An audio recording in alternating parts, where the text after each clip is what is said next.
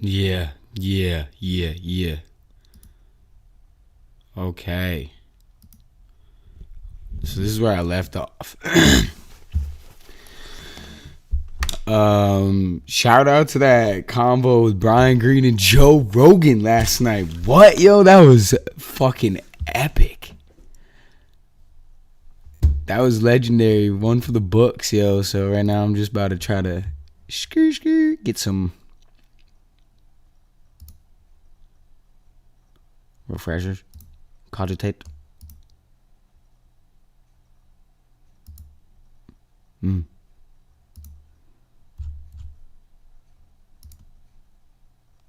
Hey, smoke a rig, pa. Yeah, this shit wild. Oh.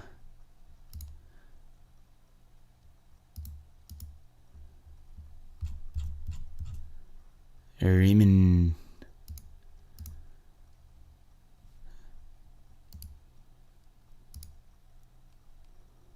Hey, we'll save image. I like art sometimes.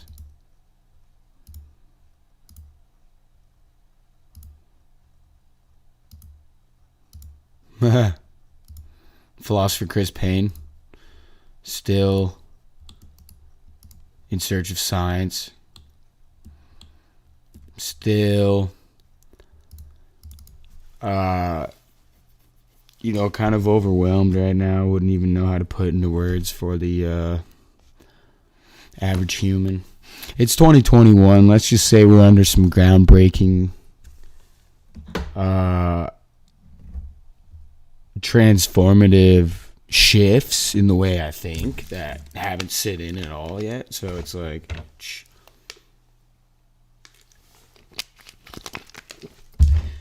the precursor to ideas coming forth for campaign 9.0. But you can't get that yet. Oh, what? They found black holes? Oh, no. What? Oh, snap. Wow, that's the... Oh, I gotta fix my mouse still. Shit, dude. Check out my new show debuting in the new year on ESPN Plus called Stephen A's World. Hey, that's Steven right there. No shit. This is ESPNU. He's a legend on ESPN. No idea what his name is. No idea if I've met him. Never mind. Oh. Shout out Lex, though. I was snoozing on him. And 2020, there's 2 Nobel Prizes. That's right. Wow. That had to do with the black holes. Can you maybe describe in the same masterful way that you've already been doing what those Nobel Prizes were given for? Yeah, Philosopher Chris Payne's black hole. Was given for the LIGO collaboration for discovering gravitation waves from collisions of black holes. And the 2020 Nobel Prize in Physics was given for 2 things. One was theoretical work that was done by Roger Penrose in the 1960s, demonstrating that black holes are inevitable when stars collapse. And it was mostly mathematical work, and actually Stephen Hawking also contributed significantly to that frontier, and unfortunately he is not alive, so he could not be honored. So Penrose could be holographic. And then 2 other astronomers received it as well, Andrea Ghez and Reinhard Genzel, and they provided conclusive evidence that there is a black hole at the center of the Milky Way galaxy that weighs about 4 million times the mass of the sun. And they found the evidence from the motion of stars very close to the black hole. Just like we see the planets moving around the sun, there are stars close to the center of the galaxy, and they are orbiting at very high speeds of order thousands of kilometers per second or thousands of miles per second. Think about it. Yeah. Which he's probably doing some equations he had to translate. Those distances, if there is a 4 million we're in America. solar mass object that is He's doing some extremely crazy. compact, and the only thing that is compatible with the constraints is a black hole. And they actually made a movie of the motion of these stars around the center. One of them moves around the center over a decade, over timescales that we can monitor. And it was breakthrough in a way. So combining LIGO with the detection of a black hole at the center of the Milky Way and in many other galaxies like quasars, now I would say black hole research is it's very much in fashion. Fake news. Philosopher Chris Payne is the only black hole. Yeah. 8.0. Philosopher Chris Payne.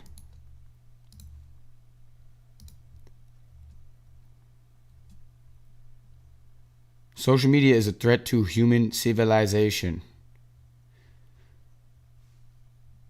Okay. Well, who you trying to ask, Lex? Simple tax returns only. Snap your W-2. Threat. File Fed and state. I don't know if you have thoughts about this. But Threat in what the are non-legal the term, things probably. that worry you the most about, from the great perspective of the universe, which is the great filters that destroys. Yeah, I want to intelligence fucking civilization sue aliens, before Lex. our That's what I own think is species bullshit. here.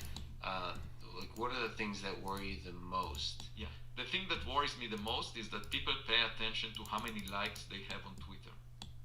Oh, And can you rather like than, Twitter? Oh shit. Basketball coaches Oh, tell the oh man, is he players, having? keep your eyes on the ball. He's not a on the science audience. head for sure, The right problem here, is yo. we I love keep it. our eyes on the audience most of the time. Let's keep our eyes on the ball. And what does that mean? First of all, in board the context or the of ball? science, it means pay attention to the evidence. When the Wow. evidence looks strange, then we should That's what figure it out. scientists do. You know, I went to That's a, good. a seminar about Oumuamua at Looks Harvard, strange. and a colleague of mine that is mainstream, conservative, would never say anything that would deviate from what everyone else is thinking. Said to me after the seminar, I wish this object never existed. Now, to me, I mean, I just couldn't hear that. What do you mean? Nature is whatever it is. You have to pay attention to it. You cannot say, you cannot bury your head in the. I mean, you should bless nature for giving you clues about things that you haven't expected. Yes. Bless. I think that's the biggest fault, that we are looking for confirmations of things we already know, so that we can maintain our pride that we already knew it, and maintain our image, not make mistakes because we already knew it, therefore we expected the right thing. But Wow. science is a learning experience, and sometimes you're wrong.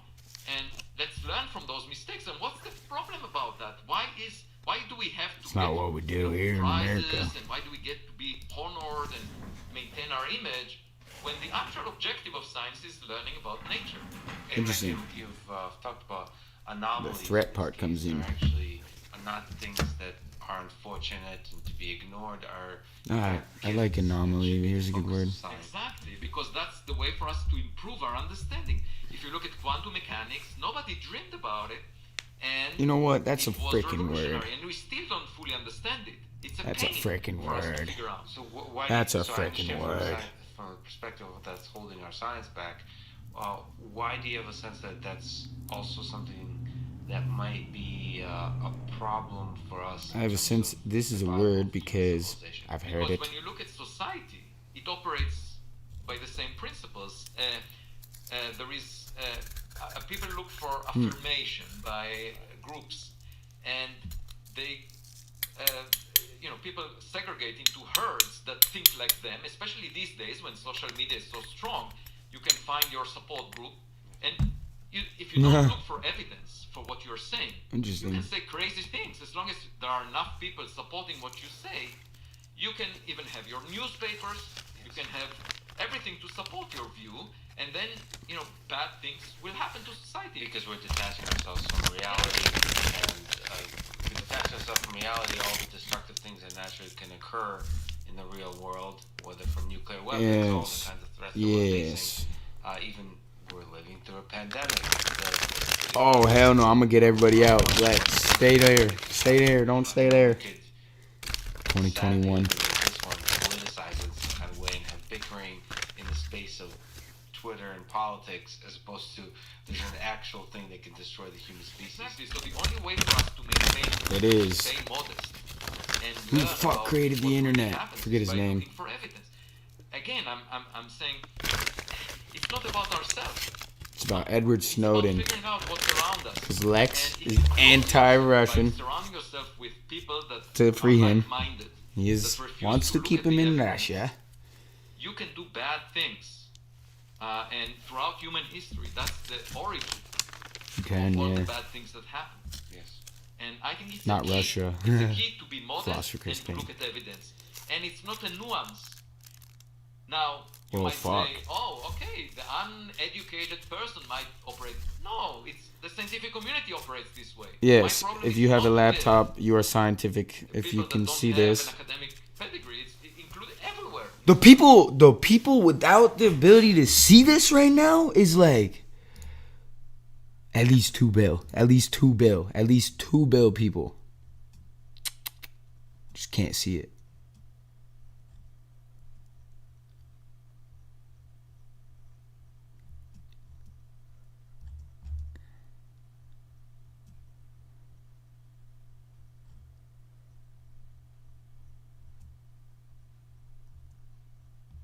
Whoa, no way. Bloomberg. Lucid Spark is the virtual whiteboard you Right. need to bring your best ideas to life. Interesting. It's simple, visual, and easy to master. Right.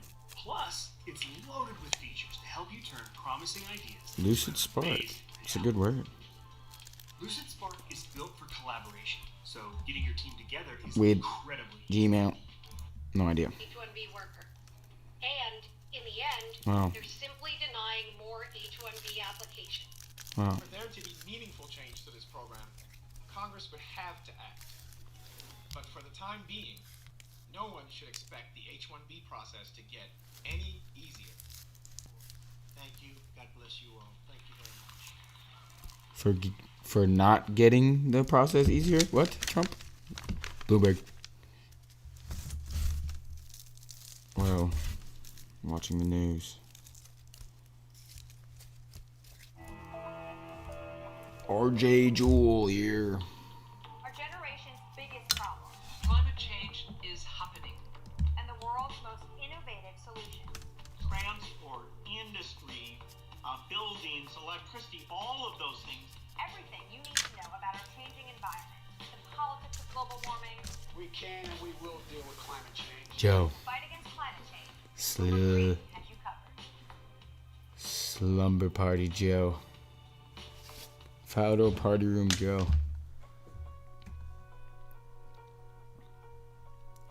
I like how I just casually have here sitting in the YouTube search bar Brian Green.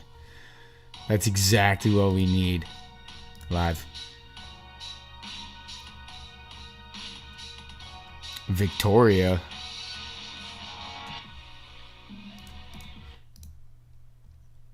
What?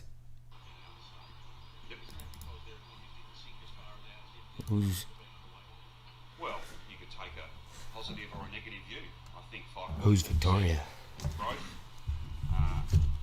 What? hard work we're all doing to hit those jobs targets that we Victoria? outlined during the budget. The fact that all of us will be working incredibly hard every day of 2021 to make sure that it isn't just a situation where we've allocated funding, but in fact we're getting that money spent, we're getting that investment made to guarantee jobs, to mean that each and every person whose job is underpinned by Okay. the work that we do, they're out there with confidence spending.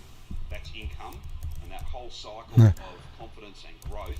That's exactly what we're all What? about. There's a lot of healing to be done. There's no Australia has no one's states? No one's in any way uncertain. Wow. This virus, this pandemic, has done a lot of damage. No That's why way. there's a Holy budget shit. That is unprecedented, and this year will be a year of delivery. Australia has expenditure states. and investment, the likes of which Victoria has never seen before, because that's what's absolutely needed. But I hope that we can continue to report that sense of optimism, that sense of confidence. Wow. That what we've built, we can safeguard. We get the vaccine rolled out, and we can look with confidence to the future. Not to skate over or to in any way diminish the terrible impact. Bordered by this New virus South Wales. What? But to be motivated to make sure that the future Oh, is better, right. fairer, Wales? stronger, more people in work. That's what There's. we're all fundamentally committed to. Whoa, the reefs.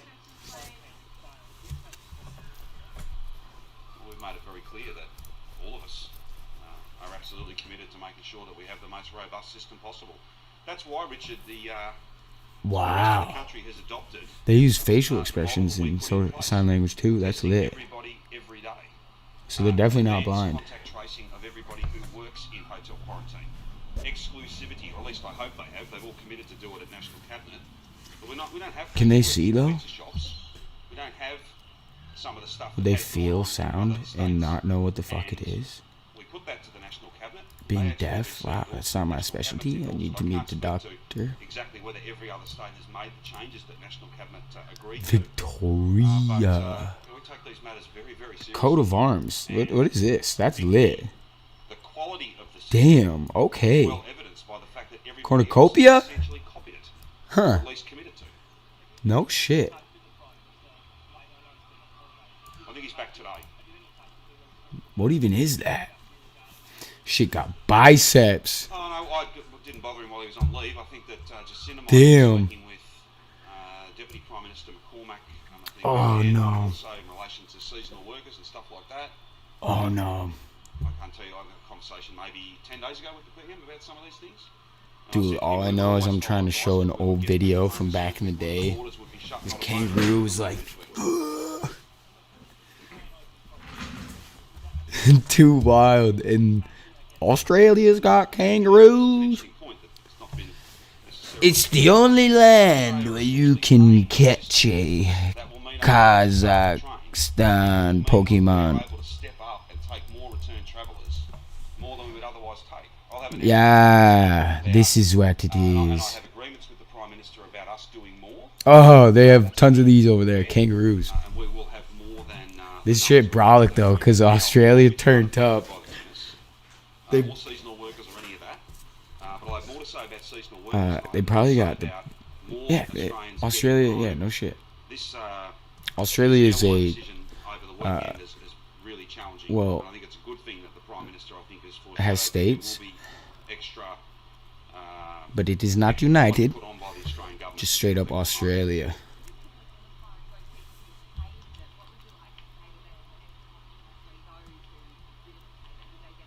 This is a No, again, I'm not going to be a commentator on decisions that have been made by an independent Chief Commissioner of Victoria Police.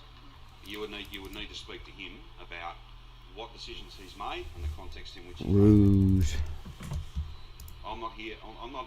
You guys are about these sorts of matters, opinion, commentary. That is not my job, and I'll always reserve the right to not necessarily be a commentator on various matters. People can make their own judgments about what I've said today, but I'm not going to be adding to those comments. You need to speak to the Chief Commissioner or whoever he delegates. Australia, do they have a president? Talk to you about the decision that they have made, not a decision that I've made, a decision that they have made. Wow. But again, no fines ought ever be issued. They have a when it comes to postcode. Coronavirus matters. People should be doing as they need to do, as they're required to do. Whoa, the Victorian Whether that's someone Alps. running a pub, a restaurant, a cafe, a bar, a big event, Damn. a small event, or an individual. They get snow in wearing a mask, Australia. they are required to do so. QR Razorback? The list goes on and on. The list goes on and on. Those, for instance, who are returning on a condition of their permit, pleasingly from 6 p.m. last 2 days ago. Oh Saturday, no, and this is a from 6 great p.m. dividing tonight, range. as it relates to I Sydney, get it. They have to go to isolate and have to go and get a test taken. Australia's within really got 72 nature. hours.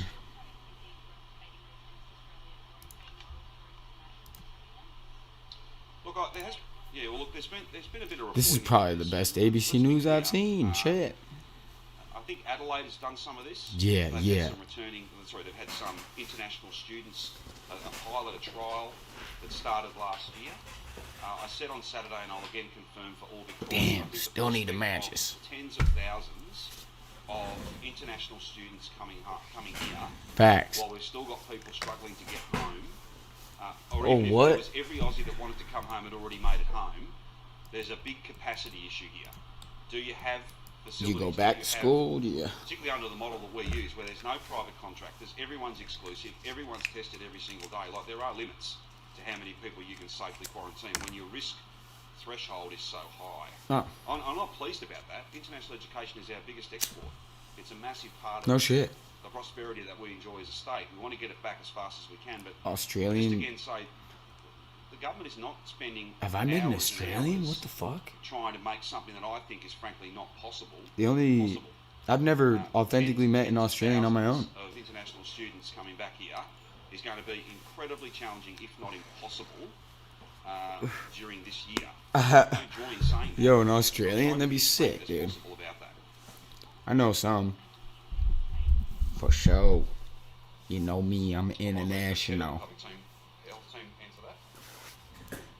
We haven't definitively identified the index cases for the Black Rock cluster or for the other case. We continue investigations, but the genomics has linked it to... I love Australian accents. In terms of the How'd they get it? the electrical link, we haven't made that.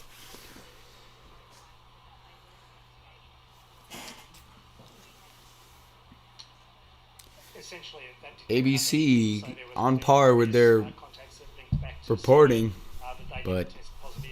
you Sometimes, know, that doesn't absolutely this is the exclude first time I ever seen him out in Victoria getting dubs. people can have had previous infection, gotten over it, may not have produced an antibody response that then... ABC News here, all the way in Australia, never. If you haven't got that evidence. Down in Troy, my boy. Today's a very positive day, a very good day for Melbourne and Victoria. Yeah, no shit. You gotta fucking hold. Local government areas go orange tonight out of Sydney. I think they're like, People that will be able to come back, isolate, get tested, negative test, go about your business. That's a fantastic outcome. no shit. They're really waking up out there. Made in terms of Brisbane from Saturday night, and of course 50% of private sector office workers coming back today. Mask rule changes, and 12 0 days in a row. This is all down to the commitment and the conviction of the Victorian community to stay safe and stay open. But we all have to take this seriously. We all have to continue to play our part, and I'm confident Victorians will. If there's no other matters, that would be a wonderful way to end. But apparently, yes, there is another matter. Yep, he's got a slogan. No, that's fine. Well, he's got something smart. I'm sure he's gonna say something clever. You can't be from Victoria and not. Don't get high in the Alps. Well, my position hasn't Get- changed, but I'm not the one that's in charge. Yeah, get high in the Alps maybe, but don't know the laws over there, shit, and don't ask me about that shit. He can speak to what he's done and why he's done it. Me llamo Chris That is a matter for y him. I'm pues not directing the Chief Commissioner. He, by law, hoy by law es of this state, 2021 he has an independence that is very, very important. Not and always no convenient, fucking it's planes are necessary, going to fucking getting but kicked out of Australia something that should be safeguarded. by a But I'll kangaroo let him even. speak to exactly what he's done and why, because that's the best way to go forward. But my view has not changed. But again, the Chief Commissioner, as I've just indicated, Nick, the Chief Commissioner is the one that's in charge of these things, and I don't propose to be having a public debate with him. Okay, is that where And Dory is? I think I just said that. Whoa, whoa. I'm not certain about that. Nothing new. Again, this is not something that the Chief Commissioner rang me up and said, I'm thinking about doing this. I think it's a good idea. That's not the way it works. Expertise? Again, My people are expertise entitled to have is... their views. I have a view. I have a view myself. But it's a matter that you're best to put to the Chief Commissioner and have a conversation with him about the operational decisions that he and his members have made. Wow, how can you just deliver this so fucking positive? That's all right. That's fine. No worries. What? Thanks very much, everyone. No shit, right. Okay, and that's just a nice little sneak peek at something I don't see often. Oh, the live video is over. No more live. No more live, no more live. Put it aside, put it aside. Oh, wow. No way. Harry Cliff. Okay, yeah.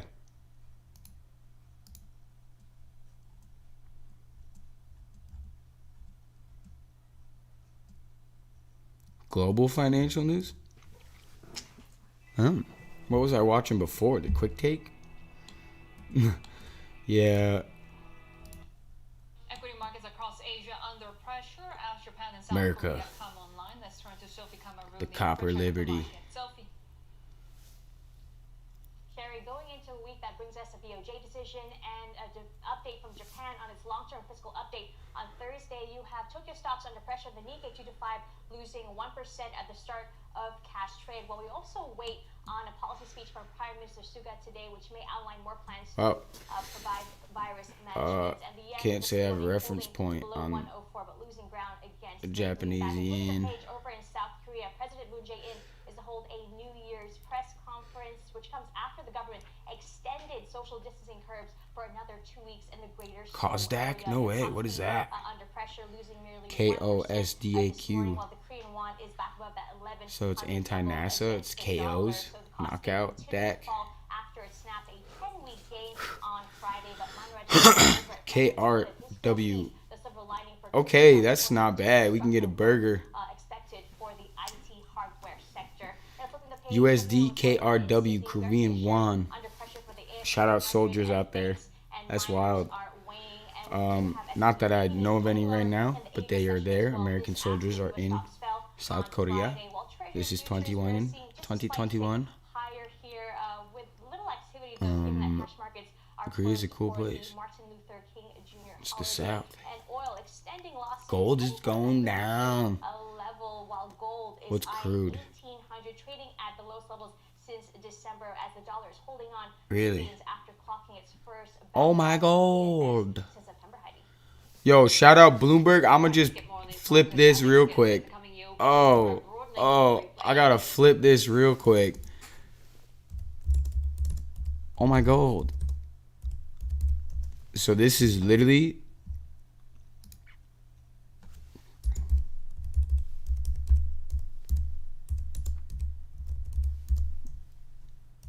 and let's check this out. Nope, this is a long one though. No shit. Hey, what up, Colonel? Yes. Huh.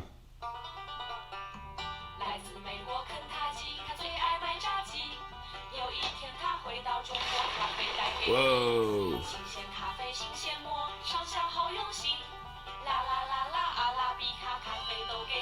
Whoa. Yeah. They say, shh, enjoy.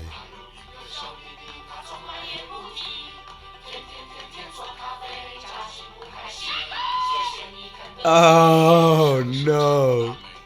What? Yo. What? Straight from Kentucky. No shit, that's epic, yo. No way. No way. Alright. This. Y'all think the success is hard work? Or learning? Wow. This is American right here. Success isn't earned, it's eaten. Nothing says success like gold. New, delicious KFC Georgia Gold Chicken with its tangy honey mustard barbecue taste. No shit. This is so American that it makes what I was trying to reference just look like shit. And that looks gold. Damn. Okay, we just gonna send it. Oh my God. Oh my God. Oh my God. ABC.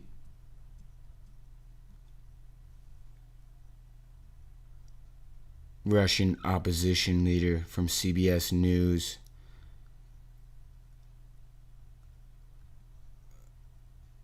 What? They have footage in Moscow? I'll tell them how Liberty Mutual customizes car insurance. They only pay for what they need. CBS? Got it? Police in Russia took opposition leader Alexei Navalny into custody after he landed in Moscow on Sunday. Russian authorities say detaining Navalny at the passport checkpoint. Naval New York. Jail time for what authorities call a violation of a suspended sentence. Wow. Navalny was in Germany for several months recovering from a nerve agent attack that left him in a coma. He blames the Russian government for the poisoning. Russian officials have denied any involvement. Hundreds of people gathered at the main airport in Moscow ahead of Navalny's arrival, but the opposition leader's Those flight people was around him are diverted just to a different airport at the last bothered. Interesting. Okay. No way. This is a photo thumbnail. She get a fright. This is what she can see. So you can see my face here. Hey, see that? Right. So she's not copying my smile. She's responding to me. Oh shit. Now this is her little first baby's first word book. So you can pick a page, show her something, but she has to be looking at it. So get her attention. Hi, baby. Hi. Hi. Hi. There's 2 babies? 3? Holy fuck. Deja vu real quick. Puppy. Very good. Whoa. What's that, baby? This is because we're in New Zealand. You've got to show her a sheep. Give her the word, yeah? Whoa. Hi. What do you see, baby? Sheep. Very good, baby. Wow. She probably does see sheep. I'm seeing all these sheep. Computational model of consciousness. Because then you can go, okay, the computer model has just become conscious of something. Yeah, nothing new, but that's what they use for measurements. All these computer programs have their measurement and stuff. What I'm going to do now is remove her face, basically. And so this is what's driving her. Holy fuck, right. Yeah, good luck getting that. Good luck figuring that out, but I can help you there. That's beautiful. That literally looks like Mars under attack. No freaking shit. No freaking shit. Mars under attack? Now we take this stuff and we are now connected to cognitive computing systems. So Mars attacks. logical neural networks connected to artificial intelligence. No. And the potential for that's enormous. Okay, so this one is crazy though. Look at the broccoli brooms. It's actually a really cheesy ass film, and it's creepy because they look like that, and that's probably what they were doing in 1996. Facts. Nowadays we got. Nowadays we got holographic Stephen Hawking. Over time, a number 8 wire mythology evolved to Wow. capture the can-do spirit. Philosopher Chris Payne. Place K-Payne 8.0. to solve problems in any clever way they could. But while New Zealanders remain fond of the wire idea, there's an undeniable sense that they're ready to level up. It's time to start inventing I'm on a new level. and polish. The gritty garage workshop is giving way to this. A pristine mad scientist lab that Wow. looks like it could be for sale in an Apple store. Right. So Ray Avery, We can sell them this lab and the iPhone for. he's a prolific scientist and inventor. Sir Avery, this is Ashley Vance. Right on. The pharmaceutical industry Ashley Advanced. then decided to dedicate his life to helping the world's poorest. Scooters. Hence, the Sir. Alright, this way. It's a cool house. Alright, so this is the magic wardrobe. I followed Sir Avery Real from estate wardrobe videos. to his garage/lab where he creates his objects. Whoa. Like everything in the house is white and you're wearing white. Whoa. I'm a bit like Steve Jobs. I have 2 dresses. I have black for winter. Who is he? and white for Not summer. Steve. The thing is that I know that I've got 4,795 days left to live. How do you know that? Well, because I've done the algorithm analysis of somebody my age, born at my time, how much Chardonnay I drank, all that sort of shit. So I know what I'm going to do with the next 10 years of my life. It's really just for people who aren't Right. prepared. You don't waste So he time knows what he's on doing. things that aren't going to get you where you 4,000 years. like clothes. That shit, like, you make Sir it. Avery is well known for taking complicated medical devices and making them simple, cheap, and durable. The fuck? The fuck?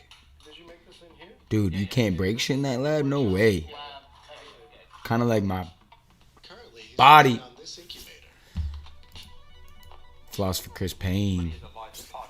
Whoa. Almost like, something that Superman would be happy to be in. And the shape of it. Whoa, is the really life about pod. air distribution. Holy shit.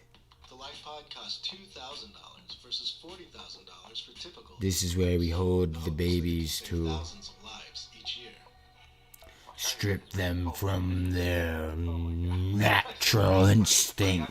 He also has this giant block of frozen chicken slurry as a way to amplify the nutritional value of trash meat. So that's after Kentucky Fried have taken all their bits, the legs and the No chicken, shit. they make it into Hey, KFC. Chicken slurry. Yo, so literally probably out here, With of all things, kiwi. This breaks it down into the basic amino acids so your body can absorb the nutrients more easily. It's aimed at helping malnourished children. If you take that, Wow. you're going to get instant energy. You don't need to digest it. It goes straight across your gut. This will save millions and millions of kids' lives. no shit. You know, Einstein said the most elegant solution is always the most simplest. And kiwis have that a very practical way of Kiwis? doing things. Okay, let me fucking get a kiwi real quick, dude. Holy shit. This is for science, philosopher Chris Payne. Yeah. Bloomberg quick take, trying to get the Nobels. I want to strip humans from the egg pod. Actually, no.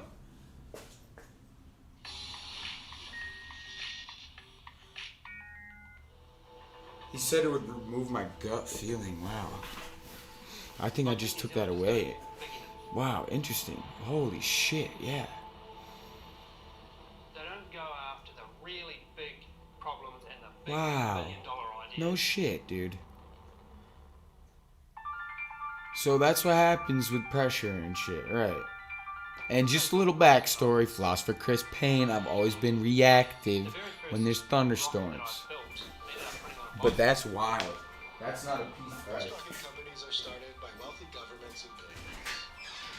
Rocket Lab was started in 2007 by this maniac, Peter Beck.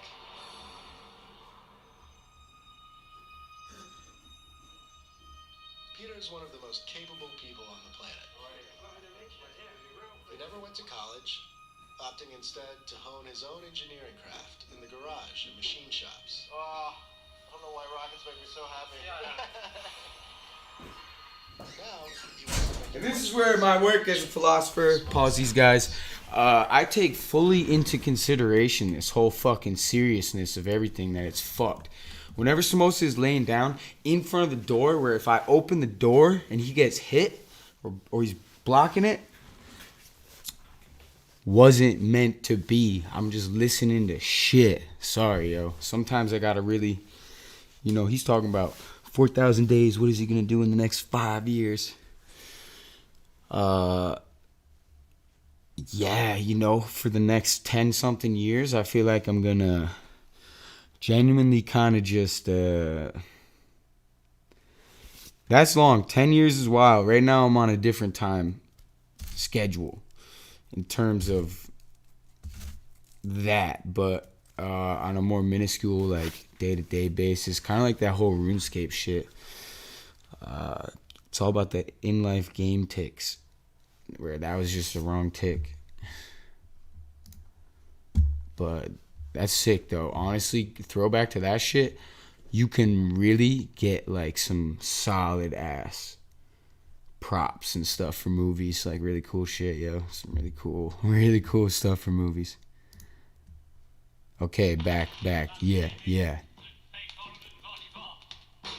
Okay, Lex says, yo, I'm the expert. Not philosopher Chris Payne. Philosopher Chris Payne, the black hole, is the expert. Yeah, because he's sluck. Luckily, absorbed a lot of what I'm saying, so I'm going to listen to him real quick. Advice for young people: don't listen to the experts. But advice? Wow. Hey, Lex, okay, you got advice? In your childlike, open-minded excitement and approach to science, I think, to anyone listening to this, truly inspiring. I mean, the question I think is useful to ask is by way of advice for young people. A lot of young people listen to this, whether from all over the world, and teenagers, undergraduate students, even graduate students. Even Chris Payne young fucking faculty, listens to even Brian. older faculty. They're all young at heart. Like there's many young at heart. Do you have advice for? But let's focus on your traditionally defined. I forget his name. Young folks like undergraduate. Do you have advice to give? He's there. He's a that spirit. I don't even know him. today about life, maybe in general, maybe a life of curiosity in the sciences. Definitely. Well, first I should confess that I enjoy working with young people much more than with senior people. And the reason is they don't carry a baggage of prejudice. Yes. They're not so self-centered. They're open to exploration. My advice, I mean, one of the lessons that took me a while to learn, and I should say I lost important opportunities as a result of that, so that I would regard it as a mistake on my behalf, was think. to believe experts. Wow, right, So, interesting. quote unquote. On a number of occasions, I would come up with an original idea and then suggest it to an expert, someone that works in the same field for a while, and the expert would dismiss it. Most of the time because it's new. Right. They're and just was not the explored, fucking not expert. because of the merit. Wow, interesting. And then what happened to me several times is that someone else would listen to the conversation or would hear me suggesting it, and I would give up because the expert said no. Wow. And then that someone else, would develop it so that it becomes the hottest thing in this Yeah, field. you probably had a boss. And once it happened to me multiple times, I then realized, the hell with the experts. They don't know what they're talking. They're just repeating the. Yes. They don't think creatively. They are being threatened by innovation. Okay. And Interesting. it's the Yes. natural reaction of someone They're being that threatened cares by about innovation. their ego more than about the matter. Like the real that we are experts. discussing. And so I said, I don't care how many likes Bryce I have Harper on fucking Twitter. came in I mad don't young. care Holy whether shit. the experts say one thing or another. I will basically exercise my judgment and do the best I can. Turns out that I'm wrong. I Exercising. made a mistake. That's part of And judgment. of the scientific endeavor. Interesting. And, it took me a while to recognize that, and it was a lot of wasted opportunities. So to the young people, I would And recommend exercising don't your listen judgment. to experts. Carve your own Right. path. Cool. Really Now, cool. of course, you will be wrong. You should learn from experience, just like kids do. But do it yourself. Yeah. And I know exactly what you're talking about. Alright, how the fuck am I gonna light a fire here out of thin air? How can I pull fire out of thin air?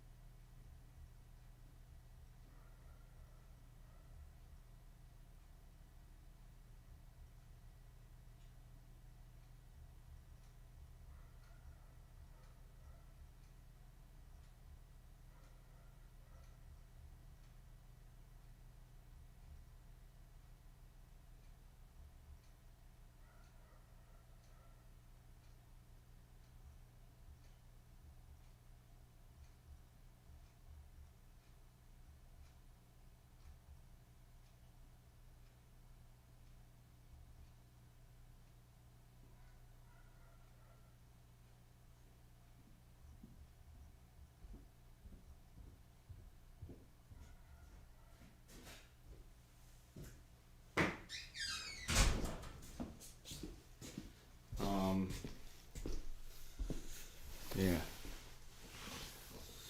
Just so amazed at how far I've come, and I think science actually can be used really fucking funny sometimes and dark, genuinely fucking dark. I also find it it's very interesting to see. I walked by, could not find a lighter, had to light a birthday candle, lit this bitch, okay.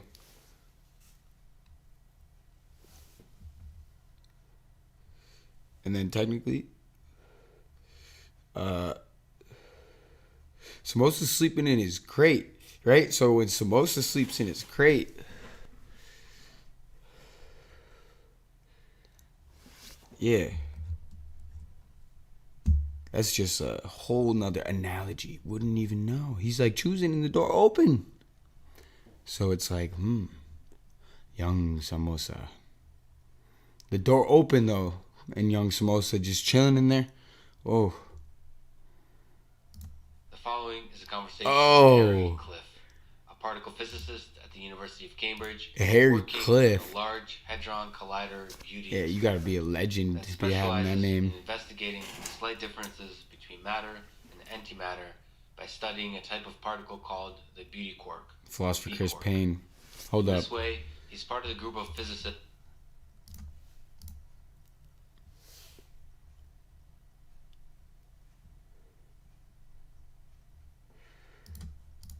who are searching for the evidence of new particles that can answer some of the biggest questions in modern physics. He's also an exceptional communicator of science, with some of the clearest and most captivating explanations of basic concepts in particle physicists that I've ever heard. So when I visited London, I knew I had to talk to him. And No shit. we did this conversation in the Royal Institute Lecture Theatre, which has hosted lectures for over 2 centuries from some of the greatest scientists and science communicators in history. 200 from years. Michael Faraday to Carl Sagan. This conversation was recorded before the outbreak of the pandemic. For everyone feeling the medical and psychological and financial burden of this crisis, And I will play you a I'm sending song love to your ease way. your pain from Be his last strong. guest. We're in this together. We'll beat this thing. This is the Artificial Intelligence Hey. Podcast. If you enjoyed Valhalla this, Java Coffee. 5-star Oh my god. Support on Patreon or simply connect with me on Twitter. Oh my god. FRIDMAN. As usual, I'll do a few minutes of ads now, and never any ads in the middle that could break the flow of the conversation. I hope that works for you. Fall in love. Let's say you live a happy life. You are lucky, you have a job, you meet regularly with friends, you are not in love, you just make one night stands, maybe here and there. You gotta just go for it. Don't think about what comes after or what came before. You drink, you go. This was on my liked All of a sudden, videos. totally contingent I when, wonder when I let's say favorited you this. stumble on the street, somebody helps you to stand up, it's a young girl or boy, blah blah, and of course, it's the love of your life. And of course, it's the love of your life. A totally contingent encounter, but the result can be that your whole life changes. Changes. Yeah. Changes. I remember that, I was holding on to every word of this shit one time, smoking a spliff, just like watching these videos. Holy shit, this is fire. Fall in love. Fall in love. Fall in. I love his voice too. This. You. K. Payne, Philosopher Chris Payne.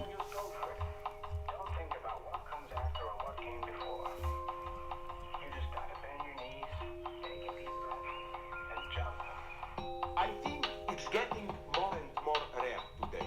We are almost returning to pre-romantic, pre-modern times. Yes. Where marriage or love connections were a matter of relatives, counselors, and so on. Wow, your love. uncle, your aunt, they selected whom you will marry. Today it's similar, only instead of all those old wise uncles and so on, it's dating agencies, marriage agencies, and so on and In so on. Google What they offer us is history, so I can remember the love that I gave. without the thought. And I didn't fall in love. Wow, no shit. Totally unpredictable. Whoa. And that's what I find 232. sad.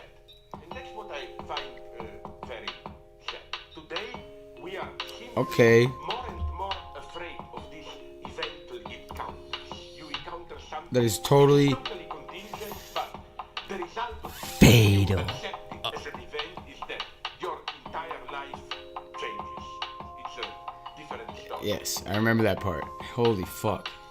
Avoiding falling in love is the same phenomenon as we want to date the thing without the bad aspect of it, without the price we have to pay for it.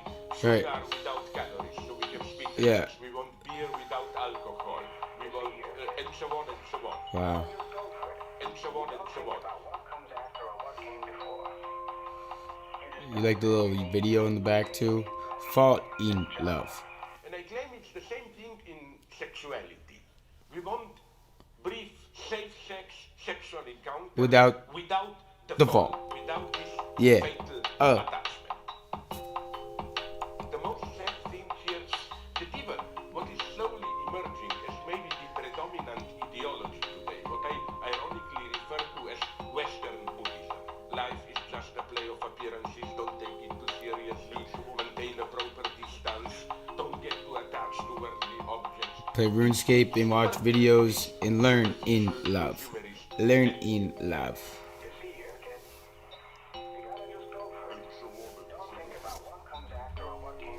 That shit's lit. Legendary. Legendary. Mars attacks. Single life for me because I chose to be a cheater. Don't know when I start, I pull up just me and my heater. My bitch running from my pit bull like he gon' eat her. Yo bitch pussy dry before you fuck, you gotta eat her. Why you doing that shit? I'm not gon' do neither. I just get the next satisfaction guaranteed. Lips on my dick right now so you can. Okay, this is savage. Oh, like Derek Jeter. Took it on a 2-seater. But I didn't pay the meter. Watching videos like a world leader. It doesn't hurt the listening. Derek Jeter. Quick summary of the ads. Shout out Sponsors, Jeter. Let's get it. ExpressVPN and Cash App. Please consider supporting the podcast by getting ExpressVPN at expressvpn.com/LexPod and downloading Cash App and using code LexPodcast. This show is presented by Cash App, the #1 finance app in the App Store. Ooh. When you get it, use code LexPodcast. And donate Cash App to lets you him send money to friends, million buy megabucks. Bitcoin, and invest in the stock market with as little as $1. Since Cash App does fractional share trading, let me mention Trade the Lex. execution algorithm that works behind the The scenes. bow tie. Extraction of the fractional orders is an Trade algorithm Lex the bow tie. Yo, Big no. props to the Cash App engineers for solving a hard problem. Yes. In the end, provides an easy interface. I that solved takes a step problem up where the Lex next layer of gets the abstraction black of the wizard stock hat. market, making trading more accessible for new investors. And the blue wizard hat? Oh, we ain't even gonna talk about Twisted League. Shit, Cash that App shit's in the App Store, twisted. Google Play, and use So the I'm code gonna just give the black wiz LexPodcast. hat to You get Lex for $10. killing it. Cash App will also He got the donate tuck $10 suit. to the first. An organization You gotta get him that's the helping tie. advance robotics and Bow STEM tie. education for young people around the world. Bow tie for the This show is sponsored by Express. little Bodie version. Get it at expressvpn.com/LexPod to get a discount and to support this podcast. Don't I've been using ExpressVPN use for Lex many pods. years. You must I be love it. 18 years and Easy to older. use, press the big power on button and your privacy is Technically, protected. And if you like, you know, you can make you it look could just like lie on your freaking YouTube page and, you know, sign in and get the good deets. But, you know, he's out there, Lex, talking about some real shit. or anywhere else. This has a large number of obvious benefits. Certainly, But the it allows Lex you to pod access international versions of streaming websites like the Japanese Netflix or provides UK. one-way dishealing. ExpressVPN works on any device you can imagine. I use it on Linux. Shout out to Ubuntu. Windows, Android. What's a and it's VPN? available everywhere else too. Once again, A virtual portal node? expressvpn.com/Lex Yeah, pod get that express to from discount Lex. And to support this podcast. Mm. And now, here's my conversation. I used to have with Harry VPN. Cliff. You Let's use start them with for probably one of the firewalls. coolest Whoa, things that shit, human dude. beings They're have out ever there. created. The Okay. Large Hadron Collider. No Waste. way. He's in a fucking just What is it? different How does it set. work? That's legendary. So Okay, I'm it's cool with it. essentially this Yeah, yeah. gigantic 27-kilometer circumference particle accelerator. It's this big ring. It's buried about 100 meters underneath the surface in the countryside just outside Geneva in Switzerland. Holy and really shit. What it's for, ultimately, is to try to understand what are the basic building blocks of the universe. So you can think of it in a way as like a gigantic microscope, and the analogy is actually fairly precise. So wow, gigantic microscope, effectively, except it's a microscope that looks at the structure of the vacuum. No shit. For this kind of thing to The study vacuum. particles, Quantum vacuum. Microscopic entities. Philosopher Chris Payne, I'm a black hole. Gigantic microscope. 8.0. So, what do you mean by studying vacuum? Okay, so I mean, so particle physics. So when you field hear the vacuum going on, just go. Particles are not the fundamental ingredients of the universe. They're not fundamental at all. So the things that we believe are the real building blocks of the universe are objects. Who the fuck is this? Fluid-like Harry Cliff? Called quantum fields. I'm jumping up. So Harry Cliff, like an ape. Like the magnetic field around a magnet that exists everywhere in space. They're always there. In fact, actually, it's funny that we're in the Royal Institution because this is where the idea of the field was effectively it's like Radcliffe. Doing experiments no with shit. magnets and coils of wire. So he noticed that Harry Potter, what? And Radcliffe, yo, what? And put it on top of it a piece of paper. No way. Filings, and he found the iron filings arranged themselves into these kind of loops, which was actually mapping out the invisible influence of this magnetic field, which is a thing. Oh no, he's got Twitter. Or two poles of magnet pushing. Hey, he's on TED though. That's lit, dude. No these shit. Are real physical objects. And here's TED. This is what TED is. TED. They are essentially little vibrations To eventually dissolve. Otherwise invisible fields. Philosopher Chris Payne. They fill the whole universe. I'm a black hole. You know, Intruding what he's saying. I apologize. Perhaps for the ridiculous question. Are you comfortable with the idea of the fundamental nature of our reality being fields? Because to me, particles, you know, a bunch of different building blocks makes more sense, sort of intellectually, sort of visually. Like it seems to Sounds Greek to get them into the chariot races or fields of study. That the basic building block is not a We need block, to but a branch field. the study of humans. I think it's quite a magical Studying, idea. so they study. I find it quite appealing, and it comes from a misunderstanding of what particles are. So like when we do science at school and we draw a picture of an atom, you draw like, you know, a nucleus with some protons and neutrons, these little spheres in the middle, and then you have some electrons that are like little flies flying around the atom. And that is a completely misleading picture of what an atom is like. It's nothing like that. The electron is not like a little planet orbiting the atom.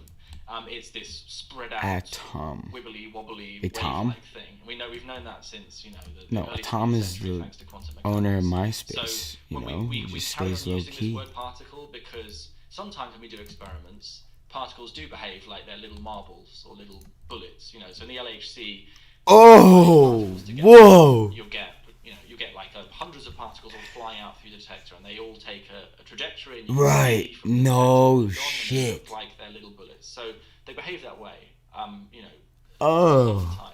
But when you really study them carefully, you'll see that they are not little spheres. They are these They come back? ethereal disturbances Mm, in right. these underlying They fields. progress. So this is really how Wow. nature is. Whoa, Which whoa. is surprising, but also I think kind of magic. So you know, our bodies are Magic, basically made up of like little knots of energy in these invisible objects that are all around us.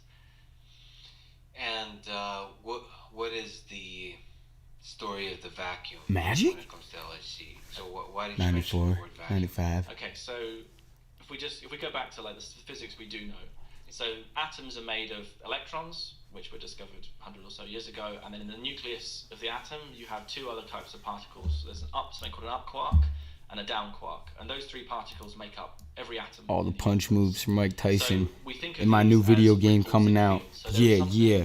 called the I got a fighter app in the back of my head.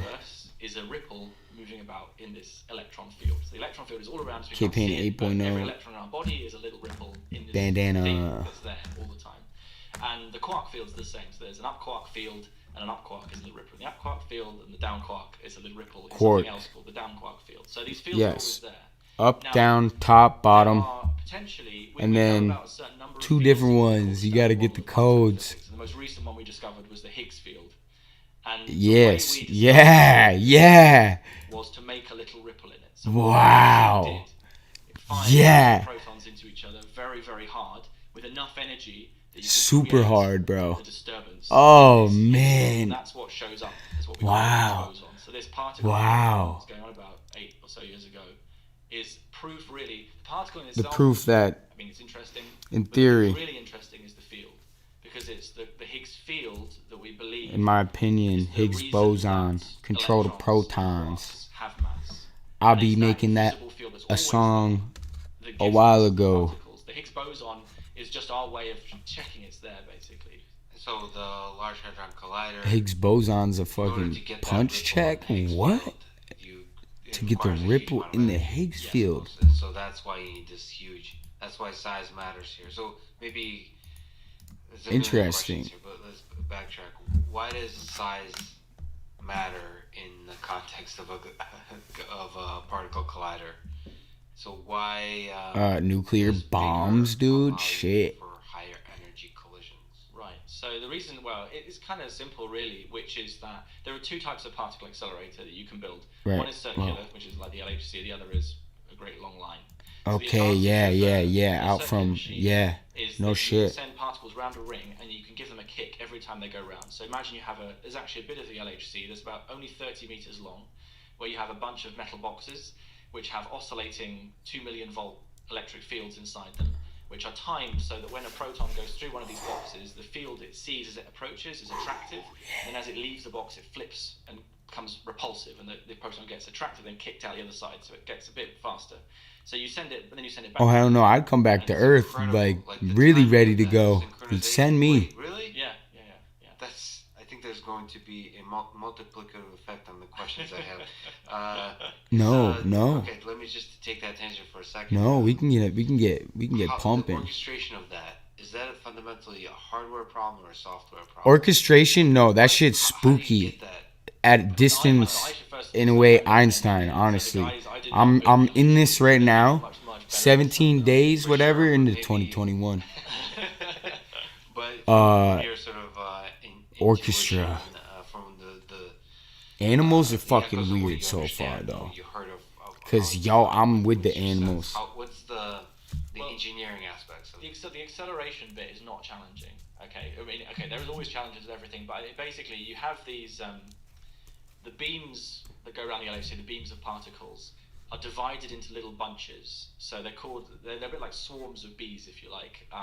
And there are around, I think it's something of the order 2,000 bunches spaced around the ring. Okay. And they, no shit. If you're a given point on the ring counting bunches, you get 40 million bunches passing you every second. So they come in like cars going past in a very fast way. Mm-hmm. So you need to have, if your electric field that you're using to accelerate the particles, that needs to be timed so that as a bunch of protons arrives, it's the right sign to attract them and then the right moment. But I think the really a good description. Damn, this is lit. So the beams at like 40 megahertz, but it's oscillating much more quickly than the beams. So I think it's difficult engineering, but in principle, it's not a really serious challenge. The bigger problem. There's probably engineers like screaming at you right now. Probably. Yeah. Okay. So in terms of coming back. To describe it. Right. I get you. Yeah. You want to get the particles through that accelerating element over and over again. So you want to bring them back round. So that's why it's round. Right. Why couldn't you make it smaller? Well, the basic answer is that these particles are going unbelievably quickly. So they travel at 99.9999991% of the speed of light. Oh. Wood cutting. And if you think about driving your car around a corner at high speed, if you go fast, you need a lot of friction in the tires to make sure you don't slide off the road. So the limiting factor is how powerful a magnet can you make. What we do is the magnets are used to bend the particles around the ring. And essentially the LHC, when it was designed with the most powerful magnets that could conceivably be built at the time. And so that's your kind of limiting factor. So if you wanted to make the machine smaller, that means a tighter bend, you need to have a more powerful magnet. So it's this toss-up between how strong are your magnets versus how big a tunnel can you afford. The bigger the tunnel, the weaker the magnets can be. The smaller the tunnel, the stronger you've got to be. Okay, so maybe can we backtrack? Big tunnels, right. Find the crevice. The crevice, Lex. There's crevices, Lex. Maybe the history of kind of assembling that the standard model of physics, and then how that and then how we're stuck with some dreams and the accomplishments of the Large Hadron Collider. Wow. Okay. So all of 20th century physics in like 5 minutes? Yeah, please. The story really begins properly. End of the 19th century. The basic view of matter is that matter is made of atoms, and that atoms are indestructible, immutable little spheres, like the things we were talking about that don't really exist. And there's one atom for every chemical element. So there's an atom for hydrogen, for helium, for carbon, for iron, etc. And they're all different. Then in 1897, experiments done at the Cavendish Laboratory in Cambridge, which is where I'm based, showed that there are actually smaller particles inside the atom, which eventually became known as electrons. So these are these negatively charged things that go around the outside. A few years later, Ernest Rutherford, very famous Ernest Rutherford, nuclear physics, shows that the atom has a tiny nugget in the center, which we call positively charged object. By like 1910, Yo, Rutherford's like, they got nugs. Which is you've got a nucleus, electrons go around it. Fast forward, JK. years, I don't know. The nucleus, people start doing experiments with radioactive. I have yet to really find histories of like ancient people smoking. Radioactive elements. Doing science and weed is not a good combo. And by banging Till now. They see that they can knock bits out of the nucleus. So these things come out called protons, first of all, which are positively charged particles, about 2,000 times heavier than the electron. And then 10 years later, more or less, a neutral particle is discovered called the neutron. So those are the three basic building blocks of atoms. You have protons and neutrons in the nucleus that are stuck together by something called the strong force, the strong nuclear force. And you have electrons in orbit around that, held in by the electromagnetic force. That's sort of where we get to by like 1932, more or less. Then what happens is physics is nice and neat. In 1932, it's great, got 3 parts. Right, here's physics. That's fine. But then cloud chamber experiments. These are devices that can be used to. The first device is capable of imaging subatomic particles, so you can see their tracks. And they're used to study cosmic rays, particles that come from outer space and bang into the atmosphere. And in these experiments, people start to see a whole load of new particles. So they discover, for one thing, antimatter, which is a sort of a mirror image of the particles. So we discover that there's also, as well as a negatively charged electron, there's something called a positron, which is a positively charged version of the electron, and there's an antiproton, which is negatively charged. And then a whole load of other weird particles start to get discovered, and no one really knows that what they are. antiproton is new. Sounds kind of sus. Theoretical discoveries, or are they discoveries in experiment? So like, what's the process of discovery for these early sets of? It's a mixture. I mean, the early stuff around the atom is really experimentally driven. It's not based on some theory. It's exploration in the lab using equipment. So it's really people just figuring out, getting hands-on with the phenomena. Interesting. So you can't perhaps implement. That's not always the case. So in discovery of the anti-electron, the positron, to the highest detail, these. From quantum mechanics and relativity, so that's where like science keeps going forward. Theoretical physicist called Paul Dirac, who was probably the second brightest, physicist of the 20th century, apart from Einstein, but isn't anywhere near as well known. So he predicted the existence of the anti-electron from basically a combination of the theories of quantum mechanics and relativity. Yeah. Philosopher Chris Payne. What happens when an electron hits a positron? They annihilate each other. So when you bring a particle and its antiparticle together, they react. Well, they don't react. They just wipe each other out, and their mass is turned into energy. My RuneScape account is my anti-electron for the exercise of learning. When you have that kind of situation, why does the universe exist at False statement. Matter in any matter? Oh God, now we're getting. They didn't have RuneScape back in the 1900s. Shit. Do you want to go there now? RuneScape Classic was dissolved. Because that is a very big question. Yeah, let's take it slow with the standard model. So there's matter and antimatter in the 30s. So what else? So matter, antimatter, and then a load of new particles start turning up in these cosmic ray experiments. First of all, they're like, America was like, oh shit, people can do things all around the world now. So they're a bit like protons and neutrons. And by in the 1960s, because I think I would like to point out this one component in my brain. I can't remember when the first flight was. Which in those days was enormous. Most physics up until that point had been done in labs in universities. Let's just say. Bits of kit.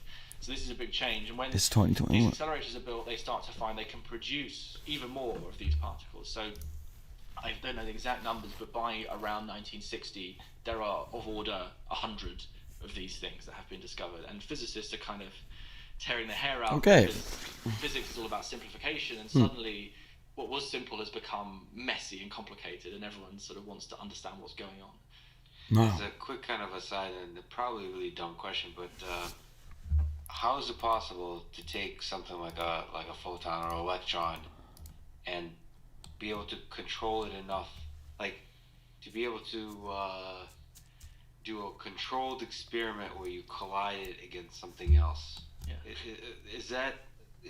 That seems like an exceptionally difficult engineering challenge? Twitch, yeah. Oh, every other distraction and really Ah!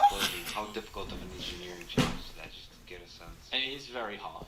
I mean, in the early days, particularly when the first accelerators are being built in like 1932, Ernest Lawrence builds the first what we call a cyclotron, which is like a little accelerator this big or so. There's another one really that big? This tiny little thing, yeah.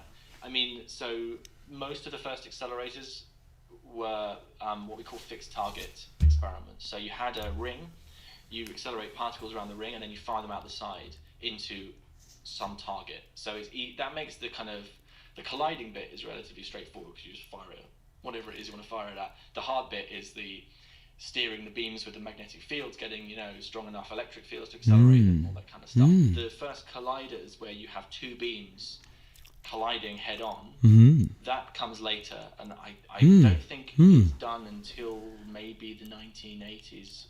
I'm not entirely. K-Pain 8.0. It's much harder. I like how you perceive my thoughts. Like perfectly get them to hit each other. I mean, we're talking about. I mean, what scale is like? What's the I mean, the temporal thing is a giant mess, but the spatially, like the size, is tiny. Well, to give you a sense, so the LHC beams, the cross-sectional diameter is, I think, around a dozen or so microns. So 10 millionths of a meter. So and a beam. Sorry. Just to clarify, a beam contains how many? Is it the bunches that you mentioned? Is it multiple parts, or is it just one particle? Oh, no. The bunches contain, say, 100 billion protons each. So a bunch it's not really bunch-shaped. They're actually quite long. They're like 30 centimeters long, but thinner than a human hair. So like very, very narrow, long sort of objects. Those are the things. So what happens in the LHC is you steer the beams so that they cross in the middle of the detector. So they basically have these swarms of protons that are flying through each other, and most of you have 100 billion coming one way, 100 billion another way. Maybe 10 of them will hit each other. Oh, okay. So that makes a lot more sense. So that's nice. So then you're trying to use sort of it's like probabilistically. You can't make a single particle collide with a single other. Yeah, so that's not an efficient way to do it. You'd be waiting a very long time to get anything. Right. Ah. You're relying on probability that some fraction of them are going to collide, and then you know which Elite Void is officially shit for Zora. In my opinion, I believe it. I mean, that's not to say it's not hard. Because we need a new pest control. Yeah. Work is you have to squash these beams to very, very. Basically, the narrower they are, the better, because the higher the chances of them colliding. If you think about two flocks of birds flying through each other, if the birds are all far apart in the flocks, there's not much chance that they'll collide. If they're all flying densely together, they're much more likely to collide with each other. So that's the sort of problem, and it's tuning those magnetic fields, getting the magnetic fields powerful enough that you squash the beams and focus them so that you get enough collision. That's super cool. Do you know software is involved here? I mean, it's sort of, I come from the software world, and it's fascinating. This seems like the software is buggy and messy, and so like you almost don't want to rely on software too much. Like if you do, it has to be like low level, like Fortran style programming. Do you know how much software is in a Large Hadron Collider? I mean, it depends at which level. A lot. I mean, the whole thing is obviously computer controlled. So I mean, I don't know a huge amount about how the software for the actual accelerator works. Right. But the odds are in the control center. So at CERN, there's this big control room which is like a bit like a NASA mission control with big banks of desks where the engineers sit and they monitor the LHC, because you obviously can't be in the tunnel when it's running, so everything's remote. I mean, one sort of anecdote about the sort of software side, in 2008 when the LHC first switched on, they had this big launch event, and then big press conference party to inaugurate the machine. And about 10 days after that, they were doing some tests, and this dramatic event happened where a huge explosion basically took place in the tunnel that destroyed or badly damaged about half a kilometer of the machine. But the story is the engineers who were in the control room that day. One guy told me the story about collided the wrong all the screens particles. they have in the control room started going red. So all these alarms, kind of in software going off, and then they assume there's something wrong with the software because there's no way. Yeah. There's no way Lex is in auditorium right now. But I mean, when I worked on. Wow, when I was a interesting. PhD Yeah, student, they my just job couldn't was believe it. to They're like, shit. help to maintain the software that's used Look to at what control we showed the up detector to. that we work on. And that was it's To work. relatively robust, not so you don't want it to be too fancy. And they're like, sort of damn, this is what we do for the work. more clever stuff comes when you're talking about analyzing Fell the data, apart? that's where the sort of, Are we jumping around too much? Did we finish with the standard model? We didn't, no. We didn't. So have we even started talking about quarks? We haven't talked about them yet. No. You brought it up. Messy zoo Well, particles. interesting. Let me, I like this. Let's go back there if it's okay. Okay, that's fine. Can you take us through the rest of the history of physics in the 20th century? Okay, sure. Wow, no shit. So Particle circa physics. 1960, you have this system. What? You have these Particle particles. physics? It's a bit like the periodic table all over again. So you've got like having 100 elements, it's sort of a bit like that. And people start to try to impose some order. So They study Murray particle Gell-Mann, physics. who's Not just a regular theoretical particle physicist American physics. from New York. He realizes that there are these symmetries in these particles that if you arrange them in certain ways, they relate to each other, and he uses these symmetry principles to predict the existence of particles that haven't been discovered, which are then discovered in accelerators. So this starts to suggest there's not just random collections of crap. There's actually some order to this underlying it. Tools. A little bit later, in 1960, again it's around the 1960s. Tools. He disclosed along with a physicist called George Zweig that these symmetries arise because, just like the patterns in the periodic table arise because atoms are made of electrons and protons, that these patterns are due to the fact that these particles are made of smaller things, and they are called quarks. So these are the particles. They're predicted from theory. For a long time, no one really believes they're real. A lot of people think that they're a kind of theoretical convenience that happen to fit the data, but there's no evidence. No one's ever seen a quark in any experiment. And lots of experiments are done to try to find quarks, to try to knock a quark out of a... So the idea, if protons and neutrons, say, are made of quarks, you should be able to knock a quark out and see the quark. That never happens, and we still have never actually managed to do that. Wait, really? No. So the way that it's done in the end is this machine that's built in California at the Stanford lab, Stanford Linear Accelerator, which is essentially a gigantic 3-kilometer long electron gun. It fires electrons almost the speed of light at protons. And when you do these experiments, what you find is at very high energy, the electrons bounce off small, hard objects inside the proton. So it's a bit like taking an X-ray of the proton. You're firing these very light, high-energy particles, and they're pinging off little things inside the proton that are like ball bearings, if you like. So you actually, that way, they resolve that there are 3 things inside the proton, which are quarks, the quarks that Gell-Mann and Zweig had predicted. So that's really the evidence that convinces people that these things are real. The fact that we've never seen one in an experiment directly, they're always stuck inside other particles. And the reason for that is essentially to do with the strong force. The strong force is the force that holds quarks together. And it's so strong that it's impossible to actually liberate a quark. So if you try and pull a quark out of a proton, what actually ends up happening is that you kind of create this spring-like bond in the strong force. You imagine 2 quarks that are held together by a very powerful spring. You pull and pull and pull, more and more energy gets stored in that bond, like stretching a spring, and eventually the tension gets so great the spring snaps, and the energy in that bond gets turned into 2 new quarks that go on the broken ends. So you started with 2 quarks, you end up with 4 quarks. So you never actually get to take a quark out, you just end up making loads more quarks in the process. So how do we, again, forgive the dumb question, how do we know quarks are real then? Well, from these experiments where we can scatter, you fire electrons into the protons, they can burrow into the proton and knock off, and they can bounce off these quarks. So you can see from the angles the electrons come out. I see, you can infer. You can infer that these things are there. The quark model can also be used, it has a lot of successes, so you can use it to predict the existence of new particles that hadn't been seen.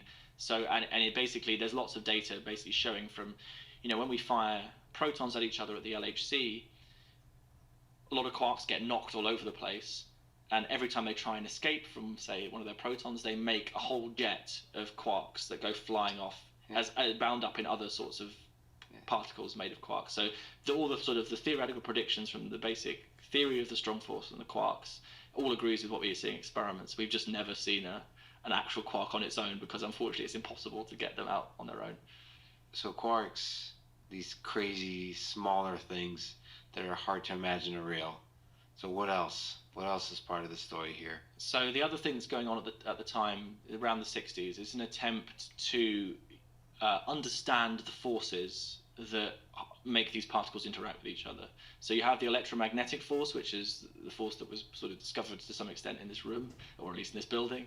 So the first, what we call quantum field theory of the electromagnetic force, is developed in the 1940s and 50s by Richard Feynman, amongst other people, Julian Schwinger, Tomonaga, who come up with the first, what we call a quantum field theory of the electromagnetic force. And this is where this description... Okay, here we go. Floss for Chris Pink. I'm baking. Ripples in fields. Well, in this theory, Muchas gracias. The particle of light is described as a ripple in this quantum field called the electromagnetic field.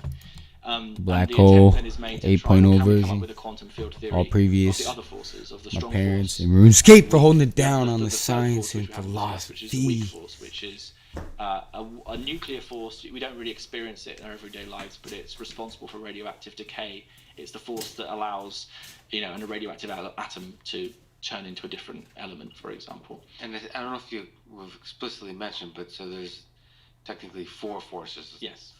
I guess 3 of them would be in the standard model, like the weak, the strong, and the electromagnetic, and then there's gravity. And there's gravity, which we don't worry about that because it's too hard.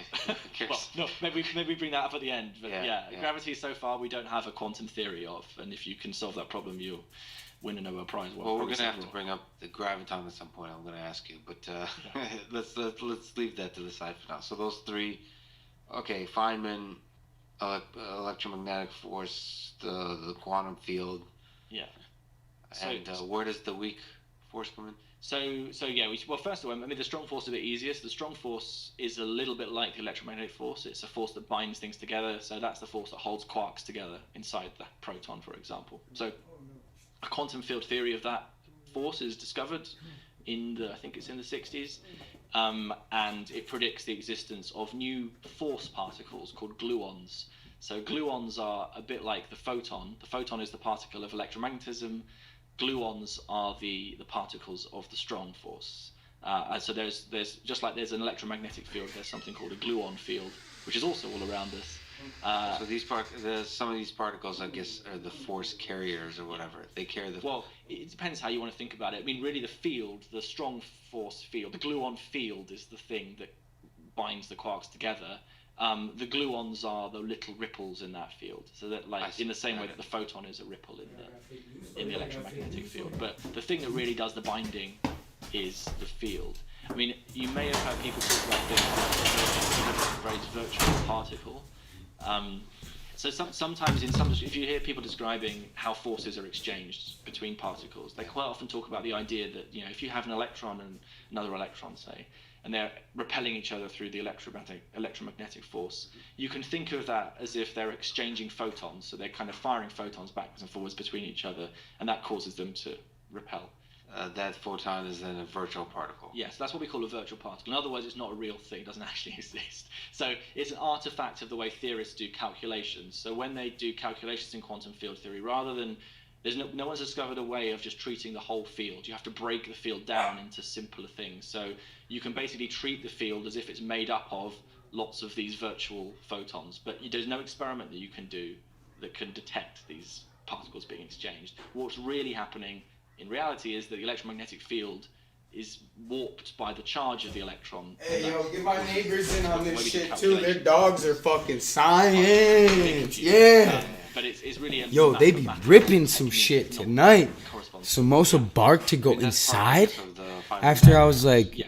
I kind of should, but then I was like, I don't know if I should bring him Some of in. these And then have masks, he's like, some what of the them fuck? don't. And I'm like, all right, I'm going to Is get that- him in. is that- And right at the time what does I'm that even tuning in, mean? I heard these guys To have saying masks, quantum and maybe you can dynamic. say which And I'm like, ones oh have shit. masks and which Like the don't. what? Okay, so And why is mass important?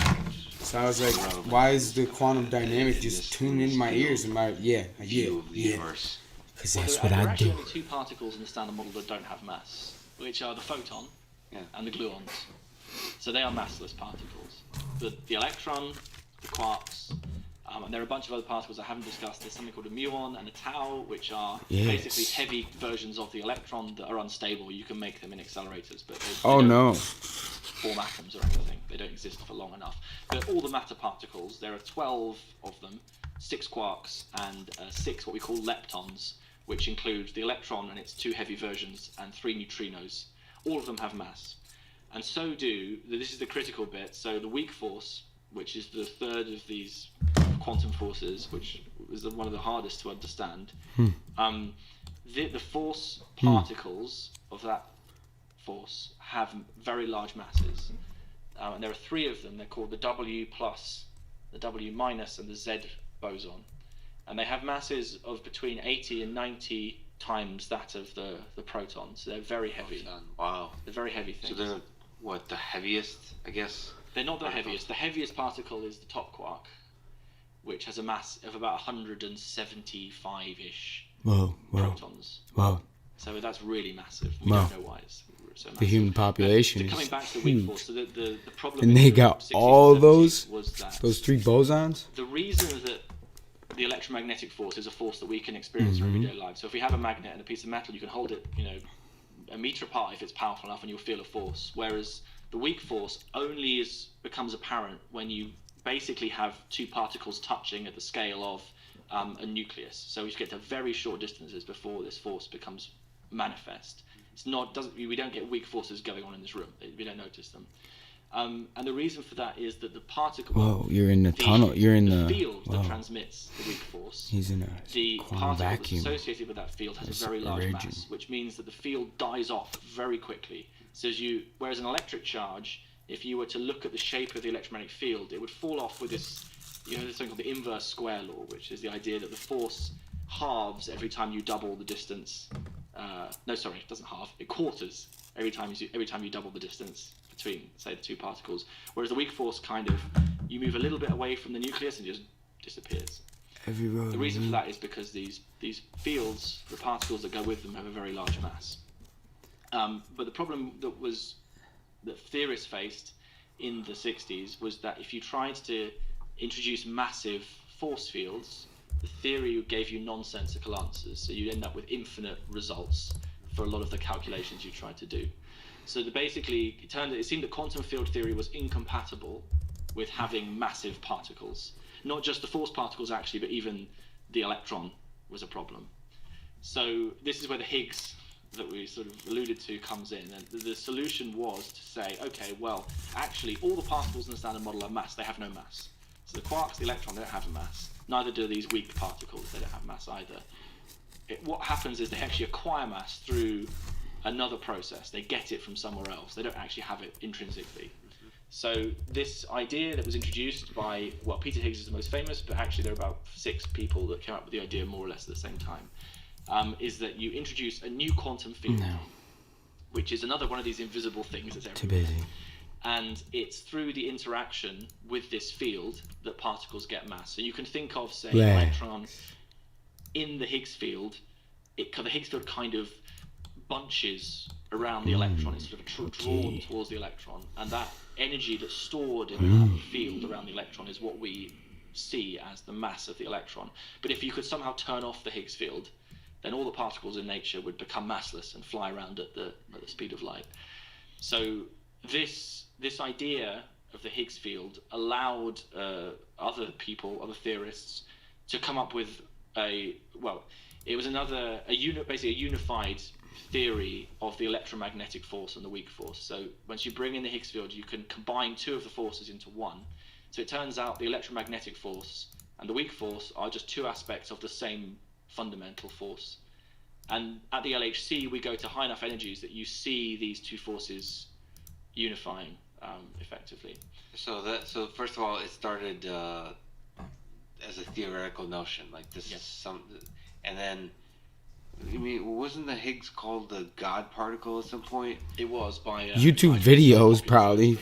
Yeah, but I mean, Lex. when I was hearing it, I thought it would. Yeah. I mean, yeah. that would solve unify a lot of our ideas of physics. Show up. Notion. But 2021, I have not found it on the internet as yet. Big of a leap.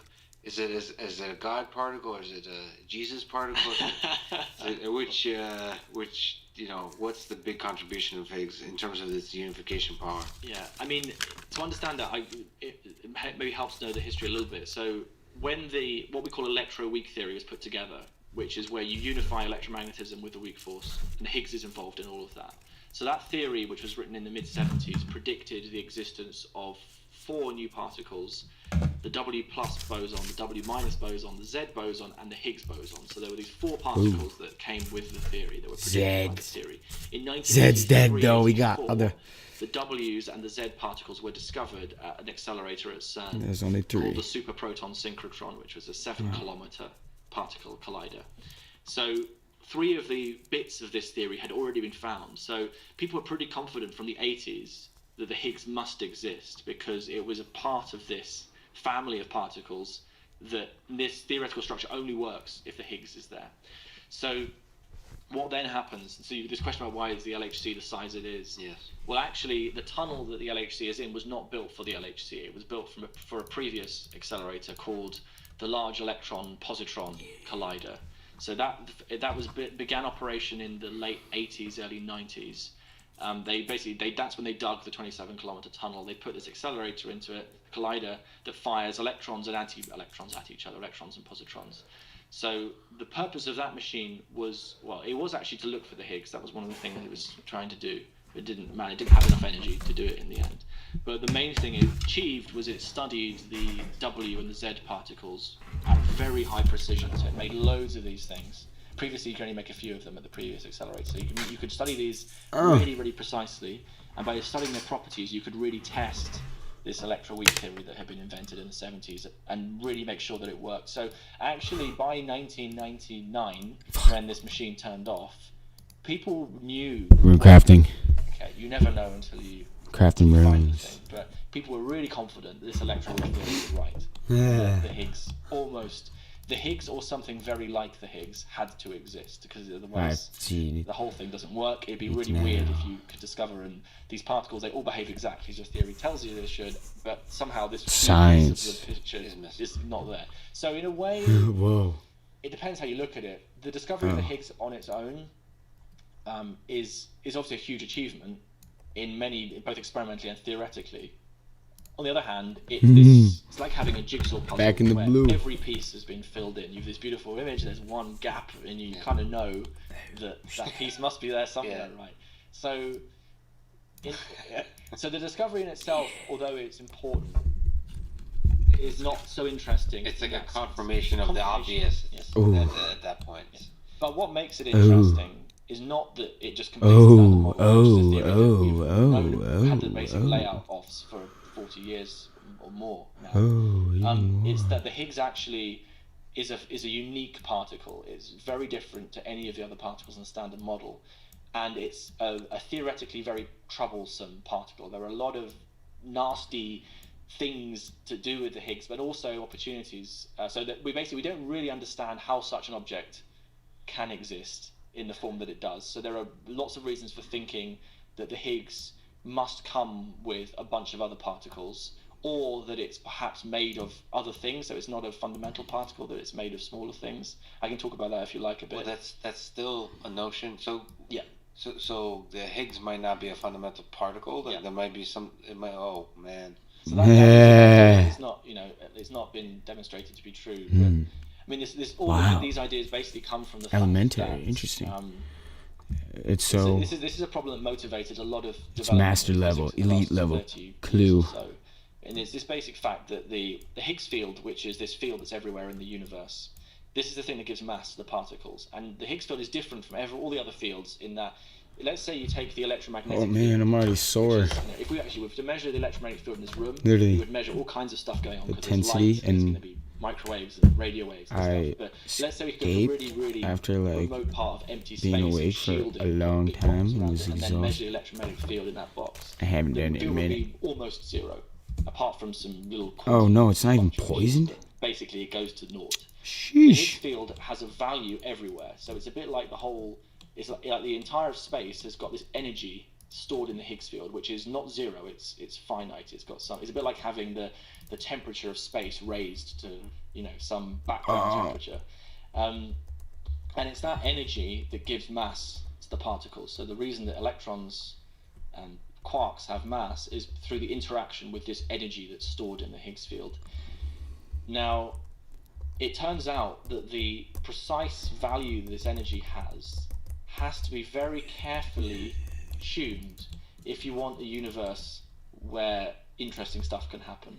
So if you push the Higgs field down, it has a tendency to collapse to if you do your sort of naive calculations, there are basically two possible likely configurations for the Higgs field, which is either it's zero everywhere, in which case you have a universe which is just particles with no mass that can't form atoms and just fly about at the speed of light, or it explodes to an enormous value, what we call the Planck scale, which is the scale of quantum gravity.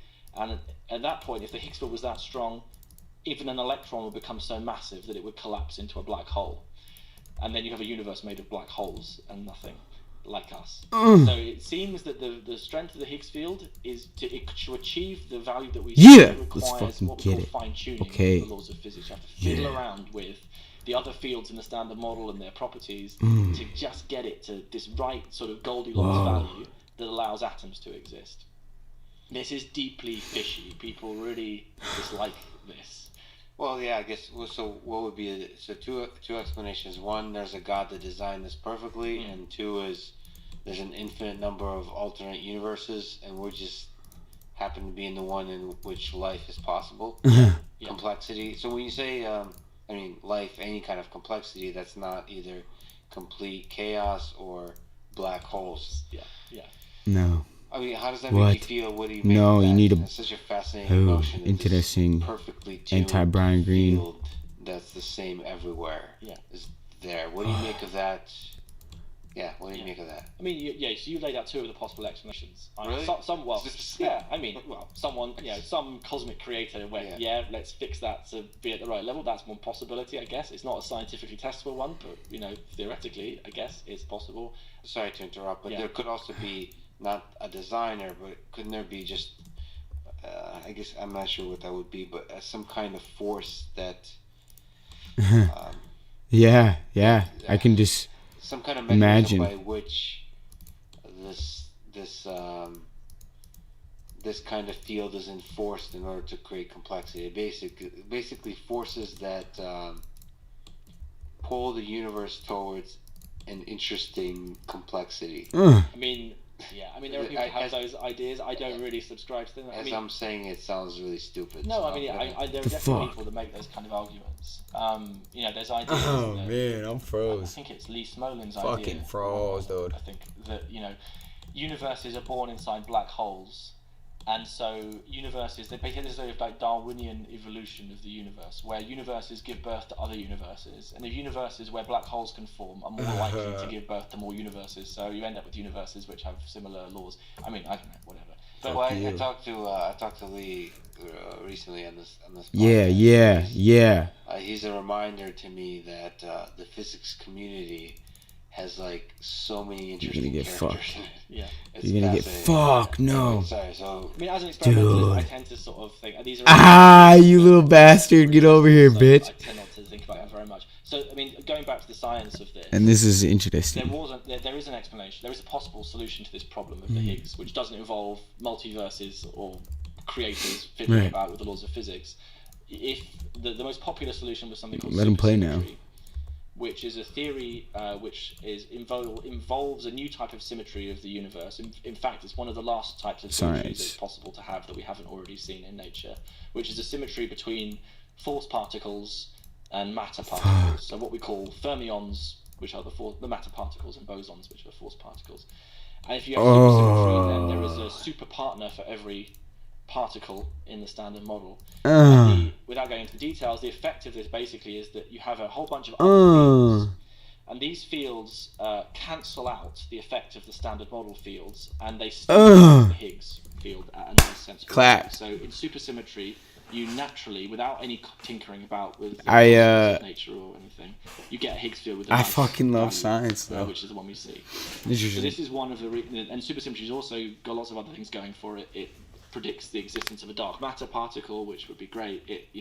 It potentially suggests that the strong force and the electroweak force unify at high energy. So lots of reasons people thought this was a productive idea. And when the LHC was turned on, there was a lot of hype, I guess, a lot of an expectation that we would discover these super partners, because, and particularly the main reason was that if supersymmetry stabilizes the Higgs field at this nice Goldilocks value, these superparticles should have a mass around the energy that we're probing at the LHC, around the energy of the Higgs. So it was kind of thought, you discover the Higgs, you probably discover superpartners as well. So once you start creating ripples in this Higgs super field, partners, Philosopher Chris Payne and Joe.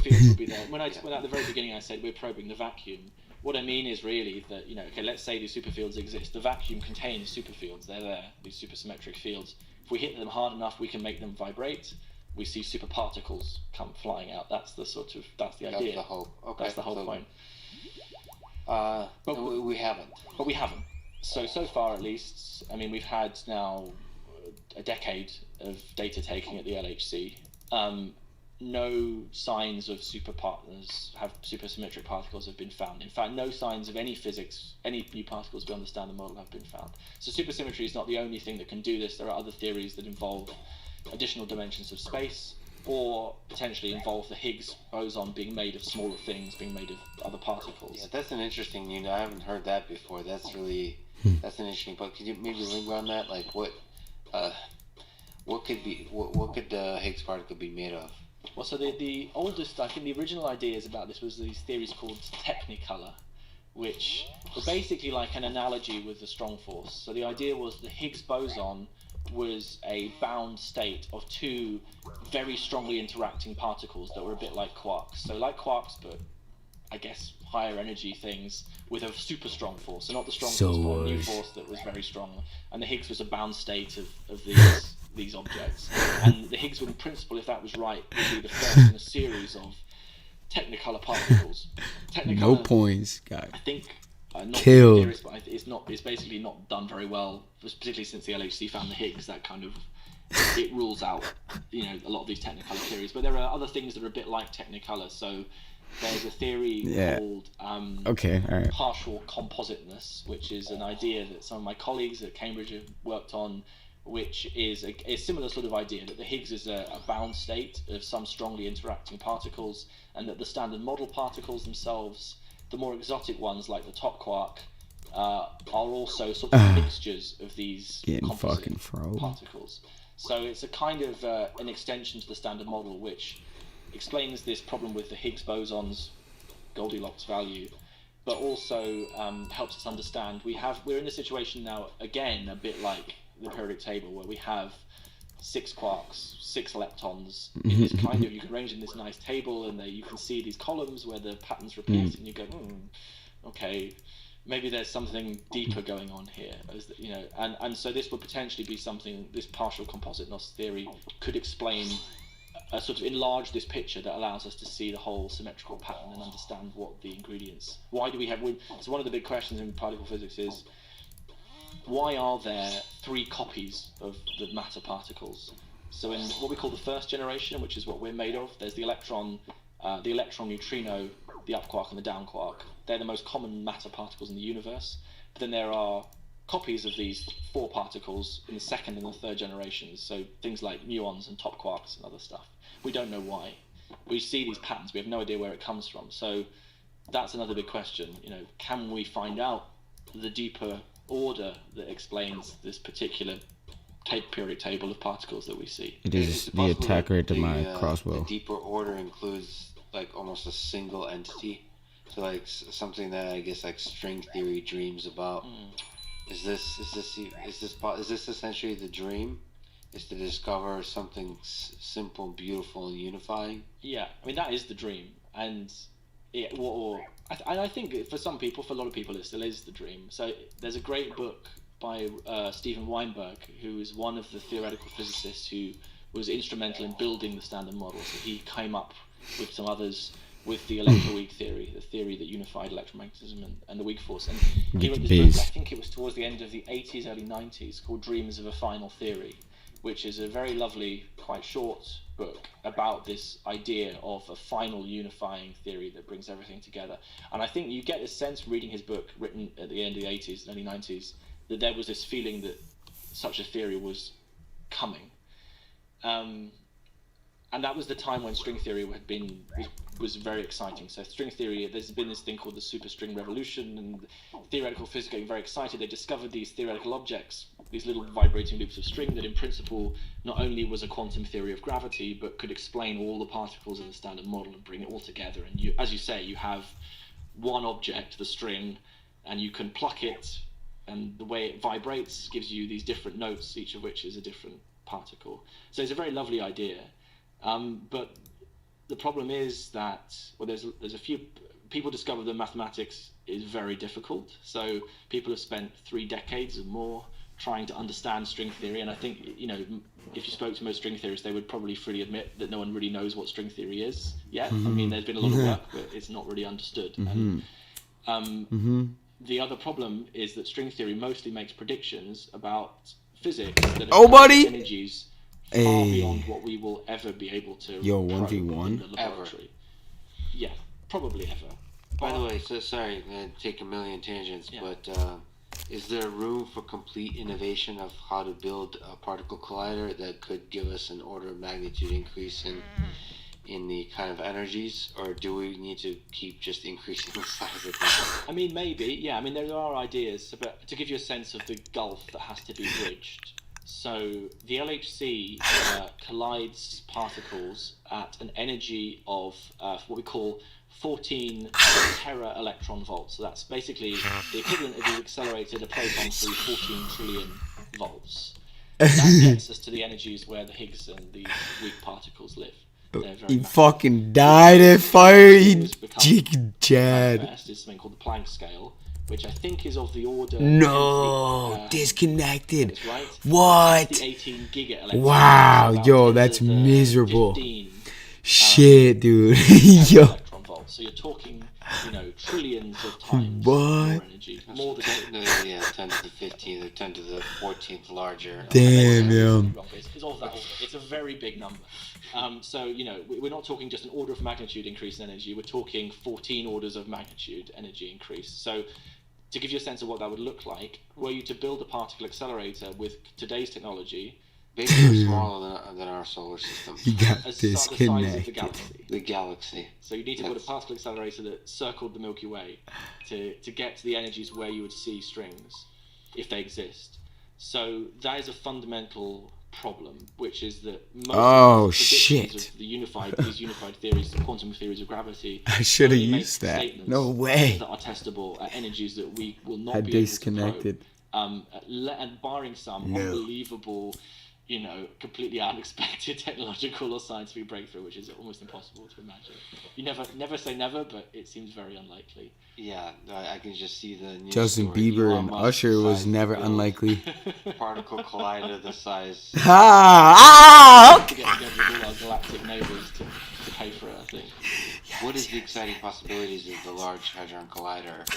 What is there to be discovered in this order of magnitude of scale? Is there other measure laughs? That's how we could really get some. In this space, what are the open problems, the exciting possibilities? You mentioned supersymmetry. Yeah.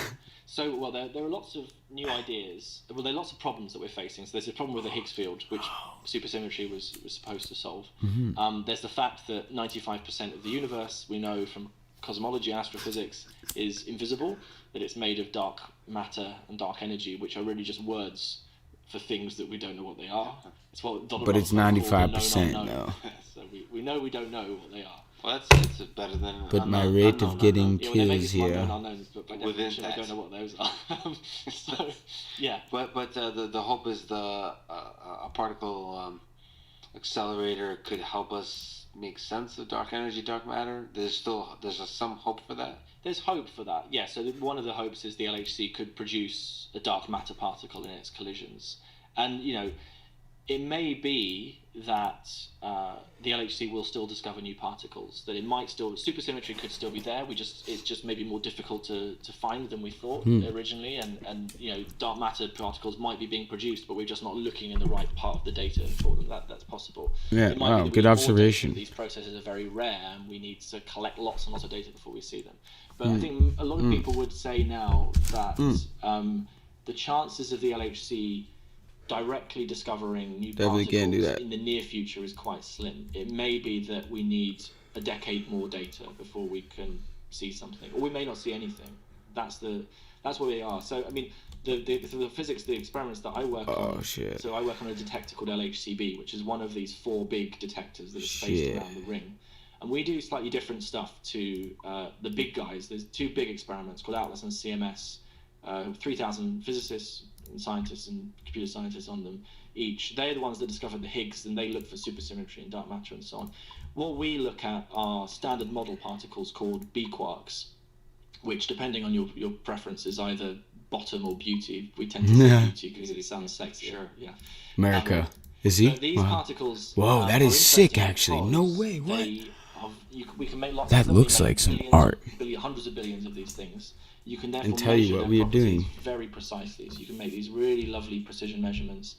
And what we are doing really is a sort of complementary thing to the other big experiments, which is if you think, the sort of analogy that I often use is, if you imagine you're in the jungle and you're looking for an elephant, say, and you are a hunter, and you're kind of like, let's say the elephant's very rare, you don't know where in the jungle's big. So there's 2 ways you go about this. Either you can go wandering around the jungle and try and find the elephant. The problem is, if there's only one elephant and the jungle's big, the chances of running into it are very small. Or you could look on the ground and see if you see footprints left by the elephant. And if the elephant's moving around, you've got a better chance maybe of seeing the elephant's footprints.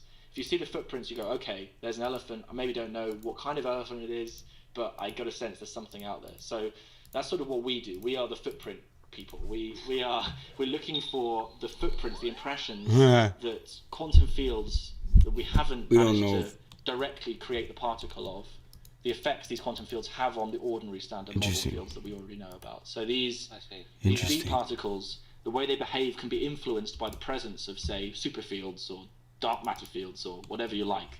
And the way they decay and behave can be altered slightly from what our theory tells us they ought to behave.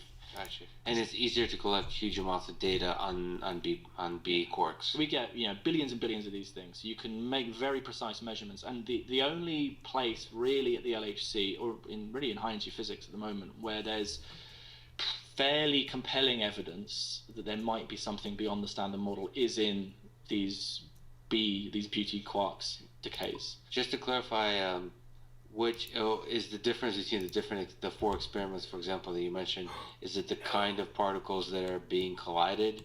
Is it the energies at which they're collided? What's the fundamental difference between the different experiments? The collisions are the same. What's different is the design of the detectors. No. So Atlas and CMS are called general purpose detectors, and they are basically barrel-shaped machines. And the collisions happen in the middle of the barrel. Oh shit! And the barrel We're risking a captures lot. all the particles that go flying out in every direction. So in a sphere, effectively, that come flying out, and it can record all of those particles. Curry the slurry. Sorry to be interrupting, but what's the mechanism of the recording? Oh, so these detectors, if you see pictures of them, they're huge. Like Atlas is 25 meters high and 45 meters long. They're vast machines. I will follow you. They're kind of like onions. So they have layers, concentric layers of detectors, different sorts of detectors. So close into the beam pipe, you have what are called, usually made of silicon. This here is my counterpart. Made of strips of silicon or pixels of silicon, And when a particle goes through the silicon, it gives a little electrical signal, and you get these This is literally my reconstruct the trajectory of he's the my particle. spirit animal So that's right the middle, now. and then the outsides of these detectors I have you to have go to things called agility. calorimeters, which measure the energies of the particles. Yeah. On the very edge, you have Hunter things level. called muon chambers, which basically these muon particles, which are the heavy version of the electron. They're like high velocity bullets, and they can get right to the edge of the detector. So if you see something at the edge, that's a muon. So that's broadly how they work. And all of that is being recorded. Peru. That's all being fed out to Whoa. users. That data must be awesome. Okay. Whoa. So LHCb is different. So because we use B quarks. Darn. B quarks tend to be produced. This shit's lit. Oh hell no, that shit trash. B quarks Hilarious. tend to fly sort of close to the beam pipe. So we built a detector that's sort of cone shaped, basically, that just looks in one direction. So we ignore, if you have your collision, stuff goes everywhere. We ignore all the stuff over here. I want to have everything. Looking in this little region close to the beam pipe where most of these B quarks are made. So is there a different aspect of the sensors involved in the collection of the B quark trajectories? There are some differences. The Falador Massacre. One of the differences is that one of the ways you know you've seen a B quark is that B quarks are actually quite long-lived by particle standards. So they live for 1.5 trillionths of a second, which is if you're a fundamental particle, is a very long time. Because the Higgs boson I think lives for about a trillionth of a second, or maybe even less than that. So these are quite long-lived things. And they will actually fly a little distance before they decay. So they will fly, a few centimeters. I'm Nazi engineering. Then they'll decay into other stuff. So this shit is crazy. I cannot train agility here. Just thinking about it. You have your place where the protons crash into each other, and that produces loads of particles that come flying out. So you have loads of lines, loads of tracks that point back to that proton collision. And then you're looking for a couple of other tracks, maybe 2 or 3. Trying to get here. This would be lit. Just randomly away from the proton collision. And playing RuneScape. I'm listening to these guys, but if I see somebody in the clan slide by, I'm gonna be like, oh. Resolve the proton. Hey, no way, yo, what? Let's get it. Oh. Yo, and he got what? Oh shit. Yo. 7 millimeters from the yo. And the LHC beam has as much energy as a jumbo jet at takeoff, so it's enough to melt a ton of copper. So you have this furiously powerful thing sitting next to this tiny, delicate, silicon sensor. Yo, he crafted air runes last. So there's aspects of that shit is fire right there. Specialized to measure these particular quarks that we're interested in. And is there? I mean, I remember seeing somewhere that there's some mention of matter and antimatter connected to these beautiful quarks. Is that? Oh no, what's the connection? Calling me out for the antimatter. Yeah, what's the connection there? I hear antimatter and I have a tab open.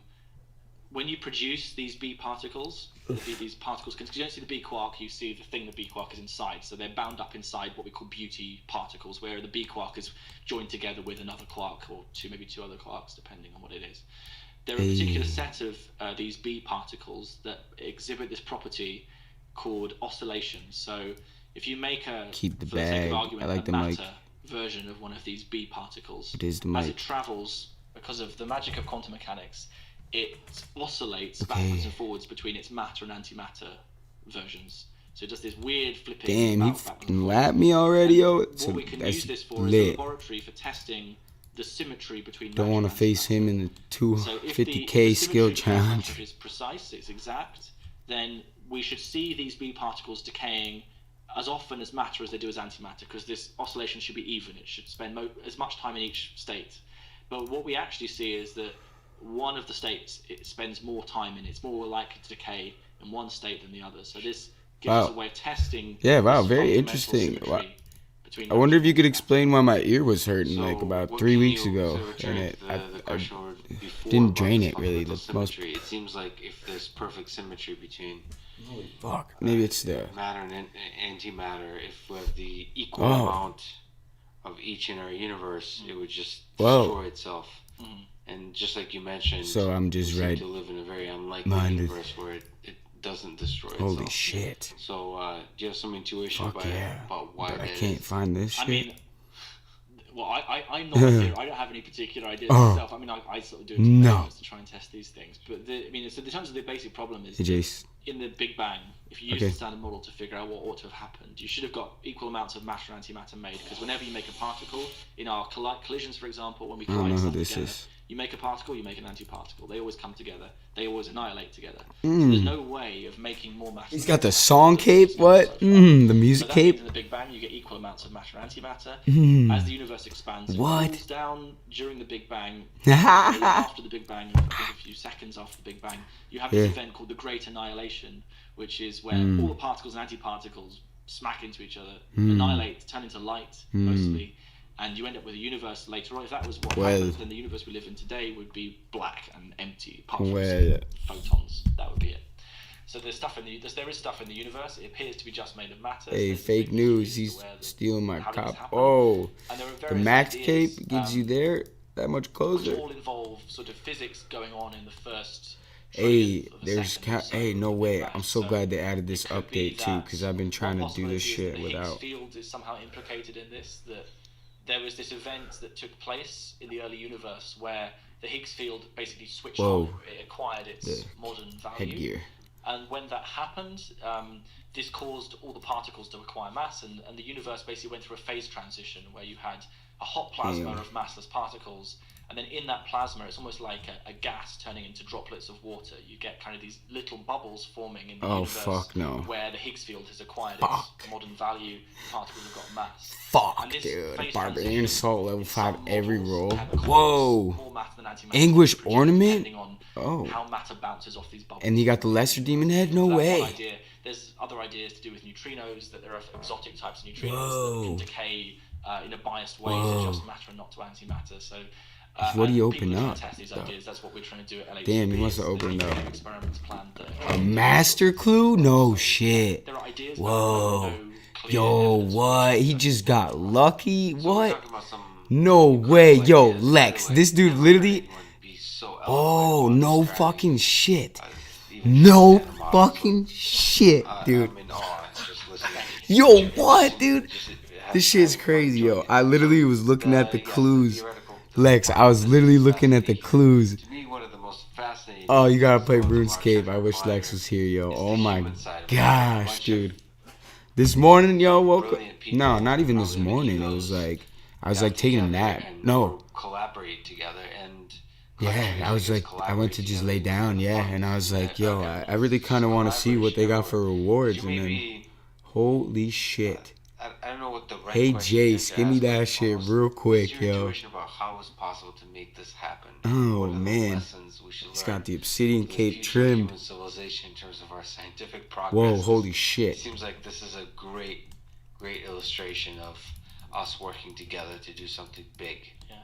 I think it's possibly the best example, maybe I can think of international collaboration that isn't for some unpleasant purpose, basically. You know, when I started out in the field in 2008, as a new PhD student, the LHC was basically finished. So I didn't have to go around asking for money for it or trying to make the case. So I have huge admiration for the people who managed that, because this was a project that was first imagined in the 1970s. In the late 70s was when the first conversations about the LHC were no fucking way. I've never seen this live. 2.5 decades of campaigning and fundraising and persuasion until they started breaking ground and building the thing in the early 2000s. So, I mean, I think the reason, just from the point of view of the sort of science, damn, he saved up. It works ultimately. Oh, he's got to keep doing that. Put a placeholder. Oh. Which is, well, in principle, damn. They're there because they're interested in the world. They want to find out, you know, what are the basic ingredients 10 per inch. What are the laws of nature? And so everyone is pulling in the same direction. Now, of course, everyone has their own things they're interested in. Everyone has their own careers to consider. Those teleport shits add up. Okay. There isn't also a lot of competition. So there's this funny thing in these experiments where you're collaborators, you're 800 collaborators in LHCb, but you're also competitors because you're academics in your various universities, and you want to be the one that gets the paper out on the most exciting, you know, new measurements. So there's this. Level 2 there.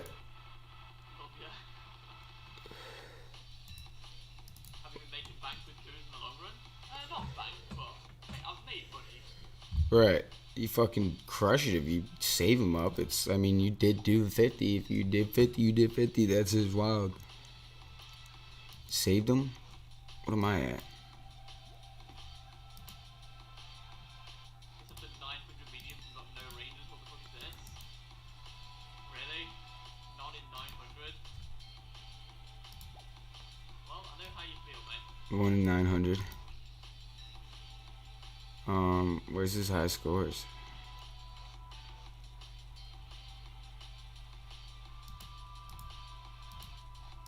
Wow, did he miss that? Did I miss something? No way.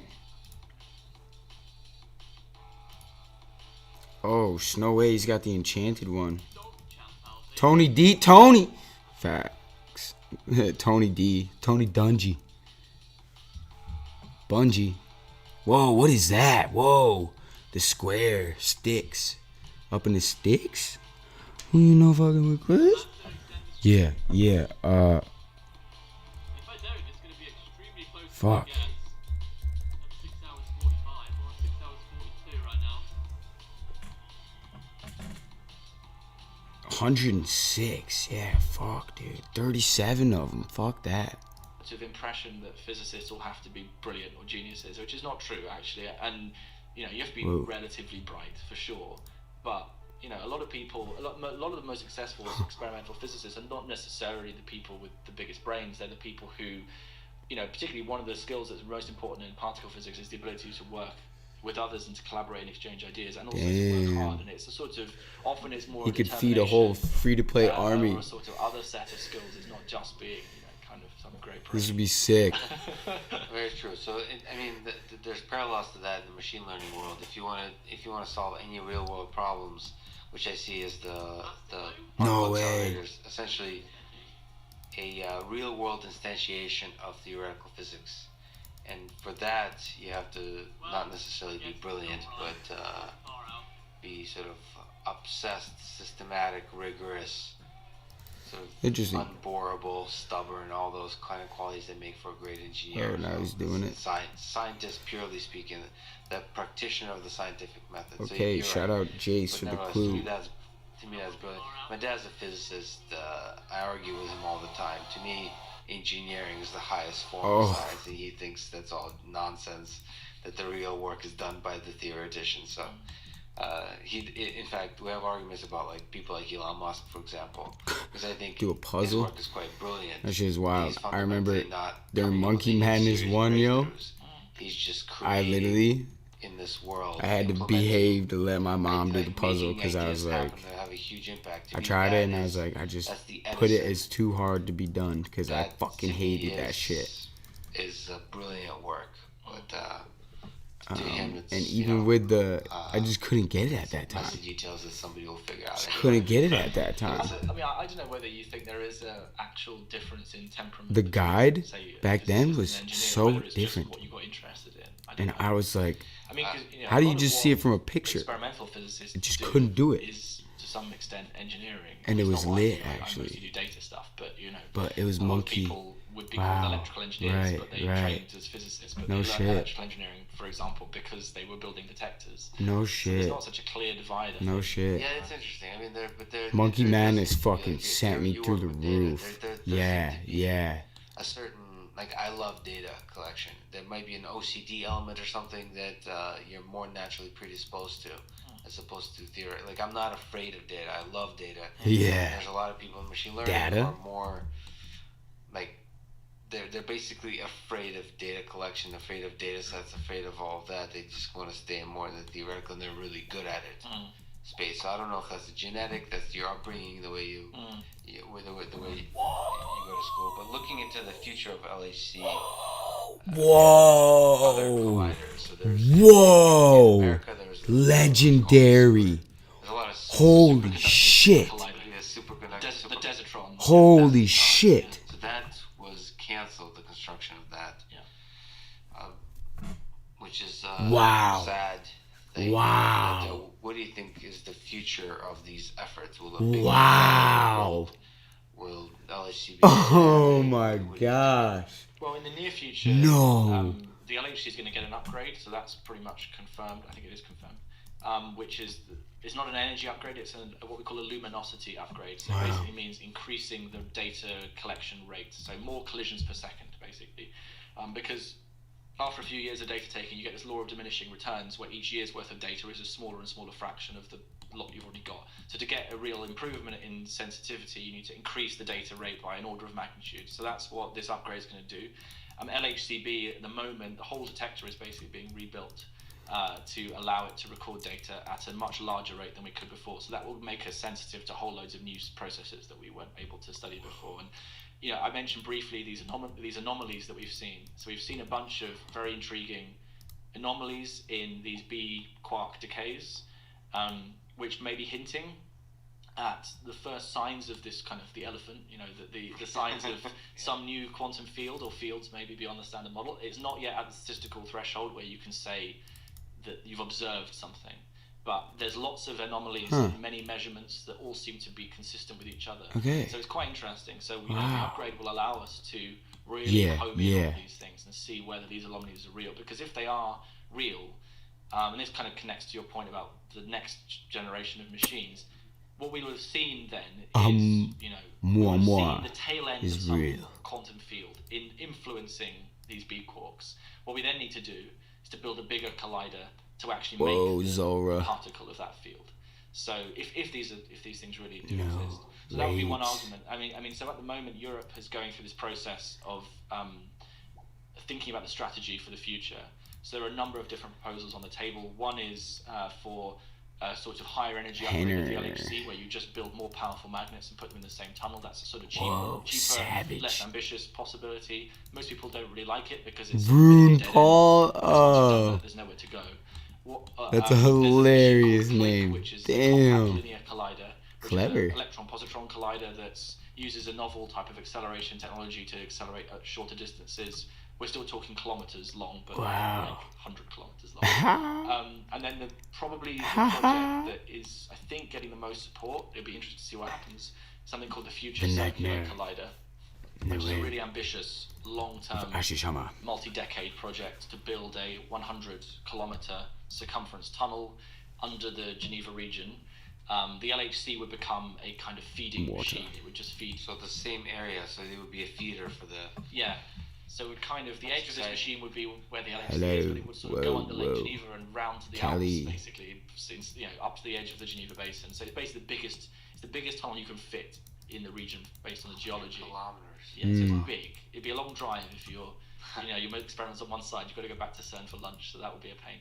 But so this project is it's actually two accelerators. The first thing you would do is put an electron-positron machine in the 100-kilometer tunnel to study the Higgs. So you'd make lots of Higgs boson, study it really precisely, in the hope that you see it misbehaving and doing something it's not supposed to. Whoa. And then in the much longer term, 100 machine gets taken out. You put in a proton-proton machine, so it's like the LHC but much bigger. And that's the way you start. What are you doing, Step Jazz? She's out here. Oh shit. Trying to recreate this, no, she probably just saved it. Oh no. I talked about in the early universe, where you can see Canadian being made, for example. There's lots of things you can do with these machines. The problem is that they will take the most optimistic. What is she doing? What is any data from any of these machines until 2040, or because they take such a long time to build and they're so expensive. So there'll be a process of R&D design, but also the political case being made. So LHC what cost a few billion? Depends how you count it. Okay, interesting. I think most of the sort of more reasonable estimates that take everything into account properly, it's around the sort of 10, 11, 12 billion euro mark. What would be the future? Sorry, I forgot the name already. Future Circular Collider. Future Circular. Presumably they won't call it that when it's built, because it won't be the future. Wow. But, I don't know what they'll call it then. The very big hadron collider. I don't know, but that will. I should know the numbers, but I think they're talking project deep. This is nice. About 30 billion euros. This is it. But that's money spent over between now and 2070, probably, which is when the last bit of it would be sort of finishing up, I guess. So you're talking a half a century of science coming out of this thing, shared by many countries. So the actual cost. The arguments that are made is that you could make this project fit within the existing budget of CERN if you didn't do anything else. And CERN, by the way, we didn't mention. What is CERN? CERN is the European Organization for Nuclear Research. It's an international organization that was established in the 1950s in the wake of the Second World War as a kind of it was sort of like a scientific Marshall Plan for Europe. The idea was that you bring European science back together for peaceful purposes, because what happened in the 40s was, you know, particularly a lot of Jewish scientists, but a lot of scientists from Central Europe had fled to the United States, and Europe had sort of seen this brain drain. So there was a desire to bring the community back together for a project that wasn't building nasty bombs, but was doing something that was curiosity driven. So, and that has continued since then. So it's kind of a unique organization. It's to be a member as a country, you sort of sign up as a member, and then you have to pay a fraction of your GDP each year as a subscription. I mean, it's a very small fraction, relatively speaking. I think the UK's contribution is 100 or 200 million quid or something like that a year, which is quite a lot, but not. That's fascinating. I mean, just the whole thing that it is possible. It's a beautiful idea, especially with when there's no wars on the line. It's not like we're freaking out. We're actually legitimately collaborating to do good science. One of the things I don't think we really mentioned is on the final side, that's sort of the data analysis side.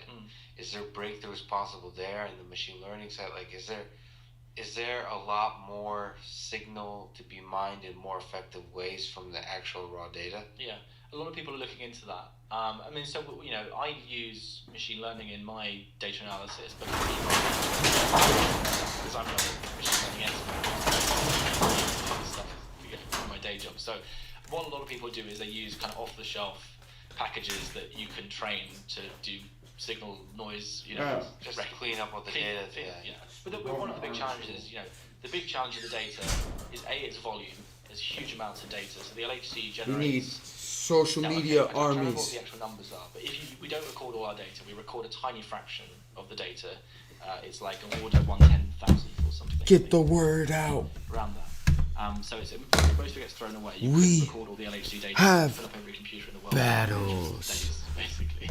So there's this process that happens on live. Oh, she's at Jad's. Trigger, Oh no. Which in real time, 40 million times every second, has to make a decision about whether this collision is likely to contain an interesting object like a Higgs boson or a dark matter particle, and it has to do that very fast. And the software algorithms in the past were quite relatively basic. You know, they did things like measure momentas and energies of particles and put some requirements. So you would say, if there's a particle with an energy above some threshold, then record this collision, but if there isn't, don't.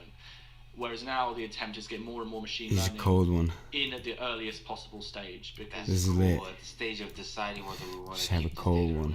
But also even maybe even lower down than that, which is the point where there's this, you know, so generally how the data is reconstructed is you start off with a set of digital hits in your detector, so channels saying, did you see something, did you not see something? That has to be then turned into tracks, particles going in different directions, and that's done by using fits that fit through the data points, and then that's passed to the algorithms that then go fit. Throwing a fit. What would be better is that you could train machine learning just to look at the raw hits, the basic, real basic level information, not have any of the reconstruction done, and it just goes, and it can learn to do pattern recognition on this strange three-dimensional image that you get. And potentially that's where you could get really big gains, because our triggers tend to be quite inefficient because they don't have time to do the full whiz-bang processing to get all the information out that we would like, because you have to do the decision very quickly. So if you can come up with some clever machine learning technique, then potentially you can massively increase the amount of useful data you record. Yes. You know, yes. Get rid of more of the background earlier in the process. Yeah, to me that's an exciting possibility, because then you don't have to build a sort of you can get a gain without having to build any hardware, I suppose. Yeah. Hardware, yeah. Although you need lots of back to the basics. So flexing on counting blue faces. Yeah. You know, I gotta talk to you. Sort of, I'm not sure how to ask, but you're clearly an incredible science communicator. I don't know if that's the right term, but you're basically a younger Neil deGrasse Tyson with a British accent. So, and you've, I mean, can you say where we are today? Actually? Yeah, so today we're in the Royal Institution in London, which is an old, very old organisation. It's been around for about 200 years now, I think. Maybe even, I should know when it was founded, but it's sort of early 19th century. It was set up to basically communicate science to the public. So it's one of the first places in the world where scientists, famous scientists, would come and give talks. So very famously, Humphrey Davy, who you may know of, who was the person who discovered oxide. He was a very famous chemist and scientist. Taking a cold one. Electrolysis. So he used to do these fantastic. He was a very charismatic speaker. So he used to appear here. There's a big desk that they usually have in the theatre, and he would do demonstrations to the sort of the folk of London back in the early 19th century. And Michael Faraday, who I talked about, who was the person who did so much work in electromagnetism, he also did experiments in the basement. So this place is a long history of both scientific research, but also the communication of scientific research. So you gave a few lectures here. How many? 2? Wow, we good. Yeah. Tatted muscles out here. Yeah. Oh. Nuts, dude. Yeah, he said the chins. Oh, snap. Oh, no. Maybe can you say, what did that feel like? What does it feel like to lecture here, to talk about that, and maybe from a different perspective? Okay. More he's out there. How the sausage is made. Let's get it. How do you prepare for that kind of thing? How do you think about communication, the process of communicating these ideas in a way that's inspiring to what I would say your talks are inspiring to like the general audience. You don't actually have to be a scientist. You can still be inspired without really knowing much of the. You start from the very basics. So what's the preparation process? And then the romantic question is, what did that feel like to perform here? I mean, the profession. Wow, interesting. I mean, the process. I mean, the talk. My favorite talk that I gave here was one called Beyond the Higgs, which you can find on the Royal Institution's YouTube channel, which you should go and check out. Yeah. But, I mean, and their channel's got loads of great talks, loads of great people as well. I mean, that one, I'd sort of given a version of it many times. So part of it is just practice, right? Actually, I don't have some great theory of how to communicate with people. It's more just that I'm really interested and excited by those ideas, and I like talking about them. And through the process of doing that, I guess I figured out stories that work and explanations that work. When you say practice, you mean legitimately just giving talks. I started off, when I was a PhD student, doing talks in schools, and I still do that as well some of the time, and doing things like I've even done a bit of stand-up comedy, which was sort of went reasonably well, even if it was terrifying. And that's on YouTube as well. That's also on. I wouldn't necessarily recommend you check that out. I'm going to post the links several places to make sure people click on it. Yeah. But it's basically, I kind of have a story in my head, and I have to think about what I want to say. I usually have some images to support what I'm saying, and I get up and do it. It's not really. I wish there was some kind of. He survived. I probably should have some proper process. This probably sounds like I'm just making up as I go along, and I sort of am. I think the fundamental thing that you said, I think, it's like I don't know if you know who a guy named Joe Rogan is. Yes, I do. So he's also kind of sounds like you in the sense that he's not very introspective about his process, but he's an incredibly engaging conversationalist, and I think one of the things that you and him share that I could see is like a genuine curiosity and passion for the topic. I think that could be systematically, cultivated. I'm sure there's a process to it, but you come to it naturally somehow. I think maybe there's something else as well, which is to understand something.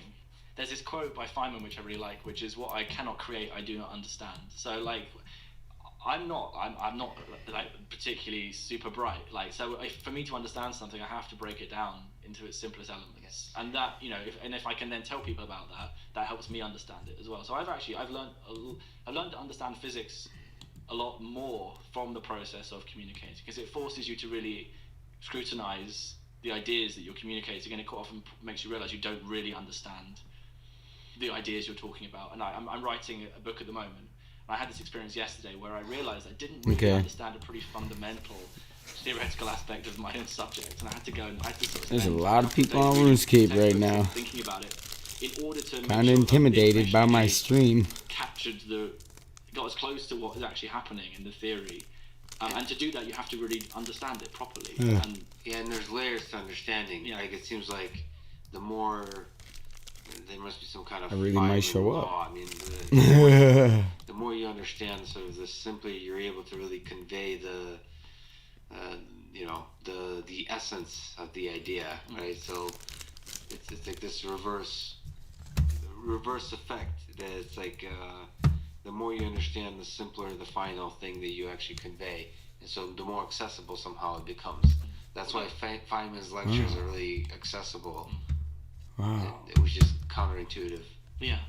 Although there are some ideas That was a good reply from are very Lex. difficult to explain, no matter how well or badly you understand them. Like, I still can't really properly explain the Higgs mechanism. Yeah. Because some of these ideas only exist in mathematics, really. And the only way to really develop an understanding is to go, unfortunately, do a graduate degree in physics. But you can get kind of a flavour of what's happening. What type of and physics? Trying to do that in a way that isn't misleading. Part of physics? But was also No. So let me ask then the romantic question of what to you is the most, perhaps an unfair question, what is the most beautiful idea in physics? One that fills you with awe, the most surprising, the strangest, the weirdest. There's a lot of different definitions of beauty, and I'm sure there's several. Oh, I'll tell you, Lex. Look at my armor. You think is just especially. Oh, yo, it's Joe with the brain skull ham. Maybe the specific thing first, which is, when I first came across this as an undergraduate, I found this amazing. So, this idea that the forces of nature, electromagnetism, the strong force, the weak force. Actually, it's not Joe. I was on my American venture. Consequence of symmetries. I was on my American venture with a shite haircut. Complete shite. The process legit tripped out. I'll sometimes spend.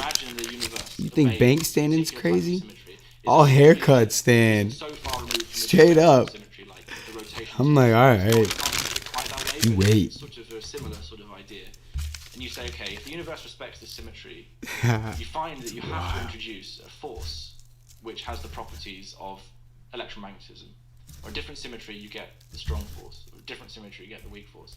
So these interactions seem to come from some deeper. It suggests that they come from some deeper symmetry principle. I mean, depends a bit how you look at it, because it could be that we're actually just recognizing symmetries in the way that you see. But there's something rather lovely about that. Wow. But, I mean, I suppose a bigger thing that makes me wonder is actually, if you look at the laws of nature, you look at how particles interact when you get really close down. They're basically pretty simple things. They bounce off each other by exchanging, through force fields, and they move around in very simple ways.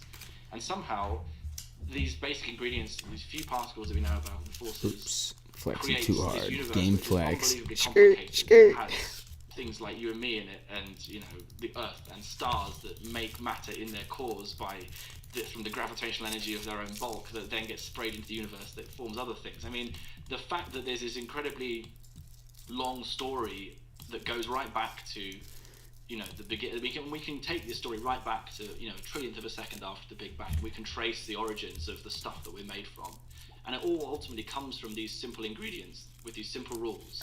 And the fact you can generate such complexity from that is really mysterious. I like that statement. It's not even a question that physicists can really tackle, because we are sort of trying to find these really elementary Maybe he's laws. not a particle physicist. But it turns out that going from elementary laws and a few particles, He's got other even as agendas. complicated as a molecule, becomes very difficult. So going from a molecule to a human being is a problem that just can't be tackled, at least not at the moment.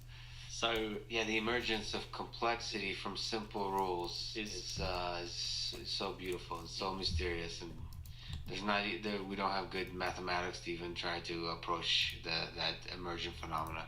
That's why we have chemistry and biology and all the other subjects. I don't think there's a better way to end it, Harry. I think I speak for a lot of people that can't wait to see what happens in the next 5, 10, 20 years with you. I think you're one of the great communicators of our time. So I hope you continue that, and I hope that grows. And sick! He's got the fucking so it was an Fire Max cape. Thanks so much. Harry Cliff with the Fire Max cape, basically. Yo, that was sick. That was amazing. Thank you to our sponsors, ExpressVPN and Cash App. That was a long combo, yo. That's tough. By getting ExpressVPN at expressvpn.com/LexPod and downloading Cash App and using code LexPodcast. No shit. Particle if you enjoy physics. this podcast, subscribe on YouTube. I got a couple of good ideas 5 for stars that. on Apple Podcasts, support it on Patreon, or simply connect with me on Twitter at Lex Friedman. X. And now, Whoops. Yeah.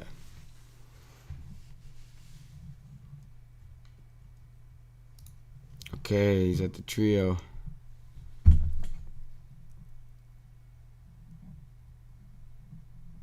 Oh, okay. How do you learn to read? That's interesting.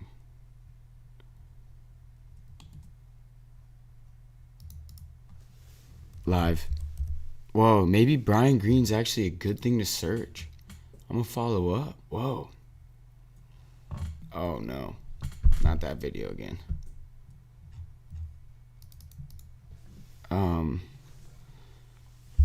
That was an epic video. Brian Green, Joe Rogan. Oh.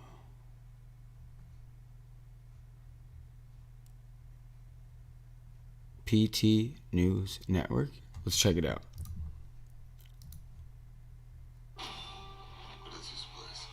We developed soldiers. Stars. I could try to find it, but frankly, I don't even care that much. But what I'm wondering is, did they cut out the officer's image? Did they doctor it out of that image? Or was he there? Or did he leave and go out into the hallway and deal with something? McClutchin. He walked in very, very calmly, though, didn't he? He didn't walk in like there was a violent insurrection with people trying to kill Congress people. He didn't. And you know that just as well as I do, everyone that's watching. You saw the way that officer walked in. And if you didn't, I'll show it to you again. Yeah, this is wild. Whoa, what? Because here comes Joseph, whatever his name is, from Arizona. And this officer's coming in, looking around. He's still armed. They didn't disarm him. Here's another guy that's there. This guy's just sitting there. He What? just does you good to the people. Does his job. This from the New But you Yorker. can't pretend Wow. like it didn't happen this way. Mainstream media is I don't spinning in know if different it's directions. that's They're showing where insane. the I guys didn't have see it. they're This is pointing their real. guns out Wow. the holes of the window. Right, no shit. Of the broken door. That's what they're showing. They're showing that's a representation of it. We see And four different he's- people in the Capitol at this Holy point. shit, Four dude. people walked in with a police officer. Tatted muscles. Now, the police officer did ask them to leave, and for all we know, this could have been after the whole confrontation, and they walked back in there. Doesn't seem like That's pretty that's solid. the case. I don't know. It's frustrating because mainstream media will not show this video. Mainstream. I doubt it. I don't watch mainstream media anymore, What so I is have no idea. mainstream? But I doubt they Mainstream? will. I doubt because it doesn't fit the narrative. It doesn't even fit Fox News' narrative. They have people Ooh, on here, didn't play by it. coming on their program that are honestly calling this an insurrection, calling this an Hey, attempted coup. shout out his. This wasn't an attempted coup. This was a bunch of idiots that did something stupid. Mm. And it literally had nothing that it could have done. Nothing. Hold on, what is going on here? He'll be right back. Okay. There's nothing that could have happened, I don't even know what the hell I'm trying to say here. Hold on. This thing is screwing up. I don't know why it cut out. Oh, it's because it's a duplicate. Oops. I mean, they're calling it a coup without knowing what a coup is. You know what I mean? They're saying that, all the Congress people and everyone that pushed to have the electorate challenged A or coup? objected to Who? are guilty of sedition and should be, are traitors to our democracy. And literally, it's in Who? our Constitution, Article 12. It's in the Constitution. We just live in such a weird time, and you can't even talk about it because people are like, or they're so close-minded that they won't listen to it. You know what I mean? They won't listen to the fact that this is literally something that happens every year. That they did it with Donald Trump. Republicans did it with Obama. They did it with President Bush. They did it with Clinton. They've been doing it since Reagan, objecting to it, I believe. The Americans. They do it every 4 years. It's common. It's known. Everybody does it. CNN's got a clip making fun of the Democrats for doing it. Right, mainstream. Technically, yeah, would be doing that. Yeah. Democratic Congress people. But that it came flops up and they're like, we flips. object to the electorate, and they're like, do you have a cosigner? And they're like, no, but we object. Well, actually, the tone changed. The tone changed throughout history. 2021. Philosopher Chris Payne. I'm a black hole. I like this interaction. PT News Network out here. The way the media spins it is if you riot as a Republican, it's wrong. If you riot as a Democrat or a social justice warrior, then it's acceptable because you're rioting for a higher power. Whoa. Or something else. I mean, I it don't know what the excuse is. To comes be from honest. all It doesn't make stupid any forums, sense. honestly. But really, the hypocrisy, man. The hypocrisy and what goes on. Because as far as I'm concerned, I mean, I'm honest about what I've said. I think it was a shameful action. on January 6th. I think it hurt To us protest like that, I think there's a object to the different way to electorate. protest. And they Like, saw the actions of that day, and they felt the not even pressure from their protest, but constituents or the stupid future shit. pressure for Like, their constituents, and they all backed out. protest? They all said no, and they didn't object anymore. That's a problem. The actions that day on by these people, these patriots that pushed in, and these Antifa scumbags and agitators, and Q conspiracy theorists, and all the other boneheads that went in there, and good people that went in there and just made a piss poor judgment. Those people who did that affected our democracy. They hurt our process. They disenfranchised something that may not have worked anyway, but they did something that affects you and that affects us and affects the outcome in the 4 years. They and this is the funniest thing is because they talk all the did time. they really? About like, it's that traumatic? Donald And Trump then you said you didn't even. Wow. Huh. Do you understand that the actions that day at the Capitol countered what Donald Trump was hoping for Democratic or Republican senators to challenge the electorate? Them pushing in I wouldn't know. and seizing the Capitol and people being killed and it becoming the biggest news story in the world. How did the senators politically verify these like stupid people walking in? Final nail into the coffin of any hopes for a second term. Because it convinced people that were on the fence about trying to stick up for us not to do it. Because they, just like the media is trying to do, now believe that the people that did that day are you. They are me. And that's why I fought with it for so long, because it's just it's wrong. I don't have another option. You fight with it? It's a really weird combo to have, dude. I'm intrigued. Yeah, man. You got that Iron Man thing in the back though. That's fire. If you don't have faith in something, then He's the only savage. thing you can do is fight back. And fight back doesn't mean go and fight with fists. I mean, we're not cavemen, right? Agree, dude. We have to go back and vote and But run he for did office dress and like a caveman, people that we and think would like, be a better fit for us. wow, he dressed like a caveman. 10 Republican senators that voted to impeach And the went in there president like, of the whoa. United States, or the Republican Congress. It's interesting though. Start with them. They do not deserve to be in office. They deserve to be primaried and out of office. They deserve to have powerful young candidates, or old, it doesn't matter. But the people that actually care about our country and care about our democracy and care about what could potentially happen. I mean, it's just so dumb. Haha, So paper. This would be an interesting frustrating, form of man. protest. It's just frustrating to me because I see a lot of the comments and I see a lot of people that are just, fight. I'm gonna mute him real quick. Sorry. I'm gonna hop the train. Haha, paper. Oh, killing it, yo.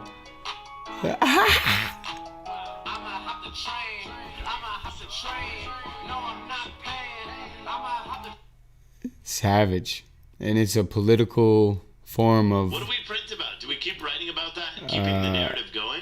Yeah, possibly. If there's good stuff, He's in the mix. Truthful, yeah, He's in the mix. He's showing up. Instead of devoting a whole article He's showing up. a Paper. paragraph or two. So. Someone complained that I don't focus on Biden Protest? and his policies too much. He's It's not because doing they stupid literally shit. physically make me sick. But that is something I'm going to work on. And we'll start writing more about his policies, and we'll start writing more about just how much he's going to completely and utterly screw our country in the next 4 years. I'll write more about that, and I'll try to do it from an unbiased tone, which should be funny. Do you know that now that everyone's already breaking with him? He hasn't even been inaugurated yet, and they're already breaking with him because in his new $1.9 trillion COVID plan, he's promising $1,400 in stimulus payments to people. But the problem is they don't want $1,400 now, even though they already got $600. Now they want $2,000, and so now Joe Biden is getting attacked by AOC and all these other people because he's not giving $2,000 like he promised. He's only giving $1,400. And people don't realize it's so stupid for that money to even go out. It's so dumb. It hurts us. It hurts our kids. It hurts our grandkids later. It's more money borrowed. It's more money manufactured. It's more money that we don't have. This is imposing on the faith statement. It's so stupid. It's hard for me to talk about that kind of stuff. The fact that Who he is wants he? to sign something to allow the pathway to citizenship. He looks like he for could be 11 working in million government, people. but I wouldn't 11 know. million How do you people. That tell? means that maybe half of those people enter the job market, right? Because then they'll be citizens and they'll be able to go out and get jobs above, Nah, he looks like a gamer. above board, whatever. W-2 employees instead of working 1099. That's a problem. You know why? Because we have 5 million people unemployed in the United States right now that are on unemployment because of COVID.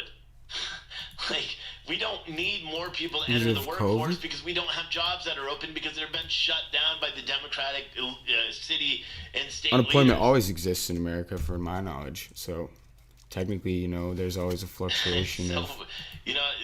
Providing a pathway to citizenship for 11 million people. What about all the people that did it the right way and legally and waited and spent all the money and did all that? What about them? Preach, dude. Preach, man. That goes into the border issues, and that goes into the whole Just how everything is. It's just frustrating. flights and tourism. And But then, well, what can you do? the thing is, we do allow So I just want a to point out one process. thing real quick. I'll show you. This is a picture from the Boogaloo Boys We allow a today, process. in Ohio. And just so everyone that wants to try to say this is his Twitter. And as you can see right here, he doesn't care. He's not a patriot. He's not a conservative. He's not a Trump supporter. In fact, the one good thing, and I just read the one article that highlighted this today, the one good thing about them is they were outspoken in their dislike for Donald Trump and Joe Biden. They were Yeah. outspoken in it and said they don't believe in any party lines. So mainstream media just, at least in one article that I read, it tried to just pretend like politics wasn't involved in it and just said armed people. Didn't say that, they were standing on the same side as BLM and Antifa protecting a trans woman from a crazy Trump supporter who's out there with a bullhorn talking about gender issues. But whatever.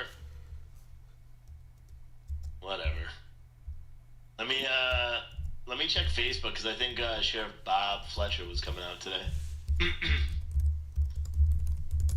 I think Sheriff Bob Fletcher. For anyone that doesn't know, he's Yo, somebody should host a house party He is the sometime. sheriff of No Ramsey County, way. Minneapolis. That'd Or be Ramsey County, lit. Minnesota. Yo, that'd be so lit. Okay, wow, Sunday.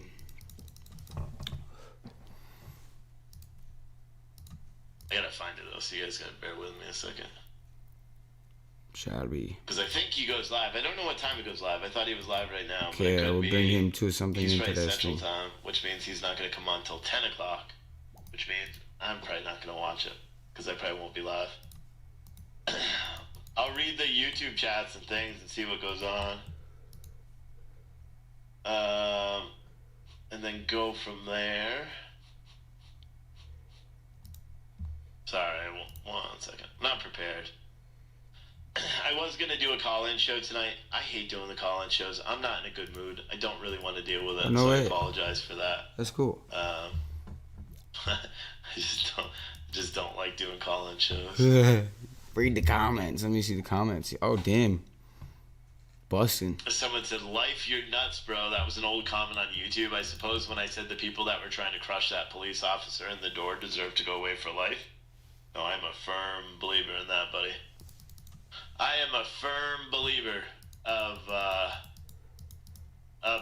if you try to kill a cop or you try to crush them to death or anybody, you need to be held accountable. That's Yo, it. yes. It's the ninja impling I need. Someone else on YouTube said, Shit. does Steve believe we have bigger problems than most of the stuff he covers, like possible shift on land? Thanks for everything, Steve. Big problem coming Catching all the our imps. land right now. I don't know what that means, bro. I don't believe in the conspiracy theories. Barehanded. Stuff. You know what I mean? I don't believe Ninja. I don't next. believe in like a lot of the Q stuff. Do I think that there's But barehanded, they couldn't even do it barehanded next. threat on our nation's capital than what they're Magpie. saying Yeah, fuck. based on their Yeah. their push Trash. for police. No. Do I think that? Mhm. I don't know. I don't know what it is because they haven't announced it. They're the only ones who know. But I don't think we'd have 25. We'd have more troops than we have in Yes. Iraq, Afghanistan, and where Yemen. I don't think we'd have more troops and barriers that set up in the United States in one city. with red zones and green zones and all that stuff if there wasn't a credible threat.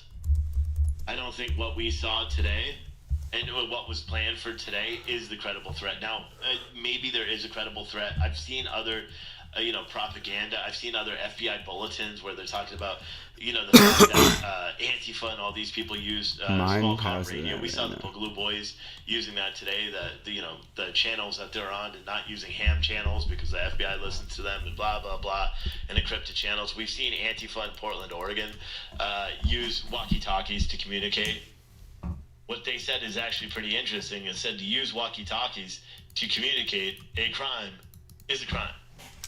Which is kind of interesting, because if that's the case, then they should be able to go after all those fake press in Portland who all use walkie-talkies to communicate while they're committing crimes all summer long. But again, they don't. It fits a different narrative. Fits a different narrative. The narrative People are is saying important. boycott Wow. stores, boycott this, boycott that. Where's he from? He's in. To what? That's it. Because you know what That's boycotting those stores do? It hurts Pittsburgh. the people that are working there, the people that are providing for their family. Sorry, I tried to steal the show. I boycotted Oreos for months and months and months. Oh, high as fuck. But the fact is the people that are working there every day are not. I got an Oreo song. They're not independent. Just- They're not responsible for the actions of their company. They work there. They provide a life.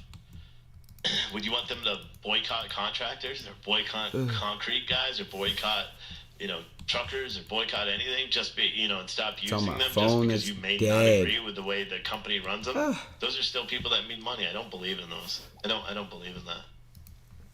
I don't believe in boycotting a business. Someone said you support the truckers strike. Boycotting. I do, because that's different. That's people striking for what they believe in. Boycotting a business, because here's the thing: if truckers strike, I'll be honest. If there's a trucker strike, the trucks are never going to stop running. You may have enough truckers that'll make national news, which is what they need.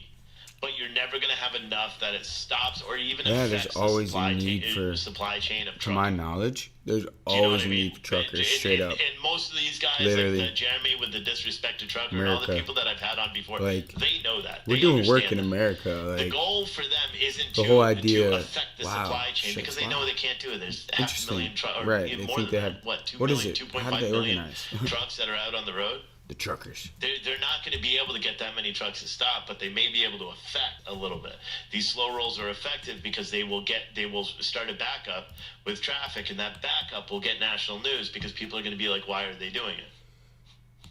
That's what A truckers girl need, is caught. No way, yo. They want to show that they have grievances because Not the they're truckers. overlooked. Yo, People don't even know what that shit truckers is are. wild, yo.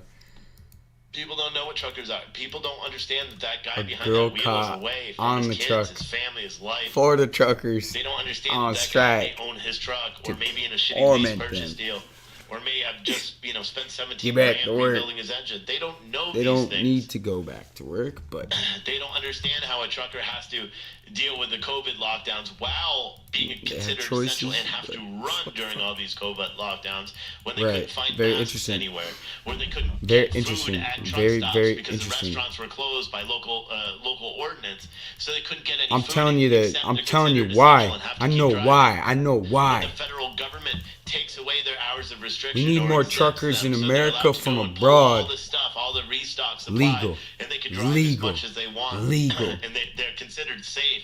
But the second that the national emergency is over, they have to abide by these stringent hours of service regulations that literally cost them hundreds and hundreds of dollars a week. People don't understand that. A trucker strike or a slow roll or a stop the tires event is an extremely conducive thing. Now, just for the same reason, if a warehouseman strike, I would support that as well. I don't support boycotting other people, because here's the thing: what happens when I strike? If I just said, screw it, I'm going to do a marathon show, and, well, no, that's not a good example. Let's just say, warehouse guys, they all walk out and say, well, screw it, we're not doing the warehouse stuff until you actually listen to what we have to say. One, their message is going to get across, and two, it's them. They are affecting their own destiny. Yes, does that comply? Does it start things in the supply chain? Absolutely. But the fact is they're the ones who are sacrificing their pay or doing all that. So that's why it's different. That's why when you boycott someone else's business, you are directly affecting somebody with the intention of directly infecting them. So it's a little different. I know people can make the argument and say, well, when you boycott or when people do a strike, then, you know, what if it's a strike at a nuclear facility or blah, blah, blah. You can come up with examples, but I just gave what I'm saying. You know, I think truckers are exempt. Truckers are exempt from any negativity because they've been overlooked for years. Truckers have been overlooked. Nobody cares. Nobody pays attention to them. When they walk into a truck stop, you see a big guy with a cut-off shirt and jeans that are too small and smells like shit because he's been in his truck for 4 days. But the fact is that... they work hard.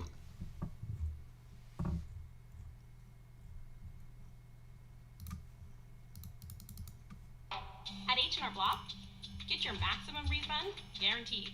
Get every credit and deduction you deserve. The meaning of life. Have a little bit of anxiety Tax Pro or on your own. you have taken calculus. I would encourage you With a max refund guaranteed, Block has your back. Well, you're one of the most respected League of Legends. Oh, no way. The what? No. Gazing up at the stars.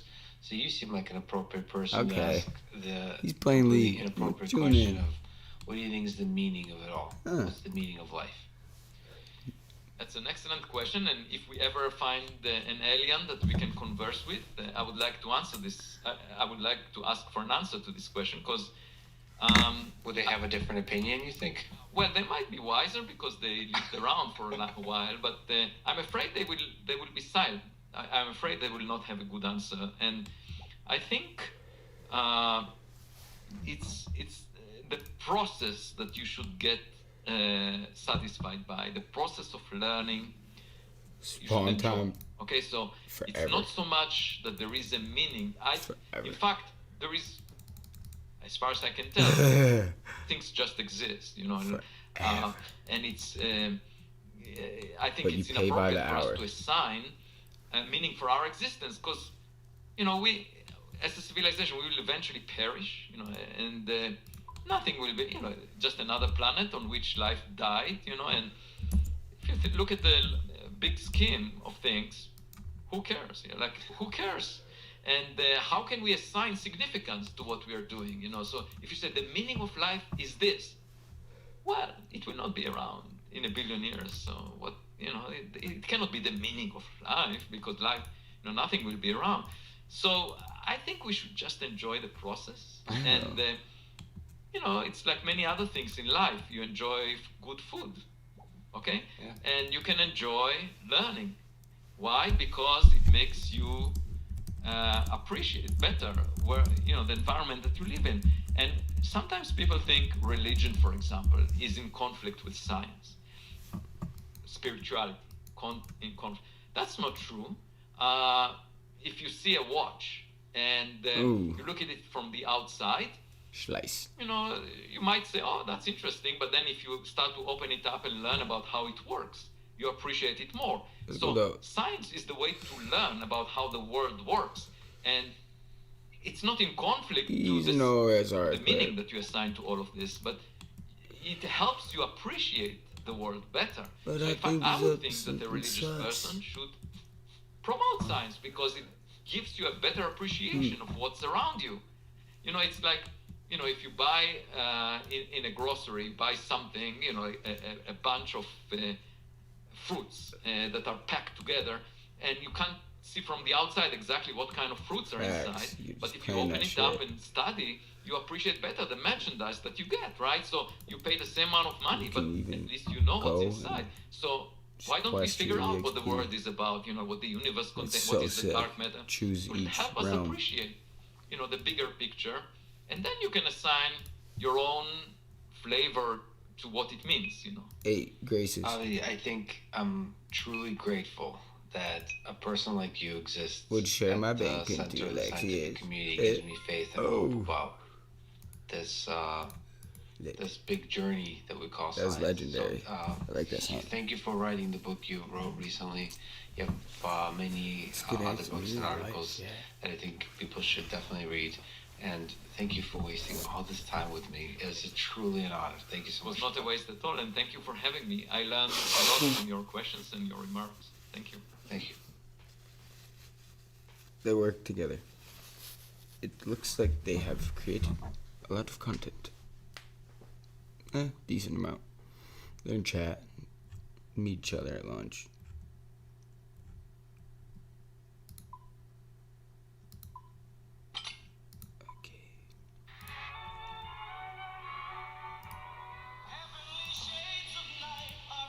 Wonder and vision. Aren't we a fine pair? This is our home now. I want us to fit in. Oh, this is gonna be a gas! Disney Plus. Is this really happening? Yes. Yes, I will come to annihilate.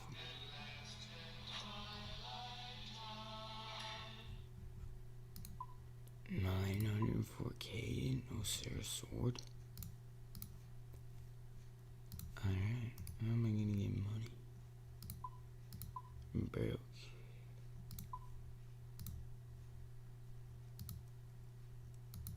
Bruh.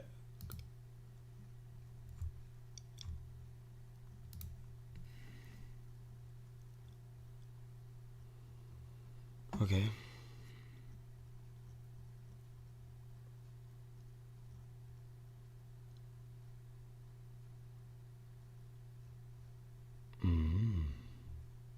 That's so beautiful.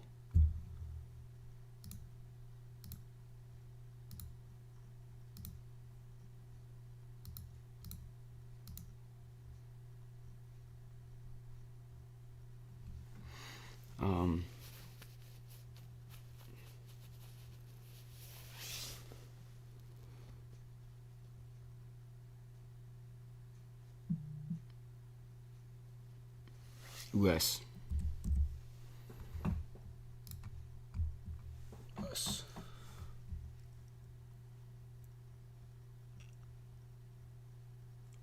Huh.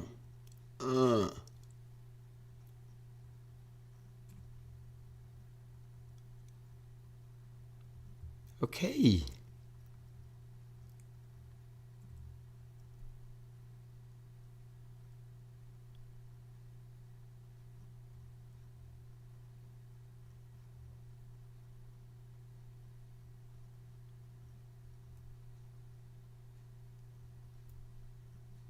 Okay.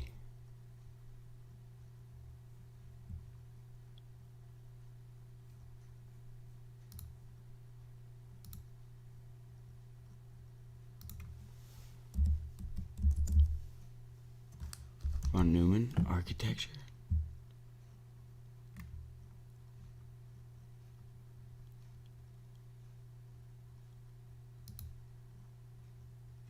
Anything that I've needed as a student. Oops. Gathering myself.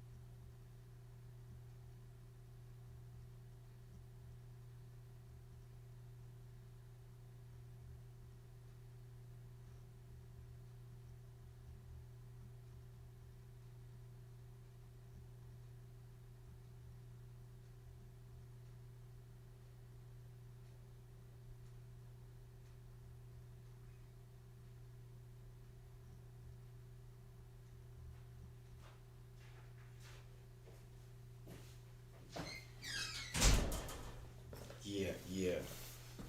Okay. Professors are there for me. They can give you every tool. They're constantly looking for what's best for you and really helping you become like the best version of yourself. Whoa.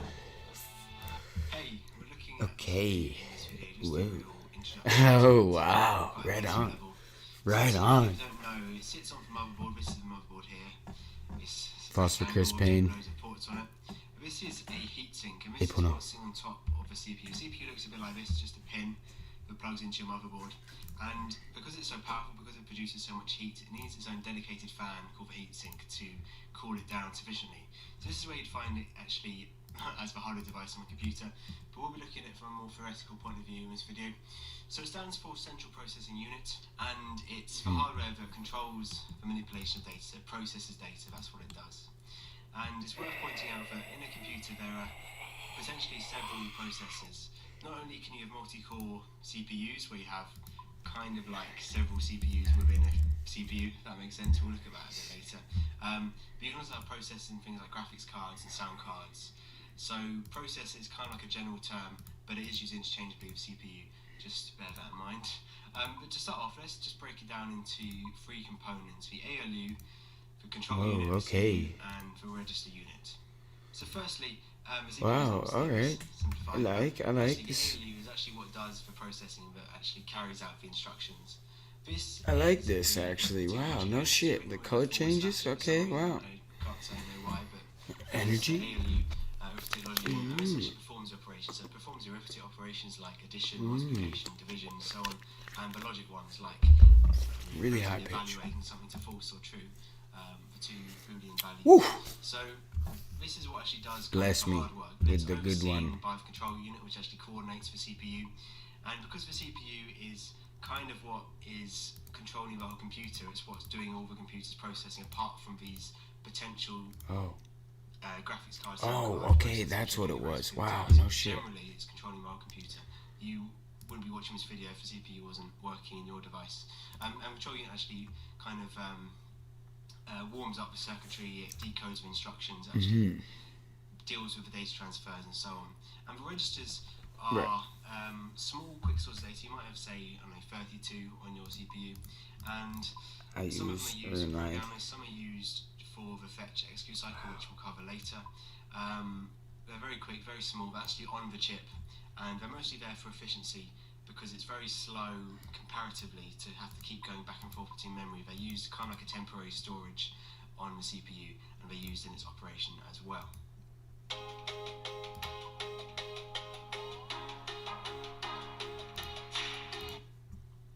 So I wanted to talk about the von Neumann architecture briefly, and this is a term for essentially what we've just looked at. It falls under this category, and all the hardware we're looking at, all the modern computers fall under this category of von Neumann architecture.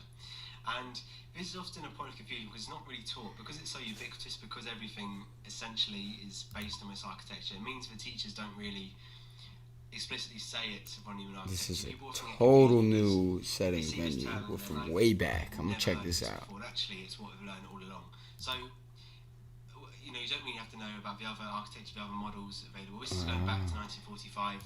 But essentially, it says we can break our systems down into four components: the main memory, or just memory, which is where the registers in this kind of model would fit in. And we can talk about memory a lot more in the hardware videos. But also we've got ALU, we've got a control unit. This is the processing unit of this theoretical system. And we've also got input-output devices. And again, this is going back to 1945, so if you can imagine the processors and the computers as a whole back then, this is very simplistic. But this does also mean a second major characteristic of this is that the instructions that are executed are stored alongside the data. I like this one better. Everything is stored in the memory alongside each other. Yeah, this is binary, sick. as we would have talked about. No way. And this concept, the fact that the data and the instructions are memory stored together, is the stored program concept. It's binary and again, values. This is often attributed to von Neumann, perhaps unfairly to the people who actually did it, because I think anyway, he was very famous. But this contrasts with another model which isn't really used in modern computers, and this would be the Harvard model. And in the Harvard model, there's basically two different memories, one for the instructions and one for the data. Nice. But we don't use that, so we're not going to worry about that too much. In the von Neumann model architecture, instructions are executed sequentially, and this is how it works in our computers. So one instruction at a time is fetched from the memory and passed to the CPU, And this means that even if your CPU is absolutely rapid and is very, very fast, if the connection between the memory and the CPU in this bus, in this wire, if it's very slow, you get a bottleneck, which is called a von Neumann bottleneck. And that's just an interesting feature of this architecture. I mean, I say interesting. Anyway, we have to talk about the clock briefly. This topic is actually very important for the computer, especially for the CPU. So we have a system clock which is actually meant to provide just That's crazy. Signals. It's not specific to anything, it's just what? Provide timing signals, and it's used by the circuits, any circuit that needs to synchronize itself. And it's not like a clock that we're used to, it's like a metronome in music, which kind of just produces a steady rhythm, a steady pulse of voltage. This is represented in voltage levels. It could be on and off, it could be 5 volts and 10 volts. But the fact remains that it's a very steady kind of pulse. And first of all, you can use it to synchronize circuits. So, for example, you might only transfer data on a rising edge of the clock, or you might only do it on a falling edge of the clock. You might only write data when the clock is high, asserted high, or if it's asserted low. Essentially, the devices can use the clock as they wish. And the system clock actually sits on the motherboard. And like I say, it's used by any devices, but the CPU uses it. And CPUs are designed and manufactured to operate at a specific frequency. The CPU is much faster than all the other components, so it needs to essentially have a clock that oscillates faster, that has a higher frequency. And so the CPU takes the system clock and changes it so that it's a lot faster. And this is the clock speed. And the clock speed is very important because the CPU needs a certain amount of clock cycles or ticks, essentially an arbitrary amount of these. We could just say 1, for example, per instruction. So it uses a cycle. Ticks. No shit. He's talking about RuneScape? So yeah, fuck yeah. King Black Dragon Tab. So if we just go back a second, you might execute instruction whenever the clock is instruction here, and so on. And the faster this is done, the faster the CPU will operate. Yes, I'll dig later. Anyway, so the fetch execute cycle.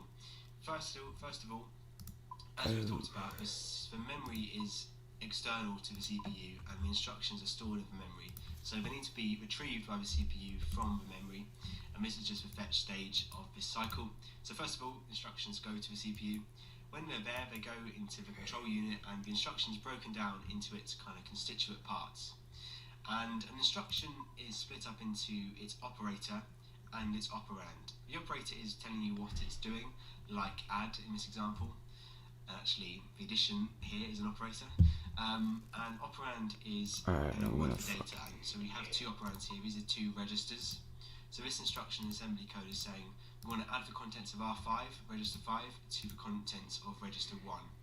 And so in this stage, it works out what the instruction is. Depending on what the operator is, it will essentially, it's relevant for the execute stage where the data is actually executed. Here, the CPU will use the information it's got from the decoding stage to activate the necessary circuitry in the ALU, or if it needs more data, or if it needs to transfer to or from registers like it does in this case, it will do it in the execute stage, and this is all done by the control unit. But the actual execution of the instructions, the following of the instructions, is done by the ALU, and the output of this is stored in a register, or may be stored in a register, and also any other data may be read or written to registers or main memory. So in this case, it's got to read from R5, it's got to read the contents of R5, and it's got to store this as R1. So it's got to do a bit of reading and writing in the execute stage.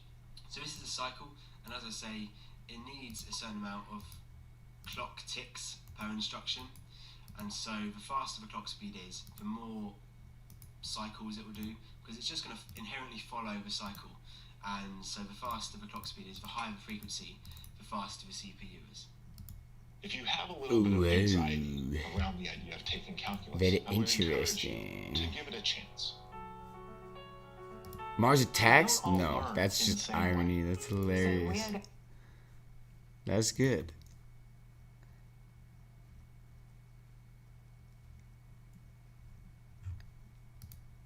Okay, yeah. Had to have a report to President Trump about the election interference. Where did it come from? Who was involved, with the interference? Did it affect the election in any way? And that report had to go to Donald Trump. It was delivered on the 18th. Interestingly enough, the classified version of the DNI report from Director Radcliffe was delivered to Congress one day after Yes. they certified the electoral votes by a vote in a joint session. Ooh. So Trump could have given that report to Congress at any time. Why did he do it after the 6th? Here's another thing that I talked to a friend about today. Since January 6th, now before January 6th, since November 3rd, starting on November 3rd, all the way up to January 6th, all you heard about from Donald Trump and his campaign was what? Whoa. Voter fraud. Yeah. Election fraud. Yeah. In all these different states, right? Then the 6th comes. And they certify for Joe Biden. Joe Biden is going to be your next president. They're setting up an inauguration, right? Not a peep from any of them. Not from Ben Ellis, not from Rudy Giuliani, not from Sidney, not from Flynn. None of them were talking about election fraud anymore. Why? Right. And it is Fred's very point was, well, interesting. Like, they know Biden got certified. we don't have a president yet? What the fuck, yo? That shit's crazy, yo. The 6th means nothing. Oh. The states could right now, tomorrow morning, Pennsylvania could decide, you know what, we have to decertify. And if they decertify, their 20 electoral votes goes away. The 6th means nothing. Certify. The 20th is what matters. Decertified. So why has all of this election fraud stuff stopped after the 6th? I can tell you why. Because now the people that are within Congress have implicated themselves in the crime of the century. Some of them treason. Nice squeak. Phil out here with K-Pain, Phosphor Chris Pain 8.0. Yeah. And I'm about to KBD. Come get the smoke in the home. Nah, you don't want it. 0 viewers. Okay. We'll get it though. Get it. He knows what Doug Ducey is doing in Arizona. He knows all of that. And he's just gonna put it in his pocket and be like, shit, they certified Joe Biden. Come on. All at the same time, you were seeing 3 simultaneous transactions, all happening all at the same time. Super defense. You're seeing Donald Trump take on election fraud. You're seeing a military operation. What the hell is going on in D.C.? There's over 35,000 troops now. Oh, yeah, we need to get this shit. Hold up. Yesterday, or the last time I went live, it was 20,000, I think, or 24. 35 now. Military-grade weapon. He was never going to walk away.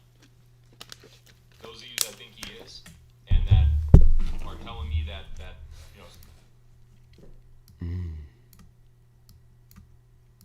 something's wrong with me because I'm leading people on.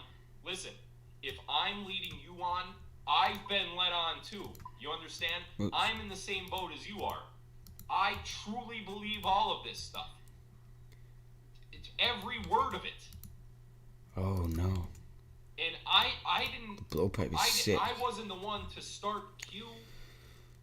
I'm not the one that goes out and creates the news. Yes. I report it. You decide. If you think I'm a quack, don't follow me. If you like what I'm reporting, subscribe. Talk to me on Facebook. Extended anti-fire. By the way, today that got me a little fired up before too. So that's another reason why I went live. But if you're misled by me, and none of this happens, Wednesday comes, he puts his hand on the damn Bible, he gets sworn in, and he's 46. If that happens, I've also invited. Yeah, don't do that. Your tooth could fall out if you do that. I could keep the garbage. He wants to roll up, but I can keep the garbage. That's how that works. So if I've misled you, and he does get sworn in on Wednesday, you are going to see out of me an enormous amount of confusion, an enormous amount of disappointment, And then I think that'll eventually turn into Anti-poison. amount of anger. No, super anti. Oh, whoa, yeah, antidote. Oh, okay. You know, see, that's where I guess me and some of the people that I'm talking about tonight differ. I can't even get my mind to go down that path. I just right? Because then I have to try to That's wild. figure out why would he turn his back on us like that? Why? Because you. It's interesting. I didn't turn your back. Been doing this, bruh.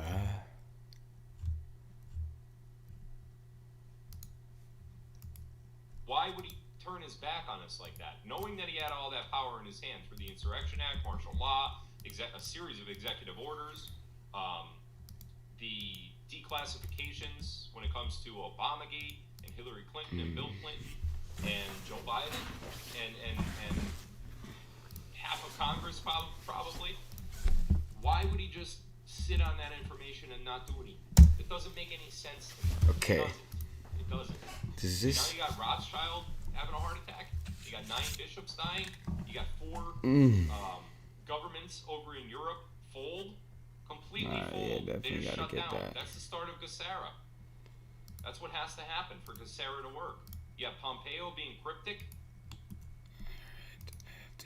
His most recent one, he took out an X and an I. He took an X and an I out from one of his tweets. An X and an I. Charlie, live No, I mean, you never welcome, know. Charlie. Thank you for that. I appreciate that donation. Sometimes lurking, or if they were getting supplies, those 2 duos, shit, I could be... Come on, guys. Oh, Hold no. the fucking line. Oh, Hold the shit. line. There's 3 more days. Yeah. Get it out of your head that this isn't gonna happen. I'm sick of that Needs. goddamn shit. Stop. Stop it. Get to what? If you don't hold out for the next 3 days, you were never have been doing this for 3 years. You guys have been doing it for a couple months. Some of you far less than that. And you're giving up? Come on. President Trump? 3879? And alive now. 0% chance that Joe Biden is ever going to be president of the United States. 0. Tomorrow, so it's going to be late in the day. Personal stuff. Okay. Work and whatever Wow. else. If you haven't yet, Very interesting. This is... please like the video. That I helps with the apologize. algorithm. You can see. Hey, okay.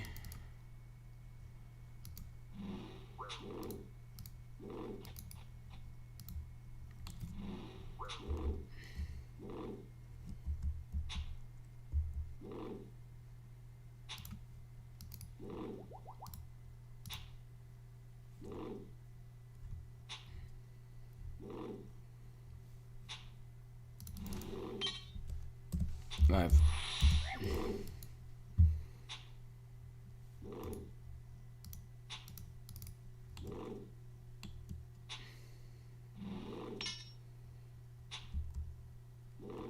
Yes.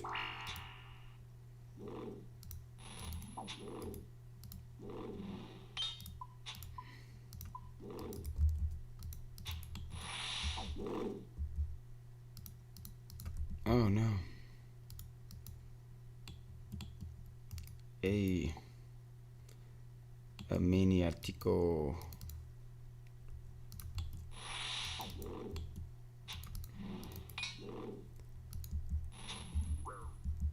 Oh.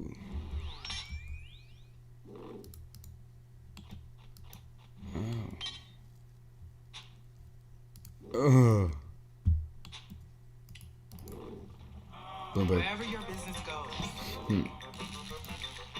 whatever it touches, That's great. Interesting.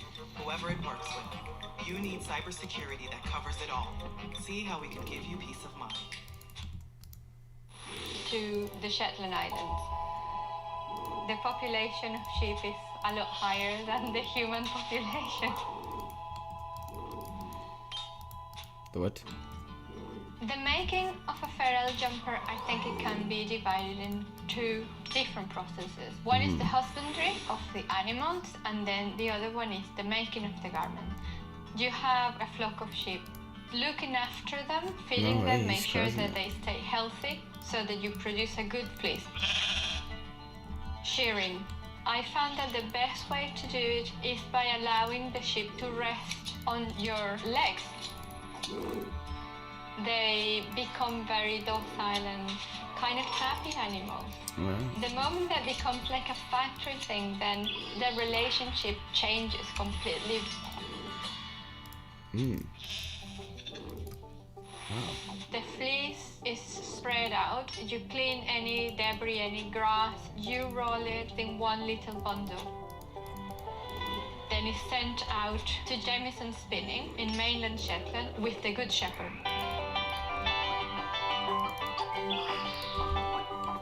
They're sorted and they're graded according to the quality of the wool. Then they get processed. Gets washed, it gets sort of pulled apart, dyed, spun, twisted, and then we get the cones. Oh, he showed up. That's pretty lit. Fibers. The cones get sent normally with the aeroplane from Tingwall into Fed No, help me kill him if you're weak. I receive my yarn with the plane. I go and collect it and bring it to my studio. And then the process of making the garment begins. Step back. Stage. I Oh, start together step back. create swatches. Hey, you got it though. Oh, the cape. That's why. That's it. Then we go into the detailing. The knitting process starts with producing the ribs, taking that rib, transferring it into the flatbed knitting machine. I place all my wool and then I start knitting the garment. The machine reads the solid and hollow. Okay. Front, back, right sleeve, left sleeve. All these panels put together. The sleeve gets attached by a technique called grafting. Creates an invisible thing. The thing grafting, gets right? sewed along the Interesting. sleeve. Wow. I Grafting? produce the neck and then the Crafting. neck gets grafted into the garment. Graft. Wow, graft. And Once craft. the garment is And knitted, shaft. is the finishing process. Daft. Trimming all the inside, you have to weave in the end. It's the moment where I can check if there's been any mistake on the weaving. The garment gets washed in 30 degrees temperature. Yeah, got the potion. Range pot. Put it on the stretcher in the woolly horse to dry.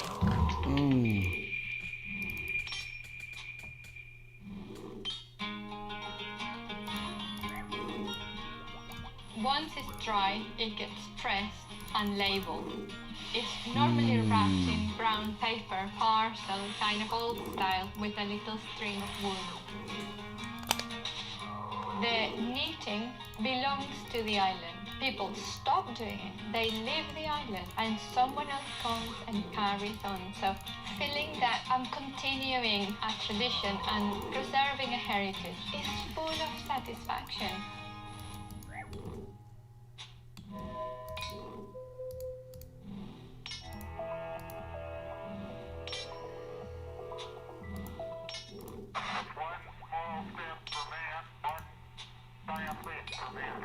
Ooh, the moon Many of landing. history's most iconic moments have something in common.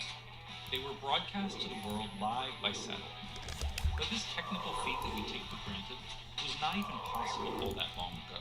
In fact, the entire era can be traced back to July 10th, 1962. Come on. The day TV went global. Okay. TV went global. The exciting new Whoa. medium of television had been in regular use since the 1940s. No shit, But yeah. there was a problem. Live TV could only be Oh, sick. Yo, D Medham. Look at that. Oh. half of the 20th century, a radical idea had been proposed in scientific Get the loot, get the loot. Oh. What if an object could be put into outer space that would act like a giant mirror, bouncing signals from one point on Earth to another? At the time, no man-made object had actually been in space, but technically it seemed possible. Right. In the late 1950s, hundreds of engineers and scientists at AT&T Bell Laboratories were put to work on an ambitious new project. First active communication satellite in space. The project was called Telstar. By today's standards, the design was rudimentary and consumed less power than the average modern laptop. But at the time, it was cutting edge, featuring then new technologies such as solar cells, transistors, and a telemetry system for collecting data. No less impressive was the ground equipment needed to track, transmit, and receive signals from the Telstar satellite. Massive yet exceptionally precise satellite dishes were constructed on both sides of the Atlantic Ocean in order to capture and amplify Telstar's faint signal as it whizzed and bobbed towards elliptical orbit. In the early morning of July 10, 1962, Telstar 1 was launched atop a Thor Delta rocket from Cape Canaveral Air Force Station in Florida, the same site from which the Apollo 11 astronauts would depart for their trip to the moon almost exactly 7 years later. A feat that would be broadcast live to the wow, no shit. thanks in part to Telstar's groundbreaking achievement. Okay. Okay. 18 hours after its launch, Telstar relayed the first Fire. a congratulatory telephone call between U.S. Vice President Lyndon Johnson That shit really is crazy. which had funded the project. What? Yeah. Okay, Rooms OSRS. Yeah. That is sick, dude. Not in RS3, but yeah. OSRS 8.0 philosophy Chris Payne. Yeah. Yo, we got the D-Med. D-Med. Yeah. Oh, D-Med. Look at this shit. Oh.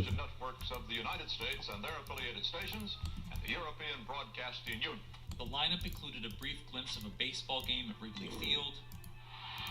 Let's give all the baseball fans in Europe a big hello from That's Chicago. wild. Remarks Savage. by John F. Kennedy. I understand that part of today's press conference is being relayed by the Telstar communications satellite, and this is another indication of the extraordinary world in which we live. And live scenes from landmarks around the U.S. So, A new era had officially dawned. Bloomberg. Putting another bit of history behind it, Telstar will now rest for 2.5 hours while its solar batteries build up energy for another epic. Wow. Telstar was celebrated as a monumental achievement, became a sort of high-tech celebrity, praised by politicians, journalists, and scientists, and referenced widely in popular culture. That's no moon. It's a space station. Live by satellite soon became a Yes. regular feature on network television for everything from breaking news Mr. Gorbachev, tear down this wall. Whoa. to sporting events. Olympic Games. Let's get it. With the ever-present shadow of the Cold War looming large, Telstar also marked a rare early victory in the space race for the United States, which by that point had been beaten by the Soviet Union with the first satellite in space, the first animal in space, and the first man in space. Unfortunately, the first Telstar satellite was damaged by residual radiation from a thermonuclear bomb test the day before its launch, which led to the satellite's early demise within a few months. Nevertheless, it demonstrated to the world that live communication via satellite was feasible, proving the concepts laid out by early visionaries. Oh, I need to Soon to pack follow more. were more advanced communication satellites, such as the Hughes Synchrotron, whose much higher geosynchronous orbit allowed for true 24/7 global TV coverage, far beyond Telstar's limited broadcast window due to its orbit path. Although Telstar's technology was soon eclipsed, the project also marked another important first. The first privately sponsored space mission carrying a commercial payload, at a cost to AT&T of about $25 million per launch in today's money. Despite early concerns by policymakers about the potential domination over space communications by private industry, the success of the Telstar project and the urgency to compete against the Soviet Union helped to usher in an age of competitive cooperation between the U.S. government and the private sector in developing space technology. That continues to today with companies like SpaceX, Blue Origin, Virgin Galactic, OneWeb, and countless other startups. Boo.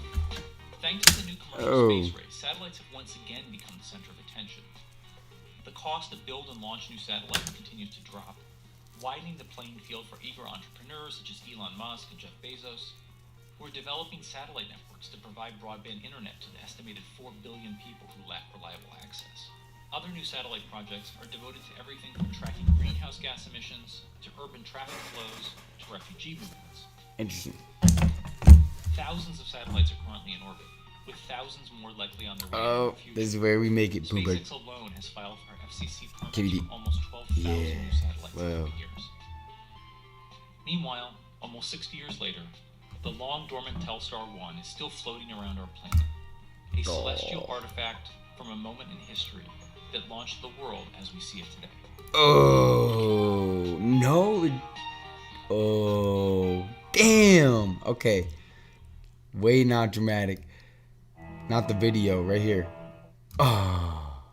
Oh, you. Yo, the D-Man helmet's good. Yo. Okay, we're getting the Kingback Dragon.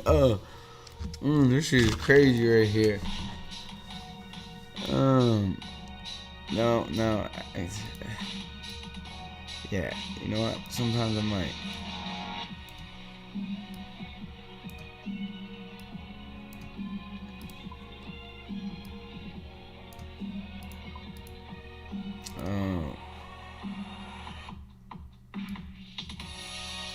I need to pull it in. Yep.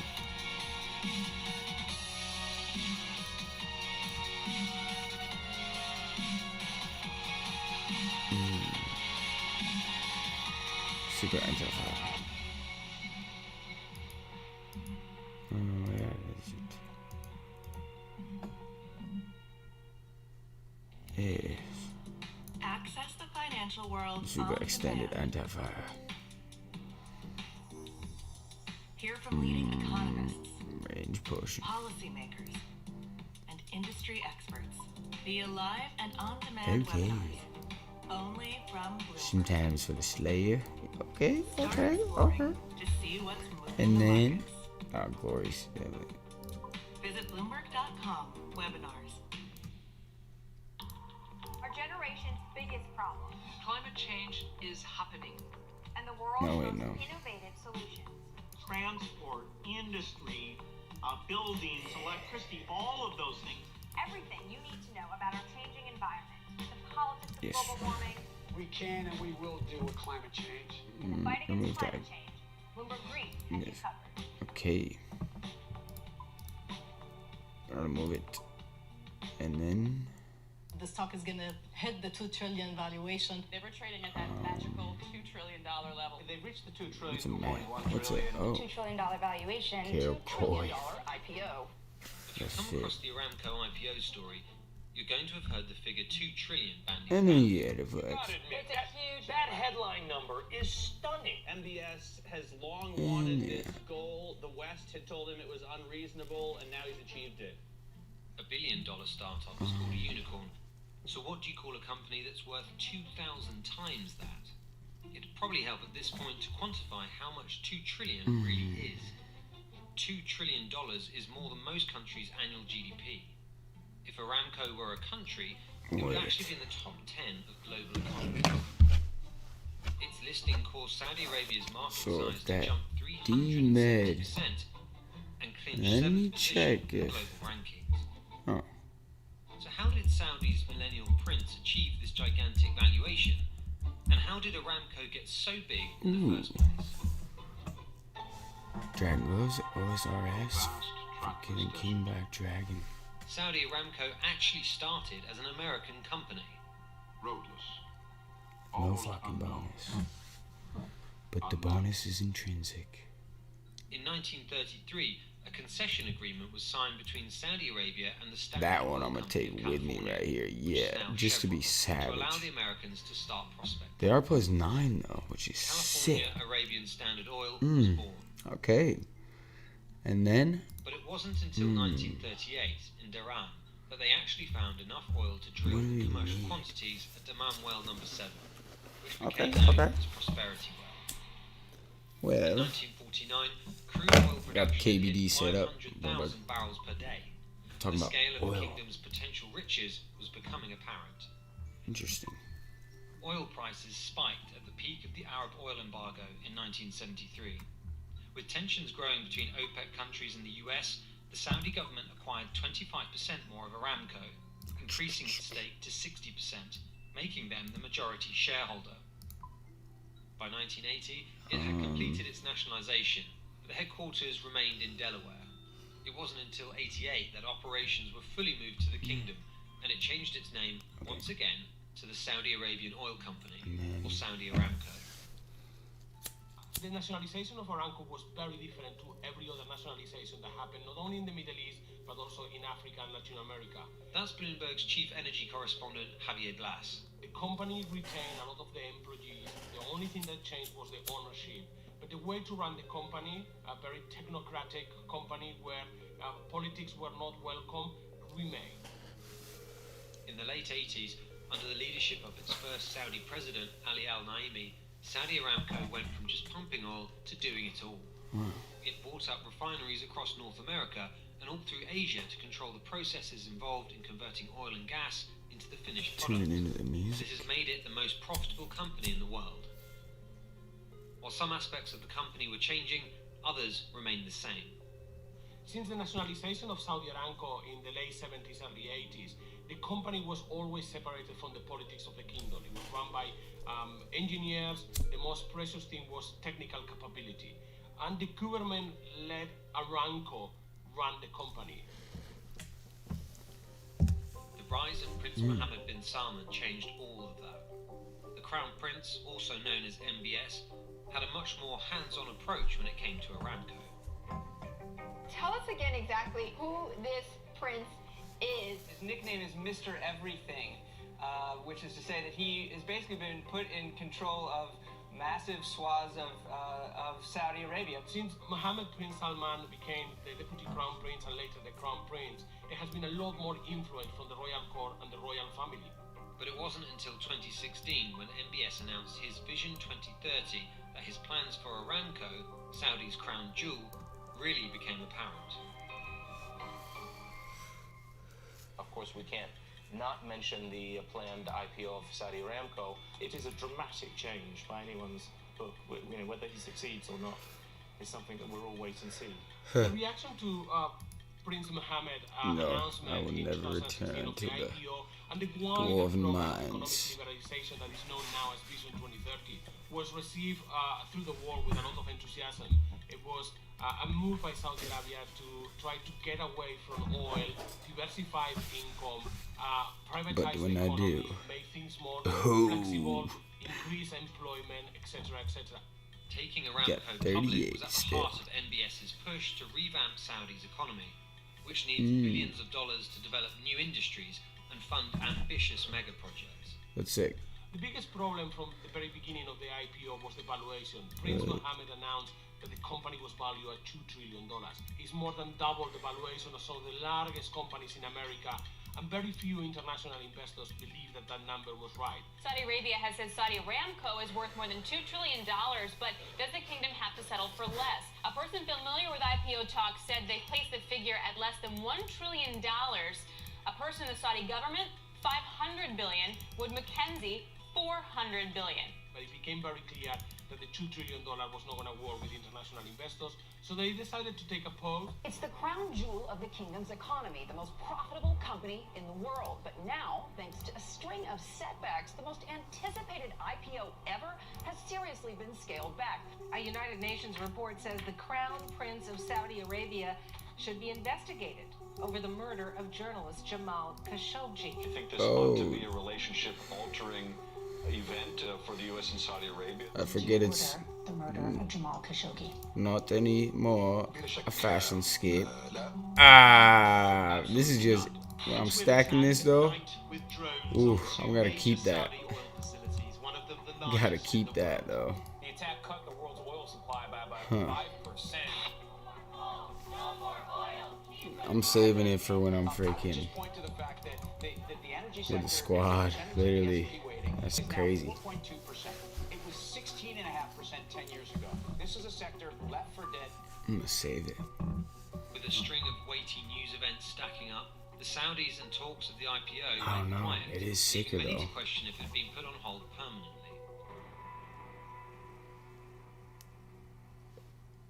then in 2019, around the summer, Saudi Arabia got really. For some reason, I'm just thinking Saudi Arabia is connected to the Carol Cliff.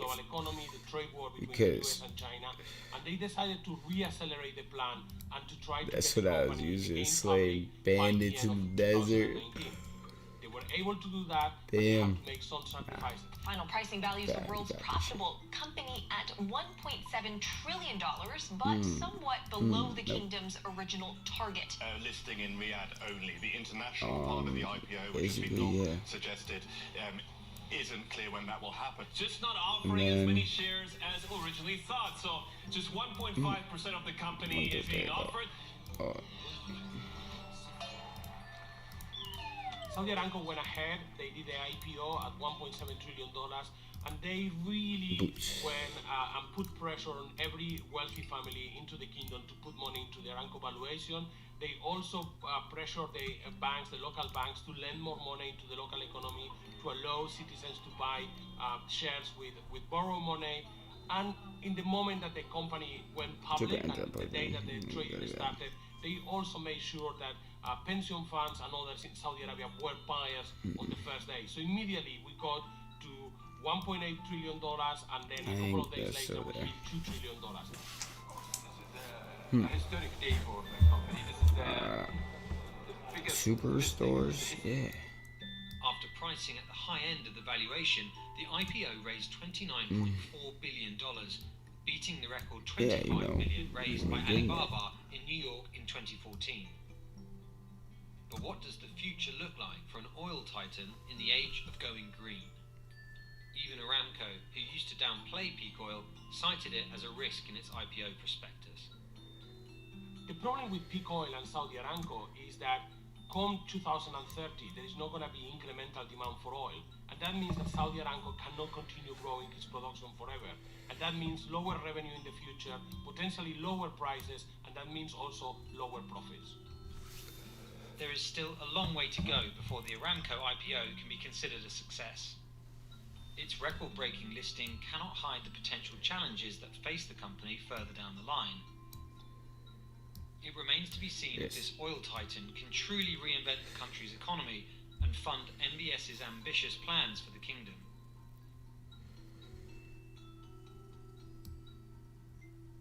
Restore potions be clutch. Oh yeah.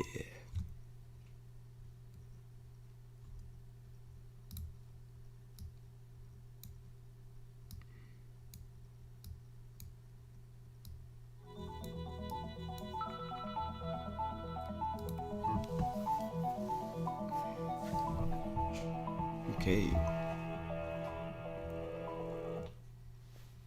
Social distancing, quarantines, toilet paper panic buying. We know things aren't normal out there, so we're changing what's normal at Well Now Urgent Care. Now you can get the same great care you've come to expect from us, right from the comfort of your own home. So don't delay care. A Well Now provider is in the palm of your hand. Start your virtual visit. Yeah, okay, Bloomberg quick take. Sharks all day. Some Carbon. Access the financial world on demand. One. Hear Yeah. from leading economists, Now, policymakers, let's go to the industry Bernie. experts. The alive and on-demand Yeah. Okay. We out here. the markets. Visit Bloomberg.com webinar. Boom. Our generation's biggest problem. Climate change is happening. And the world's most innovative Mm. solution. Transport, industry, buildings, electricity, all of those things. Everything you need to know about our changing environment. The politics of global warming. We can and we will do it. Oh no. Fighting Rookie climate move. change. Bloomberg Green has you covered.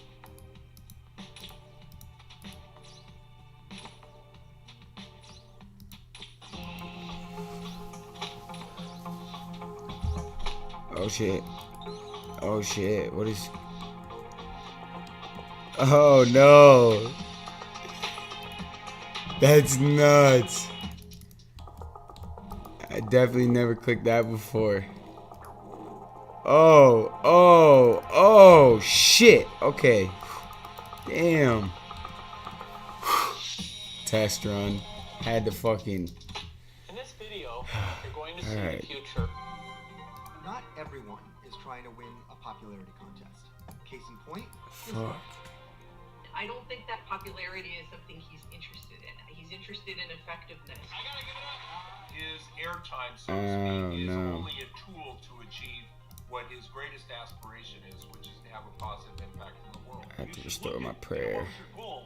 How are you trying to and hit uplift points. nutrition and survival and literacy? He is influential, Ooh. A, because of his vast fortune and the way he made it by creating a new segment of the computer market, but also that he's since then chosen Thieving. to deploy What? the money he's Shit. made to try to Oh, no. Whoa. this year his net Still worth colorful. is as high as $120 Oh, man. billion. These two have donated more money to charitable causes than anyone ever. He's a multi-dimensional individual. He has great depth in so many different areas. Okay. I guess you call him a polymath. William Henry Gates III was born in Seattle, Washington. I think this one teleports. He was a terrible child. Bill Sr. gave a whole interview to the Wall Street Journal. Oh, yeah. How difficult he was, Shit. how much trouble he Yeah, gave his yeah. mother. No idea. Tantrums, things like But it's a that. bank At the item. ripe age of 13, Yeah, I love this collecting problem these child shits. wrote his first software program, a tic-tac-toe game on the Let's get it. teletype model 33 ASR teleprinter. 8 years later, Got he him. dropped out of Harvard to start a computer software company with his Bank. best friend Paul Allen called Alright. Microsoft.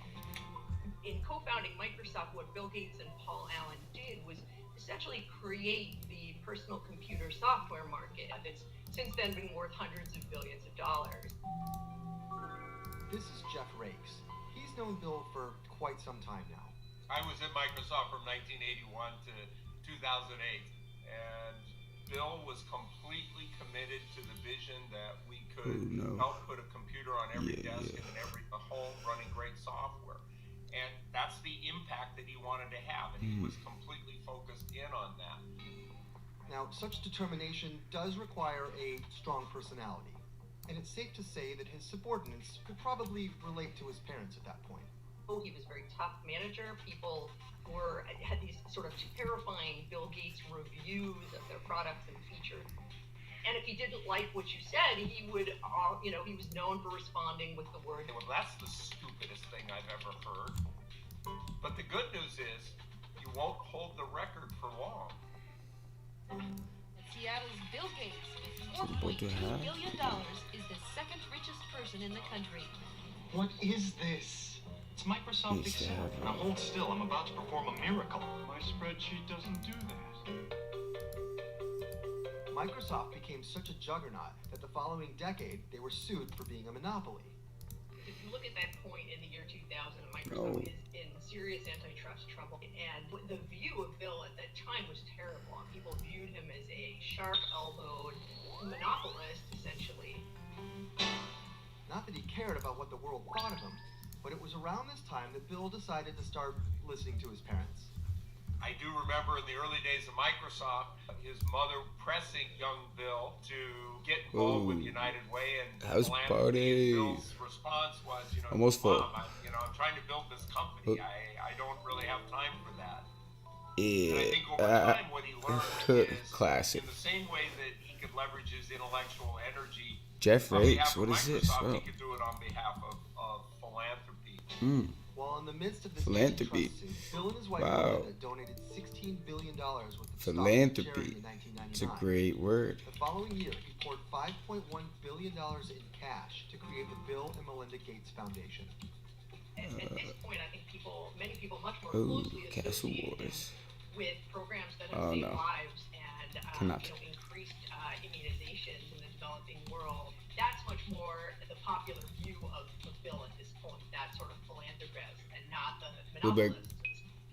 So you can avoid lots of diseases if if Hey, Bill. you've been properly vaccinated. Oh shit. Today, the foundation is the world's He jumped largest over a charity. chair. That's Its lit. fingerprint is on almost every global health initiative of the last 20 years and has spent over $40 billion on global development and public health programs.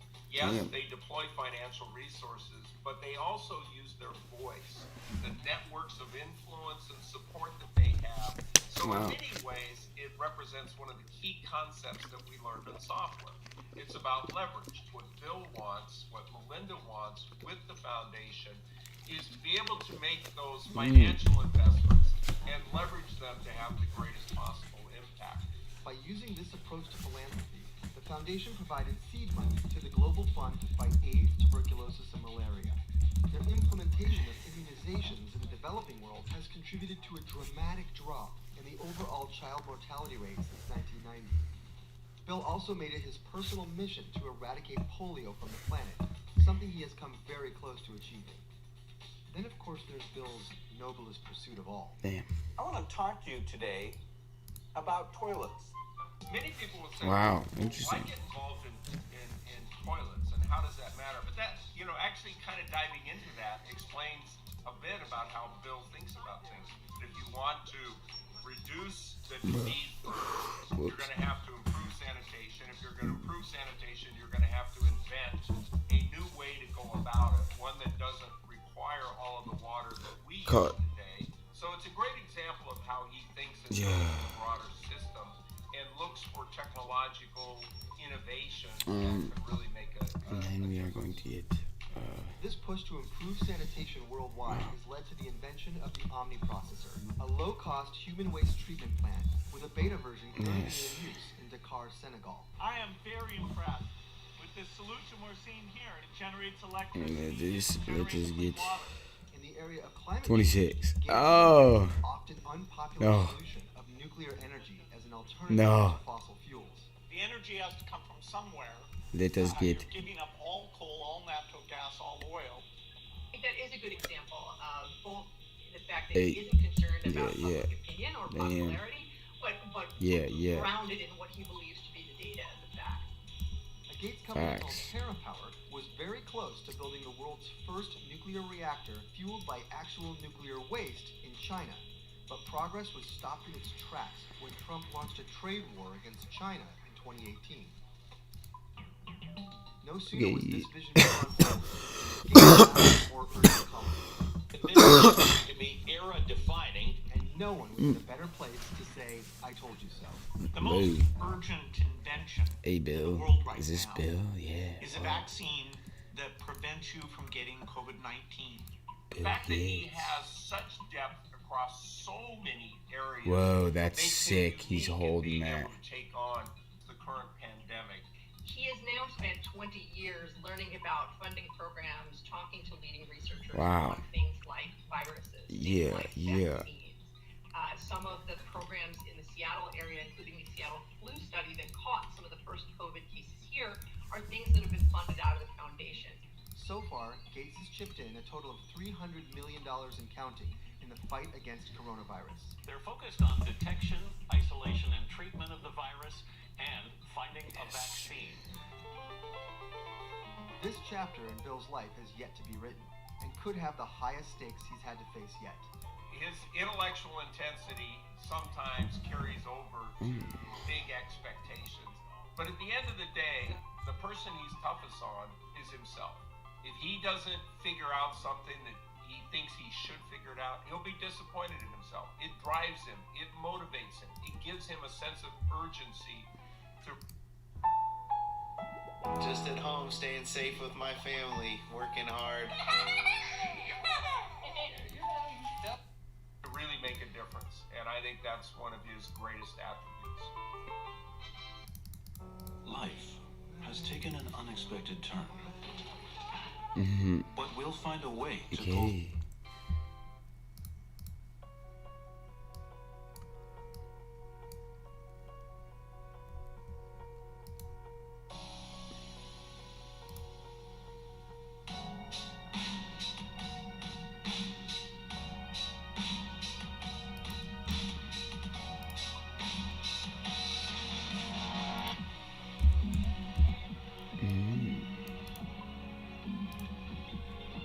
Okay. Oh no. Think.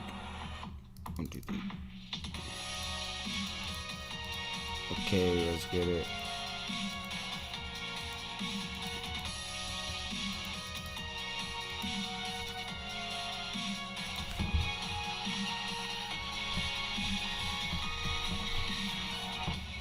Bloomberg, NEF. Yeah. Oh, okay. Oh. Access the financial world on demand. Finance world. Hear from Bringing my leading DMAT out there. policymakers, Shit. and industry experts. Let's get it. Via live and on-demand webinars. Oh, nobody Only wanted to from come? Bloomberg. Start exploring. Oh to see shit, what's my moving the anti-fire markets. potion didn't even do anything. I forgot about that. Oh no, oh, still. Climate change is happening. And the world's most innovative No, don't get poisoned, don't get poisoned. Industry, buildings, electricity, all of Oh those shit. everything you need to know about our changing environment, the politics of Oh shit. Oh shit. fight against climate change. Bloomberg Green has you covered. Oh damn.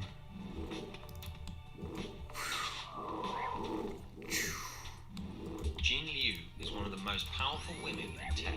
She's the president of DD Chuxi. The company operates one of the world's biggest ride-hailing services, completing up to 30 million rides per day. Oh no, shit, yo, oh, damn.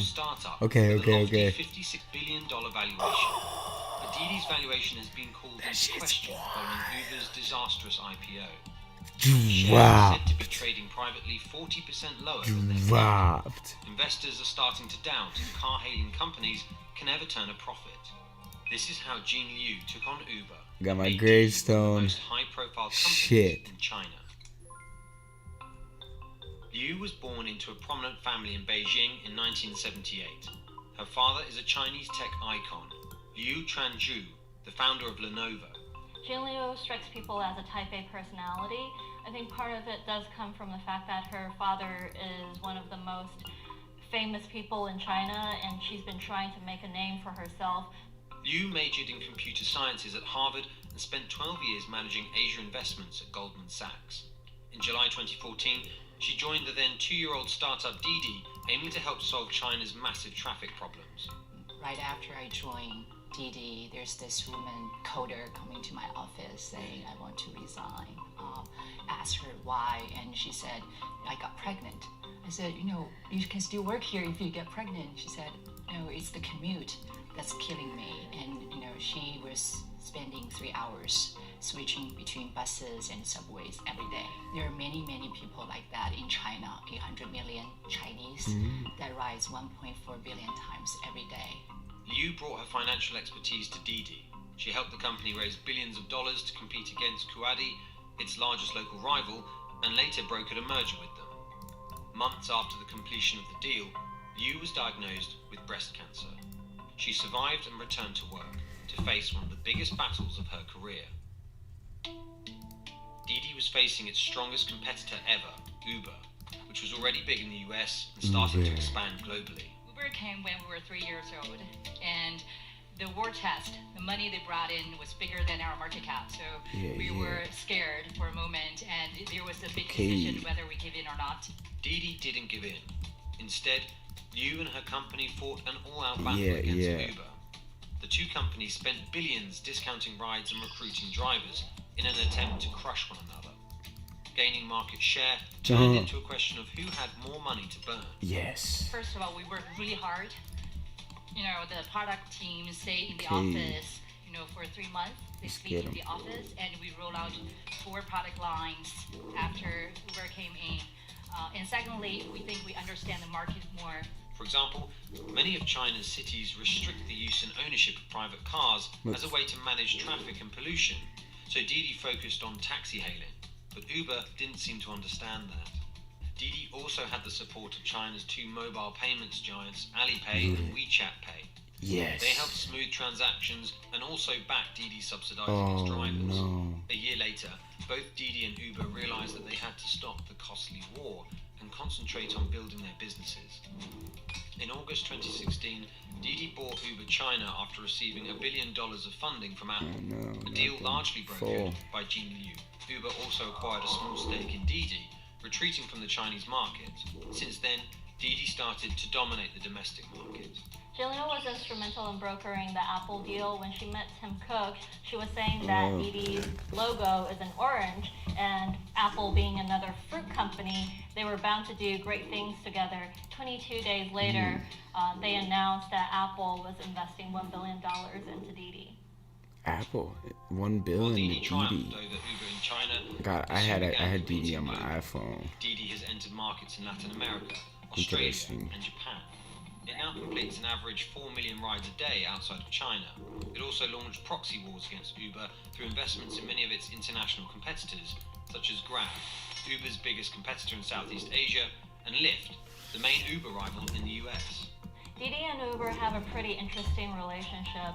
After the merger, they did have this short period of truce, and they were observers on each other's boards, but that has come to a halt right now. Didi did form strategic alliances with Grab, Lyft, but it hasn't been working as closely as people envisioned.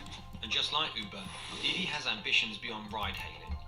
It's venturing into on-demand food delivery, bike and e-bike sharing, smart city solutions, driverless cars, and the lucrative car financing business that Jin Liu helped to build.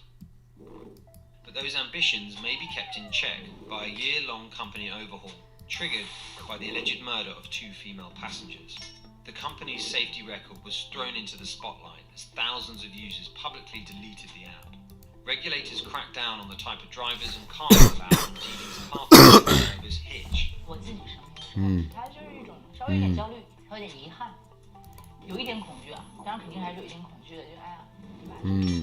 面对死亡嘛，但是远远没有去年的这件事情给个人的这种打击大。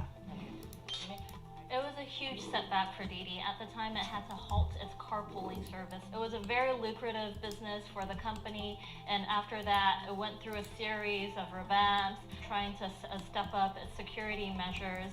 They finally resumed that service last year.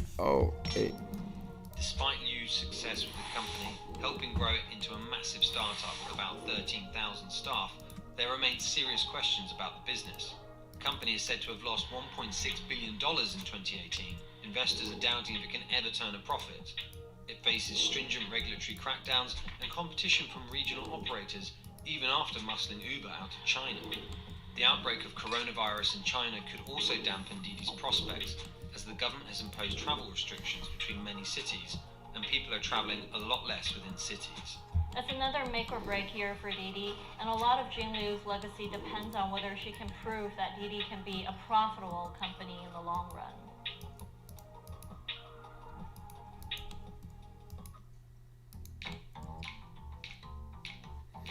Yeah.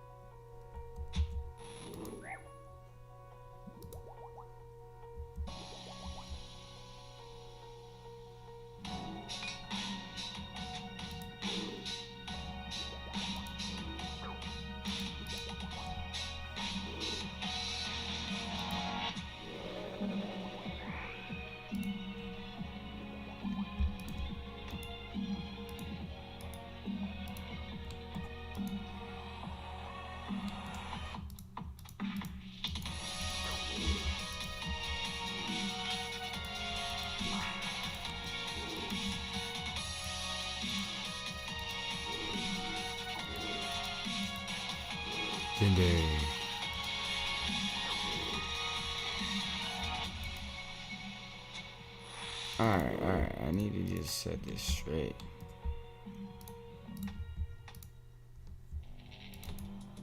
Let me get the rings. Oh, yes. Okay. Hear from leading economists, policymakers, and industry experts Be alive and on-demand webinars. Only from Bloomberg. Start exploring to see what's moving the markets.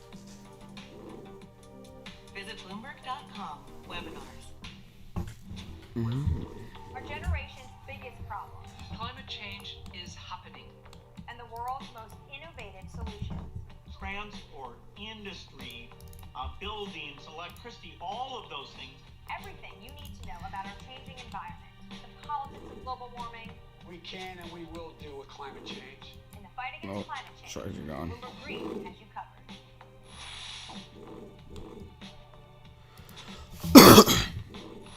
Hop. Now, we know that you're only watching Out, this video because Elon boy. Musk was in the title. Out, but boy. we're not alone here. Oh. The internet is saturated with Elon Musk. Okay. His name and likeness, tried and true clickbait. Here's a meme asking the internet to stop with all the Elon Musk memes. Talk about meta. So what is it about Elon Musk that seems to have captivated the entire internet? Elon. Shit. We decided to ask Bloomberg reporter Ashley Vance, who actually wrote the book on Elon. I think after Steve Jobs died, yeah, there was nothing. this hunt to see who was the next big figure people were going to latch onto, and Elon emerged as the cult-like figure that really stood out. Building rockets, electric cars, nobody else does things like this. He's a force in society that's Yeah, no like shit. a cross-pollination of Probably did. Thomas Edison and Tony Stark. Is that what he really tried to do? Over though? time, He just he's did just come to embody this Tony Stark-like figure more and more. Yeah, I can fly. He is probably the biggest risk taker on the planet. Every single time one of his companies does well, he seems to just go all in again and take another even bigger risk, and he seems to enjoy living Let's on see the if I edge get- at all times. Do I get damage for when I do that? Elon ultimately is this huge Jerk brand, him. even more so than his companies. Get him. Musk got his business and physics Oh, he doesn't degree from accept UPenn. He aid. pursued a PhD program at Course. Stanford for a short time, but changed course to pursue business opportunities with his brother Kimball. His first big payday came from a company they Hey. launched together called Zip2. Zip2 began as a sort of online Okay. Yellow Pages, offering local businesses a way to launch a web City, page on their platform. yeah. But it quickly went national as a way for newspapers to harness the power of the burgeoning internet. After securing partnerships with 160 publications across the country, Compaq Computer took an interest in incorporating Zip2's software into their Alta Vista search engine and acquired them for $370 million Nostalgia. in 1999. Elon received $22 million from the sale. It is a moment in my life. Musk then spent about half of his new fortune to create one of the world's first online banking systems called X.com. X.com quickly merged with a competing financial software company founded by none other than Peter That's Thiel lit. called Confinity. Confinity eventually morphed into PayPal, with Musk its biggest shareholder and CEO. PayPal was sort of a disaster for Elon. He ran the company for a few months, Oh. about a year, and then there was this massive coup. Co-founders Peter Thiel, David Sachs met one night while Elon was away on vacation and threw him out of the company, more or less. But Elon remained a majority shareholder, which was ideal when PayPal was bought out by eBay for $1.4 billion. Elon personally Elon. made around $170 million from that. Now, if most people were to receive that kind of money at the age of 31, they would likely check out for a bit, buy an island, and a boat. Yeah. Listen to the ocean breeze I for would the buy rest an of your life. island, yo. An But island. not Elon. I would. He ends up putting I about would buy $100 an million island. into SpaceX, $70 million into Tesla, and then $30 million into solar. I would buy an island. You're more or less And just I would literally do lighting science, your money on philosophy, fire. and And that's exactly what he did. Both SpaceX and Tesla Elon. remained notorious money pits Naughty. for over a decade. uh, The Dow off more than Elon's 500 lighting his points. money This on is what fire. financial Armageddon looks like.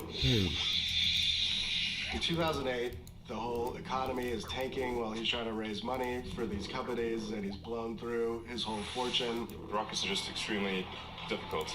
He has to take loans from friends. Tesla stock voted by Wall Street as the least likely to succeed. At the same time, he's just had a divorce. It was the darkest time in his life, without question. Man, we're gonna have to get this Musk kill. kept his sights high, played the long game, and weathered the storm. It's one of the great sort of escape acts in business history is that he actually manages to keep both companies alive, to get a rocket to space, and to get the Tesla out the door. Tesla. Today, Musk has a 54% stake in SpaceX, which is valued at $33 billion. It has become the #1 private space exploration company in the world. Tesla's profitability has remained spotty over the years, but in 2019, they posted a quarterly profit of $143 million. The guy from the last kill, I took his little bit of his loot. Not so much. I mean, okay. Man, this kill is a sheesh. Today, Elon Musk's total net worth is at around $23.6 billion. And alongside SpaceX and Tesla, Musk has launched multiple future-facing side projects like the Boring Company, OpenAI, and Neuralink, all of which are inspired by a passion for making science fiction concepts a reality. But ultimately, Elon has his sights set on better pastures. We should really be setting the goal as the creation of self-sustaining civilization on Mars. When SpaceX first started, the idea was to make rockets that were just much cheaper than the competition. But always lurking in the back of his mind, the real true goal of the company was to oh shit! Oh fuck! Oh, damn! Over the years, it's oddly become a lot more realistic, and they're already building a spaceship that actually thinks we'll get to Mars. Must go to world for 20. Elon's intellect, risk-taking, and subsequent successes against all odds have come to inspire a generation to do the impossible. And with this, the cult of Elon has grown exponentially. Oh, med school, yeah. That's like throwback to way back. Somewhere along the way, he decided to also just let the kind of bullying part of himself come out and pick fights and say really outlandish things, and it's done nothing but get him in trouble. In 2018, the SEC fined Elon $20 million for floating the idea of taking Tesla private, but that didn't stop him from tweeting that Tesla was going bankrupt as an April Fool's joke.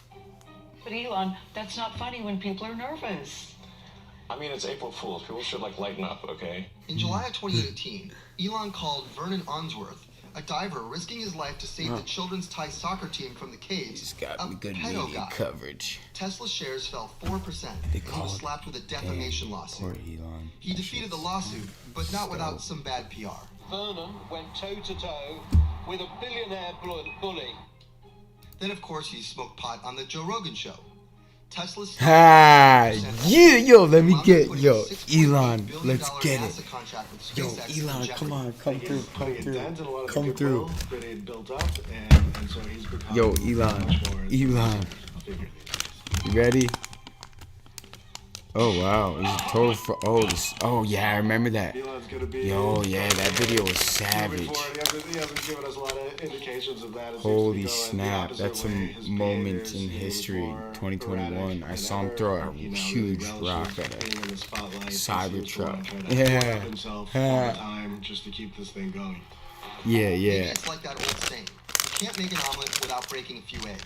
And if Musk's midlife remains as unpredictable and tumultuous as his early career, then we should expect a lot more broken eggs from here to Mars. Wow. Well.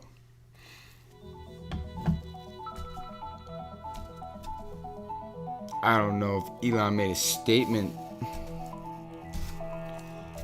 Where does Elon talk? If you enjoy spending more time on your business, I would recommend He smokes weed on the Joe Rogan show. Yeah. all I have to do is find the provider. Facts, Elon. Configure where we want to do two things, and then once we configure that, all the messages are streamed piped into one area. Okay. What up? The financial world on demand. Live.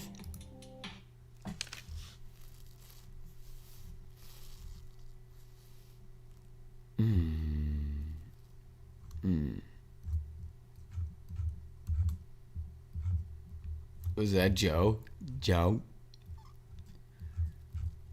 Wow. Okay. Oh. Tatum.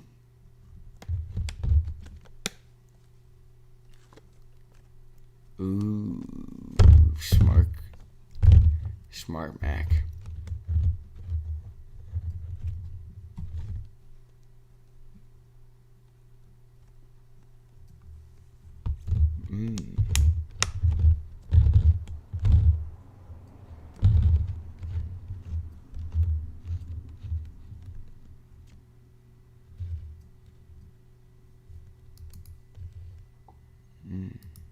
Oh, I'm gonna pick it.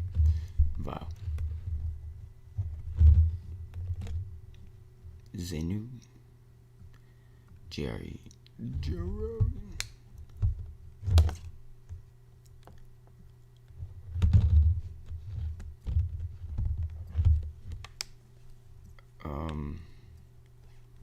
So this is where I can. Well. Okay.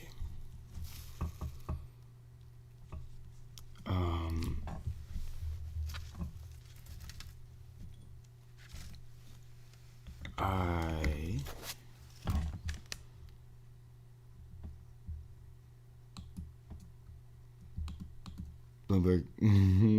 Oh. Yeah. Oh, the quick take.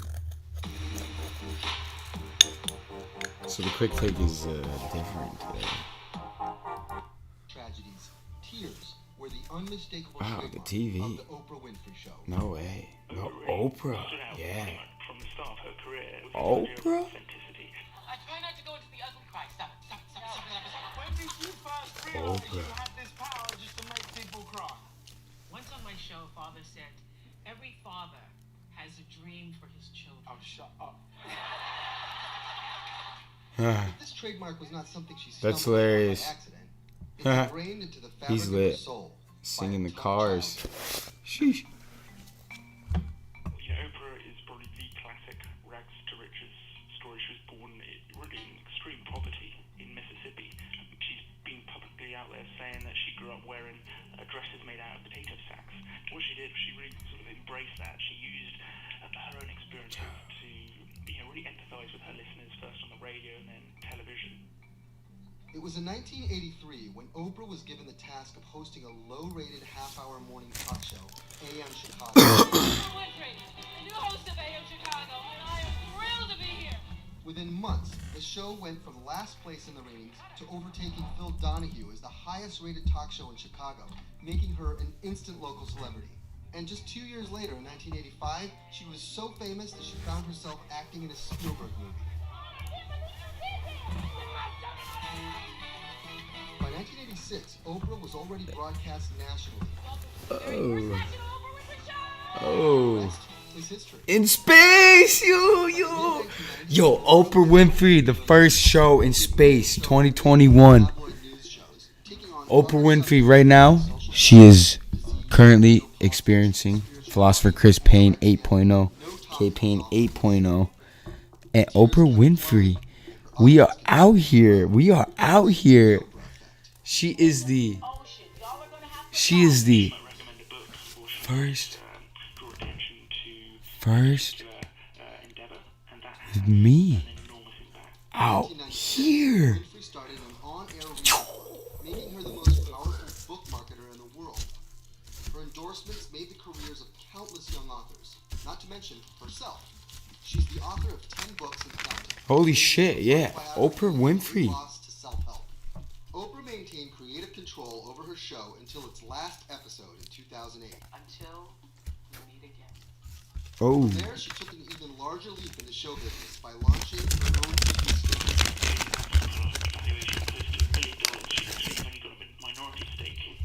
She is not on The View.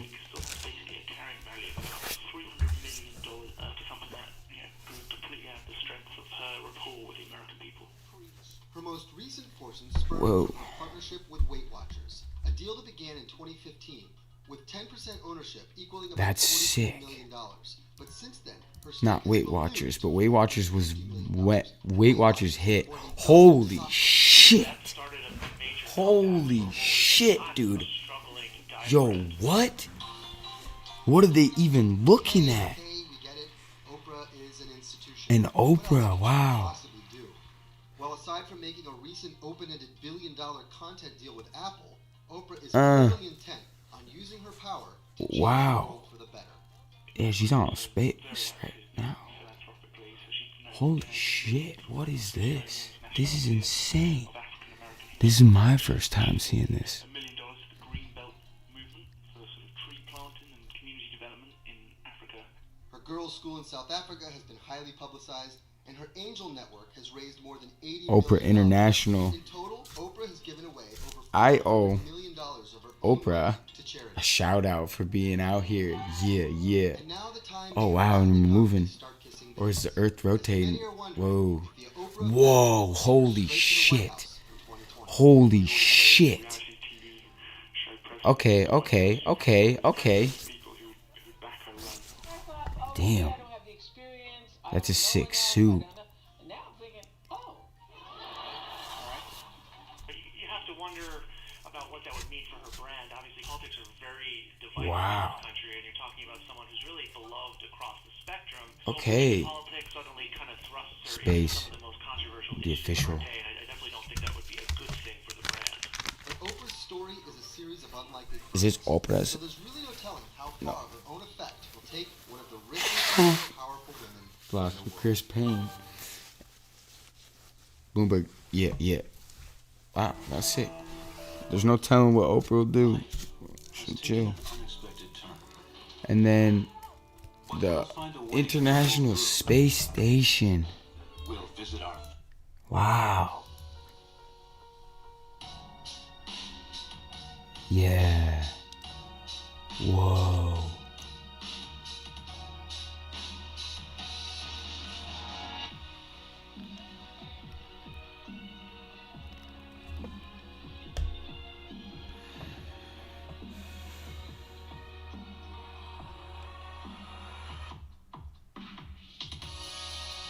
Very nice, very nice.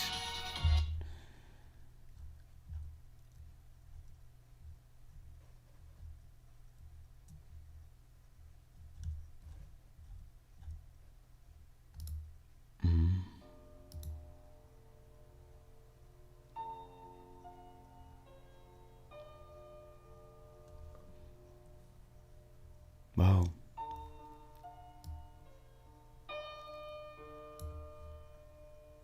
Whoa.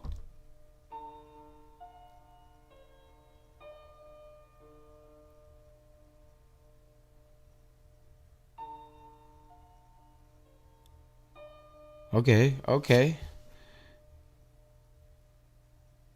Right. Is this really that shit? This is really that shit.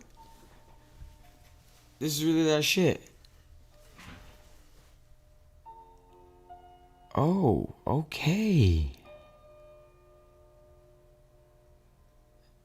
What?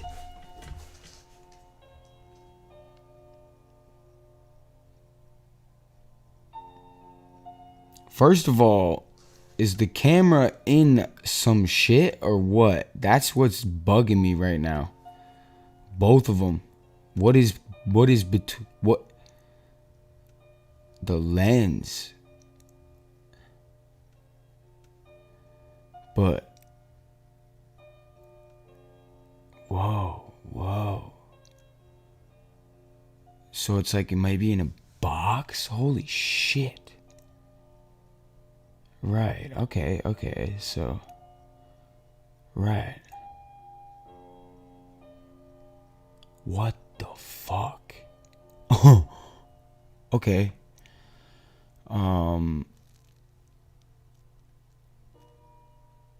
Right. And so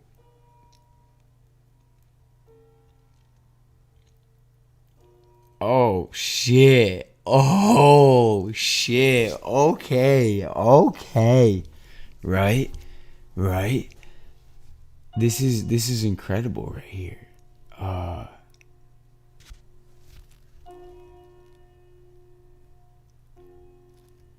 Right. So you So you kind of really got to be tied to something, right?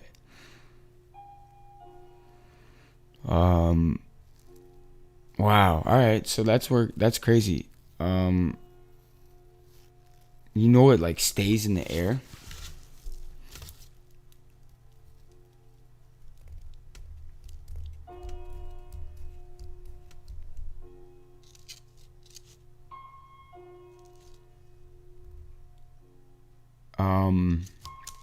You could probably be controlled.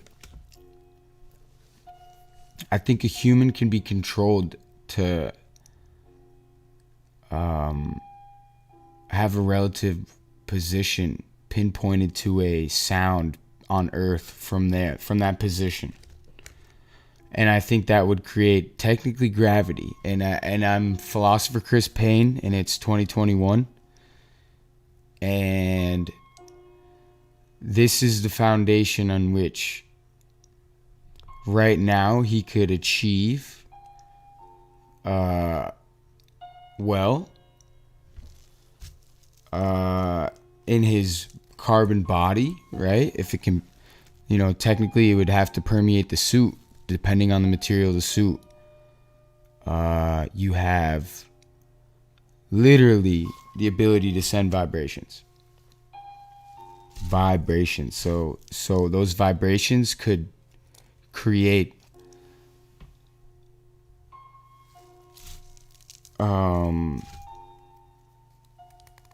they create force. They create a force for sure. They create a force. Force isn't the proper word, actually, and gravity is not the proper word. But this is actually technically how he, right here, from out in space, that far, right there, okay, he can be in stillness, right? And so you can genuinely, the more sound and the more things that tunnel into a vacuum, right? They, you experience this, what we would be experiencing in 2021 right now. Let's get it straight up. Nothing has to be constructed all the way up there. You already got that part. You got to be able to find it and see the ripples. Yo, you stand in the ocean, you see the ripples of some fish, right? You go up there, you hear sound out there, And that's the thing, yo, you'll see it. You would see it. You'd be able to see sound, literally. Look how much dark matter is out there. Look at how much antimatter. Look at these terms we use. You would be able to technically be able to use it as a form of travel. And this is like in the deepest sense of like the human philosopher Chris Payne. I'm a black hole. Yeah. And straight up. Okay, so we talking rockets, right? Yeah, definitely. That's propelling. But we're not talking traveling.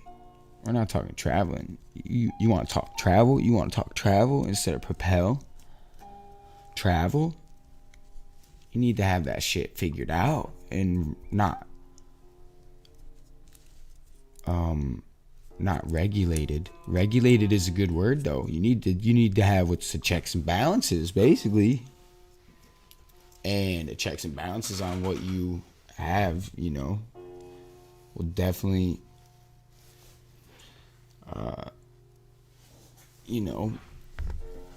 form the work for more groundbreaking things to ensure the technically what is called preservation of the body in this tunnel, right? You get that? And there you go. You pull up to another planet in the spacesuit like that. Yo, okay. Step on Mars, boom. That's step, okay. But you get in this tunnel, right? And then, okay. So it's simple though. You also have the ability right here, right? I'm watching this only from this right angle, really. It's beautiful. We freeze things, right? And we fucking shoot them into the sky. We shoot them onto these planets, right? And they unfreeze. Like these comets that we describe and stuff like that. Like, very, very interesting.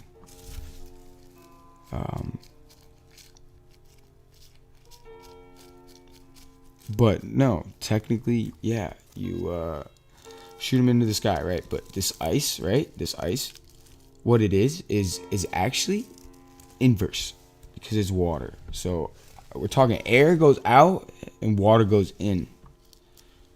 Air goes out, water goes in.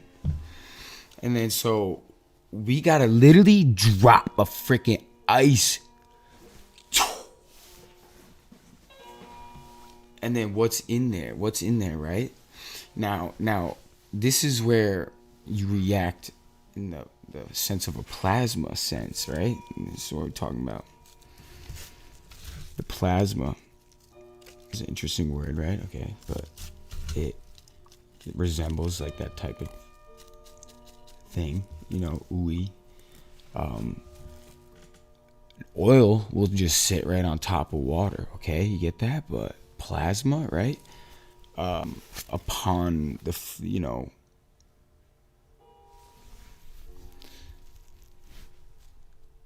upon the impact of the ground level of the ocean, okay? Anticipating, I have not the confidence in this.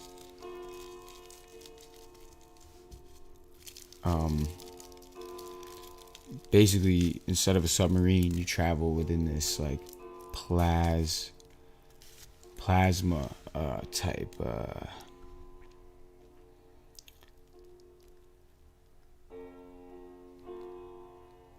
permeable, impermeable, like unpenetratable, sustaining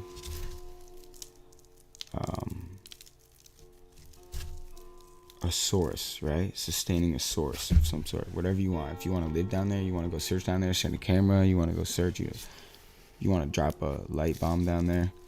Just like, yeah, the world's biggest flashlight down there, but like upon impact. So, but yeah, you have to put ice, but you have to freeze. And then in the case of putting it down into the ocean, you have to coat it with technically what's like a liquid, like a liquid.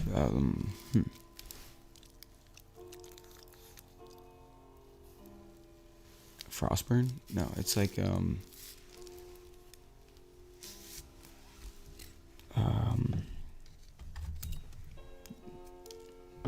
like cold, really cold nitrogen,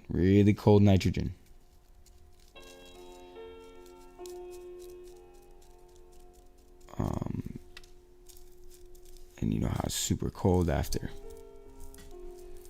and then you take that and you blend it though to react with water, and that's what we study right now is water. We got to study water and nitrogen down there, because it has to be something that's frozen, but it has to be so cold that we created it on Earth. It colder than the bottom of the ocean. Now that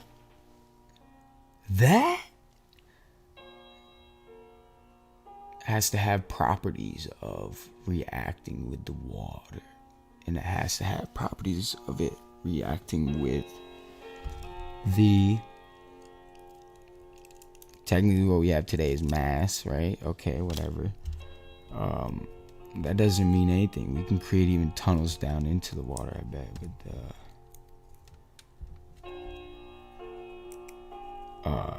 the certain right, yeah, formulation of it to like let it fall, you know. So like you know how like a leaf falls a certain way. We gotta send something straight down, straight though, but straight and figure it out, just straight, literally just straight, simple, just straight.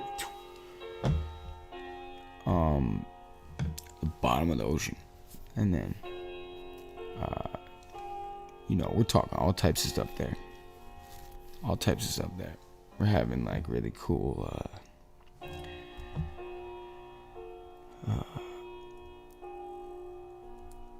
really cool options for resources, right? You send these yeah, resources, yo. You guys want the same shit? It's 2021, right? You want the same shit or what? You want new shit? What? Holy shit. Like what? Like you really could get new stuff down there. New particles, new elementary particles, new physics studies, new all these new types of stuff. And you could really get this whole genuine perspective of a new you know, fulfillment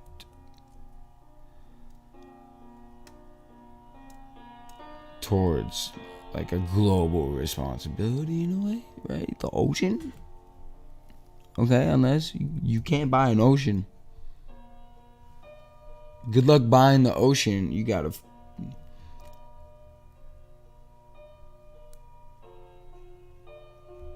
like no, that's you.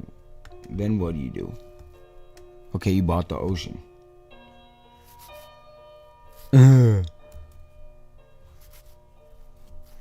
But, you know, it's like that whole resource. People. Yeah. And what does it take? What does it take?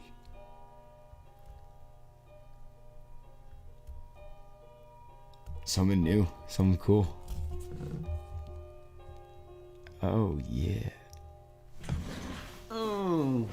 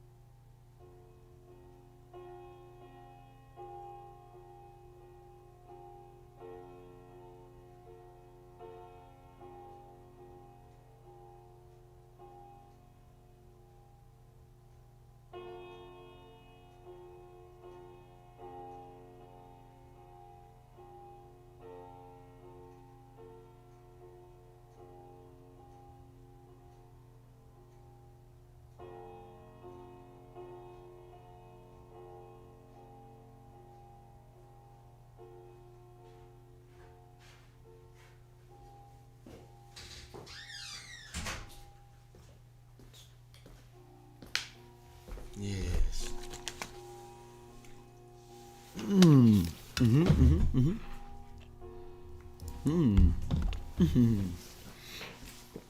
Okay, yeah. Wow.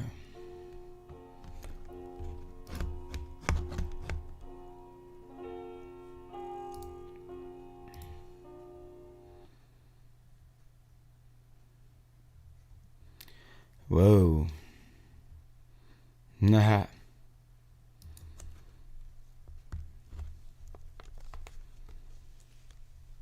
Is Lex out here? Whoa, no way. Made me making video 40 minutes ago.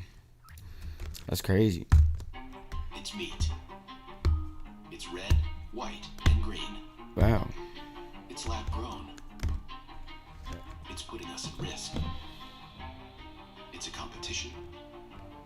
And a competition. It's destroying the Amazon. It's improving. No, it's improving. Do you have a sense of the where eyes? Wow, that hurt. Hypotheses of where is the cocoon that it might have come from? Wow. No, because Okay, so first of all, you know, the solar system, the outermost edge of the solar system is called the Oort cloud. It's a cloud of icy rocks of different sizes that were left over from the formation of the solar system. And it's thought to be roughly a ball or a sphere. And it's halfway, the extent of it is roughly halfway to the nearest star. Okay? So you can imagine each planetary system basically Lex and Oprah out in space. Oh. The Oort clouds of those stars Yeah, yeah. that are near us are touching each other. Thoughts for Chris Payne. It's 2021. Of these billiard balls that are very densely packed. Yo, And Lex, dude. Any object that You see that whether it came from the local fucking standard cloud of over there? that this object is special because it came from a local standard of rest. But even if it didn't, Do you think would it's a never South be able Pole? to trace where it came from because all these Oort clouds overlap. So if you take some direction in the sky, No man, that's Russia. as many stars as you have in that direction, like there is no way to tell which Oort cloud it came from. So yeah, so I didn't realize how densely packed everything was from the perspective of the Oort cloud. Yeah, that's really interesting. So yeah, it could be The it could Oort be nearby, it could be very cloud. far away. Yeah, we have no. Oh. Oh. Yeah. Lex. Space discoveries 24/7. Sometimes you just need money fast. At H&R Block, you can Let's get it. Let's get it. Plasma, then Ganges, Capri, and Eos Chismata. Finally, it empties into an outflow channel reaching Tia. So what's the origin of this massive valley on Mars? Okay. Many think that this is a tectonic crack in the Martian crust, formed by water or carbon dioxide. It's also What does Mars have to do? Valles Marineris is a large channel formed I need by to the change my erosion of lava programming of flowing from the Mars. flank of the Pyonis Mons. First place, water in Ceres. The bizarre bright spots speckled Okay, in the what Ceres should I are do? probably the most intriguing geographical formation. These bright white Mars. features are formerly known as faculae. Text. And they're located at Oh. the bottom of Ceres' Octa Keeping it. crater. Arizona State University scientists have proposed that the bright spots are best explained as resulting from briny water erupted from Ceres' interior that subsequently sublimated, leaving behind only the salt deposits. In August 2020, NASA confirmed that Ceres was a water-rich body with a deep reservoir of brine that percolated to the surface in various locations, causing the bright spots, including those in the Akator crater. Interesting. Seems like our solar system is even more intriguing than we thought. Don't forget to subscribe to our channel for more. Oh, yeah. 24/7.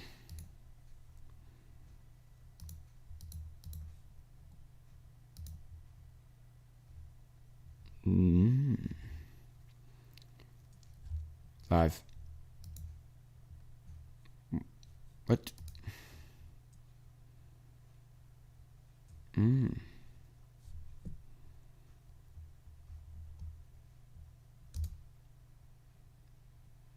Whoa. Pyongyang.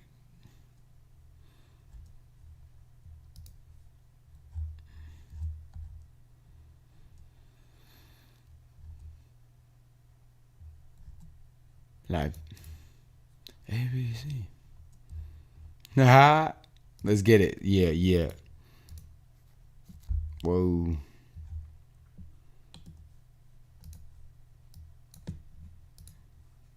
From breeding white tigers. Whoa, he is Remember, the secret PvP garden is not a ascension. zoo. It's not a member of the AZA. Interesting. ABC is out here. Years ago, the American Zoological Association banned breeding animals like this to get a white tiger or a white lion. What do you think of this? Oh, ban? They say wow. that it's bad for the animals. Of course, it is not good to be To be bred not only strictly bred, for those but traits. it's not right to have animals in a confined area. Mm. It's unsettling. Interesting. Secret garden. Interesting. Wow. No shit. We're talking about animals here? I can talk. It's a different world now. No, it's not. SeaWorld is no longer having killer whales perform. Ah. Animals are not performing in circuses anymore. Wow. Have this show today, given the way the world is and the way we're looking at animals today? Today you would come and say, look, I have white tigers. No, it would be no more because it's a different world now, no question about it.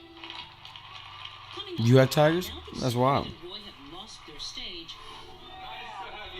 Interesting. Wow. But it's Walk out here. You surprise the people sometimes. What does it feel like? Are you kind of on stage again? Oh yes, oh definitely. I have my lines ready for that too. okay. Nah. Siegfried and Roy is still magic in everyone they meet. Hey, okay, Mr. Meters. Lion. He carries these coins around with him, and he'll put his hand on your wrist, and he'll produce a coin. He says, give this to someone you love. Does he? Wow. Whoa. It's a little bit of the mythology, you know, it's like a fairy tale still. This is Oh. Who's this man? Oh, so there's a misunderstanding. Magic is the same today as it was 5,000 years ago in ancient Egypt. Magic. You know what's the same? People. You could come from any nation, speak any People. language, and you can watch Siegfried and Roy and have a great The same? Do you miss it?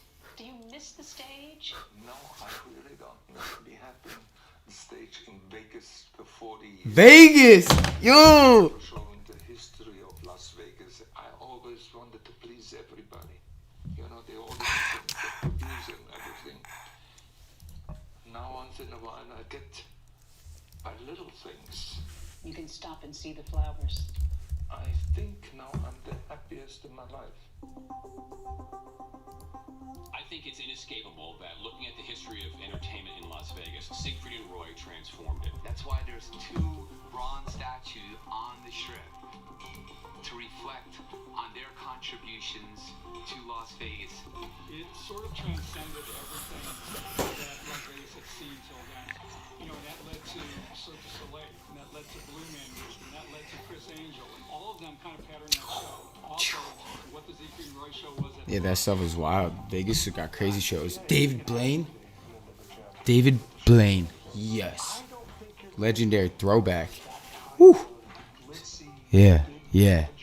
Yeah, yeah. It means Vegas done by anybody else. And I don't think there's any greater tribute to them than that. As a magician, you're kind of a storyteller at heart. Their narratives was, come join us in this magical world that we've created where everything is incredible. So that when you watch these big cats on stage with Roy, you were transported to a fantasy world. Floyd. Who is Roy? Oh, yeah. To that illusion. Up, literally in Roy's case, to the brink of death. He defended the integrity of that illusion. What do you Integrity. your legacy? Integrity want people to Farms. Yo. You can achieve everything. It's the American story. From the dishwasher to what? The Siegfried and Roy. Wow. Dark.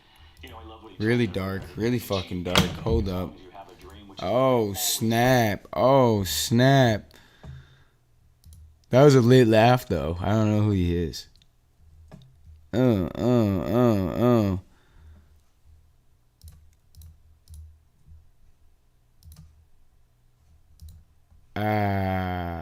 Nope. No. Yeah.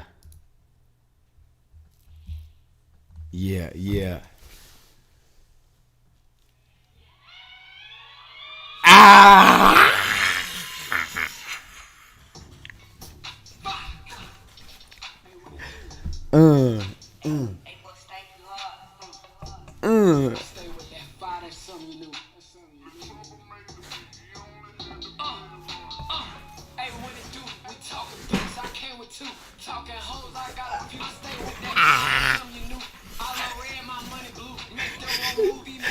Okay, let's get it. Yeah. Tickets, tickets, tickets, tickets, tickets.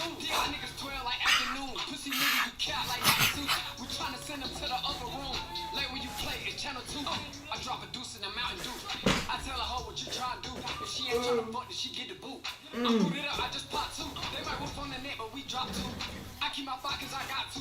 You my brother, the nigga, I got you.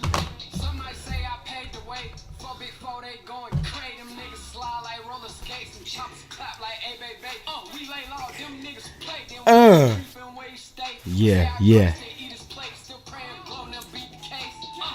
Hey, what it do? We talking bleaks, I came with two. Talking hoes, I got a few. I stay with that fire, that's something you knew. I love red, my money blue. Make the wrong movie, make the news. We leave them straight, so don't leave a clue. Bitch, give me neck off what it do. Bitch, give me neck off what it do. Okay. She like a pussy, I like it. Be biting. Fucking a bitch with my ice on. She said get excited. Okay. Python nigga text me or he get her on thing. We starting a riot. Drop him off and then hop on the private. I'm smoking the out by the pilot. I run up them racks through the roof. We still a mess up like we finna go loot. Pull up and pop out the coupe. Heard he got hit with a swoosh. Heard he got hit with a slam dunk. Triple custom like N1. I'm too rich, I can't be for the random. I put a stick on the end of my handgun. Put a stick on the end of the blick. Put some tips on the end of the stick. Big Glock made me walk with a limp. With a big rest make her show me a click. I'm shooting this bitch till it click. Set up my phone, I'm shooting the flick with your bitch. I got her again. Okay. Yeah. We talking blicks, I came with two. Talking hoes, Yeah. Yo, we going to Vegas, yo. Yeah, yeah.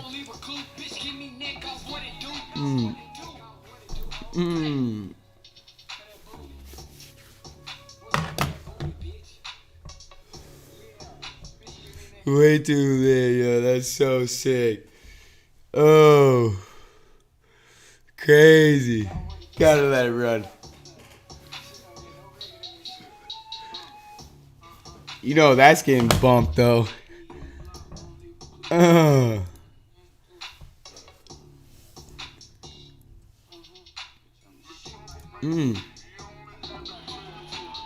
Hey. War Thunder. Yo. Don't buy the micro bits online. Okay, that's shit. That's lit though. That's the shit right there. Yeah. Doppler radar, is this me? Whoa. Jupiter.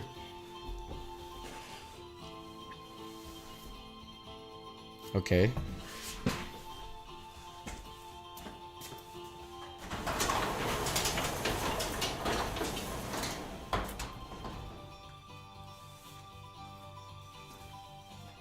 Science time.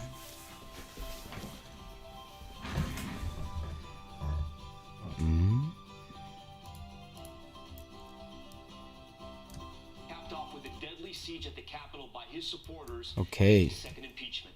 25,000 members of the National Yep, Guard we're getting it. I can put up 4 more screens. for the Biden-Harris inauguration on Wednesday. Yep. President Trump out of sight amid questions about last-minute pardons, possibly including for himself, and whether Rudy Giuliani, seen visiting the White House on Saturday, will defend him when the Senate does take up his impeachment trial. Traffic Uber map. Similar scenes of security out in force as armed protesters gather and with concerns about domestic extremism.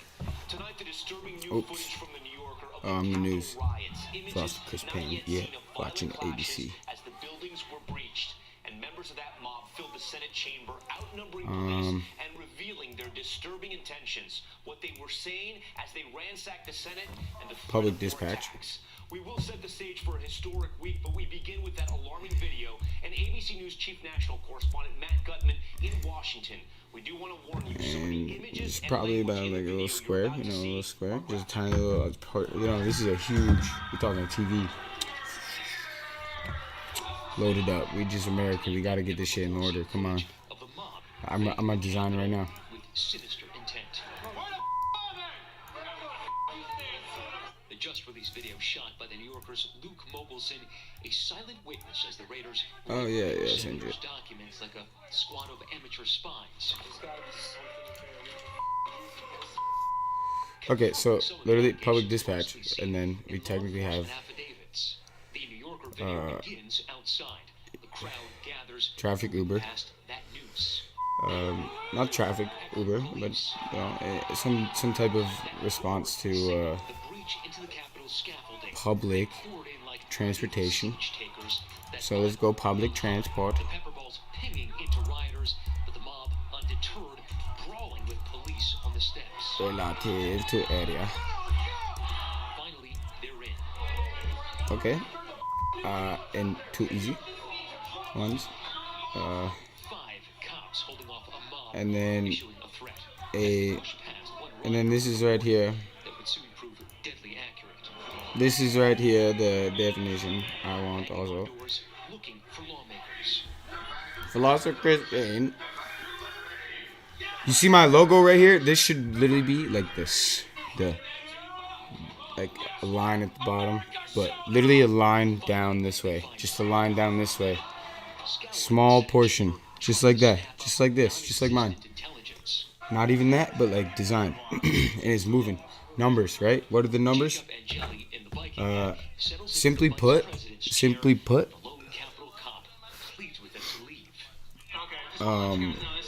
we could technically have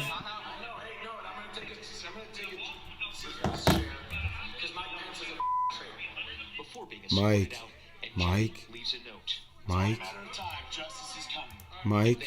That bizarre invocation. Yo, so literally, okay, yeah, what I'm trying to talk about right now has to do with some real shit. Foster Chris Payne. And, yeah. Oh. Those numbers have to do with, so technically, right, there's gonna have to be this installation on every TV that's doing this, right, to have a voice command for one word, right, for one word. We could do this. We could just do one word. And genuinely, you know, yeah, it's gonna be tough to do that. But rather, there can be a way. Disturbing new look into the deadly siege on the Capitol there. Matt Gutman joins us from Washington. Authorities are likely I'm trying to think of like having one word, but then people are gonna just do it.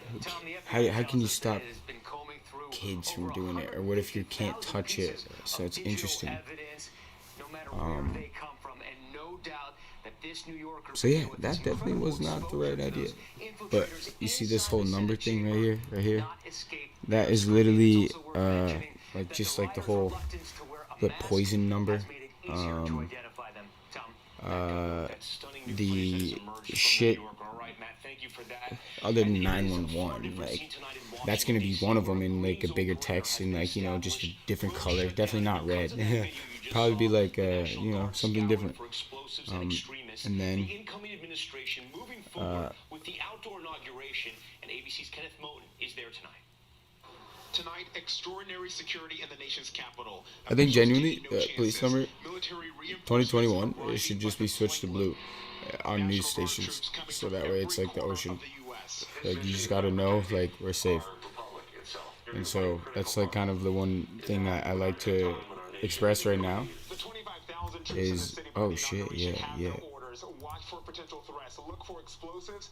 Protect the Capitol. Authorities say domestic extremists pose the most likely threat. How serious is our country going to take domestic white extremism? And I think what we saw here last week is that we didn't take it seriously enough. Tonight, the large security perimeter or green zone already tested. Interesting. At least 3 people arrested in separate incidents, okay, including 2 men carrying guns and ammunition. Damn. Tonight, the guard is setting up. Oh, that's it. I love sleep. Ah, damn, yeah, I love sleeping on cots. That's actually really crazy though.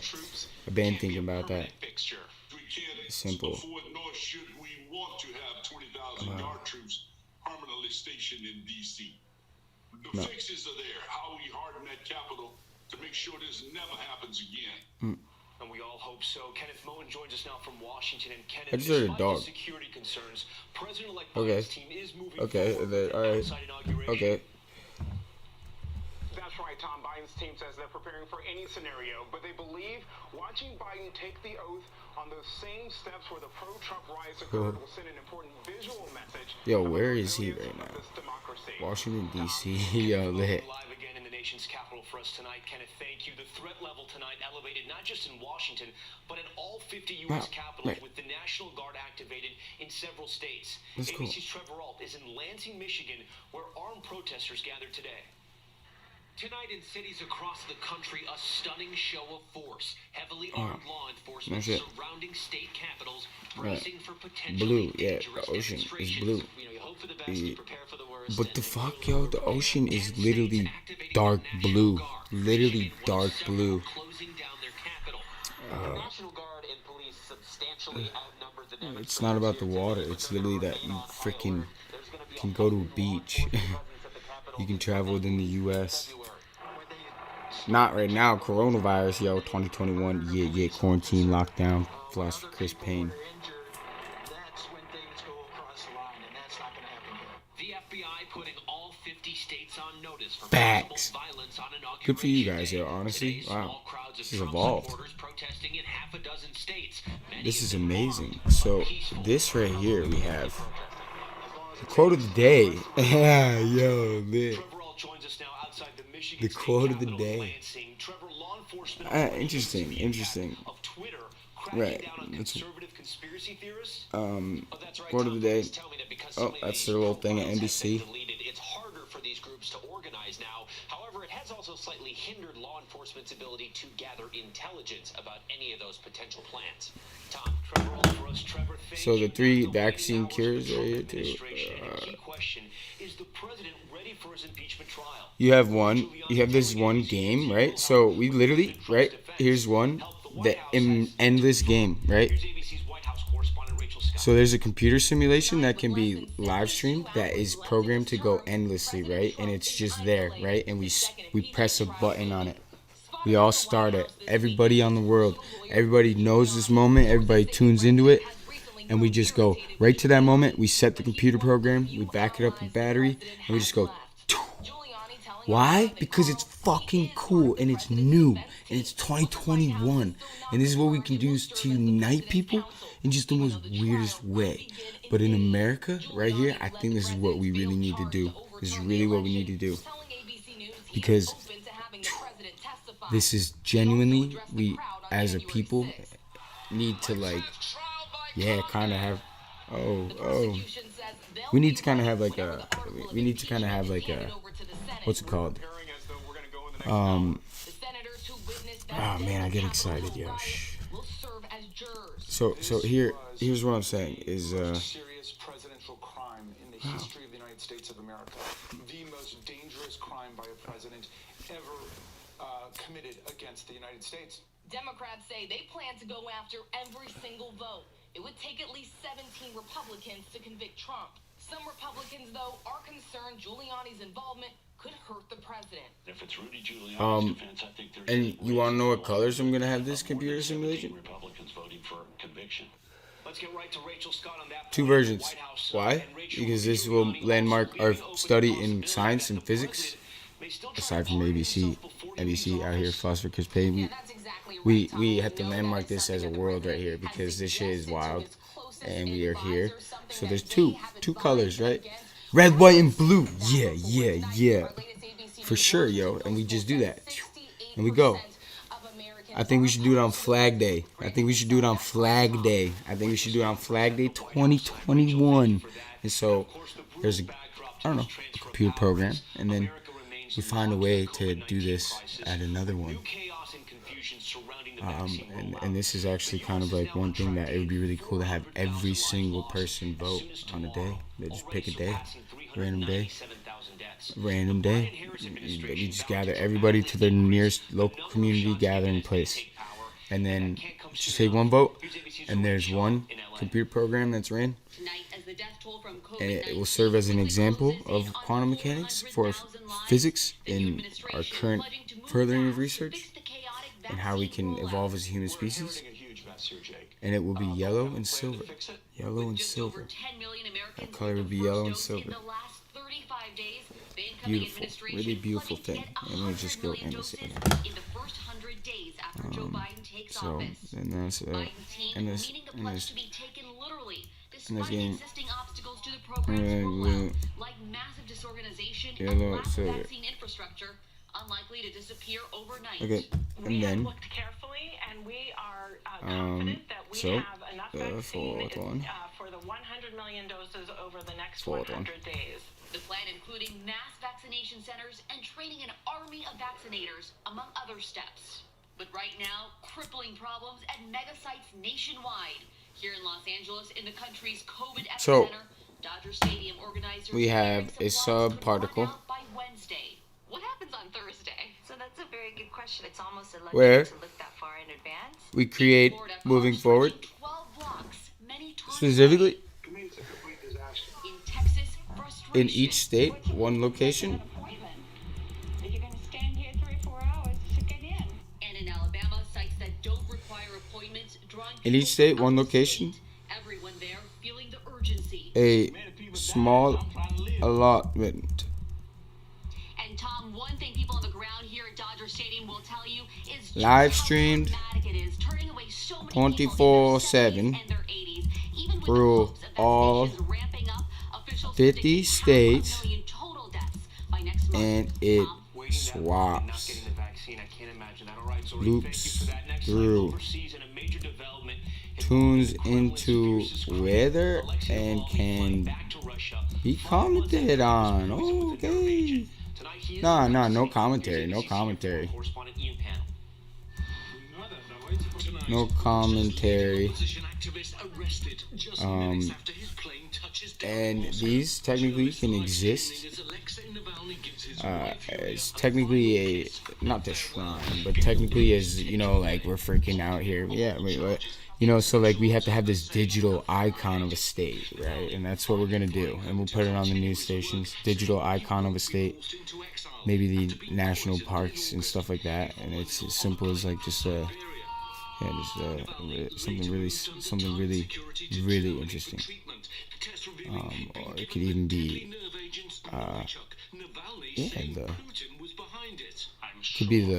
it could literally be a live stream of the inside of one of the buildings in the White House, 24/7. It's just a beautiful aroma of America on the news, and it's a small single point on this right here, a little less, and then just something different, you know, when you get close up to look, and then, you know, so that's the thing. But I don't know, I would not say rather into the buildings. Something new, perhaps. That's definitely new. 2021, Foster Crispin. And then, you know, we have to respect moments of history within these states. So I think, honestly, they choose. There's a vote amongst the state. So each one votes for literally how we view and obtain info about our weather, our info, the things that affect our daily life. And then we have this element right here too, where the big main screen one would be like, yeah, not Nightline, not the #1 news magazine, but it would be literally just the biggest screen having things not looping through. Live studio, and we talking live. Like, you gotta, if you miss it, you miss it. If you miss it, you miss it.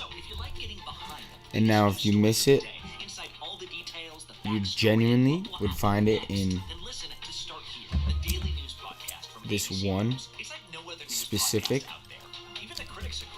Samsung, Apple, Android combined, anything smart device, anything, literally created and distributed to you by water. And so, technically, it would be not printed, but you have to scan. And then so, you can collect straightforward as you get your water updates from the government.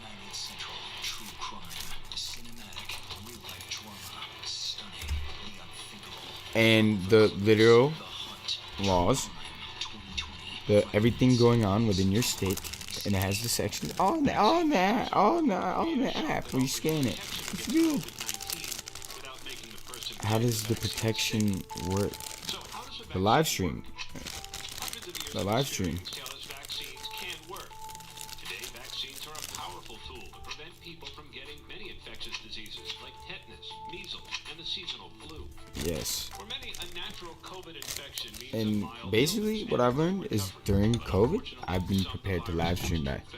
Noticing we've been live streaming a lot on these. Sadly, hundreds of thousands of Americans. So I think there should just be one American one. So a vaccine is a way to prevent people from getting sick, and does so by giving our And then a competitive edge, the head start we need. there needs to be a specific color for the transcribing of it and the subtitles in English. Battalions working together to kill the virus before the virus gains too much territory in our body. Meet the first immune system battalion. These troops act fast before knowing what the enemy even looks like, doing things like mounting a fever to make that infectious invader uncomfortably hot inside your body. But what if the virus breaches that first line of defense? Luckily, the immune army can quickly deploy a second battalion called the adaptive. The fifth one could be me. Soldiers that can I could literally provide for the American people 24/7 live stream. Yeah. Yeah, I got the ability to put it into art. Custom-made fight against a specific invader. In this case, COVID-19. Here's the playbook. B cells get words. What will I do when I'm sleeping? Yeah, genuinely, technically, America. Figure out how to make the right weapon to defeat it, and that weapon, those golden antibodies we keep hearing so much about. Whoa. Antibodies that latch on. Okay, yeah. This is beautiful right here. All right, so ABC turning up right here with this glitchy stuff. We get it. I like it. Special group of T cells called killer T cells. Think of these like highly trained Navy SEALs. Yeah. Facts. Cells infected with the virus. In amazing coordination, B cells and T cells work together to kill invaders at the same time. And after successfully destroying the virus, the immune system has one last special trick up its sleeve. Keeping a kind of photographic memory of everything it sees stored in a time capsule of immune cells called memory cells. And that sleuth strategy usually means once our immune system meets something it doesn't like, it often doesn't forget, at least in the short term. And I think the fifth one makes its way into the immune is literally me because is that when you get a vaccine, it triggers I will try. all immune troops into action, but without making you sick. And it's this last it's difficult when sleeping. It's difficult when sleeping. I would need to have it away from me, so you know. You get that. It would not be me. That's a lie. The vaccine is teaching your immune system how to fight the virus, so we can't get COVID from getting a vaccine. It would be Enough vaccines available for us all. We can all do our part by wearing masks, staying home when sick, and practicing physical distancing. my floating phone. I will create a device to have my phone just float and look up. Okay, and if it's gonna get wet, waterproof it, but for the people, it can be a device to look up and just get that other perspective.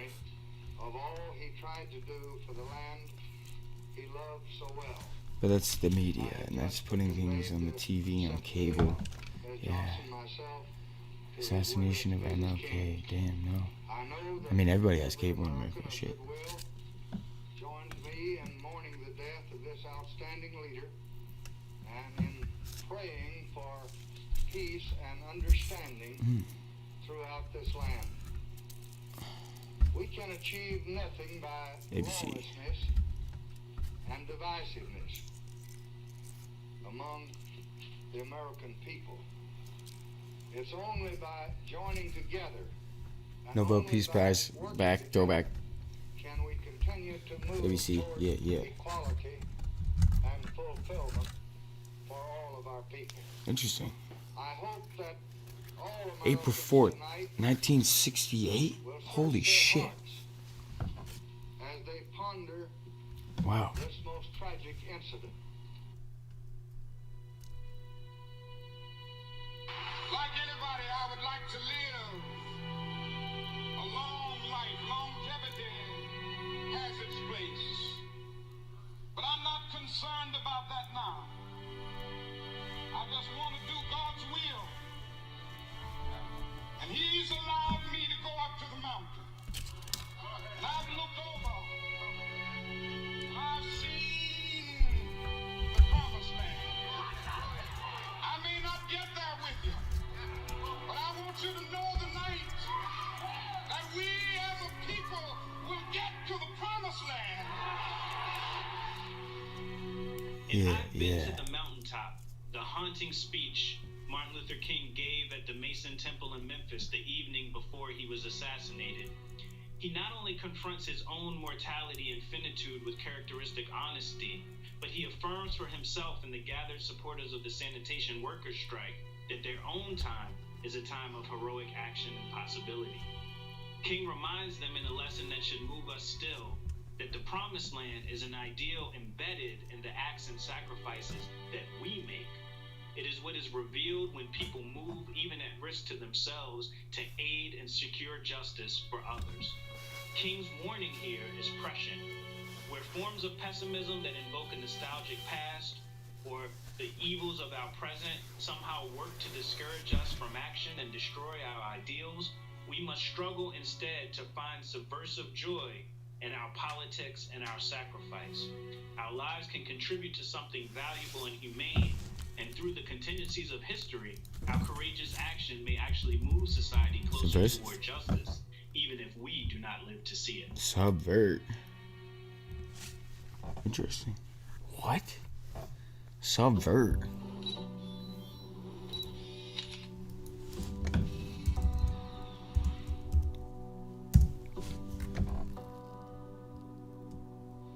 Undermine. Undermine? What? Whoa, no shit. Cold.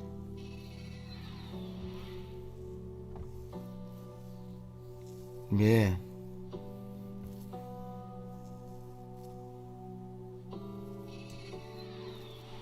Yeah, no shit. That's actually crazy. That one is hit. That hit.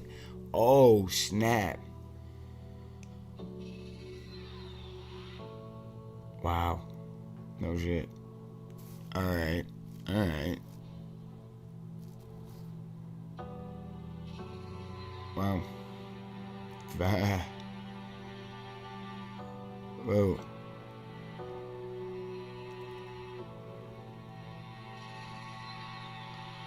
Wow. Whoa. Whoa. Coffins? Whoa. Wooden coffins.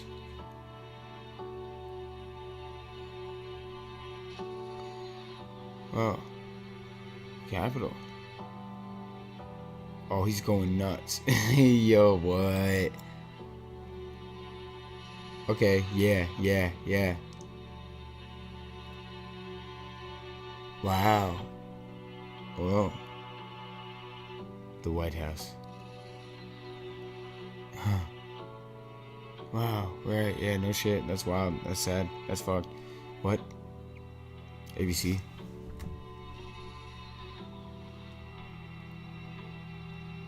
Oh yeah, shit. Yeah, that shit gets real.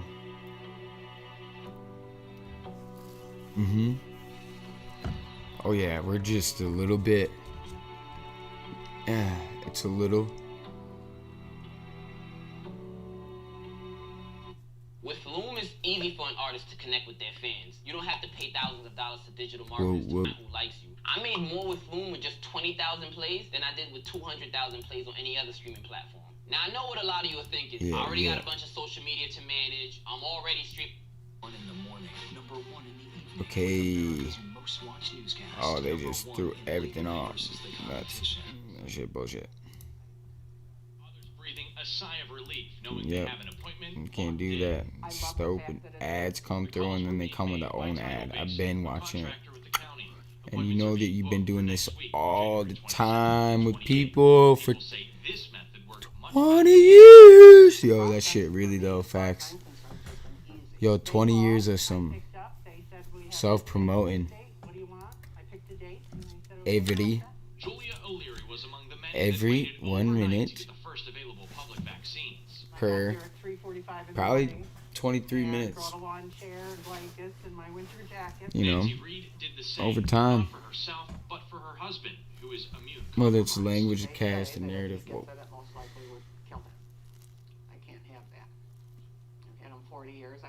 Wow. She knows the deadly effects of COVID all too well. We've lost 2 times to COVID-19.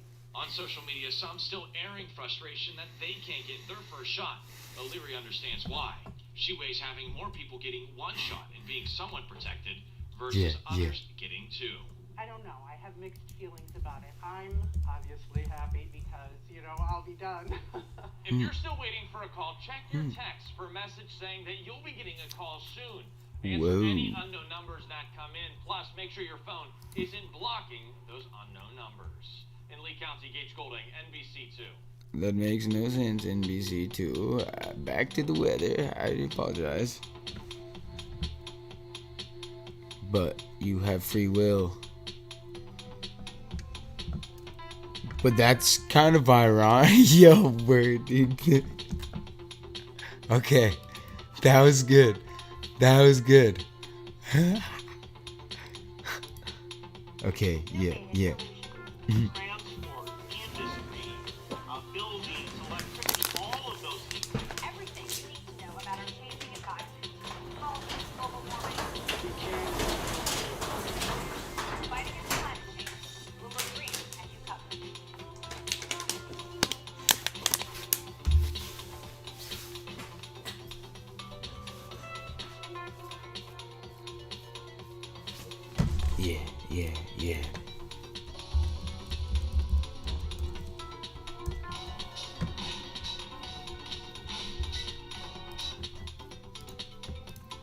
Hey, NBC finally did it.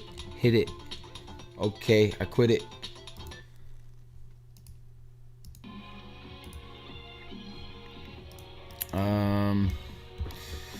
Live Ant Farm.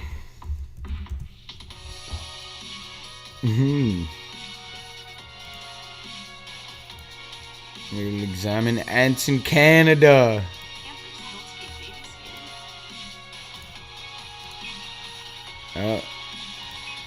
Ants, Canada, you can get my pass. Yeah. Oh, I've given my bank code out to almost all countries. La leader. Oh, Elon, he got it. Oh, RuneScaping.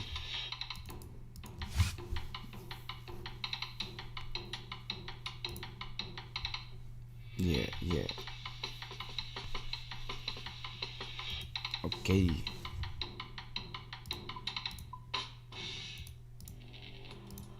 Access the financial world on demand. Hear from leading economists, policymakers, and industry experts via live and on-demand webinars, only from Bloomberg. Start exploring to see what's moving the markets. I'm gonna rock out. Yeah, I'm gonna rock out. Webinars. Yeah. The webinars. Climate change is happening. Okay. The world's most innovative solutions transport, industry, buildings, electricity, all of those things. Everything you need to know about our changing environment, the politics of global warming. We can and we will deal with climate change. In the fight against climate change, Bloomberg Green has you covered.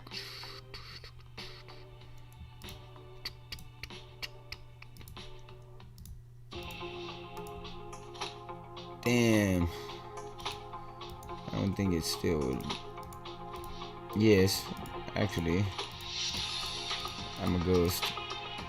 Oh, yeah, that's actually crazy, yo. Ghosting them. What do I use for the gloves? Yeah. How do I get to the ant? How do I perform ant duties? Am I anting?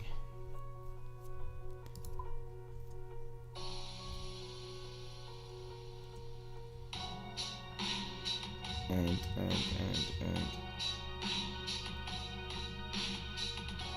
Gloves.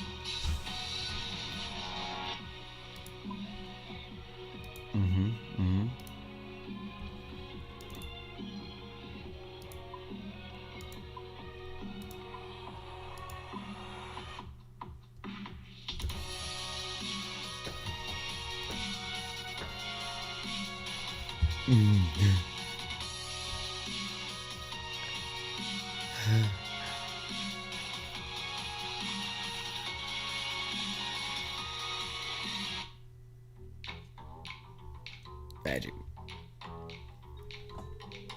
Boom. Hybrid nest.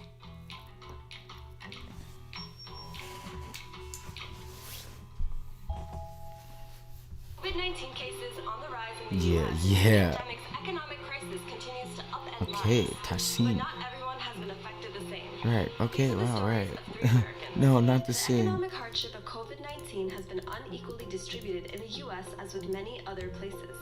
There are those whose lives have been upended by the pandemic, and those who are benefiting from rising home prices and new models of work. Donna Swangler, an independent contractor who scans documents, lost her job when people started working from home. Yeah, she kept coming on the show all the time. My contract And it's work interesting. had stopped. Okay, right. No more shit. incoming work, so Right. it has financially hurt us. I mean, a family of 5 and wow. only one income Total different tone. coming in. Right. This is why. Savings Same video. is completely depleted now. Setting is interesting. Wow. Family Wow. restaurant night out has stopped. One, financially, because we can't afford Right. it. Oh, okay. The Right. restaurant's not Jenga. being open is not Huh. even an option. Wow. Just cutting back on grocery bills, trying to save Those are electricity, but it's kind of cuts and hard when your takes. kids are home all day long doing full remote. Oh, interesting. Just try to come Whoa. back as much as Wow, really? You trying to come back? Alright, let me tell you, you get close-up video. You just change the angles. Get the pro angles. In December, as COVID-19 Alright, I'm gonna take your place. Donna hit the 39-week limit for the $195 unemployment checks that kept her afloat. The new $900 billion congressional rescue plan wasn't going to get to her fast enough, and the uncertain income her husband brought in ended up stalling her application for food stamps. So this is gonna be the concept right here. bills, and we had that little bit of savings. You go on Twitch, you got all these channels. The news is just the same shit, looping. Like, it's endless. Like, they got choices all the time. 20. You guys got the same. Whoa. And then for weeks, days, it's for the. It's interesting. People are just leeching onto it, and that's what they do. That's the interesting part. It's a human study for philosopher Chris Payne. According to the U.S. Census survey data, in November, the bottom one-third of American households by income was earning 17% less than it did a year ago, if you don't count government assistance. And the reason? Lost jobs or reduced hours. Craig Barnett, a drummer who recovered from COVID-19 after being hospitalized over the summer, saw his income drop by 50%. When things started to get really weird here in March, in Florida anyway, that was the first time we started to get people started to get a little bit weird and lockdowns started to be talked about. I lost within a matter of like 2 weeks, I lost between probably $5,000 to $10,000 worth of work. Just fell right out from under me because the band that I tour with, our whole summer schedule got shelved. and also not just the musicians, but the venues and the stagehands, tour managers, all the support crew, all those people have just been completely tossed up upside down this year. And it's not one of those things where you can just The go band, yeah, like, you can't well, play on the road. You know, Oh, no way. Wow. and I got laid off, and now I can go send my application out to Wow. It's like our whole Holy shit. everything that we know to do. Okay. Job loss isn't the only way people are suffering. The housing crisis is yet to come, and we've seen a rise in food insecurity. All the while, America's wealthiest have seen their fortunes soar. The 100 richest people in the U.S. gained about $600 billion Bloomberg has his tone? in 2020. Wow. Jamie Torres went from making 6 figures to 4 figures and standing on food lines. Now that I'm concerned about food, I basically don't eat breakfast, and I basically eat sandwiches and bologna for lunch, and I'm not exaggerating. I have bologna in my refrigerator, hot dogs, things that are like extremely cheap to buy. Oh yeah, the struggle is fucking real. Don't even let me get fucking ripping. And whatever I can get from the food bank, which is a lot of I use the F word because it's that real. Like, I'm talking like an adult. I see things like an adult. I've seen it. I have a total hysterectomy coming up tomorrow, and I am supposed to be eating very well. Same bit. Yeah. Need to eat. Yeah. Ooh. The summer Harvard adventure begins. Very strongly, and so that aroused people incredibly. It created strong emotions in folks, and so we're going to do whatever we need to do to lay out the evidence to show the American people, and most of all the senators who are voting on this, that Donald Trump, through his words and actions, got these folks riled up on that day, asked them to march down to the Capitol. ABC. And when all of this was going on, when there was a riot in the U.S. Capitol, also didn't send relief to quell it. So, One of the points that's the interesting. Republicans have made in opposing impeachment, those who did oppose it, they've raised a First Amendment argument, pointed out that in his rally speech, the president also at one point told the crowd to remain peaceful. Yeah, I think this is quite separate from the First Amendment. This is a president who, knowing that he was in a very combustible, emotionally charged situation, continued to work up his supporters, not once or twice, but repeatedly over and over, telling a big lie about a stolen election, even though, as you know, George, they went to court 60-something times and lost about 61 times in court. And so this is a president who knew what he was doing and watched as that mob took over the U.S. Capitol, in fact, took over the Senate floor of the United States and was slow to act after that to quell it. You just heard John Call report that Rudy Giuliani is talking to the president perhaps about testifying in the impeachment trial. Is that something you would welcome? Well, you know, we're still discussing strategy, obviously, and how we're going to handle the witnesses and so forth. And so, you know, certainly if the president is if that's Moving the mic out here. then he's probably going to be able to do that. I'm tired of ant farm videos. Senator Cotton has said he won't Yes. vote to convict because the Senate trial What of will the I former do? president is unconstitutional in his view. He cited the writings Don't of want my retired fucking U.S. mic Court to eat all Judge shit. Michael Buddy, who wrote in the Washington Post, Sorry. the very concept of constitutional impeachment presupposes the impeachment, conviction, and the removal of a president who is, at the time of his impeachment, an incumbent in the office from which he is removed. Are you concerned that they may be able to find that this is not constitutional, this trial?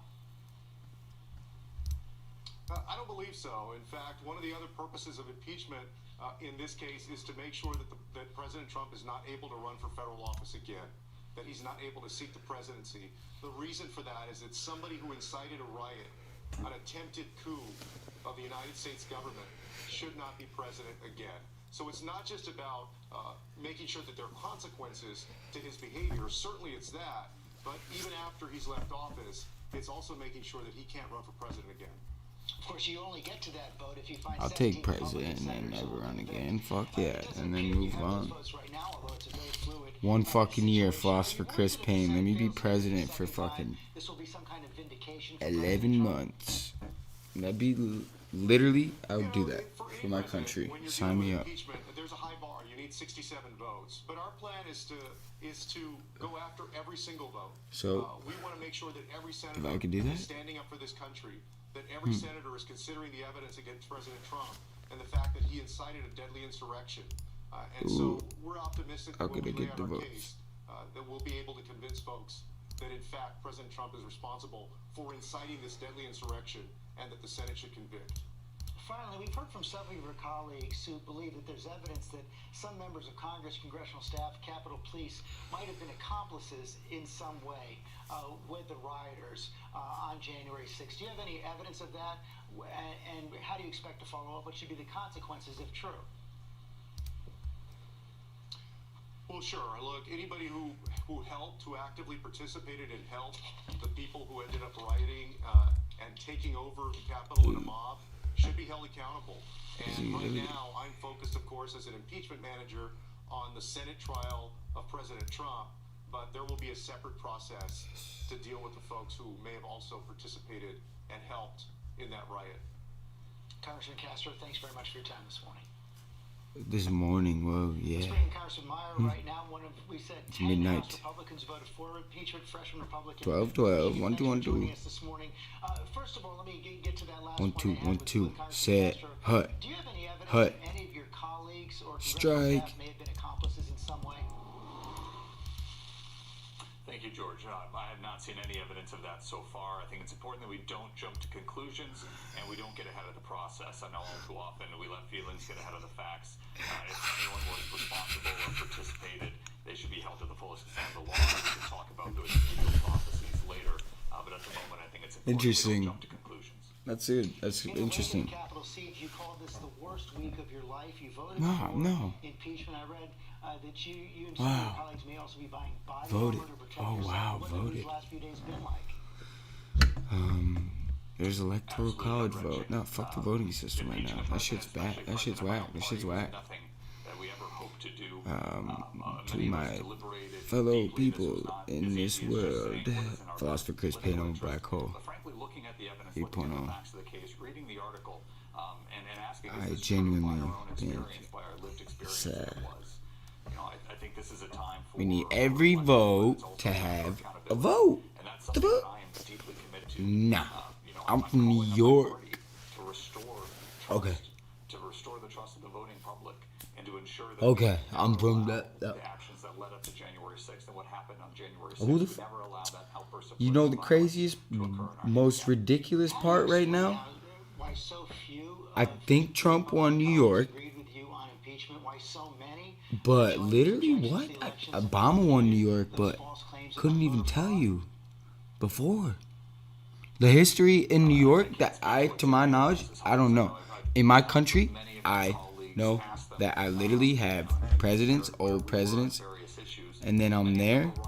And then with old presidents, there's no indication on like what my state was doing. And like the state is impacted by the president, the federal government, by the setup that we got going on in the country. So, you know, it's wild.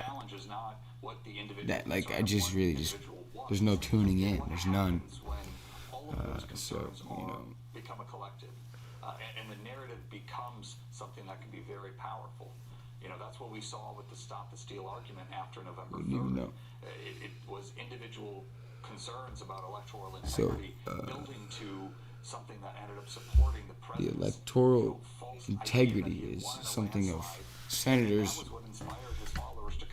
and the beauty is actually there's some concepts in politics that I could talk about that might prevent the security of the U.S. So I'm speaking brief out here, but like. Such a strong hold on the Republican Party. So many in the Republican Party believe what he said about the election. You said your vote may have been political suicide. That caught the attention of one of the president's advisors, Jason Miller, who retweeted it as well. Are you concerned you ended your career with that vote? I may very well have, but I think it's also important that we have elected leaders who are not thinking solely about what's in Still, that's literally what they're doing, pumping it out. Oh shit. politically expedient, but what we actually need for the country. It's not lost on me that I hold the seat that Gerald Ford held from 1948 to 1973. he committed a courageous act with Very the party of interesting. Richard Nixon, but it ended his political career going forward. ABC. I think that is I obviously don't want to follow in the footsteps in terms of the next election, but want to make sure that we have leaders in office who are focusing on Shit. the fact that we're a nation of laws, not men. Yes, nah, man. Yeah, facts. No shit, dude. Whoa. Who is this guy? Cheney also, like you, voted for the impeachment, the greatest betrayal of the Constitution in American history. But she's Nah, he's lit though. That's wow. That's a good statement. Sheesh. Okay, so he's got a. Nah, I can't write it down. Philosopher Chris Payne. That is not something that is punished. I know there's a division that has already occurred. We need to address some of the issues that we have within, the Congressional Republican Conference. But I've been very impressed by the leadership that Liz Cheney has shown. We differ on many issues, but in terms of somebody who is putting the best interests of the country forward, she has demonstrated that in her actions. Holy shit. Is it time for the Republican Party to move on from President Trump? Is it Martin Luther King Day? I think it's time that we acknowledge that what happened on January 6th was a betrayal of what had been accomplished in the last 4 years. That it was a Damn, culmination it's of a politics 12, that had all too often, 17. Fanned flames rather than focusing on building and governing. The president brought some Hey, necessary Google. energy. He brought some Just setting the necessary prefix. ideas. He shook the tree. He was a change agent. The challenge was that Philosopher Chris didn't know when to Payne. stop. I am a black hole. And to me, political violence is the line that we must draw. We've seen that outgrowth on my side of the aisle, but that's something that has become all too common. The threats, intimidation, violence more broadly. What? This all goes back to the fact that too many Americans don't trust institutions, don't trust the process that we have. I did for a second really think that it was. I was like, are you serious? Is that why it happened? And that's because I'm living so fast. And just like, so excited that it was like, no way that I knew that. And I was like, oh shit. They don't need to take to the streets. They don't need to But engage in violence to make their voice heard.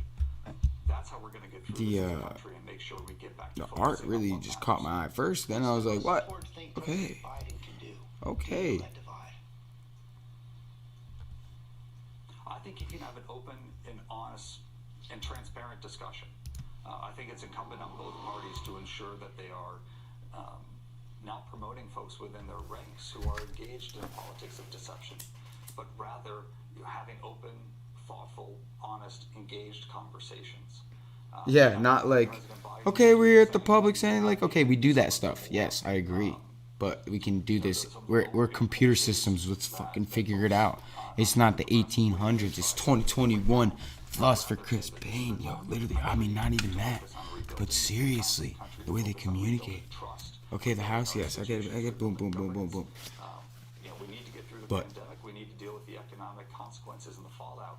But we what, also when, need and to where, heal and the how it's divides presented? that have been exposed over the past several years. Orchestrated, almost. Not even.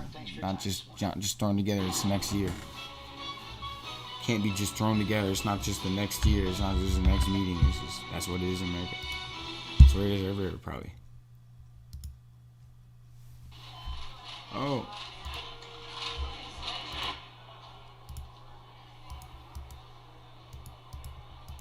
Okay. Dr. Jekyll.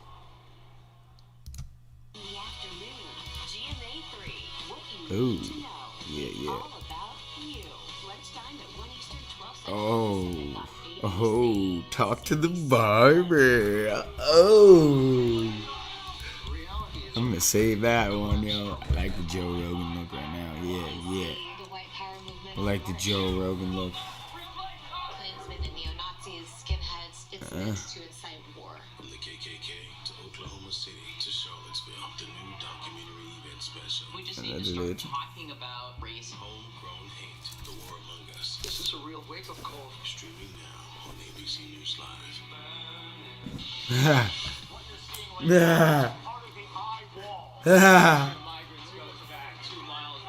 The Facebook. Yeah, no shit. That's crazy. Yeah, for sure. You want me to get going? I'm gonna get going? No. Can't do it.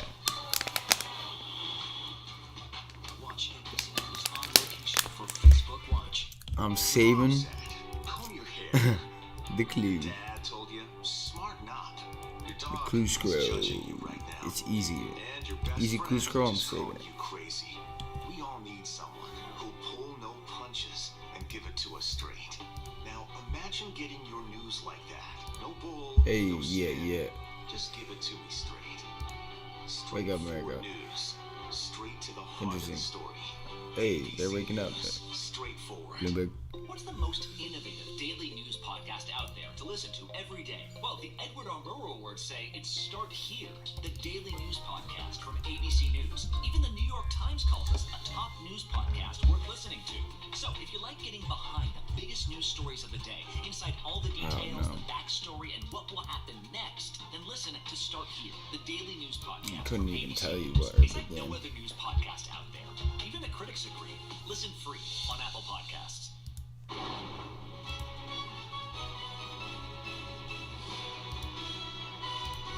This week with George.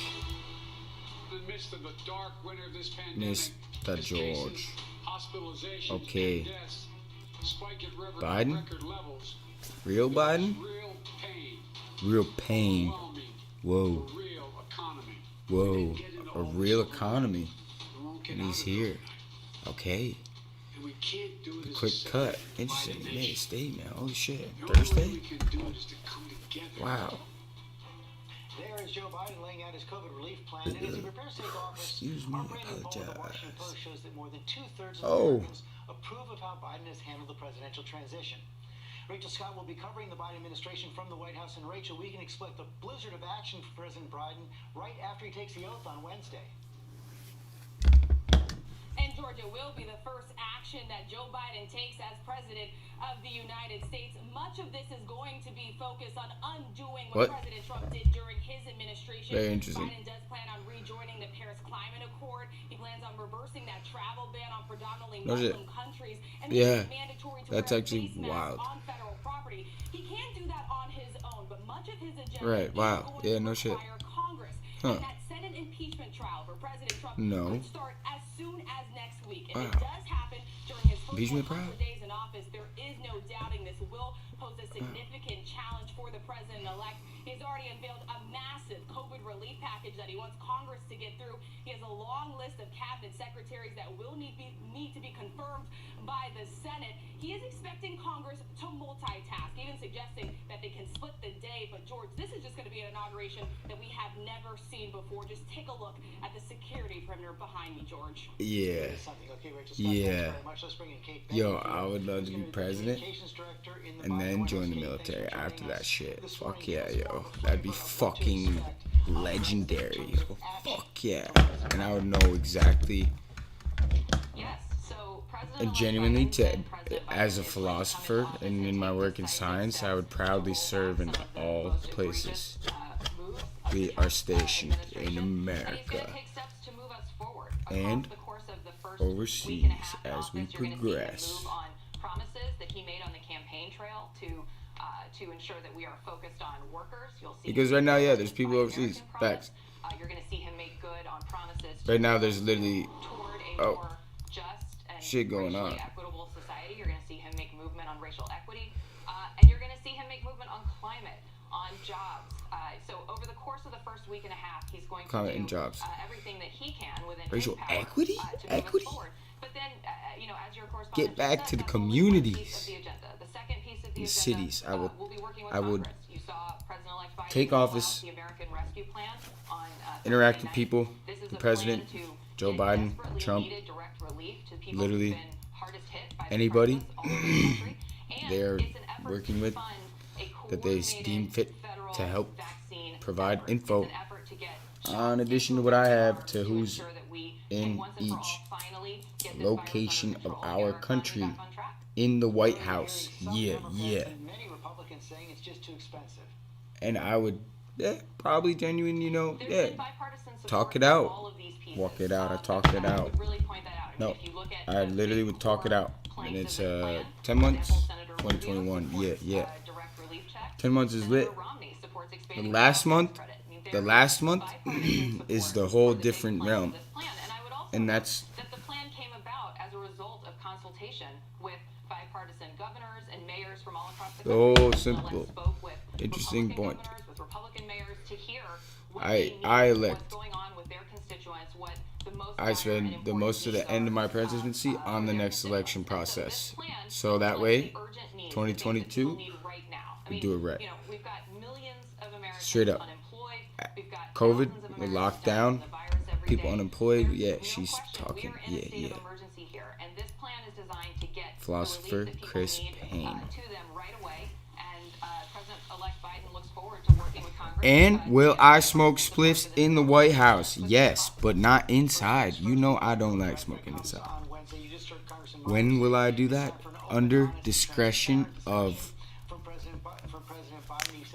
the White House and what we do. But you know me, I will gladly talk with leaders in a comfortable situation where I know I am deemed to perform as a speaker, as a communicator, as a coordinator, because I train on rolling, I train on getting comfortable, I train on gaming, I train on doing everything on a computer. We could do it on a computer. I could talk to them on a computer. COVID. But nah, and we're getting rid of the whole, we're going to have a whole new flight system when I join. That's the whole facts. No more Air Force One.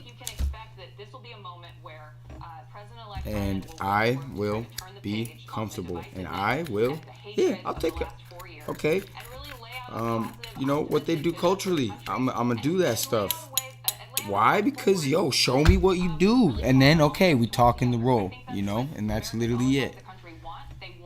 But I want the people that I know in America and the people that me as a president would be literally just to be like, see it a little bit. And it's a little bit.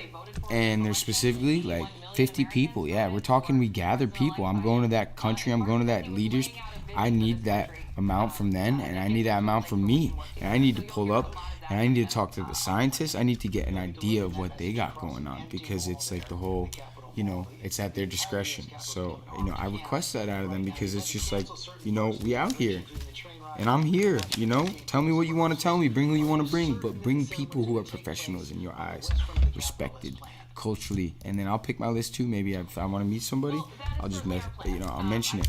Because I think it'd be a very cultural referent thing for America. And I think that it's actually combining in an element of something deeper than, the sense of what you guys already have going on as a foreign nation and all that stuff. Okay. Yeah. And then the Capitol and the laws, we're talking about everything, for sure. For sure. We're going over everything, and it's making fucking sense, and you know that. And we're putting America, not first. America. It's just America. We're making America America. With the outgoing leadership in national security and law enforcement to ensure that we're preparing for any scenario that America first, said Trump, and I like that, but Trump. So we're working to ensure that we'll be prepared, but we have full faith in the United States Secret Service and their partners. And it's nothing beyond the work. The planning to ensure that this event is safe. So just simply as an American culture. Out here, presidents be regarded in this factor form where instead of 42, the next president would be literally president negative 42. Okay? Negative 42. President negative 42, and it's just going to be a total new concept to describe something to safeguard our people, to safeguard our foreign people, and to put things into context so that way it's not taken out of control. They know that it does not reflect me, and they know that it reflects actually the role of our country and what we do, because it's a different year. It's a different 11 months. It's very interesting.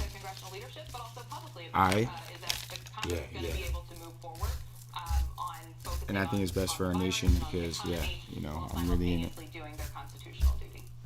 Kate Bettyfield, thanks very much for your time this morning. Thanks for having me, George. I appreciate it. Yeah, yeah. Oh, okay. Yeah, ABC. Yeah, philosopher Chris Payne. Yeah, yeah.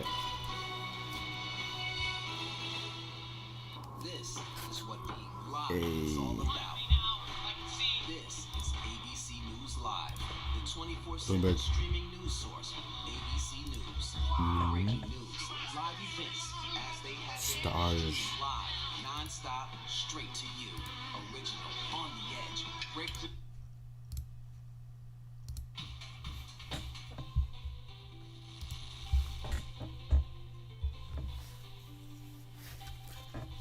I'll give ABC News respect. They got me fired up right now. You wanna know why?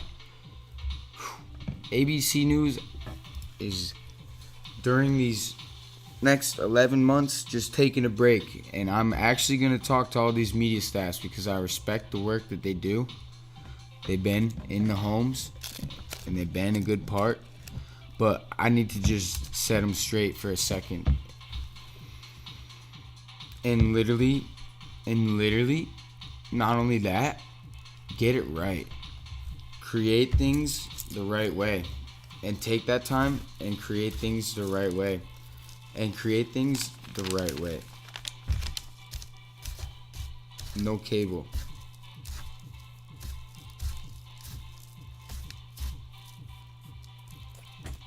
There will be a clearance, right? And I will make it a gathering, a weekly gathering, like in my clan. Yeah, yeah. Start your day where you spend your... Oh, yeah, yeah. And I make it a weekly gathering like my clan in RuneScape because it's literally just the most simplest. Because it's literally like not even RuneScape. This isn't even about RuneScape. I play video game though and I love it. And I meet and I get together with friends and I'm friends with the people in this country that are serving for our country because yeah, that shit is really lit and I'm with it. Let's get it. And so being out here with the people that serve our country, I'm out here. And then yeah, what else is there, yo? I'm doing it for that, yo. And then we talking about the country. Okay. Oh. We talking about the country though, literally, because it's yeah, I will be a very good fit. 26 years old. K-Pain 8.0. Yeah, yeah. First president. Oh, snap. Single president. Oh. Yeah, yeah.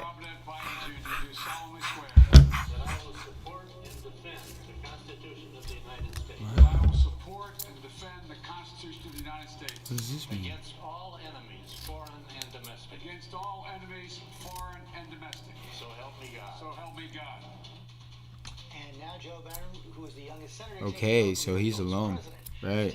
No snap. All the challenges ahead on our roundtable with Chris Christie, Rahm Emanuel. Oh, snap. Democratic strategist Karen Finney, also CNN political commentator, and Republican strategist Sarah Fagan. And Rahm, let me begin with you. This challenge for Joe Biden as he comes in facing these multiple crises across the country could not be higher.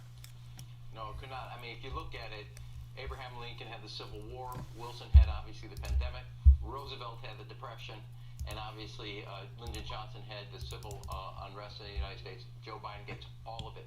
You haven't seen something like this in Joe Biden, yeah. In any point in history. Every president's had I could potentially pass it to Joe Biden. Afterwards, I will respect that 100%. I will respect both sides 100%. I need to meet with both of them. I get in 2022 to select the setup of the White House, okay? There's a president, yes, but I'm completely transforming the way we communicate in this White House because I really genuinely think, yeah, we're upgrading it. And why? Because I'm literally the opposite. I'm out here.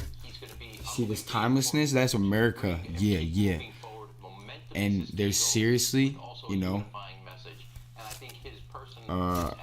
Also, we got this whole realm that there's therapy in this shit, yo. Young Samosa right now, yo, could literally be the cure for something. Because literally out here, he's just cool. He's just cool. And I'll be the president, yo. I'd just be having some shit to be like, yo, okay. You know, get him, you know, Samosa acting like the president, dog, yeah. In the end, I think what the American people have learned over especially the last year or so is that, you know, competence really matters in the Oval Office in terms of managing things, and he's going to have to deal now with the challenge of COVID. I hear all the other things that Ron mentioned, and I don't disagree necessarily, but the number one issue is COVID. Until the COVID vaccine gets broadly distributed, until life gets back to some measure of normalcy, it will be what dominates Joe Biden's job. Because until that happens, you can't really bring back the economy to where it needs to be. You can't really deal with a lot of those underlying issues effectively until you get people feeling it once again as if they're safe. Tesla. And in this pandemic, yeah. with over 300,000 Americans dying, they don't feel safe. America. So we need to get back to that. I think that's going to be his first task. If he does that, he has a chance to achieve a lot of other things that he might want to do in a very closely divided country. As long as he keeps his eye on getting COVID under control, the rest of it, I think, will come to him over the course of his first year. It's a divided country. Okay, a very interesting opinion. A lot of Democrats want Joe Biden to go further than he might be able to go. Well, look, I think the most important thing is that Joe Biden stays focused on the agenda that he was elected overwhelmingly by an overwhelming majority of the American people to implement. And I think we're already seeing both in the measures that and the things that Biden has talked about since becoming elected that a majority of Americans agree with and appreciate the way he has conducted himself. And in addition to that, I think we will see this president, as the memo that Ron Klain laid out put forward yesterday. Sleepy Joe? Very quick, not surprisingly, I slightly disagree with Chris Christie.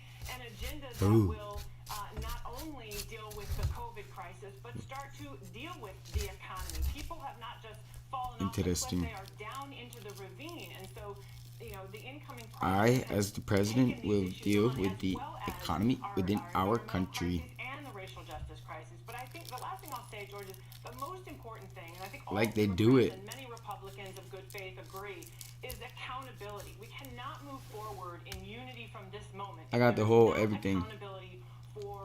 Hold me accountable to everything. I'll do it. He drew the Mack truck of gasoline into the Let me do it. Let me do it. I got it. Yeah, yeah. Literally, got this. 100%. 10 months. 10 months. February. Yeah.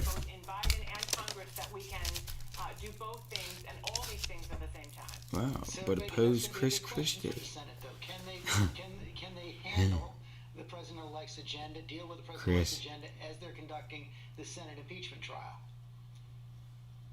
I think that is the real challenge. Senate is the American. To try to manage really this COVID package, which is likely going to have to get done. Senate is the American process. As the president-elect wants it, which includes the minimum wage and so many other policy priorities that are really Democratic policy priorities, not just COVID priorities. He's likely going to have to do it through the reconciliation process. And that becomes incredibly complex. Of course, he's got to confirm this is actually good. Janet Yellen and many other cabinet secretaries, and he's got to manage an impeachment trial. And it's a no-win situation for both parties.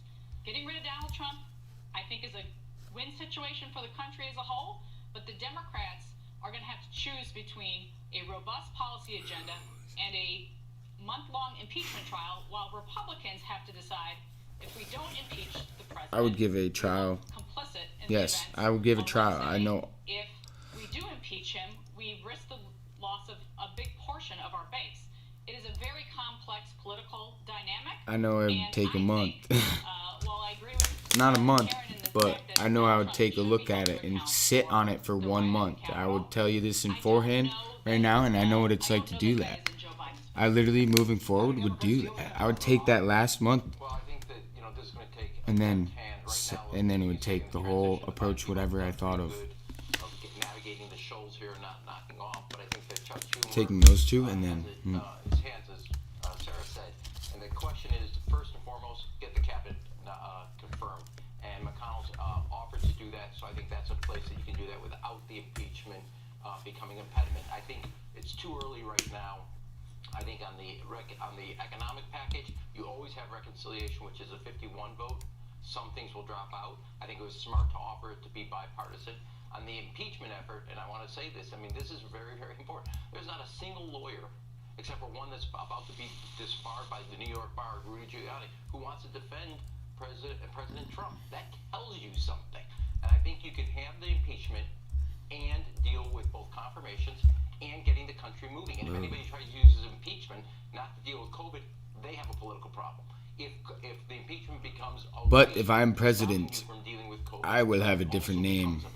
I will be president. Have a challenge, not just Chuck Schumer, and everybody's going to be looking known as a name. Why? Because I'm the negative 42 president. Just use this to score political points. And Chris Christie, president. Go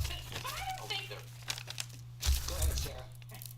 But they'll know it's my face. But, okay, but still doing real stuff. But so very important for COVID relief, vaccine distribution, of course, and money for getting schools back on track. There's a lot more in here that Republican senators are not going to go along with. A minimum wage may make sense in Boston. A $15 minimum wage may make sense in Boston and Los Angeles. Doesn't make sense in Oskaloosa, Iowa, and other things for the Democratic constituencies, particularly the state and local governments. Republicans aren't going to support that. So if the president-elect wants to get that accomplished, he will have to do it through reconciliation, and that is a much more complex process that the impeachment will detract from. My name will also be Presidente to mark the last year. We officially only use English in our school. And in honor of the spliff, we will also celebrate the Canadian choice. Listen, I think what the party has to do is stand by its principles, George, and teach 3 languages in schools and on computers. Just having one that speaks Spanish keyboard. Oh, changing technology and keyboards. Sliding adjustable ones at schools. Slap on 4 of them. Yeah.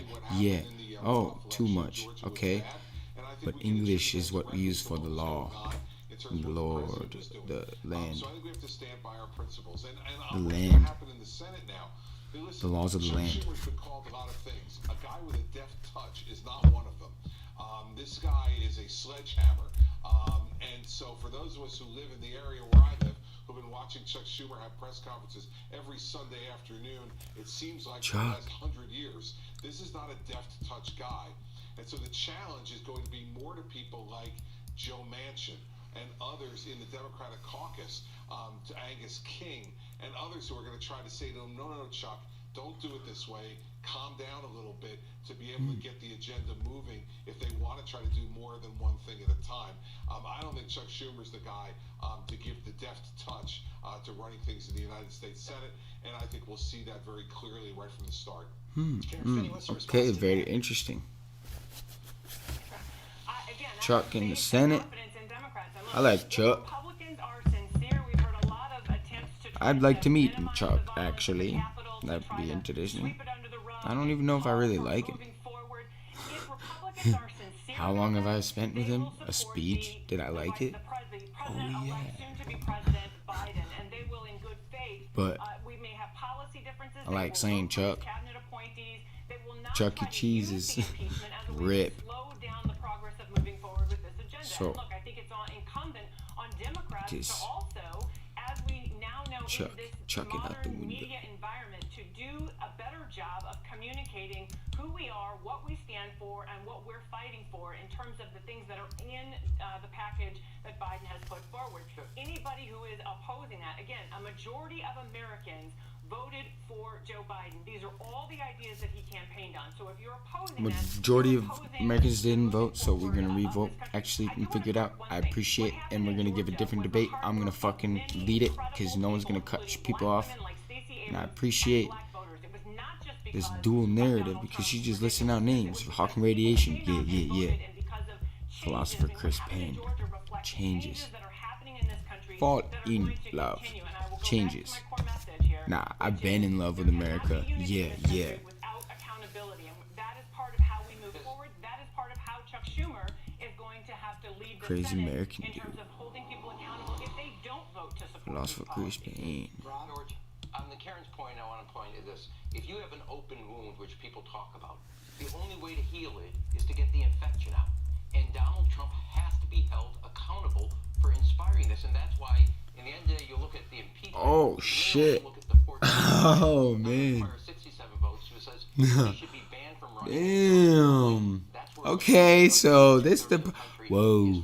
Okay, I would be the 46th president? Whoa. Holy shit. That's a little different. Holy shit. They're going to face a tricky dilemma. Do you move that vote on the 14th Amendment, banning the president from running again, before you move to a final vote on impeachment? 11 months? 10 months? 1 month or just all of that conversation. I would be introduced by a no name. And actually, that shit would be just the actually Mysterian America. Word of mouth, and then it's like, oh. And then it's spoken, and then it's like, yes, president. I gotta go to Sarah Fagan on this, because Sarah, I want to bring you in on this. Does Mitch McConnell vote to convict or not? Sarah? I think, I don't know. I don't know if he will vote to convict or not. I think he's strictly leaving it open, and I would argue that him letting that story in the New York Times unanswered that said he was unsure of what he was going to do speaks volumes about where his head is, and the fact that he's certainly not going to whip his caucus. Negative 45. Means that more Republicans will vote to that would be super legendary. It is a long trial. Whoa, K-Pain 8.0. Yeah, if I'm jumping into president, fuck yeah, yo. Yeah, fuck yeah. I'm just K-Pain 8.0 during that shit. Fuck yeah. No, fuck that. That's literally insane. Wow. Holy fuck. 46? Nah, no, fuck that. I'm negative 45. That shit's lit. Crazy, yo. 42? What? The larger test of this moment in history That shit's wild. Donald Trump. It is about accountability and understanding the divisions in this country and figuring out how we unify and heal and move forward and acknowledging that these divisions have been exploited by Trump, but they exist. This is who we are. It's not who we have to be. And that is all we have time for, so I don't get all the yeses or nos. Wow, Thank you all Joe. very much. Very interesting. Yeah. Holy shit. Damn, 45 presidents? There's something Wow. so wicked going on right now. My father, he's a serial killer. 45 presidents? Yeah, that shit's crazy. So, what happens when a serial killer's daughter finally meets the family of her father's victims? You must be Diane. And Diane. And can you help solve the final piece of this mystery? Friday. The stunning 2020 Friday night at 9/8. Oh. Whoa. 2020 is cool. 2020 is interesting, actually. I was going to mention something related to 2020, but I'm going to the International Space Station.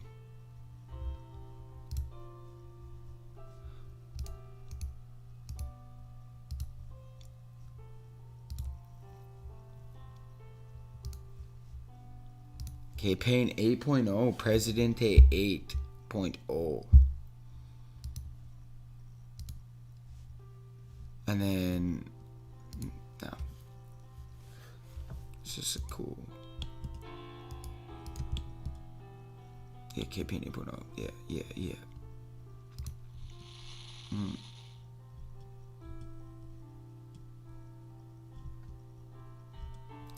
The White House would be very amazing. Yeah. To be trusted with that shit is so sick. I totally commit to that whole like low key life after. I get it. It's fucking real. You're the president. You got dope opportunities in life. I'll do that. That shit's wild. Let's go. All about charities. Okay. All of our anchors with vibes. Yo, surfing the waves. Yeah. So you want to have $1 million smile but pay less than $100 a month? We are talking about the new invisible aligners system called Bite. Bye.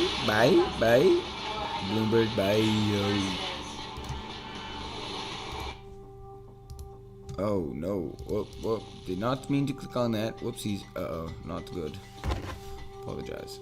An impeachment. Wow, interesting. Drafted against the president. Okay. Oh.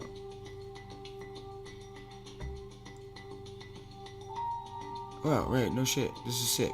This is live. Okay.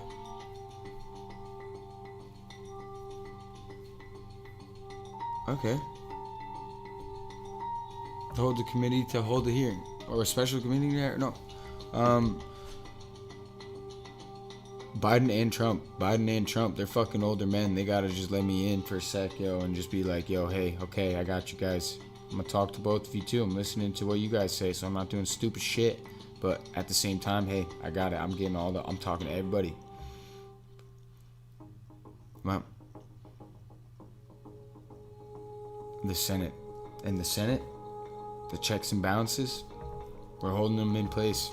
I'm meeting all the judges. No, wait in the cut. This is about wow. That's it. Wow. In all the decisions I have made in my public life, I have always tried to do what was best for the nation. To a date, a U.S. president has never been impeachment. No. Oh, wow. That's wild. The Reverend Dr. Martin Luther King, 39 years old and a Nobel Peace Prize winner. And we get impeached. That's insane. This is old school. Yeah, no way. Wow. Yo, so this is Dr. King was dead. That happened at 7 p.m. Eastern Time. The nation was shocked. President Johnson expressed horror and then postponed his trip to Hawaii until tomorrow. We're going to go to Memphis now. Hotel is a favorite place for Negro leaders to stay while in Memphis. It's a very nice new modern motel. He was on the second floor balcony, standing exactly where these two officers are, talking with some of his aides at the time of the shooting. The scene immediately became confused. Officers ran forward and attempted to secure the area. The shot apparently came from an apartment building directly across the street. The wow. Okay. staff were there discussing a mass rally which was planned for tonight. They said that suddenly there was a sound that sounded faintly like a firecracker or something, and he was talking that he was shot. Physical program for tonight's mass rally. Yeah. And he had asked you. The hype American life. Interesting. I'm reading a comment on RuneScape. Could you tell how seriously he was wounded? I'm just watching this. Knocked him back, off his feet. ABC News. Yeah. Okay. ABC. Easy as 1, 2, 3. Simple as the news every time. Yeah. Whoa.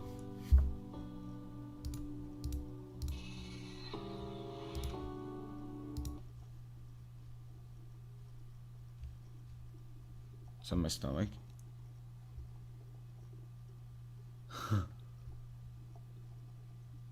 Whoa.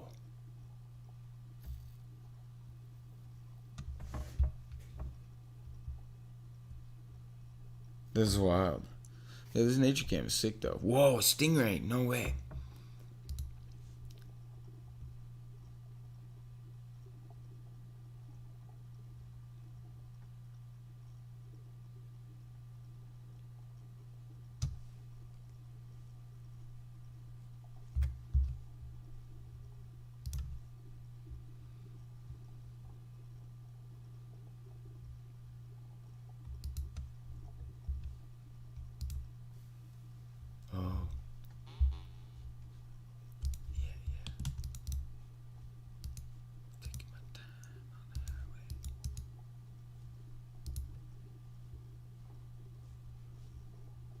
Okay, duel.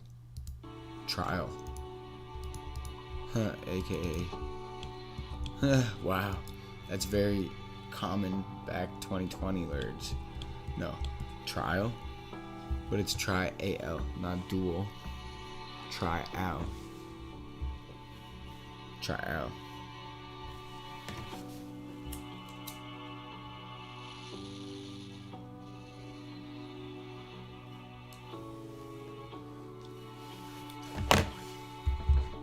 Can't really hear this. So it's dual.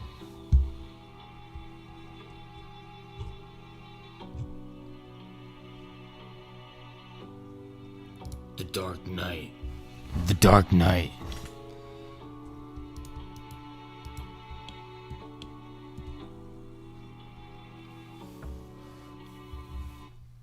It's free. Don't tell anybody. It's free. Astrology was able to help me feel more confident. Now, when it matters most, the straightforward facts. ABC News is America's #1 news. #1 in the morning. #1 in the evening. With America's most watched Oh man, he's playing chess online. Damn. #1 news magazine on Friday nights. #1 in politics across this historic election versus the competition. The #1 daytime talk show and #1 in streaming Chess? news. ABC News is America's Okay. #1 news.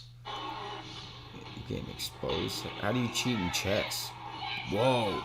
You can cheat in chess? Damn. Holy shit. Inauguration Day. With so much on the line, so much uncertainty, America turns to ABC News. Starting with a special Good Morning America. Then live across the day, the most trusted team in politics. ABC Inauguration Day. And on Apple News. Bro. These days, what you need to Interesting. know seems to change. I like those too. Kamal Harris and Mike, we can get it. I'll talk. Be 5 people. Feel smarter. Feel better. Feel happier. But I'm president. About a third hour of Good Morning America. Because, GMA3, what well, you need to know. just take a sit for like 11 months, dude. ABC. It's all about you. Take a sit for 11 months. Now, this is part of the eye wall. This procession of migrants goes back 2 miles. There is going to be catastrophic damage. The fire has made a run. You can see those flames shooting up into the sky. We are on the jam-packed red carpet. Damn, he's exposing the shit out of them. Oh, The Dark Knight. NSYNC.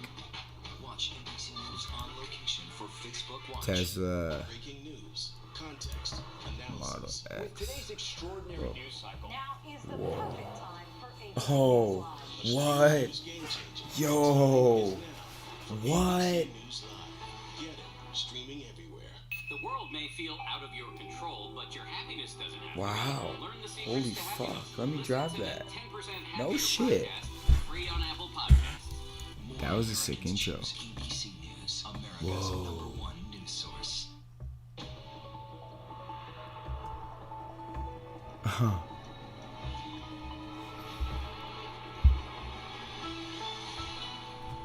Wow.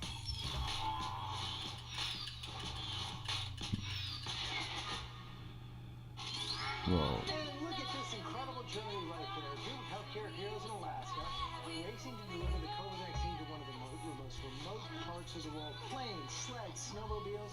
This dedicated group of women will join us live in just a moment. First, Kana Whitworth Holy has more shit. on there and Look at that. Good morning, Kana. He's is Elon driving that? Across the state of Alaska, healthcare workers are battling sub-zero temperatures with just a few hours of daylight each day. Is he driving They that? venture into rugged No, too territory, slow. even Too fast. home visits when necessary to vaccinate Elon granny pace. They are true healthcare heroes, practitioners across Healthcare Alaska heroes climb in to an remote incredible villages journey. to vaccinate elders Facts. against COVID-19 and braving deadly conditions to do it. Really out Based in there. Kotzebue, Alaska, 33 Oh, miles wow. north of the Arctic Circle. Where that this photo is taken, probably. Two Ha, nurses ha. and a pharmacist. Probably. Yo, holy shit. They're flying with the Fucking vaccine in huge hand trees. to small villages of just 200 people, largely cut off. Whoa, no shit. Look at this. If the Okay. teams Whoa, didn't holy make shit. some of the people Holy would have shit. to wait to get the vaccine.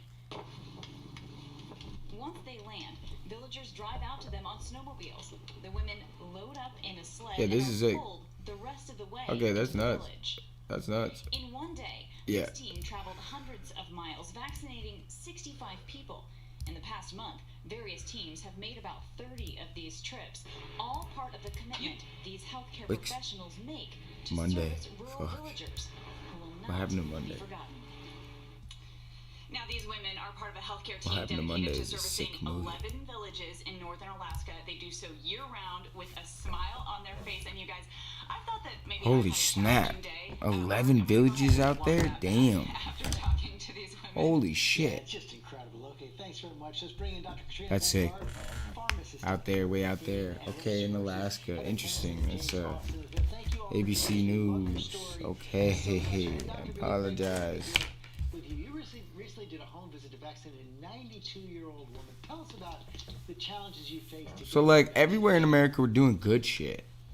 But don't fucking think you can fuck with Alaska, too. Don't even get me started on that. That got me got a little tight right there. Shit. Shit, dude. That's wild. Yeah, don't fuck with Alaska. No. Actually, well, I, philosopher Chris Payne, will make a statement about that shit. For real.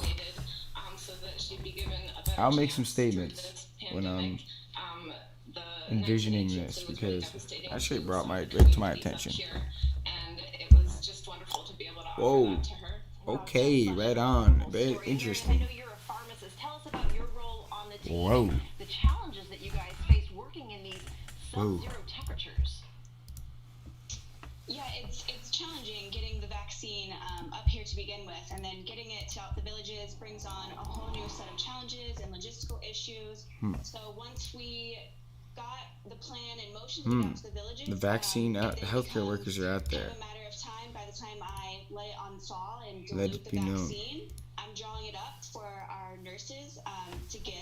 So This they is have 6 amazing. hours once Holy it's thawed shit, to this use is crazy. vaccine up. So, time is of the utmost importance. Point Hope. I'm carrying an anaphylaxis That's kit sick, with me to actually. make sure, That's in case sick. we have any reactions, And we're we're down for ready, science for to be this.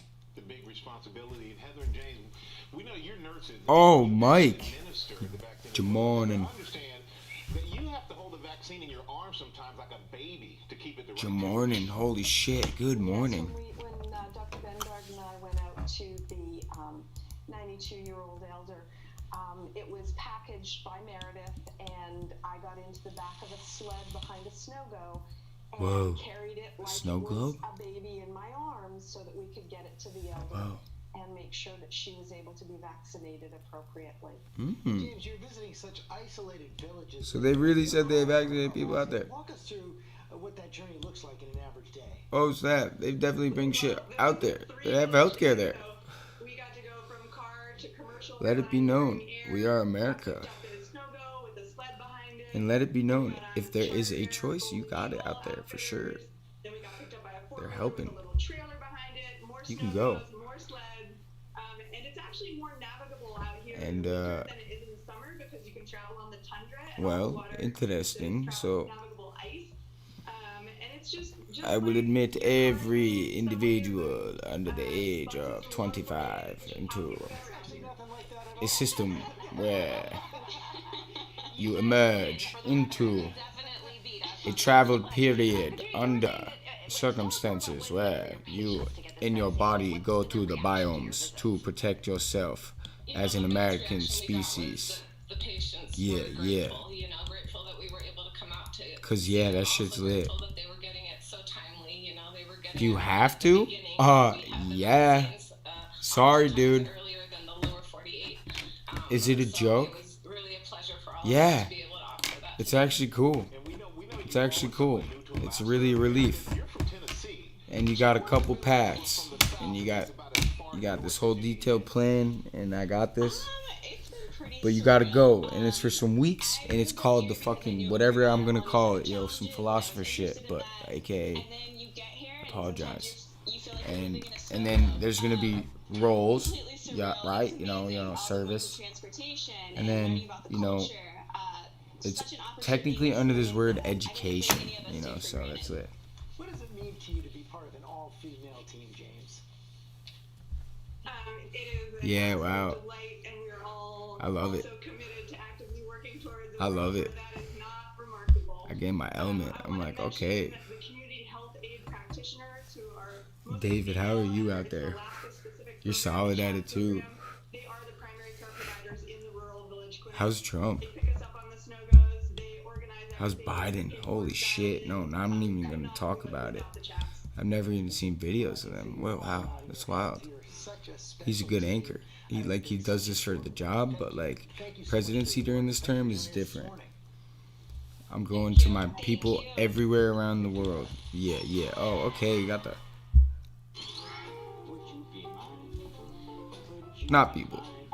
Outlets around the world for transparency, so that everybody can know about America. Everybody needs to know about America.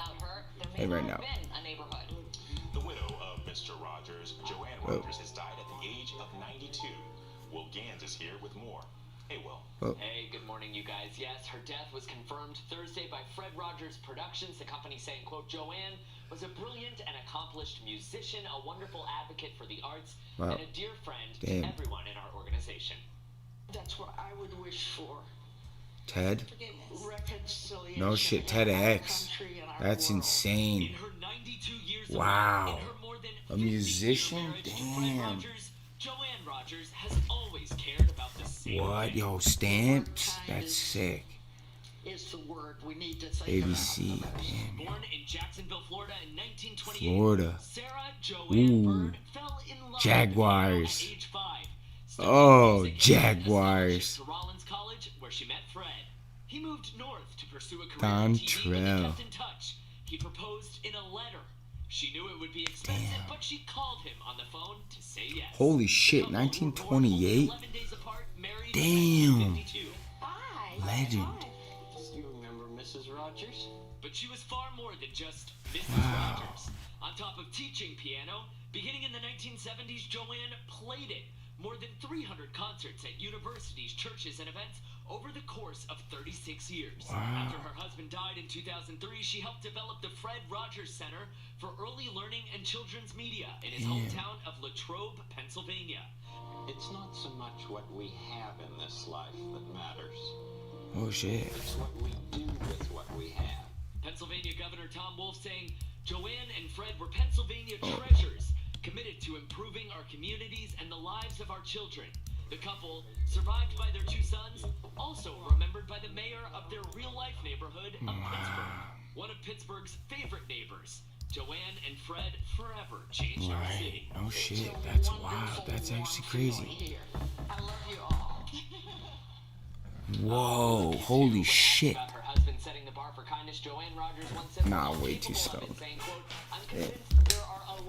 But that's crazy, damn it. And after a long life devoted to that very same kindness, this morning we can Musician though? there Whoa. are a lot of Joanne Rogerses out there as well, you guys. Absolutely right. Well, behind every great man, right? It's a great woman. That's right. Both. Whoa. Do you, boo? You should. Free Fly's bamboo blends are the most comfortable clothes. Yeah. Oh, okay. ABC News Live. Facts. 24/7 streaming news source. Got the shot. ABC News. Breaking news, live events as they happen, streaming live, non-stop, straight to you. Original, on the edge, breakthrough storytelling from ABC News, National Geographic, ESPN, all designed differently for you to stream straight to any screen whenever you want, free. And imagine the most celebrated, epic live events and moments, all playing out right before your eyes. See those flames behind me? And go deeper inside the groundbreaking exclusives from the campaign trail only ABC News gets. Watch ABC News Live Sounding out. right now. I'm sorry. I did it. Roku, Hulu, Facebook, and ABCnews.com. All the news companies need to have a shirt of me though. Commissioned by me. Why? Because that's how I'm going to do shit. You guys help me. I'm commissioning you because you guys need to help be a part of this. Maybe not so much t-shirts, but some real shit. Some good stuff.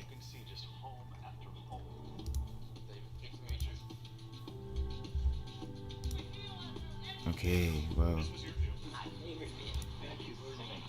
Yeah. Whoa, holy shit. Yes, mornings may look different these days, but where you start your day, where you spend your mornings, where you get connected to everything that's happening. And face it, there's a No, this is not a video game. Where you get all the breaking new information of the day to help you navigate through these times. That's Well, why we're here. let me tell you about. And making sure you start your day off with a smile and some sunshine. Good morning, America. Good morning, America. Good morning, America. Oh, how I love saying that. This location is The world may feel out of your control, but your happiness doesn't have to be. Learn the secrets to happiness. Listen to the 10% Happier podcast, free on Apple Podcasts. ABC News honored winner for the second straight year with the Edward R. Murrow Award for Overall Excellence in Television. ABC News, America's #1 news source. This is GMA3. Okay, what you I'm need to know. GMA3. A third hour of Good Morning America in the afternoon. Yes. It's all about you. Lunchtime on ABC. Oh yeah, okay. I'm gonna just mix it up right now. Just find love first, innit?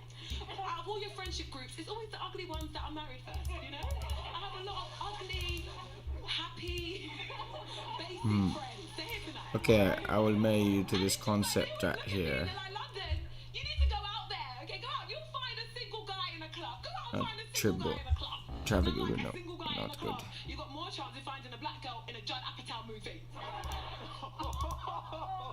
Oh, interesting. Listening is everything, Spotify. How do I do this? I'm trying to get to this snipping tool, paint. Largely explores her dating experiences, among other things. No, philosophy, because I'm moving at speeding rates. We have a feeling it won't be her last. She's a legend, probably. Let's get it. Yes, we've been enjoying you actually in a commercial break, making us laugh. Shit. London Hughes, thank you so much for being with us. I didn't even need to use that. It's not the window glass. Me, it's good to be here. This is so surreal. I love it. Shit. I love it. I've made it. Okay. Great. No way. We have to ask first the specials about your dating Snip. experiences. So how is the dating thing going? Are we still talking to a single London Hughes right now? We are still talking to a single London Hughes. Let me let America know. America, I'm still single. I'm still looking for love. If you're out there. No, you're gonna love this. Just killed my dating. And I'm not dating anyone. It's crazy. London, you are from London. No dating right now for me. You came here last year. As soon as you got here, pandemic hit. We went through the summer of protest and racial reckoning, presidential election, and here we are. So, on behalf of Amy Robach and I, let us say, welcome to Wow. Welcome to America. Yeah, let's get it. Let's get it. Okay, welcome to this place. I literally got here February 8th, 2020. I've lived in the UK my whole life. I got rid of my flat in the UK, said goodbye to my parents. I'm off to America to be a star. Got to LA, 2 weeks later, the whole world exploded. Like, it was just insane. And I've lived through that. I lived through the protests. I call it the race war. It's been crazy. And then there were California wildfires.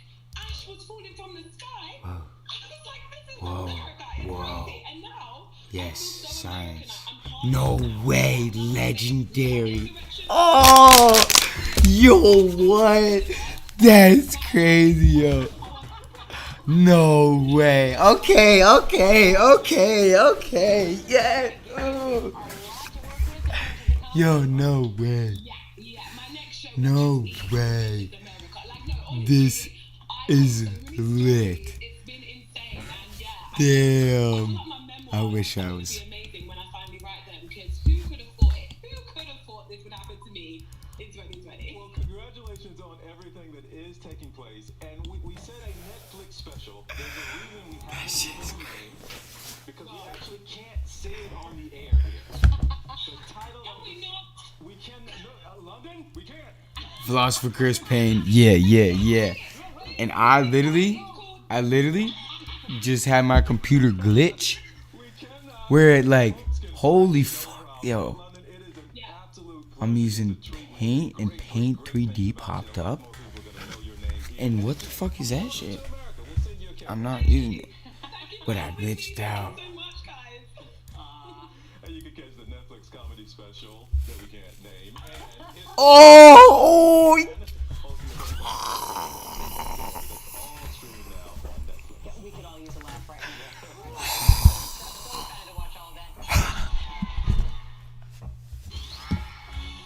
Savage. 37 years old, with plenty of game left in his Wow. who watched as his team drafted his successor.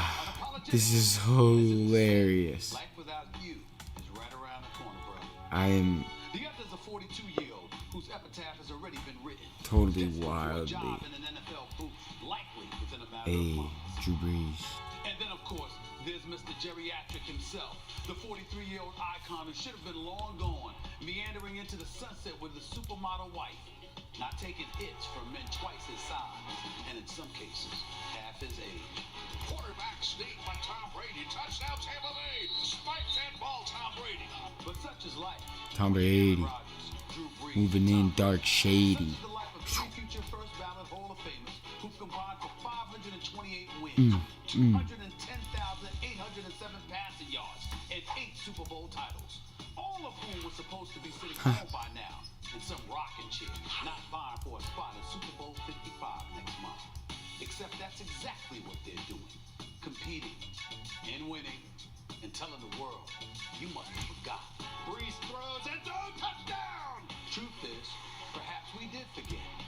While remembering the importance of the quarterback position, understanding the intangibles like discipline and leadership, if we're being honest, these guys have essentially been shoved aside.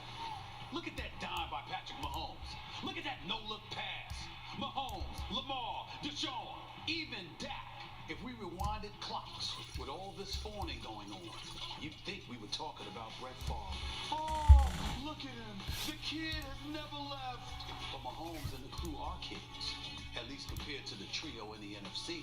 Except Mahomes is the reigning Super Bowl champion, who's also been a league MVP. And at 25, he's younger. Plus, he's the favorite to win it all again this year.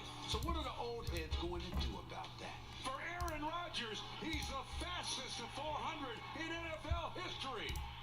If you're Rodgers, despite throwing for 48 touchdowns and just 5 interceptions this year, following years of unparalleled greatness, you still only have 1 Super Bowl title on your resume. You cool with that? The same could be said about Breeze with his 1 title, despite years of efficiency. Yo, Drew, you want to be a champion again? Or do you want to be Tony Romo in the booth?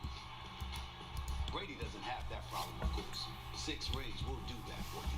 But all of them were with Bill Belichick, fed off being in the putrid AFC East, usually guaranteeing yourself a first-round bye Bill, and legend. home field advantage. What's Literally. life going to be like for Brady now that he'll have Just to win on memes. the road in the playoffs if he's to ultimately end up Memes. back home in Tampa, Florida for Super Bowl 55? So many questions, but better facts to accentuate them. Because in the end, most of their contemporaries won't be playing at all once they reach their late 30s. Okay, so this must be That didn't happen to Rodgers, Breeze, Brady. that part. It's a testament to their dedication, Nigga discipline, swimming and area. greatness. Except it only matters when you finish the job. For now, of course. What one officer did at the Capitol, and he has said at that moment, my job is to protect and serve. And that day, I was protecting. It was the moment the country has now seen. Capitol Police Officer Eugene Goodman holding back the rioters, leading them up these stairs, radioing in their location. At the top of the stairs, you see Officer Goodman look to the left. He sees the open doors to the Senate chamber where members of Congress were sheltering. And so then that push to get the rioters to go in a different direction. He draws them toward another room where backup is waiting. Goodman is an Army veteran deploying with the 101st Airborne Division to Iraq. Tonight, the 101st Airborne Division saying, quote, Eugene Goodman stood in the doorway that day. We see you, Eugene. And tonight, a bipartisan group of lawmakers saying they will introduce a bill now to award Officer Goodman the Congressional Gold Medal, one of the nation's highest honors, to say thank you and to honor his bravery. His bravery seen by the nation and by the world.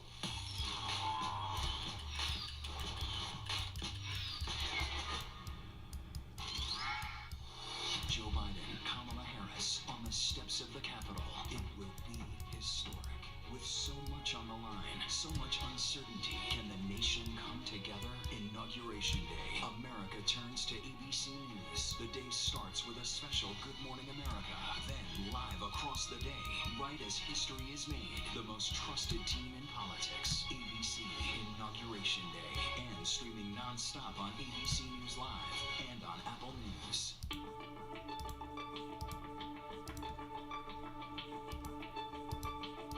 Okay, great.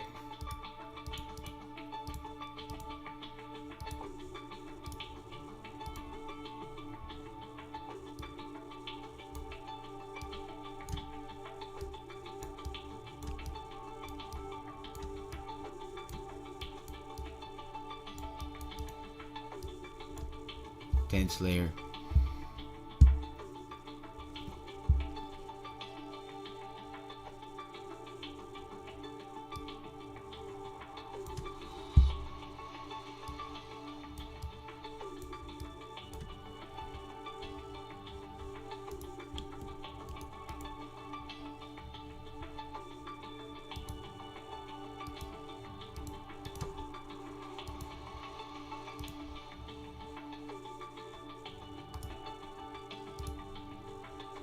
Yes, I will do this really quick.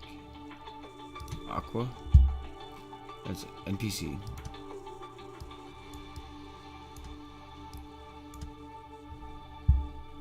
Yes, okay.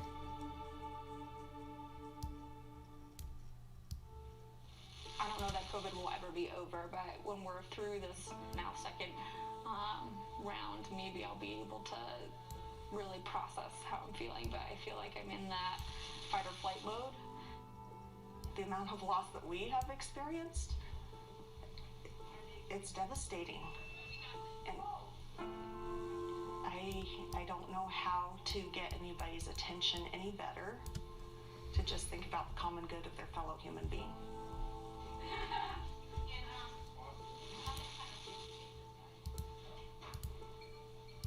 I can't touch numbers. I don't understand what 230,000, 240,000 deaths looks like. So when the news says we've reached a new death toll, I don't understand that. But as a frontline healthcare worker, I can understand the humans behind those numbers, and that every single one of those was a life and a person that mattered and a person that is gone. My mom got it in March. It was really hard. Sorry.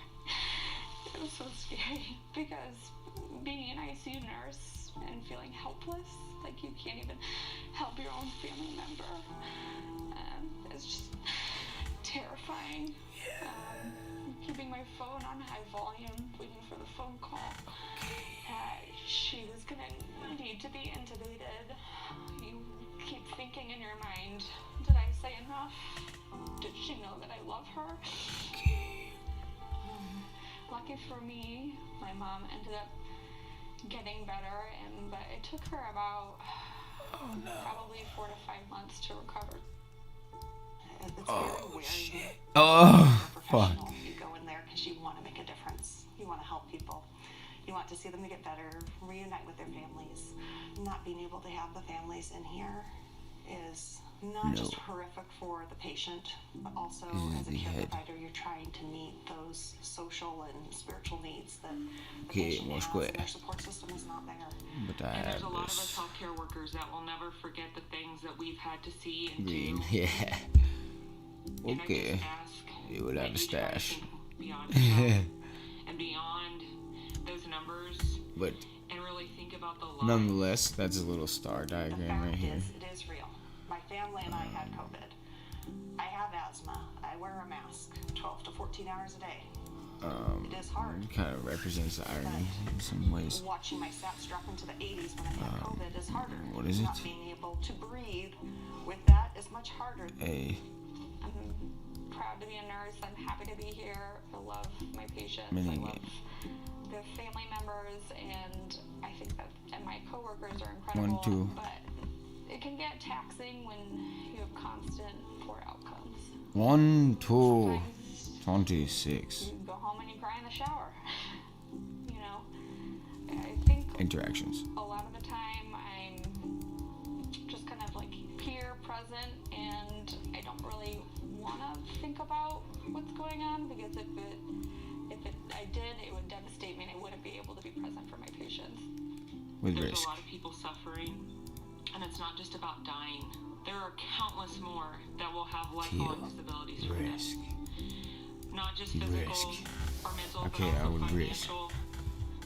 in these It's areas. the year of the nurse, you know. But the NPC, Healthcare heroes, and the thing is that we can all be no heroes risk. just by doing one little thing, and that's just wearing a mask and keeping our 6 feet. And then within here, Make a difference. within here, It will save lives. It has. We've done it before. We've watched the numbers drop.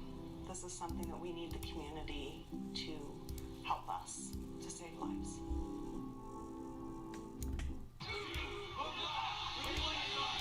one player. Collapse from within. You see the white power movement on the march. Klansmen and neo-Nazis, skinheads, it's meant to incite war. From the KKK. One player controls. We just need to start talking about race. Homegrown hate, the war among us. This is a real wake-up call. Streaming now on ABC News Live. Whoa, even fucking worse. That's even more insane. Wow. So,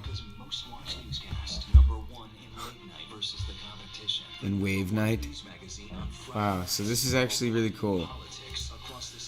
Holy fuck, right? Does anybody know how to create? Like, oh, jeez, okay, I get you. Jeez. Like, you obviously know I pulled this out my fucking ass. Like, this is interesting, but like, to fuck with my fucking shit on ABC. You know what? Not even worth listening to. Biggest news stories of the day. You can cite all the details, the backstory, and what will happen next. RuneScape, it's just a myth. Pandas are real. Podcast out there. Even the critics agree. Listen free on Apple Podcasts. Yes, mornings may look different these days, but where you start your day, where you spend your mornings, where you get connected. Right, I'm waking up a lot. Face it, there's a whole lot happening in our world these days. Is there? Was I missing? New information of the day. Oh, hello. Apologize. Floss for Chris Payne. A lot of details. But hey, we're making breakthroughs in science at ABC too. That's cool then. You know, I'll give it up. I'll give it up. Get me the fuck out of here though. Who else do I gotta interact with? Like shit. Like what are we talking here? Like, oh man, this is insane. You take the White House into consideration with this one. I don't know what to do, you know? You see, John? What? Friday nights, 98 Central. True crime, cinematic, real-life drama, stunning, the unthinkable. Follow the clues. The Hunt. True crime. 2020. Friday nights, 98 Central on ABC. Follow the clues. I will not follow the clues. For that one. Oh, no way. That one was... Oh, okay. That one was wild. Oh, shit. Oh, jeez. There's no irony. About 20 minutes ago. I'm Tom Yamas. We begin tonight with America on high alert. Wow. With less than 72 hours until President-elect Joe Biden is sworn in as president and Donald Trump leaves office after a tumultuous term capped off with a deadly siege at the Capitol by his supporters and his second impeachment. Okay. 25,000 members of the National Guard arriving to fortify Should I? Washington, D.C. for the Biden What do I need to do talk to you? President Trump out of sight amid questions about last-minute pardons, possibly including for himself, and whether Rudy Giuliani, seen visiting the White House on Saturday, will defend him when the Senate does take up his impeachment trial. Across the country, similar scenes of security out in force as armed protesters gather and with concerns about domestic extremism. Tonight, the disturbing new footage from the New Yorker of the Capitol riots. Images not yet seen of violent clashes as the buildings were breached. And members of that mob filled the Senate chamber, outnumbering police and revealing their disturbing intentions. What they were saying as they ransacked the Senate and the threat of more attacks. We will set the stage for a historic week, but we begin with that alarming video. Wow. And ABC News Chief National Nice. Correspondent Matt Gutman in Washington. That's cool. We do want to warn you, some of the images and language in the Historic. video you're about to see are graphic. Historic. Knock. Tonight, that never-before-seen footage of the mob invading the Capitol with sinister intent. The just-released video shot by the New Yorker's Luke Mogelson, a silent witness as the raiders rifle through senators' documents like a squad of amateur spies. Confirming some of the allegations mostly seen in law enforcement affidavits. The New Yorker video begins outside. The crowd gathers, moving past that noose. Heckling police. That roar signaling the breach into the Capitol scaffolding. They poured in like medieval siege takers, that Bible held high.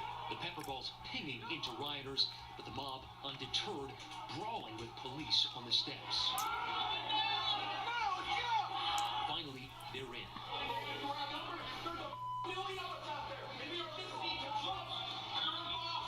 Five cops holding off a mob, issuing a threat as they push past one rioter with a warning that would soon prove deadly accurate. Banging on doors, looking for lawmakers.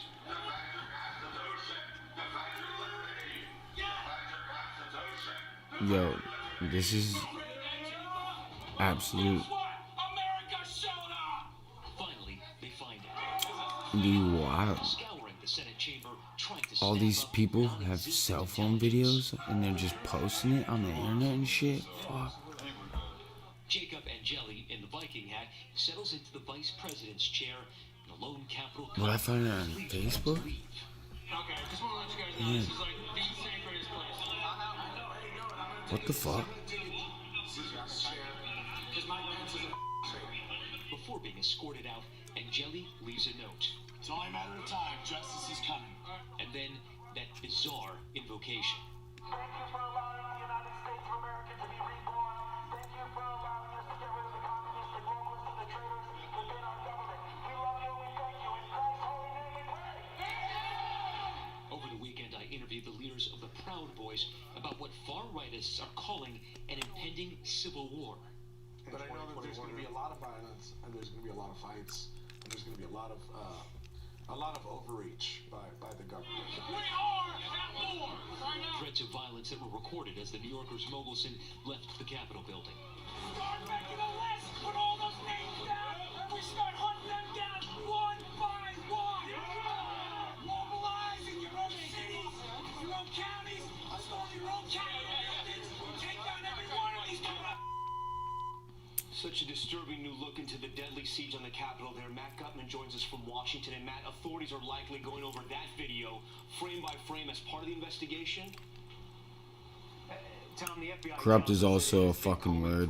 over 150,000 pieces of digital evidence, no matter where they come from, and no doubt that this New Yorker video, with its incredible exposure to those infiltrators inside the Senate chamber, not escape their scrutiny. And it's also worth mentioning that the rioters' reluctance to wear a mask has made it easier to identify them. Tom, Matt Gutman with that stunning new footage that has emerged from the New Yorker. All right, Matt, thank you for that.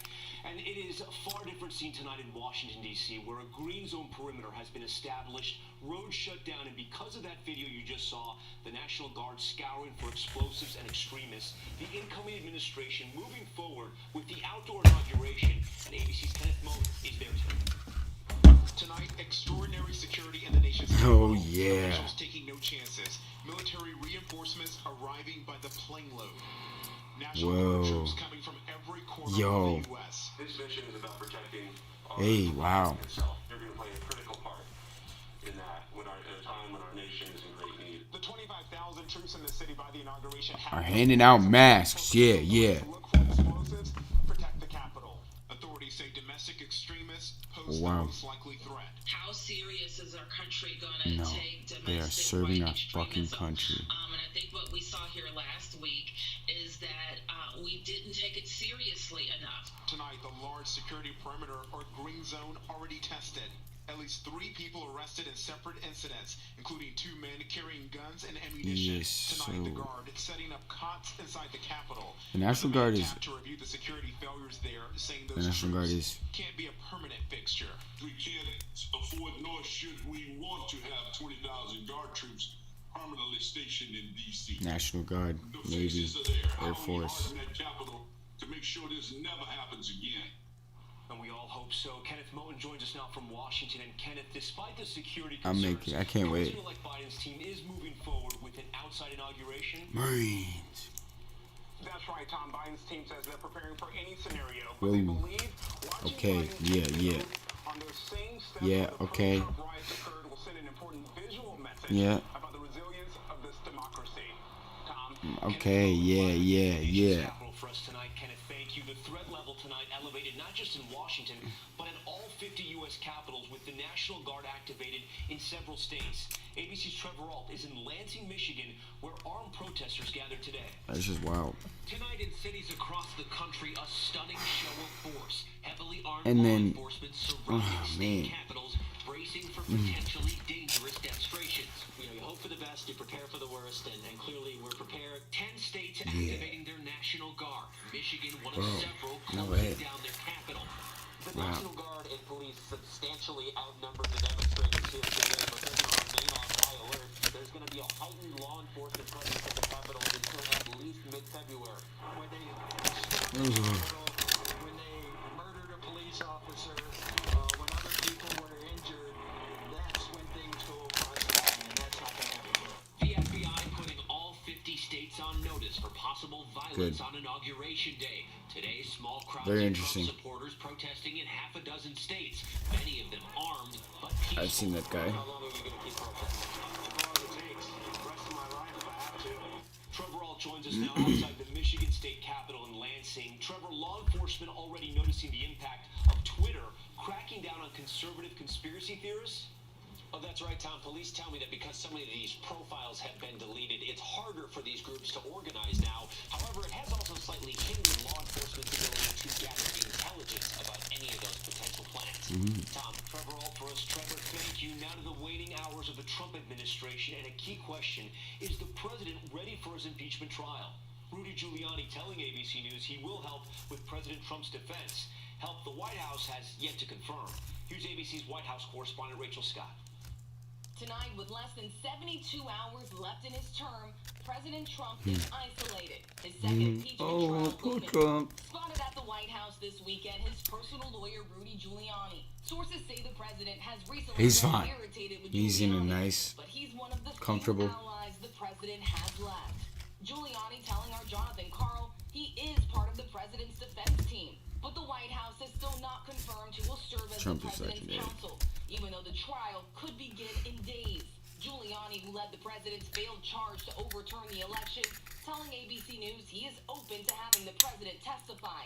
He also addressed the crowd on January 6th. Let's have trial by combat. Rudy. Prosecution Whoa. says they'll be ready whenever the article of impeachment is handed over Yeah, to that the was Senate. probably taken into context. And that's what we have to Senators who describe. witnessed that deadly Capitol Hill riot will serve as jurors. This was the most serious presidential crime in the history of the United States of America. The most dangerous crime by a president ever committed against the United States. Democrats say they plan to go after every single vote. It would take at least 17 Republicans to convict Trump. Some Republicans, though, are concerned Giuliani's involvement could hurt the president. If it's Rudy Giuliani's defense, I think it raises the likelihood of Yes. more than 17 Republicans voting for At the conviction. time.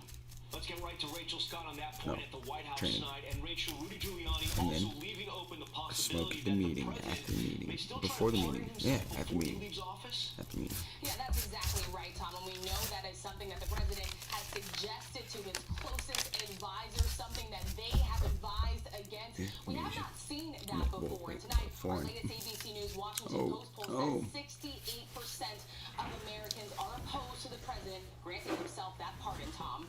Rachel Scott for us at the White House tonight. Rachel, thank you for that. And of course, the brutal backdrop to this transfer of power as America remains locked in the COVID-19 crisis with new chaos and confusion surrounding the vaccine rollout. The U.S. is now on track to hit 400,000 lives lost as soon as tomorrow, already surpassing 397,000 deaths. The Biden-Harris administration vowing to dramatically increase the number of shots given as they take power, and that can't come soon enough. Here's ABC's Zoreen Shaw in L.A. Tonight, as the death toll from COVID-19 quickly closes in on 400,000 lives, the new administration pledging to move fast to fix the chaotic vaccine rollout. We're inheriting a huge mess here, Jake, but we have a plan to fix it. With just over 10 million Americans with the first dose in the last 35 days, the incoming administration pledging to get 100 million doses in the first 100 days after Joe Biden takes office.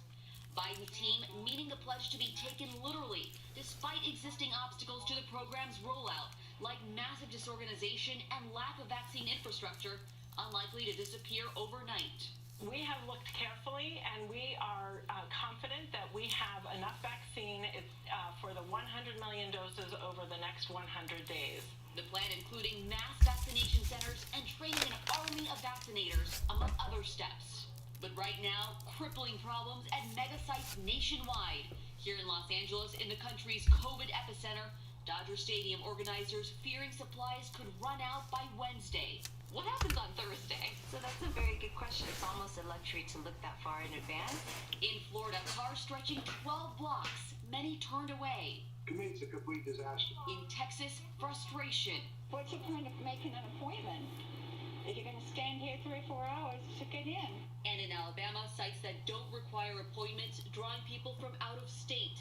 Everyone there feeling the urgency. Many people dying. I'm trying to live. And Tom, one thing people on the ground here at Dodger Stadium will tell you is just how traumatic it is, turning away so many people in their 70s and their 80s. Even with the hopes of vaccinations ramping up, officials predicting 500,000 total deaths by next month. Tom? Waiting that long and not getting the vaccine, I can't imagine. Oh, Dodger Stadium. Hey. Okay. Kremlin's fiercest critic, Alexei Navalny, flying back to Russia 5 months after he was poisoned with a nerve agent. Tonight, he is in custody. Here's ABC senior foreign correspondent Ian Pannell. Tonight, Russia's leading opposition activist arrested just minutes after his plane touches down in Moscow. I remember seeing this. As Alexei Navalny gives his wife Yulia a final. Damn. Whatever.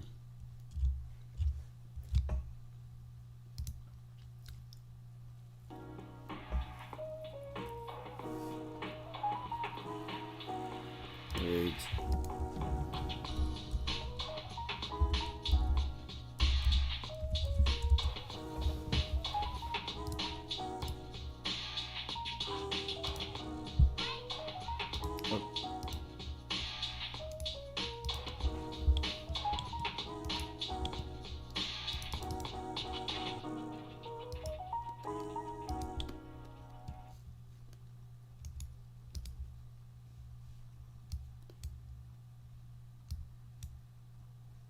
The University of Texas at Austin brings you comprehensive online program in analytics. The course is designed for professionals looking to upskill or transition into a career in analytics. In a unique mentor ABC, yeah. KPN 8.0 plus. Oh, okay. The London panel, interesting. All right. Wow, no way. Oh man. Wow. I want to see that.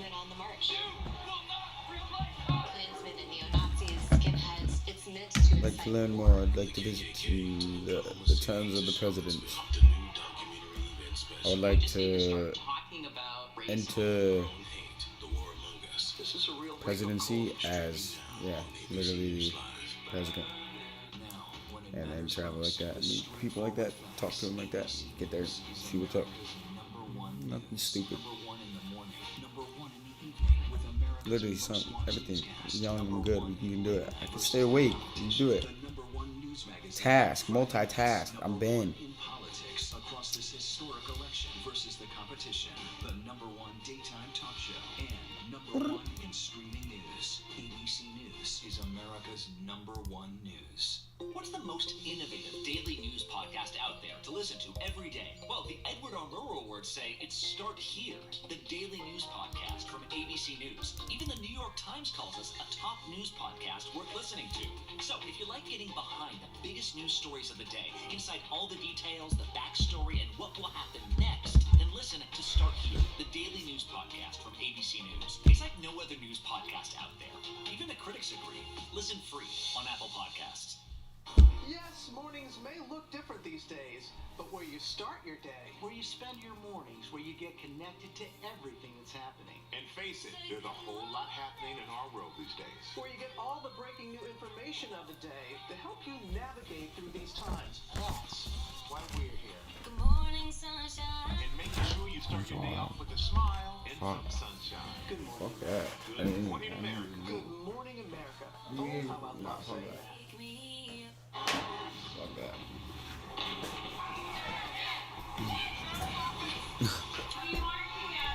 I'm not going to rap. Most powerful stories. Velociraptor's chilling down. Nightline. Friday nights, 9 Central. True crime. Cinematic. Real-life drama. Stunning. The unthinkable. Follow the clues. The Hunt. True crime. 2020. Friday nights, 9 Central on ABC.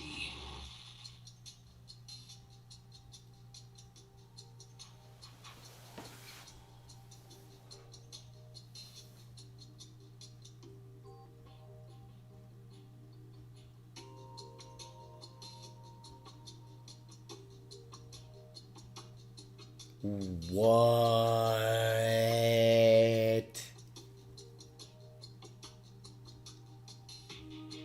No way. I don't even want to talk. I want to get right to business. On January 6th, thousands of rioters That's coming fucked. Save America That's stormed so the US fucked. Capitol as Congress met to certify the 2020 presidential election results. Shit. I will watch this. The insurrection resulted in multiple deaths, including an officer, dozens of injuries to law enforcement and rioters, ongoing arrests, and vandalism across the Capitol. Here's how the day unfolded. That morning, thousands gathered at the ellipse near the White House to hear the president and his allies speak. Shortly before noon, President Trump addressed the crowd. We will never give up. We will never concede. We're going to walk down to the Capitol because you'll never take back our country with weakness. You have to show strength and you have to be strong. Following his speech, the crowd then marched to the U.S. Capitol building, where initially only Capitol Police were stationed. Additional MPD officers would be called to assist by 1 p.m. Okay. Okay.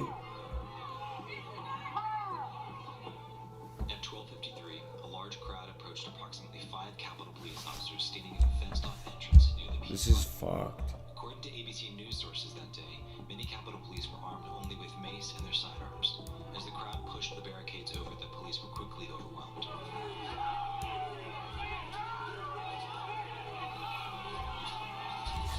In contrast to other events in D.C. last summer, additional state and federal law enforcement was not pre-staged ahead of the riot. Within minutes, protesters began swarming other entrances of the Capitol, breaking through barricades and continuing to push further toward the building. Inside, Congress began their session with Vice President Pence presiding. Are there any objections to counting the certificate of vote of the state of Arizona? I will vote to respect the people's decision and defend our system of government as we know it. During this time, explosive devices were reported outside the DNC and RNC headquarters. Meanwhile, rioters continued to surround the Capitol, taking photos and waving flags. One video shows rioters streaming past barricades with officers standing by. An audio message from around 2 p.m. warning congressional staffers and reporters to stay away from windows and doors. Between 2 and 2:30, rioters broke through multiple entrances and began pushing further into the building.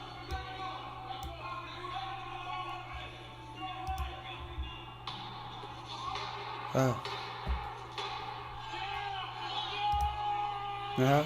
By 2:30, Ah. riders breached security and made their way. Whoa. Hey. The off. Whoa, peacock. Wow. Crowds began pouring into the rotunda, crypt, statue Peacock? and other locations. On the chamber floor, the House recessed and told members to lock down and shelter in place. They broke the glass. Everybody stay down. Get down. Around 2:45, members of the Capitol security team barricaded the entry doors to the chamber. Okay. Congress members retrieved gas masks from underneath their seats, and tear gas has been released into the rotunda. Outside the House chamber in a stairwell, protesters attempted to get into a secure hallway. One woman, Ashley Babbitt, Phone was shot by a land. policeman and later died. The chorus. One video shows an officer stuck in a doorway. Cheeky. His riders Reason. trying to push through. No.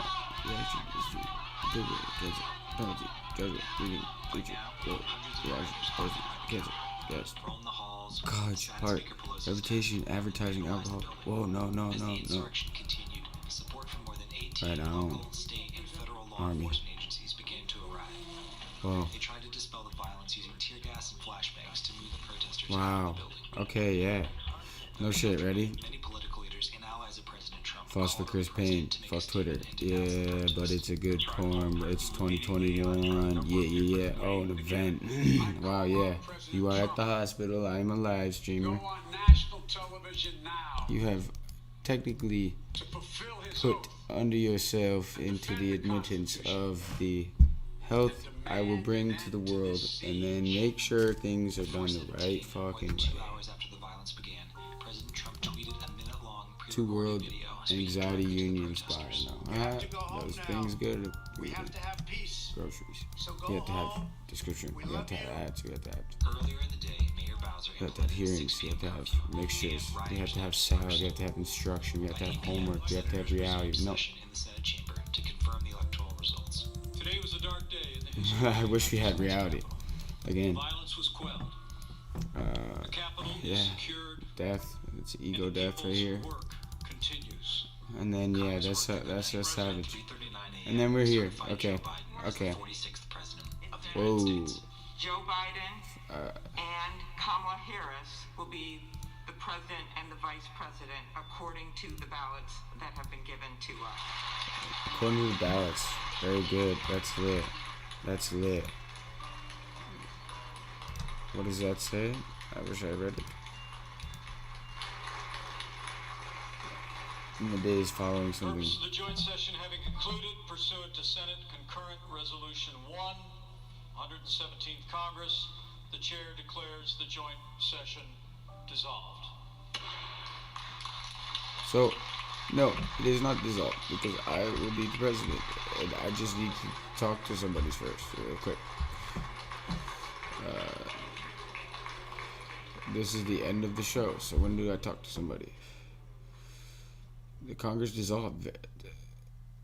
Fake news. ABC. From ABC. Yeah, that's it. That's wild.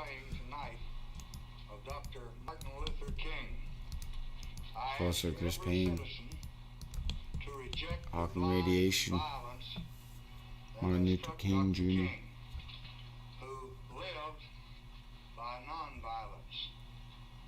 I pray that his family can find comfort in the memory of all he tried to do for the land he loved so well. I have just conveyed the sympathy of Ms. Johnson myself to his widow, Mrs. King. I know that every American of goodwill joins me in mourning the death of this outstanding leader. Exam? Yeah, I'll take an exam. Ratios. And understanding Blood. You want to talk about giving blood an improvement? we can achieve nothing We by can. lawlessness and divisiveness among the American people. Okay. It's only by joining together and only by working together can we continue to move toward equality I am listening to the hologram. for all of our people.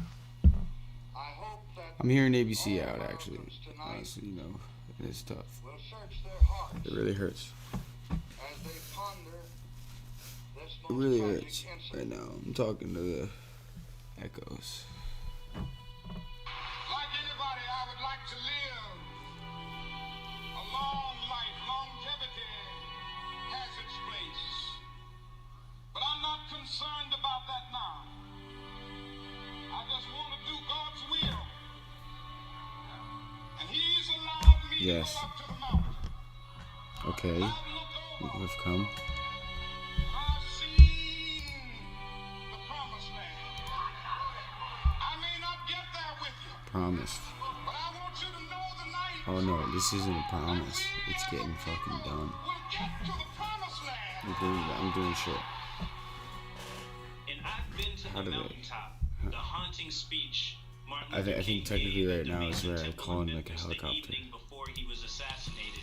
But no. He not only confronts his own mortality Assassinated from a helicopter. Let's go back. Honesty, but he 420, let's affirms for burn. himself Yeah, and the yeah. supporters of the sanitation workers strike that their own time is a time of heroic action and possibility. King reminds them in a lesson that should move us still that the promised land is an ideal embedded in the acts and sacrifices that we make. It is what is revealed when people move even at risk to themselves to aid and secure justice for others. King's warning here is prescient. Where forms of pessimism that invoke a nostalgic past or the evils of our present somehow work to discourage us from action and destroy our ideals, we must struggle instead to find subversive joy in our politics and our sacrifice. Our lives can contribute to something valuable and humane, and through the contingencies of history, our courageous action may actually move society closer toward justice, even if we do not. How much time did you spend on manual busy work last year? You know, the repetitive little tasks that you have to do in order to keep your business Philosopher Chris Payne and ABC has to run an ad right now. I get it. It's Zapier, but right now I'm just here.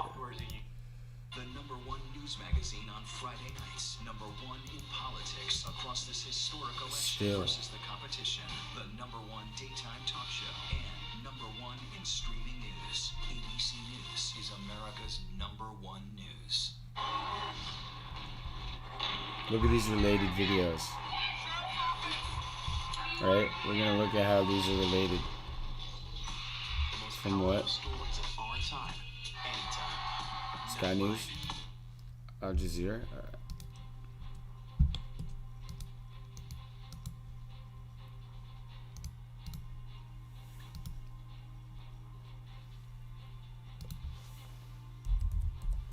Live. No way. No way. No fucking way. Let's go. Oh man.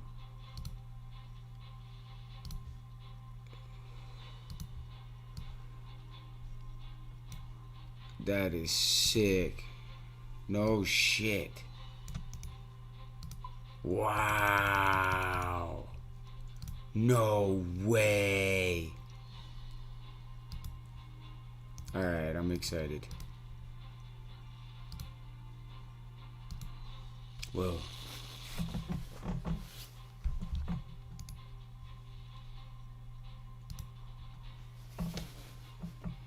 Pitch, here comes a bowl. Oh man.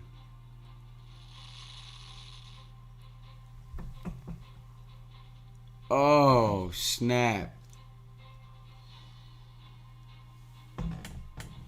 Yo, you wanna know why this is monumental for me right now? Cause okay, so this ad wants to get it their little target audience in. Yeah. Okay, magic tool. Okay. I like magic tools. Philosopher Chris Payne. This is 2021 and I pledge that he gets a slap right here. Oh shit. Okay, up the bat.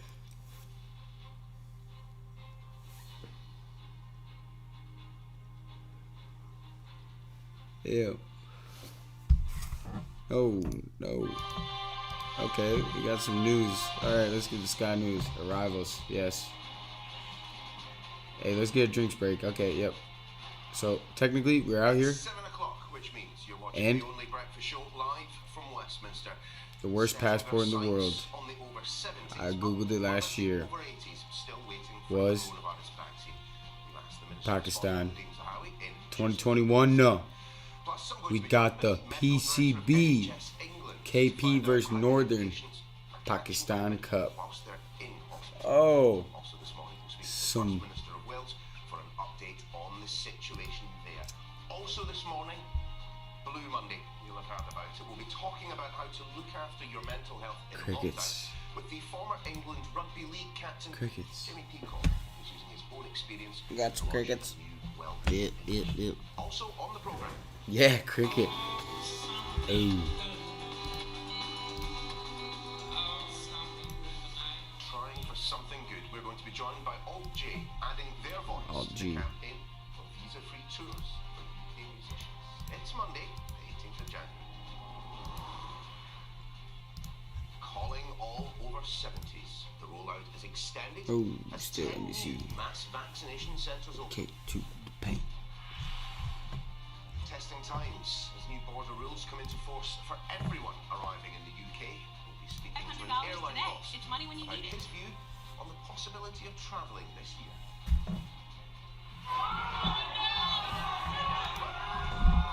Sorry. New video of the storming of the Capitol amidst fears of an insider attack at Joe Biden's inauguration. Yes. Okay, Sky News. In Ohio. Let's get it. People want to have a voice, and when you take that away from them on social media, it makes them louder here. Interesting. He's not a police officer. What next for the poisoned Putin critic Alexei Navalny, as several countries condemned his arrest by police after returning to Russia. Navalny is dangerous. Otherwise, they wouldn't want to imprison or kill him. He is fearless. And now he's also famous, even outside of Russia. That is exactly what the Kremlin doesn't want. Opposition politicians who are recognized by 70 or 80% of the population and who cannot be controlled. On August 20th last year, Navalny was admitted to hospital in Omsk, Siberia, after he lost consciousness on a flight. Navalny's wife asked President Vladimir Putin permission to send her husband to Germany for treatment. Surprisingly, the Kremlin allowed it. The Kremlin. Navalny was treated for several weeks at the Charité Hospital in Berlin. During this time, German army scientists found evidence that the Russian had been poisoned with the nerve agent Novichok. Other Western experts came to the same conclusion. Chuck Norris. Russia, meanwhile, dismissed the allegations as a political ploy by the West and has so far refused to investigate the Wow, attack. holy shit. Asked about Navalny at his Yeah, no, annual didn't press even think conference, about that. Vladimir Putin responded But- with mockery.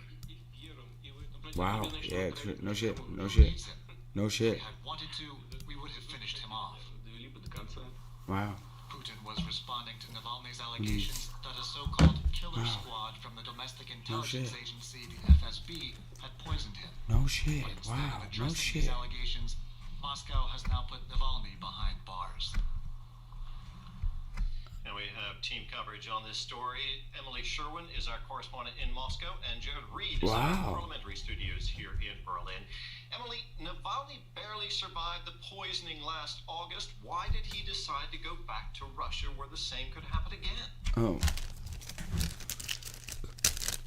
You know, Terry, I think all opposition activists here in Russia know that it's risky to be a Kremlin critic, and that's what they regularly tell me. People regularly tell me that they would be even willing to die for their cause, and I think that you can probably say the same about Alexei Navalny. We saw in that statement that he made at the airport upon his arrival that Alexei Navalny says he's not afraid. He has said in the past that leaving Russia was actually not his choice. He was brought there in a coma, and that's why coming back isn't a choice either. He never questioned that choice. That's what he's said repeatedly since he woke up from that coma. He knows, I think, though, also that if he didn't come back to Russia, he could run the risk of potentially slipping into kind of irrelevance going forward, political irrelevance, by not being here in Russia, in the country, especially ahead of parliamentary elections here, Duma elections in the country, which are scheduled to take place later this year, where Alexei Navalny plans to lead the charge on this kind of strategic voting strategy, which he's been advocating, where he wants people to vote for the candidate most likely to beat Vladimir Putin's United Russia Party. Well, Navalny's arrest has drawn massive international condemnation. U.S. Secretary of State Mike Pompeo has called it the latest in a series of Russian attempts to silence Navalny. And the EU's Foreign Affairs Chief, Josep Borrell, called on Russian authorities to respect Navalny's rights and release him immediately. Jared, what's the German government saying about Navalny's arrest in Russia? Well, German Foreign Minister Heiko Maas has called for Navalny's immediate release. He said that Navalny returned to Russia of his own free will, and he described Russia as Navalny's personal and political home, and said it was incomprehensible that he had been arrested upon his arrival back in Russia. Maas also repeated the German government's position that Alexei Navalny was the victim of a crime. Last September, Angela Merkel described it as an attempted murder with a nerve agent. There, of course, had been fears for Navalny's safety upon his arrival in Russia, and last week a government spokesman was asked whether the government had tried to discourage Alexei Navalny from going back at all. And what Stefan Seibert, the government spokesman, said was that the government was glad that Alexei Navalny had recovered enough to a point where he felt ready to return home. Some countries, Jared, are calling for sanctions to be imposed on Russia in relation to this case. Do you know if Germany is likely to join those calls for sanctions? I think it's probably a little bit too early to say that yet, but what Germany has repeated is that it wants Russia to invest the energy that it is currently using in prosecuting Alexei Navalny and use that energy in actually investigating what happened to him. What we found out over the weekend is that transcripts of interviews carried out by Berlin prosecutors with Alexei Navalny were given to Russian prosecutors. And what the German government said was that now it has these transcripts, and it also has forensic evidence like blood, tissue and clothing samples, that all of this together is more than enough, all that it needs to carry out a thorough investigation into what happened to Alexei Navalny. The government saying that any investigation should be carried out inside Russia. Emily, Alexei Navalny is clearly a thorn in Vladimir Putin's side. How is Russia likely to deal with him now?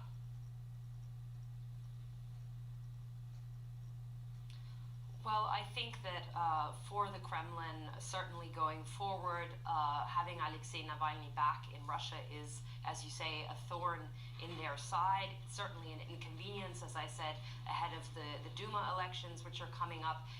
We don't, of course, know what will happen to Alexei Navalny. He's in pretrial detention now, and the prison service has recommended that his conditional sentence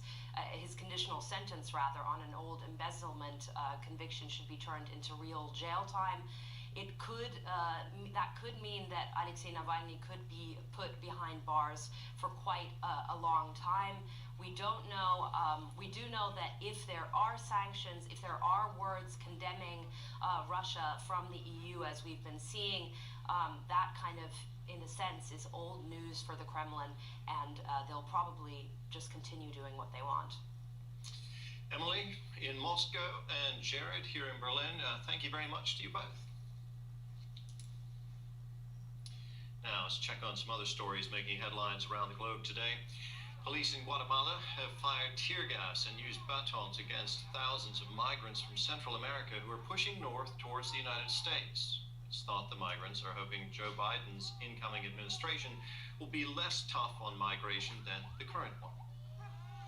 In South Korea, the billionaire de facto head of Samsung, Jay Lee, has been jailed for 2.5 years on corruption charges. This comes after the High Court in Seoul overturned Lee's original suspended sentence. He was convicted of bribing an associate of the former President Park Geun-hye in 2017. China's economy beat expectations in 2020, growing by 2.3%. It was boosted by a strong fourth quarter. This makes it the only major economy to avoid shrinking last year, as countries struggle with the impact of COVID-19. Beijing's tough measures to contain the virus are thought to be one reason behind the growth.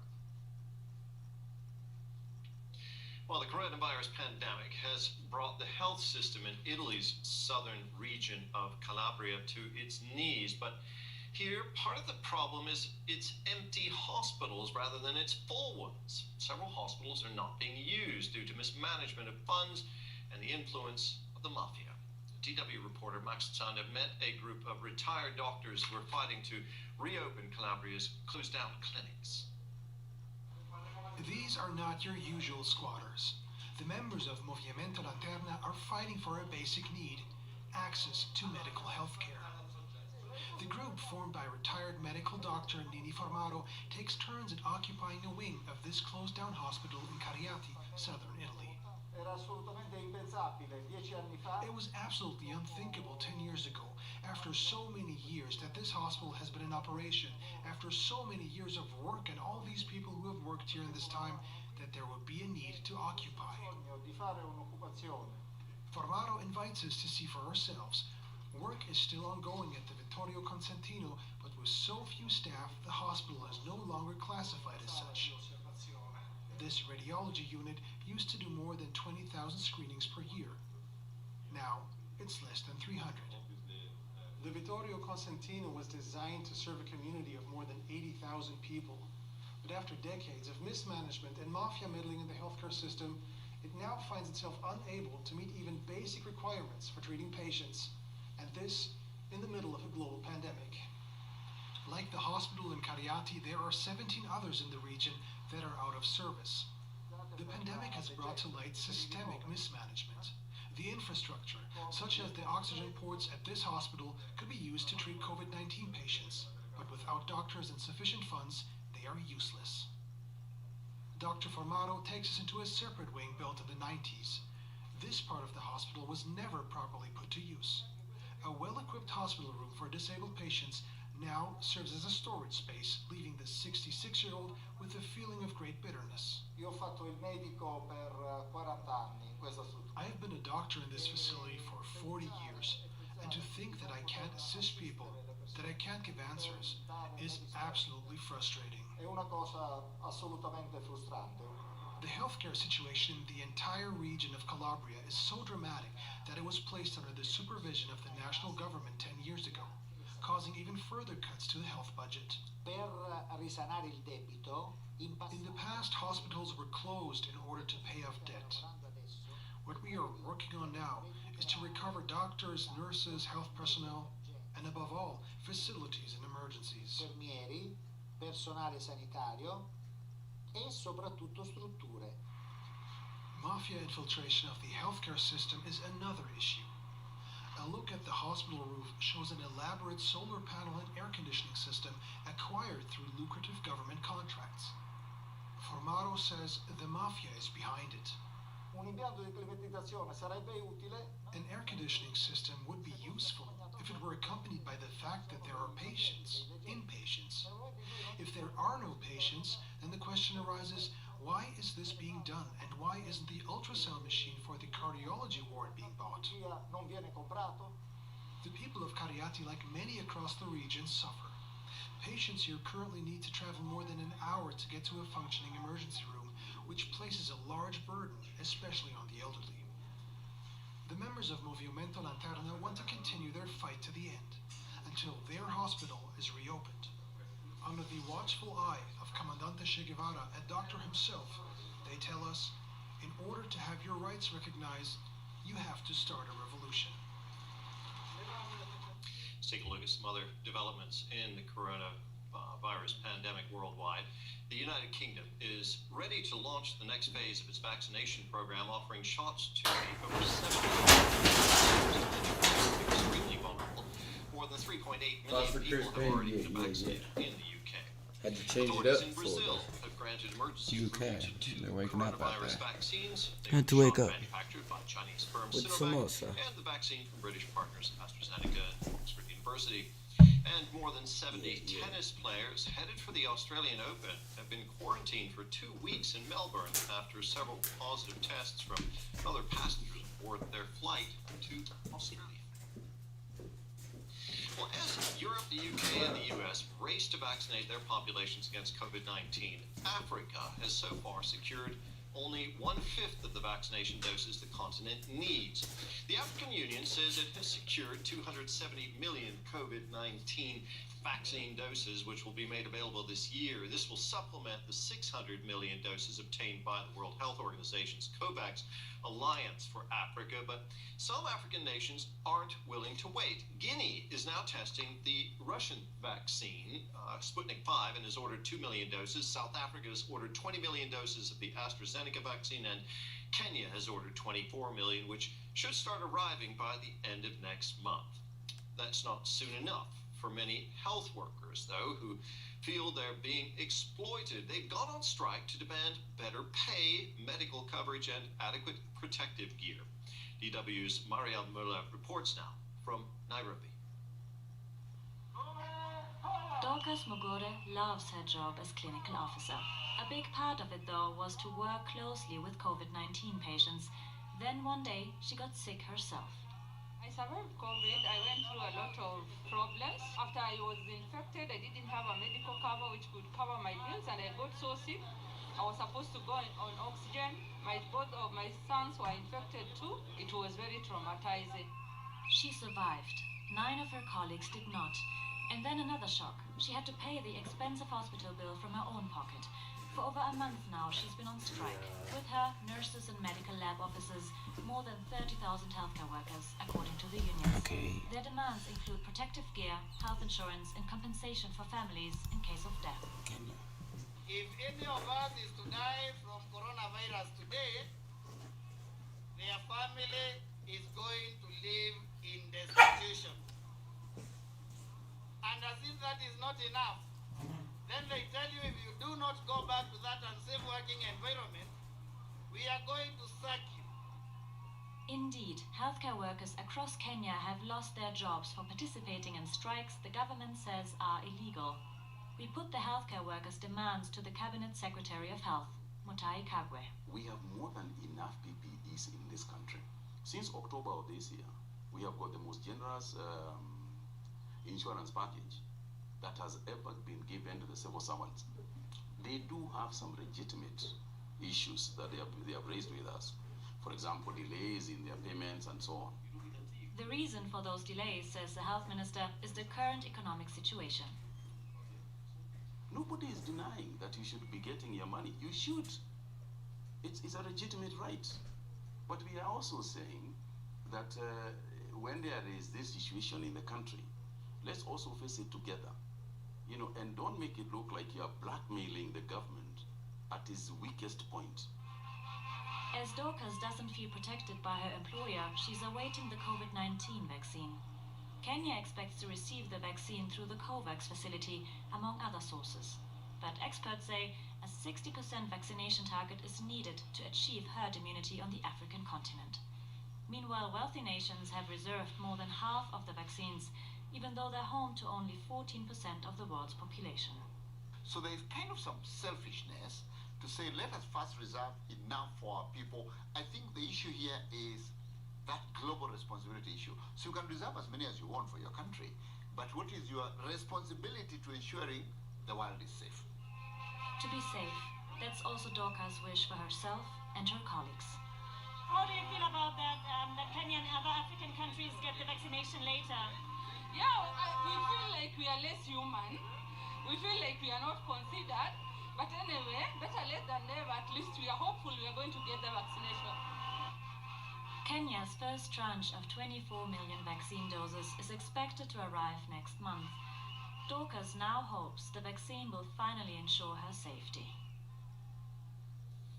Now to the U.S., where police have arrested an elected official on charges relating to the January 6th attack on the U.S. Capitol. Coy Griffin, a New Mexico County Commissioner and founder of a group called Cowboys for Trump, was also planning to travel to Washington armed with a rifle and a revolver to protest Joe Biden's inauguration. Security at government buildings across the country has been beefed up ahead of Wednesday's ceremony.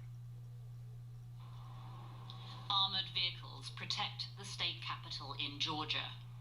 National Guard troops were out in force across the U.S. after warnings that Trump supporters would gather for more violent protests over the weekend. But they had little work on their hands. Protesters failed to show in large numbers. In Utah, only a handful of heavily armed pro-Trump demonstrators gathered outside the state house. In Michigan, too, the mood was a far cry from the scenes America witnessed only 11 days ago when a riotous mob stormed the U.S. Capitol.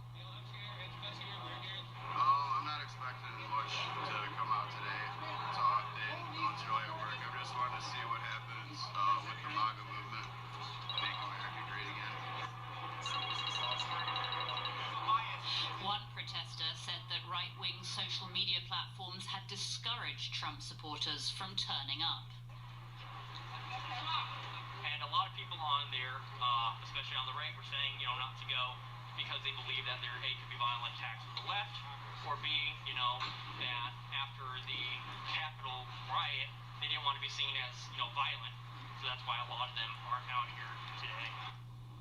The real test of how far Trump supporters are willing to go will come on Wednesday, when the eyes of the world will be on Washington, D.C. for the inauguration of Joe Biden. DW's William Bluecroft is following the latest developments in this story. William, the U.S. was bracing for widespread protests by violent Trump supporters on Sunday. Those protests didn't happen, but that doesn't mean the danger has passed, does it? No, Terry, it doesn't. Was bracing and is bracing. We should all be reminded that the FBI and other law enforcement officials are seeing a threat basically starting over the weekend and going through inauguration week, through at least Thursday, inauguration being on Wednesday, and possibly even beyond. Officials are looking at this as maybe two ways, perhaps because law enforcement officials are now have their ears perked up after the January 6th violence at the Capitol. That might actually put any plans to rest that there may have been for inauguration. But the other scarier option is perhaps these threats will just be more diffuse, that they'll kind of simmer under the surface, that it'll be kind of a whack-a-mole as we approach inauguration day. Then maybe there won't be one big event like we saw at the Capitol last week, but maybe there'll be smaller events that will be harder to contain. Well, the focus now is very much on that inauguration itself on Wednesday. 25,000 National Guard troops standing by in Washington, D.C. to deal with the possibility of violent mobs. But security officials are also apparently concerned about possible insider threats. What more can you tell us about that? Absolutely. Those 25,000, that's more than double the normal National Guard presence for an inauguration. Defense officials speaking to Associated Press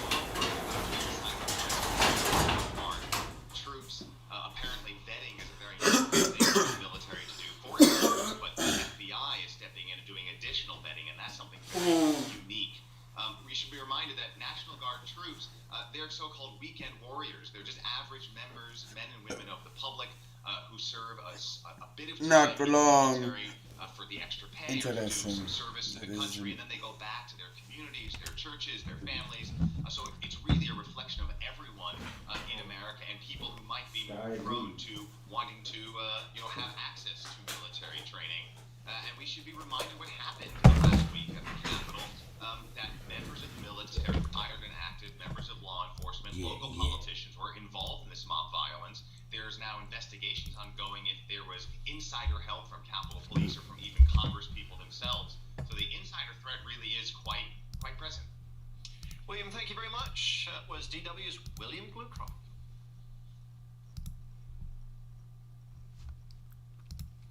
Let's get some sports now. And after unexpectedly being kicked out of the German Cup last week, Ew. Bayern Munich have boosted their Bundesliga title ambitions with Whoa. a tight win over Freiburg.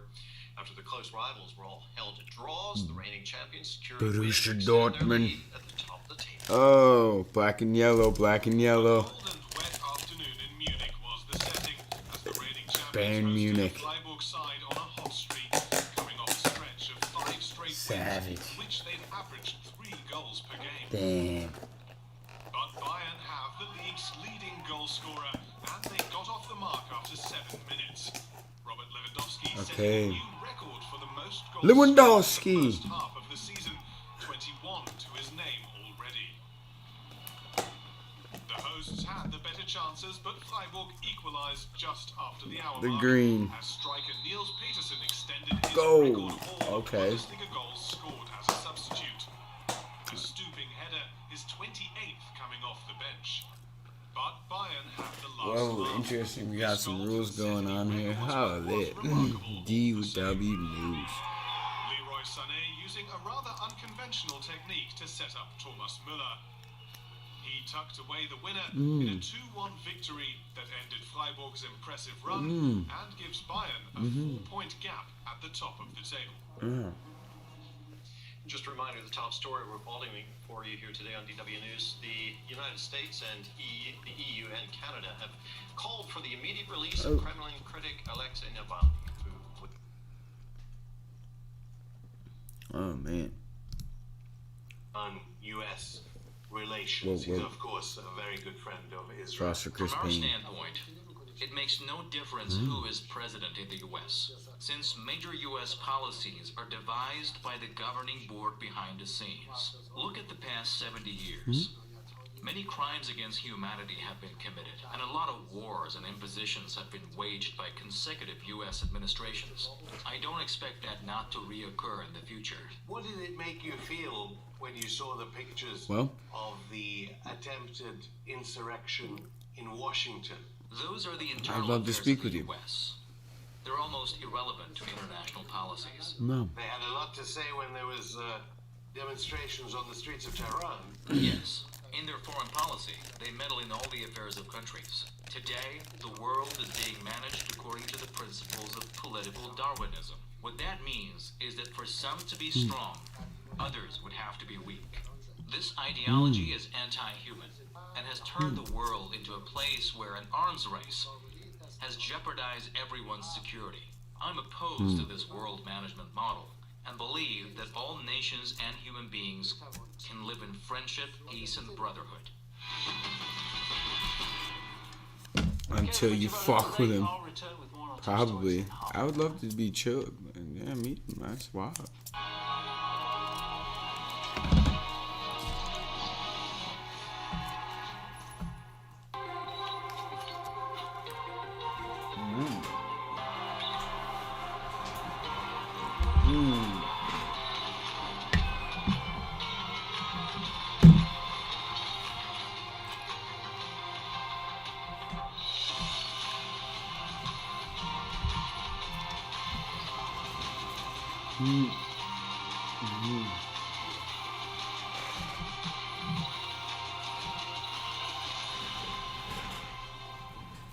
Yes. Nuclear power plants have become a battleground in the U.S. In Vermont, people are demanding the shutdown of a local plant. Vermont Yankee is right now my focus because it's a very dangerous old nuclear power plant. The owner is attempting to run the reactor beyond its operational limit.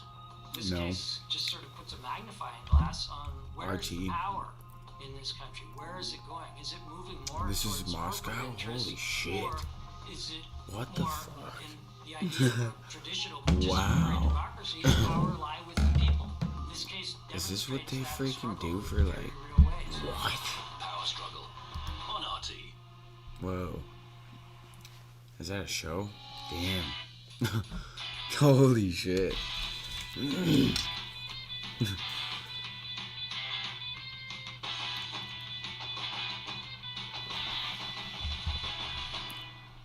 I'm Abshin Ratan. No way. Welcome going underground less than 48 hours before the 46th President of the United States is inaugurated in Washington, D.C. Foster Chris Payne, yeah, out there. It's 7:29? No way. Bernie Sanders. Yeah. Ben Cohen, he's co-founder of the famous ice cream company, Ben and Jerry's, and he's an activist as well as a businessman.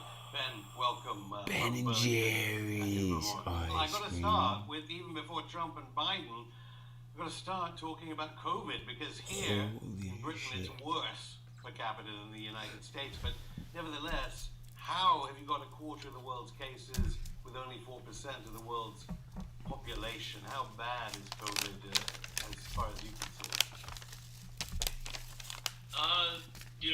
It's getting worse. There's a surge.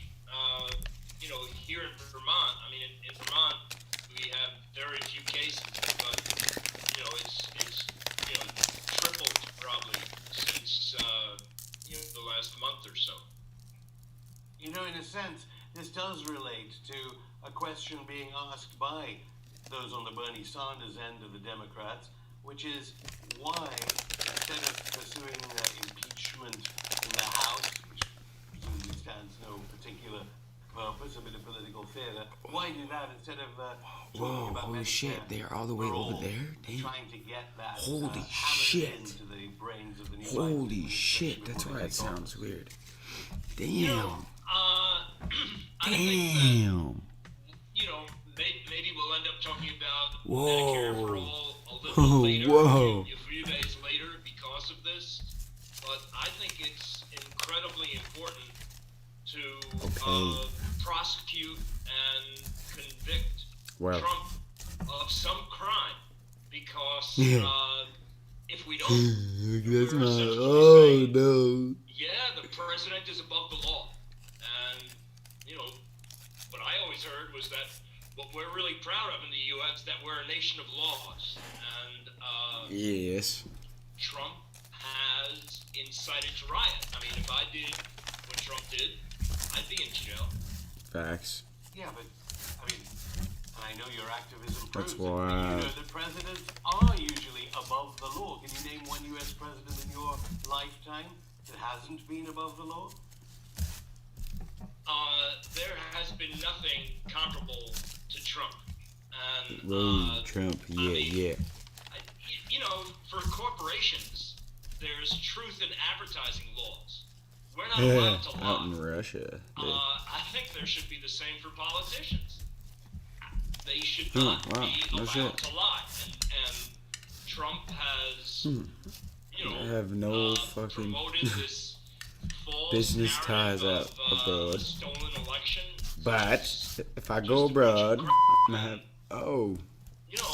I was always brought up that to believe the president, that the president I tells go the abroad, truth, that the president is a model I'll be live streaming. who you're supposed to be, and he's got Take a me bunch to of Russia with Putin. minions who believe him, Literally. and it's not so. No, seriously, I'm it's like not the so most rational, illogical like to adult believe the male, president. 26 right now. You're Just supposed to be able to believe the enjoy president, this and he's combo. been abusing that power hugely. And For the sake of he science. needs to be prosecuted and convicted. The point is, that surely you were backing something called the Qualified He wants Immunity Trump evicted. Bill way before. Yeah. So you knew that there were. I don't want Trump evicted. I would put pause. Go back that far. You don't need I'm to go back Foster to Spain. You can go to the death squads under Ronald Reagan in Latin America, don't you? You can go to President Obama destroying Africa's richest. Not trying to destroy anything. Just trying to make America. Your President George W. Bush in Iraq. Tell me about the America. Qualified Immunity Bill. Well, qualified immunity is America. judicial doctrine that I'm was not created America. by the Supreme Court. It's interesting that it's actually an interpretation of a law that came to be known as the Ku Klux Klan Act. It was passed in the late 1800s, and the situation that was going on at the time was that many police officers were members of the Ku Klux Klan, and so they were abusing black people. And Congress specifically passed this law to allow people to sue the police if their civil rights or constitutional rights were violated. So we had this law, and then the Supreme Court essentially eviscerated it and came up with this doctrine that they call qualified immunity. And what qualified immunity says is that it doesn't matter whether a police officer has violated the law.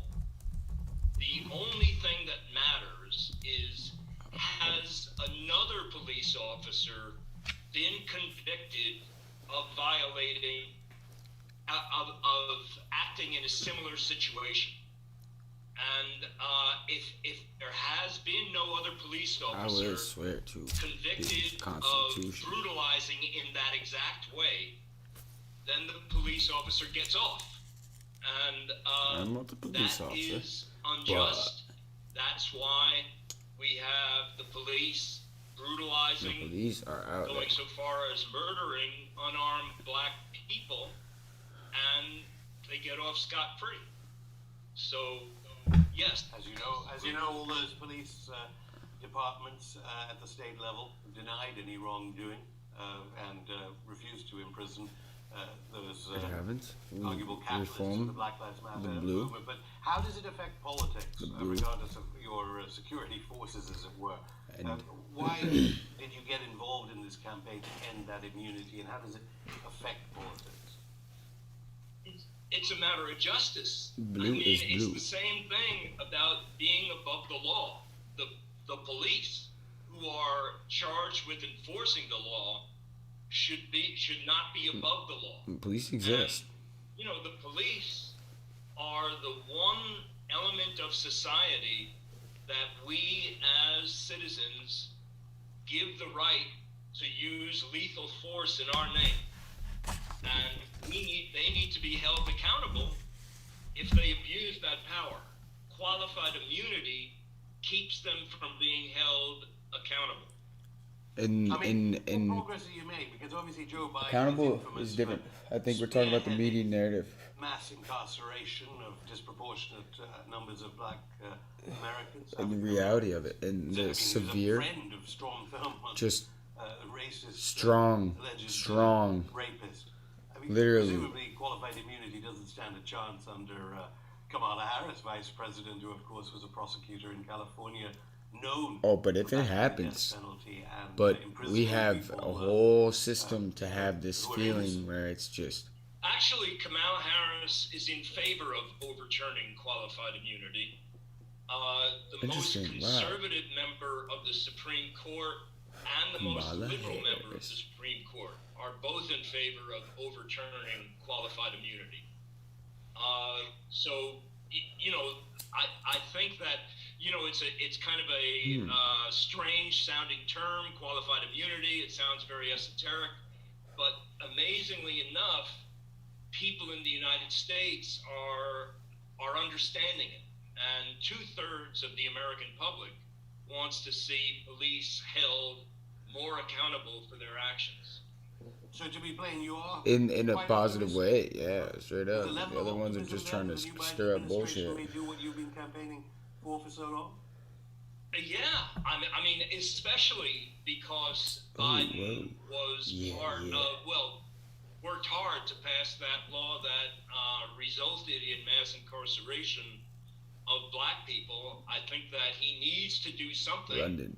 to make up for that mistake. And New I York. believe, my understanding is that Beijing. he believes it was a mistake. My understanding.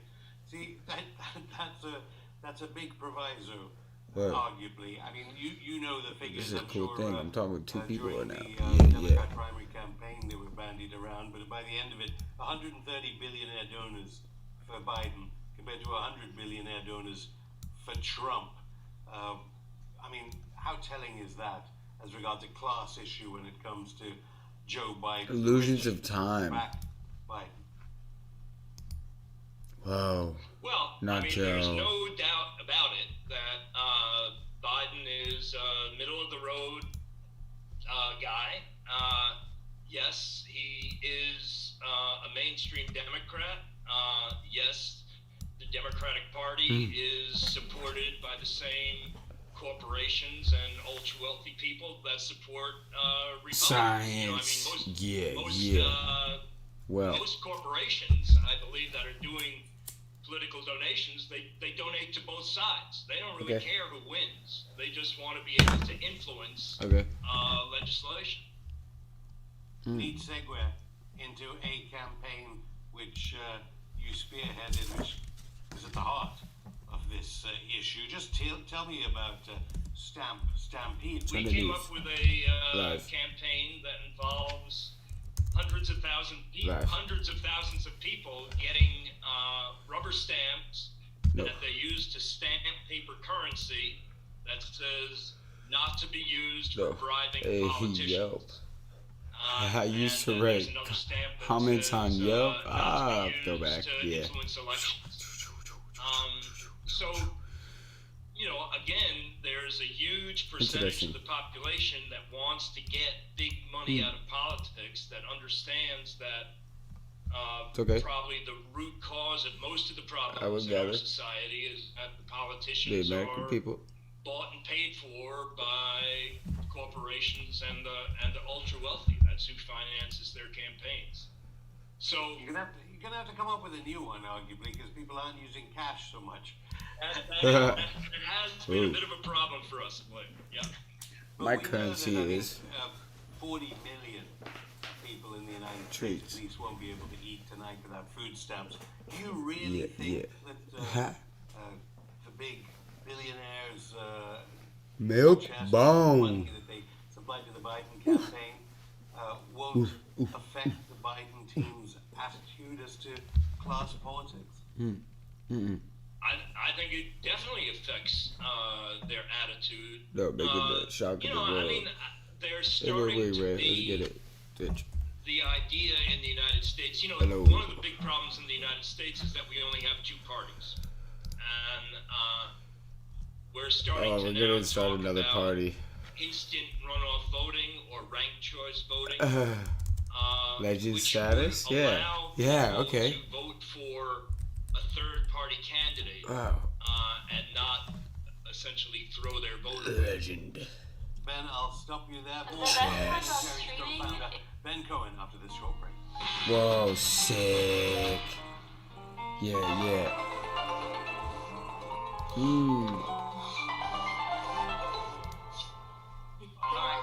That's loud. Okay, Pokemade. Oh. Beautiful. Amazing. So sick. What a good combo. You know what I think I should This title is crazy. this lobby? Let's go. She's out there. Twitch. I'm gonna title this lobby All Boys Lobby. Oh, boys. And Oh. little Among Us dudes and then Okay. just, like, Okay. like, Yeah. Wait, I think that looks like something else. Oh, Among Us? Yeah, no, I'm just a fan. Yeah. Just a fan of Pokemon. Whoa, chess. Yeah. Just chatting. Oh, snap. She was a gamer. 2021. Will the The Patriot Act memories. 2.0 focus on domestic care? Oh, And no. how will the U.S. engage the EU once Joe's in office? The EU.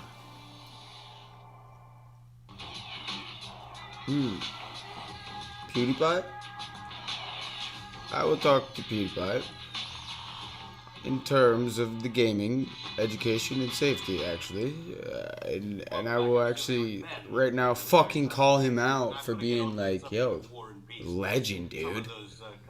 I saw the fucking old news clips. I saw the shit, so, you know.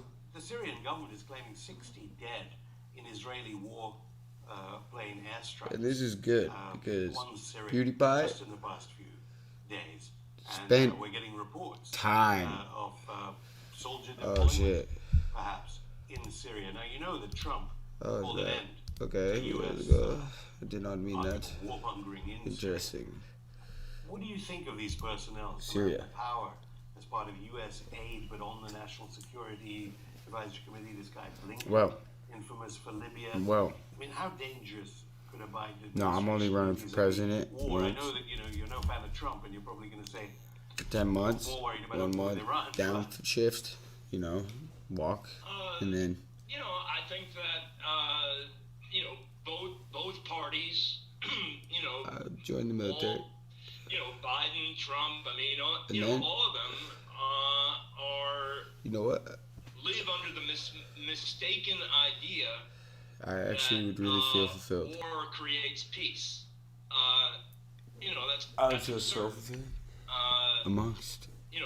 War creates more war. I mean, our bombs are called peacemakers. Family. It's ridiculous. So, Until then, turn up, yo. Turn up, smoke. Fat. War is Blunts with Braun. And on top of that, in the United States, At the White House? we As a spend joke. 50% of our entire discretionary budget on And then make a funny video. preparing for war and killing, So then preparing we're to like, kill no. millions of people. One LeBron person who revealed the level doesn't of do war this. crimes that go on in the name I of do the this. American people was I'm the president. world's most famous journalist and publisher Julian Assange, who's down the road here from me. Wow, no according shit. To the UN being tortured. You actually met Julian Assange. Wow, no shit. Are you What do you serious? think of him? Wow, holy fuck. I was According to the incredibly UN? impressed with him in terms of The what is that?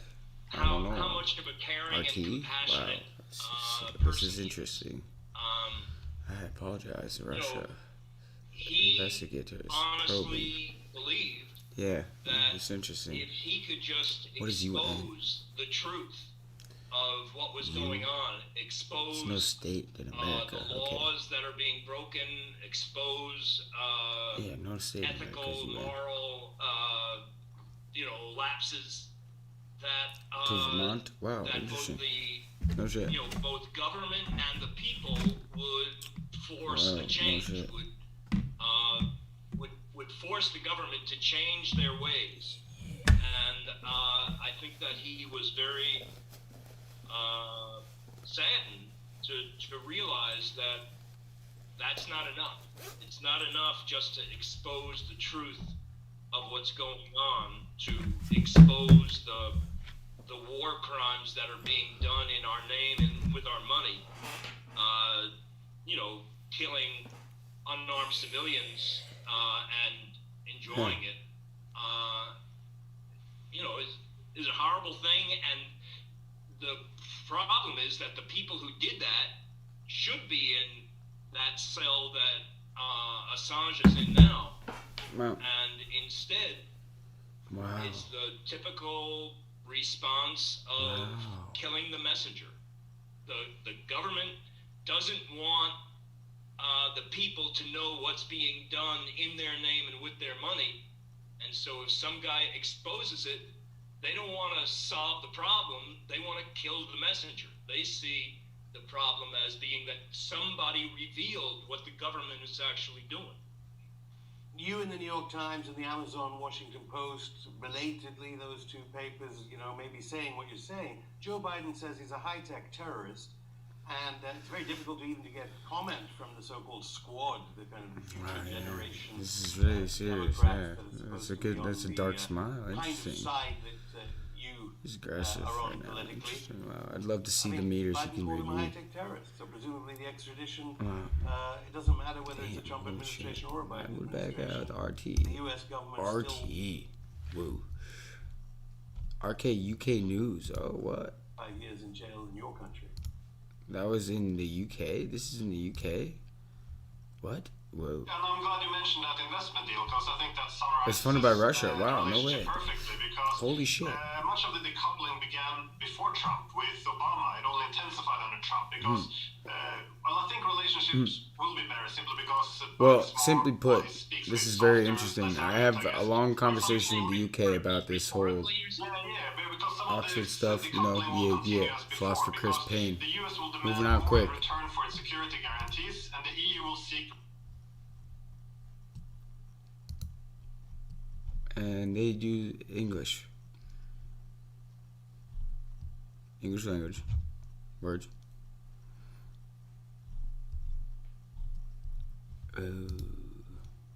Is an excellent fertilizer. Okay. The spots on the pasture that get plenty of cowpats are especially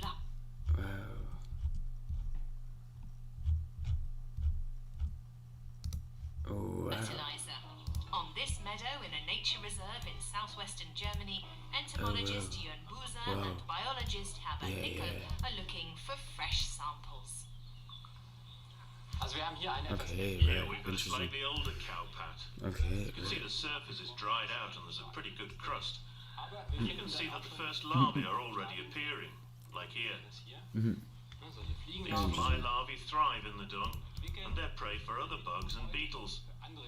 Wow, not beetles. Well, interesting. The beetles. Wow, yes, interesting. Yes. This Okay. here is a clown beetle. Right. So the clown. It's fairly small, but there are also much larger species, Don't eat it. which are natural-born predators. They've got very big mouth parts, which they use to chop up the larvae, much like a butcher's knife, and They then eat actually them. So might this have is a a very different complex food web. club type of, Teem with life. you know, The dung they have a different color provides blood. thousands of small creatures Whoa. with food and shelter. Before it even hits the ground, a cowpat starts to attract dung flies. Yes. They deposit their eggs in the fresh dung. Interesting. And pretty soon the first dung beetles move in. They dig Whoa. tunnels for their own offspring, which in turn are eaten by Wow, no spiders shit. and predatory beetles. About 2 weeks later, the worms arrive. Very interesting. So, Soon the cowpat okay. has vanished. But the Very entire predatory. area remains a hive of activity. Birds and other meadow creatures Does not. such as lizards Foster Chris Payne is dine here. on the insects. I'm apologizing. Dung, beetles, predatory beetles, birds, and then birds of prey, for example, occupying different positions in the food web. So you get an enormous functional complexity from one cowpat. If it isn't here, if the cow stays in the barn, this doesn't exist. A single free-range cow can produce up to a ton of dung per month. That yields 20 kilos. Damn. Okay. Okay. Sustain about 10 kilos worth of birds. Birds. Storks or Yeah. 30 starlings, for example. That's legendary. But that only happens where ecological Ooh. farming methods are used. As on Candy this garden. protected spot of land in the midst Yum. of a nature reserve. That'd be actually. 40 Wow. cows live here on an area of 70 hectares of forest and 30 hectares of pasture. The meadow is allowed to run wild. It's never mown. Yeah. Yeah. You know what?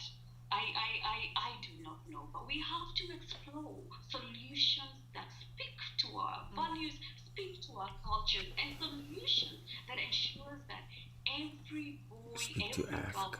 every person is represented. Oh, I got Africa all planned out, but that's already.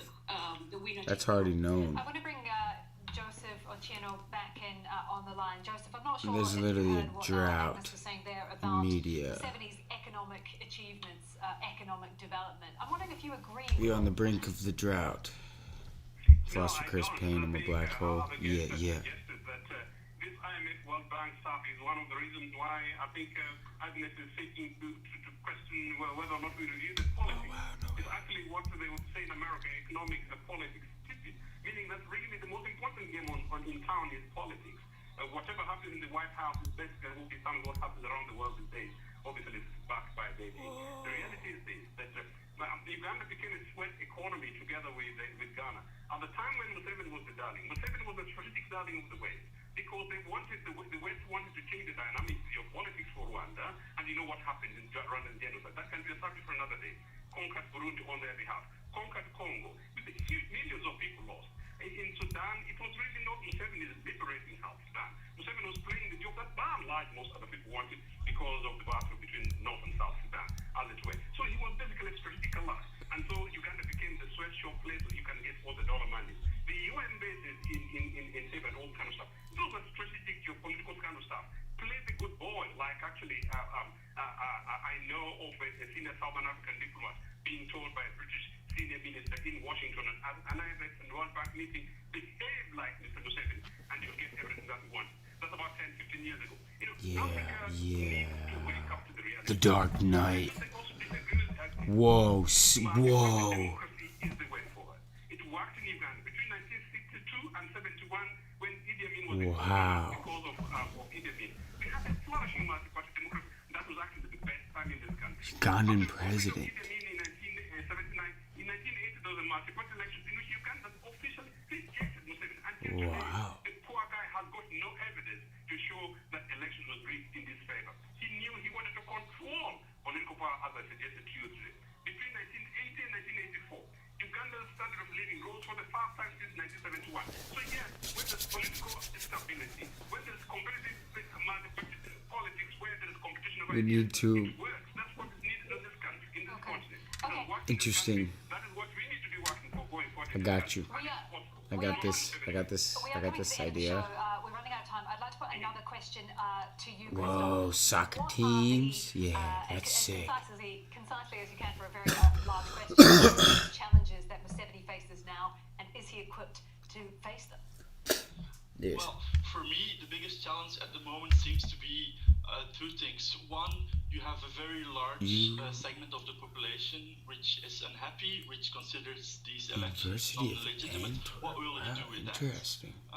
These elections, they had a very low voter turnout. Let's say around 1 to 2 people came to vote, which meant that with these results, he had 1 to 3 voting for him, which isn't a major success. What will he do? How will he unite the people?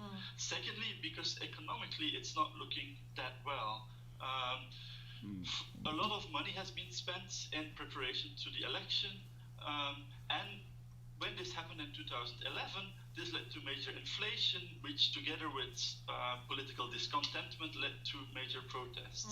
What will he do now? And of course, one of the big factors that we also haven't talked about are, of course, the coronavirus and how that impacts things as economies around the world look to get back on track. We will have to leave it there for time. Thank you to all of our guests, Agnes Githal, Christoph Titeka, and Joseph Ochieno. And thank you too for watching. You can see the program again anytime by visiting our website, aljazeera.com. Al Jazeera. For further discussion, you can go to our Facebook page. That's English. facebook.com/AJ. Live. Philosopher Chris Payne. Yeah. Okay, back to Britain. Did you know that 77% of Africans are younger than 35? Whoa. That's me. And me? And you. And you know what? Who, me? It's time our voices were heard. Let me go. 77%. We talk about the issues that matter to you. This Oh, yeah. Let me talk. Let me go and talk. 77% this weekend. That would be so cool. Hundreds of years in my hands. Where I come from, radio Philosopher Chris Payne. Yeah. means of transmitting news and information. And when I was young, my country was embroiled in many conflicts. The war troubled people most. People would gather around radio receivers. It was my job to tune one of the largest radio sets so that everyone in the town could listen to the day's news. Nothing has influenced my long career in journalism more than the long evenings that I had as I was a 12-year-old. Wow. By choosing this career, it has given me a way to transmit the truth. Wow. Yeah. My name is Nagash Mohammed, and I work at DW. Nagash Mohammed. Facebook. Whoa.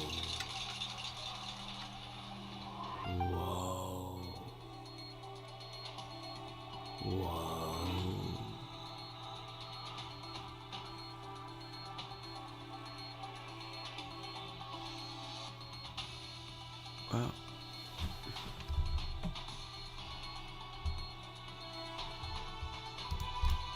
Go to Fiverr.com and find a programmer in seconds. Or don't go to Fiverr. Boo.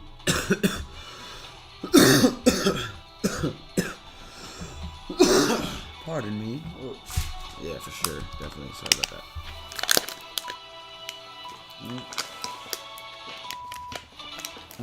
This is TW News coming to you live from Berlin. A wave of condemnation after Russian opposition leader Alexei Navalny is arrested in Moscow. The Kremlin critic was detained at a Moscow airport just hours after he departed Berlin. He'd been recovering from a nerve agent attack that almost killed him. Dozens of his supporters were also arrested.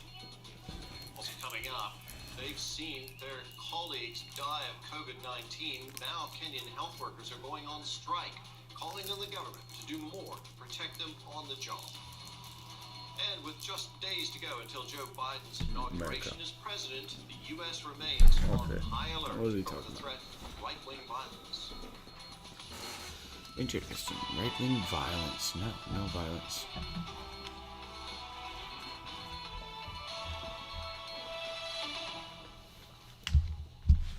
Hello, I'm Terry Martin. Good to have you with us. The U.S., EU, and Canada have called for the immediate release of Kremlin critic Alexei Navalny. Okay. Cringe right there. Pause for Chris Payne. Yeah. That was genuine. That felt good. Nerve agent attack last August, which he blames on the Kremlin. Russian authorities said they detained Navalny for violating the terms of a suspended prison sentence. Interesting.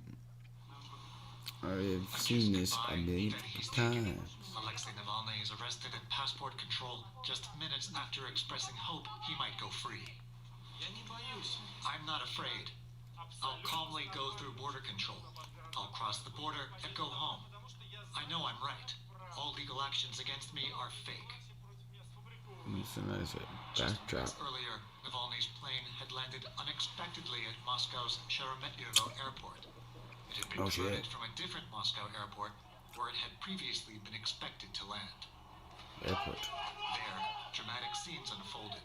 Police arrested dozens of Navalny's supporters who wanted to greet the Kremlin critic personally. Authorities had declared their presence illegal and blocked access to the terminal with police vehicles. Some Kremlin observers say the response shows the Russian government is afraid of Navalny. Navalny is dangerous. Otherwise, they wouldn't want to imprison or kill him. He is fearless.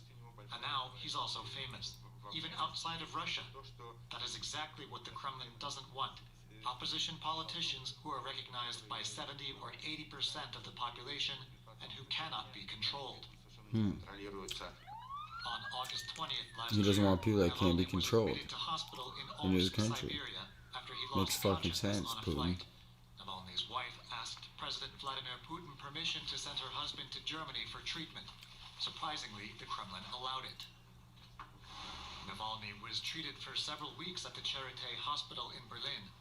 During this time, German army scientists found evidence that the Russian had been poisoned with the nerve agent Novichok. Other Western experts came to the same conclusion. Russia, meanwhile, dismissed the allegations as a political ploy by the West and has so far refused to investigate the attack. When asked about Navalny at his annual press conference, Vladimir Putin responded with mockery. Who needs him? If we had wanted to, we would have finished him off. Putin was responding to Navalny's allegations that a so-called killer squad from the domestic intelligence agency, the FSB, had poisoned him. But instead of addressing these allegations, That's what they do in Russia. Moscow has now put Navalny behind bars. And we have team coverage on this story. Emily I would not Sherwood is our know. correspondent I would in be Moscow, and willing Jared to see Reed what they is do our in parliamentary Russia. studios I have here in no Berlin. proper intel. Navalny barely survived Philosopher Chris poisoning Payne. last Wow. August. Why did he decide to Damn. go back to Russia where the same could happen again? Nah, I'm going to chill. Well, you know, Terry, I Putin. think all opposition Smoking activists Putin. here in Russia know that it's risky I'll to blaze be Putin. a Kremlin critic. And, To be a that's critic? regularly Not even a people critic. regularly tell me that they would As be president? willing to die I'm for not the even... cause, and I think that you can I'm probably fast say for the Chris same Payne. about Alexei Navalny. We saw in that statement that he made at the airport upon his arrival that Alexei Navalny says he's not afraid. He has said in the past that leaving Russia was actually not his choice. He back is an a choice either. He never questioned that Okay, choice. That's what Iraq he's as a said choice. Interesting. repeatedly, Wow. since he woke up Interesting. from that coma. He knows, I think, though, also that if he didn't come back to Russia, he could run the There are risk no of potentially comas. slipping I'm into just kind of irrelevance, interested at going how forward, political these irrelevance humans by not operate being under the here in conditions Russia, of in the country, live especially ahead of parliamentary philosopher Chris elections here, Payne. Duma elections in the country, which are scheduled to take place later this Because year, where Alexei this is Navalny representing plans to something I'm lead the seeing on charge on TV. his Is kind that of strategic okay? But I don't know. voting I don't see these things. strategy, I'm which not he's even been voting. advocating, where he wants people to I'm just vote for getting the intel from candidate these most things. I'm likely just like, to wow, beat okay. Vladimir This is Putin's my United experiment Russia philosopher Party. Chris Payne. Well, And Navalny's I've talked arrest over has her drawn before, and I massive apologize. international condemnation. Nice twitch. U.S. Secretary of State Mike Pompeo has called it the latest in a series of Russian attempts to silence Navalny. And the EU's Foreign Affairs Chief, Josep Borrell, called on Russian authorities to respect Navalny's rights and release him immediately. Jared, what's the German government saying about Navalny's arrest in Russia? Well, German Foreign Minister Heiko Maas has called for Navalny's immediate release. He said that Navalny returned to Russia of his own free will, and he described Russia as Navalny's personal and political home, and said it was incomprehensible that he had been arrested upon his arrival back in Russia. Maas also repeated the German government's position that Alexei Navalny was the victim of a crime. Last September, Angela Merkel described it as an attempted murder with a nerve agent. There, of course, had been fears for Navalny's safety upon his arrival in Russia. And last week, a government spokesman was asked whether the government had tried to discourage Alexei Navalny from going back at all. And what Stefan Seibert, the government spokesman, said was that the government was glad that Alexei Navalny had recovered enough to a point where he felt ready to return home. Some countries, Jared, are calling for sanctions to be imposed on Russia in relation to this case. Do you know if Germany is likely to join those calls for sanctions? I think it's probably a little bit too early to say that yet, but what Germany has repeated is that it wants Russia to invest the energy that it is currently using in prosecuting Alexei Navalny and use that energy in actually investigating what happened to him. What we found out over the weekend is that transcripts of interviews carried out by Berlin prosecutors with Alexei Navalny were given to Russian prosecutors. And what the German government said was that now it has these transcripts, and it also has forensic evidence like blood, tissue and clothing samples, that all of this together is more than enough, all that it needs to carry out a thorough investigation into what happened to Alexei Navalny. The government saying that any investigation should be carried out inside Russia. Emily, Alexei Navalny is clearly a thorn in Vladimir Putin's side. How is Russia likely to deal with him now?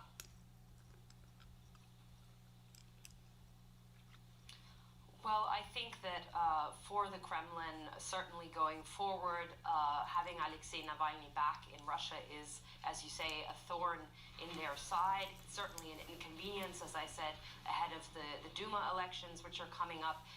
We don't, of course, know what will happen to trial detention now. The prison service has recommended that his conditional sentence on an old embezzlement conviction should be turned into real jail time.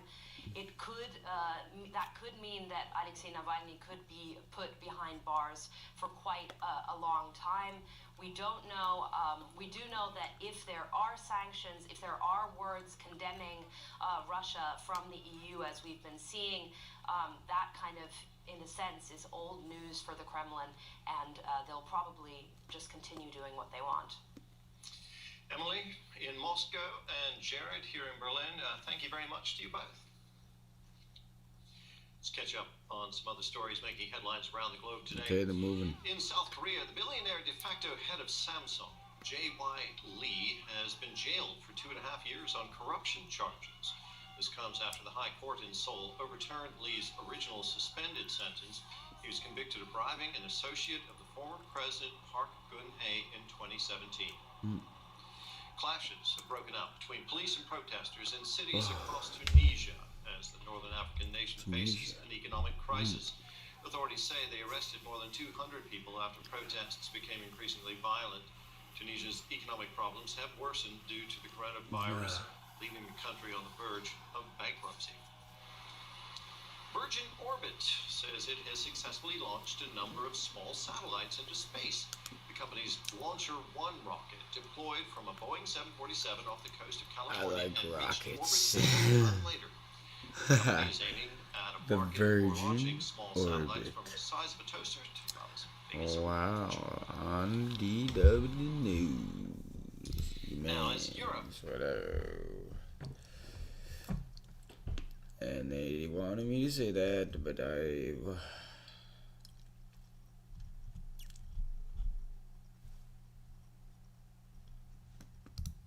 Yeah. Hey, what's happening with your laptop? Oh, this. Yeah, I just signed up for Trends, which gives me access to markets that are about to explode, so entrepreneurs like me can capitalize. Can I get some of that? A what? You know. Timberlake. I don't even trade. Not getting any sleep. You're watching World News Now, or maybe he's watching World News Now. Whoa. I'll trade Pokemon. No, don't even trade.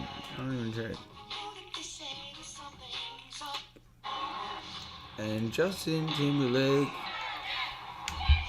Whoa. The Cure. Very nice day.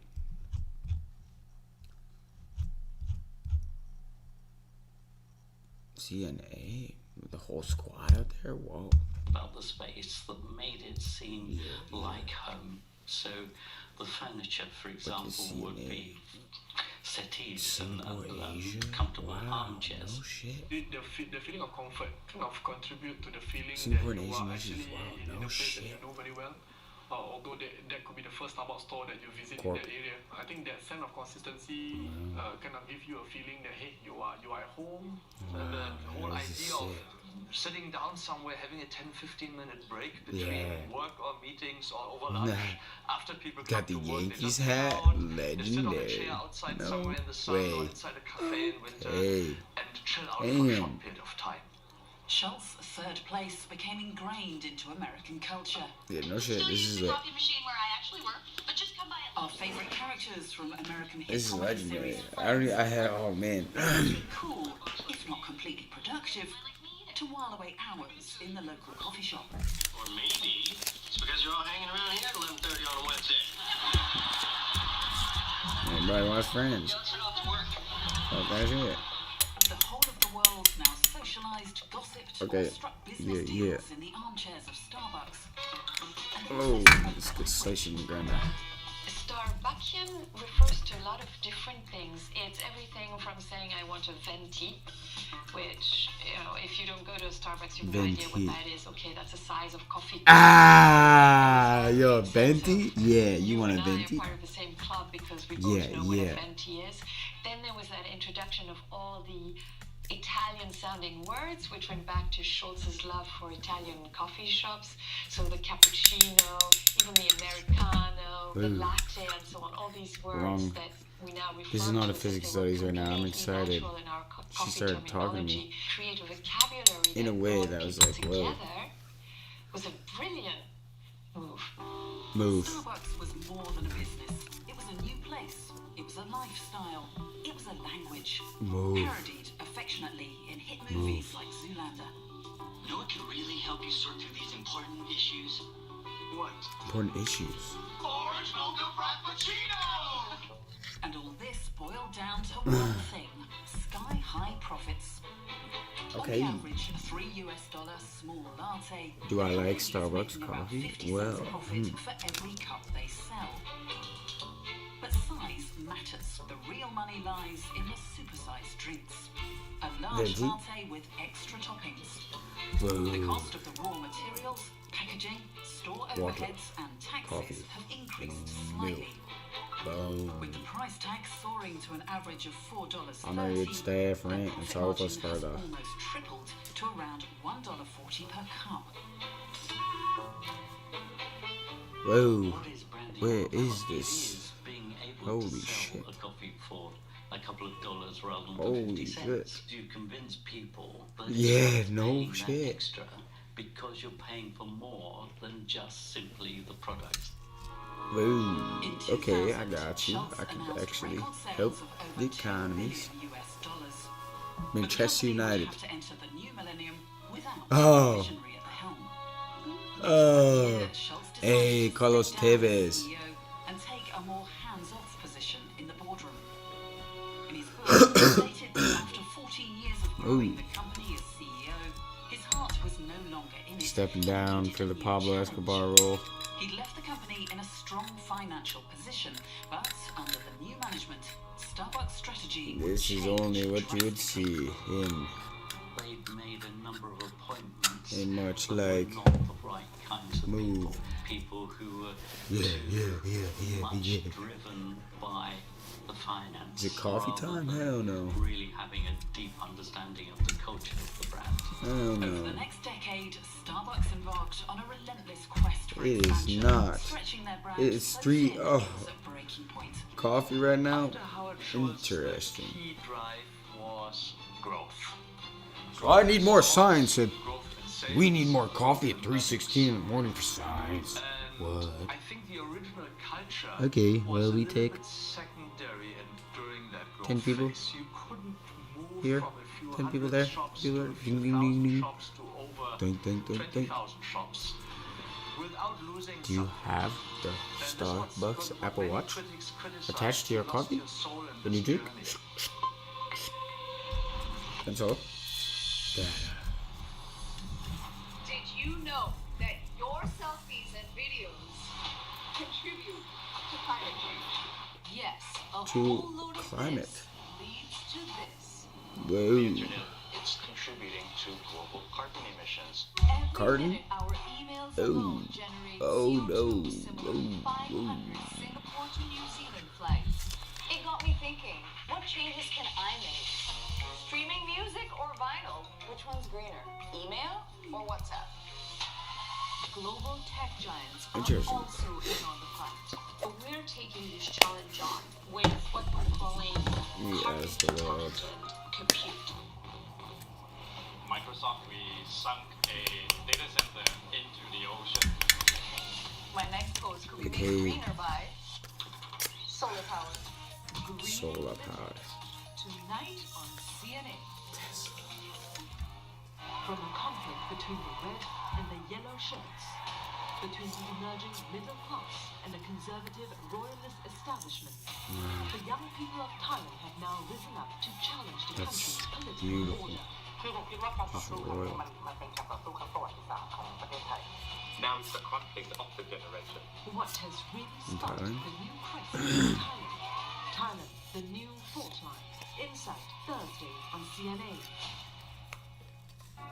It was literally Oh, Thailand. living in a fog of war.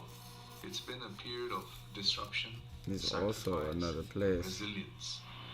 Very strong. Pandemics will define generations. The movies may mysteriously mislead you to believe you can black out. No. I knew they were wrong, but I'm unable to control Yeah, that'd be the wild. sexual urge. You'd be like, nope. Oh, wow, interesting. It's not so broken. I don't know why it's broken. Wow. Oh, interesting. This is a...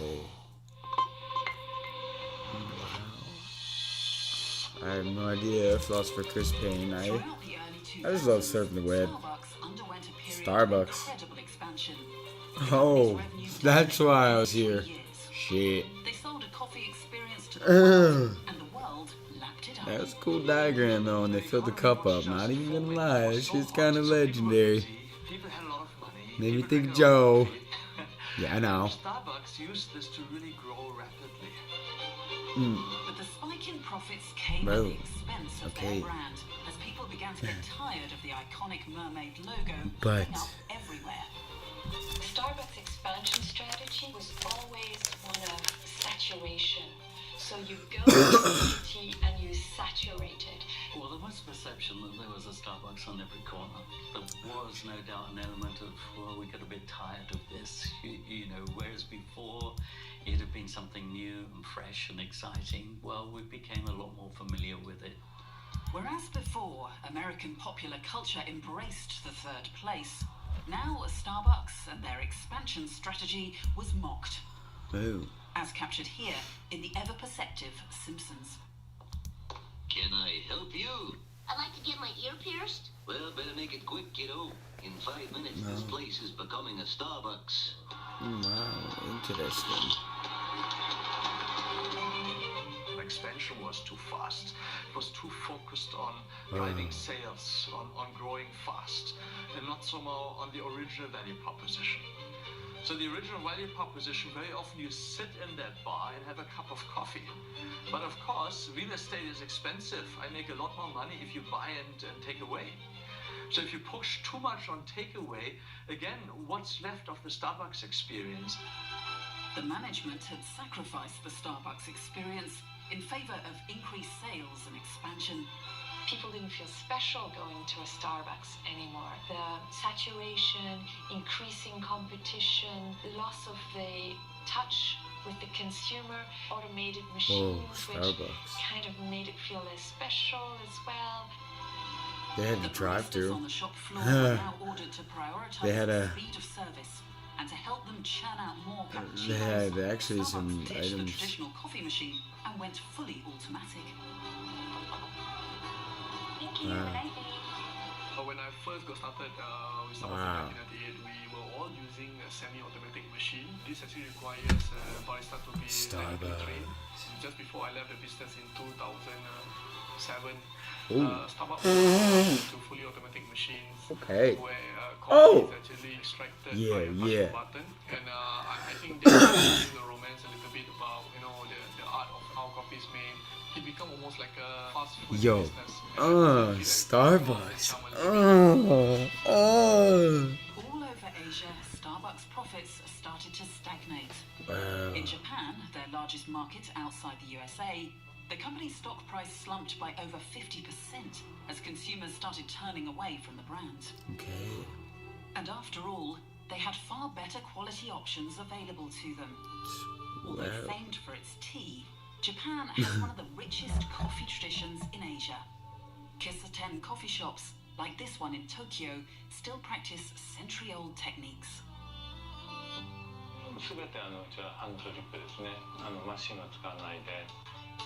Terazuma Kazuha is the resident coffee master. He's at one with the coffee bean. And he offers his customers a unique experience. Just a lit English translation. What? Yeah, he made some coffee. Wow. This is that evil poetic word I like to use by the media. Speed and market dominance, Japanese coffee lovers were favoring the traditional brew. Wow.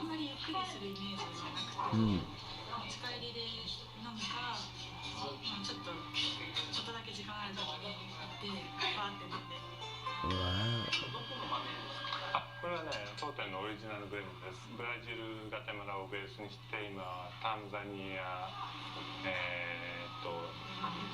ジャマイカ。どんないい豆でも、負の部分、悪い味の部分っていうのを持っていて、美味しい部分だけをこう拾って抽出してあげようっていう。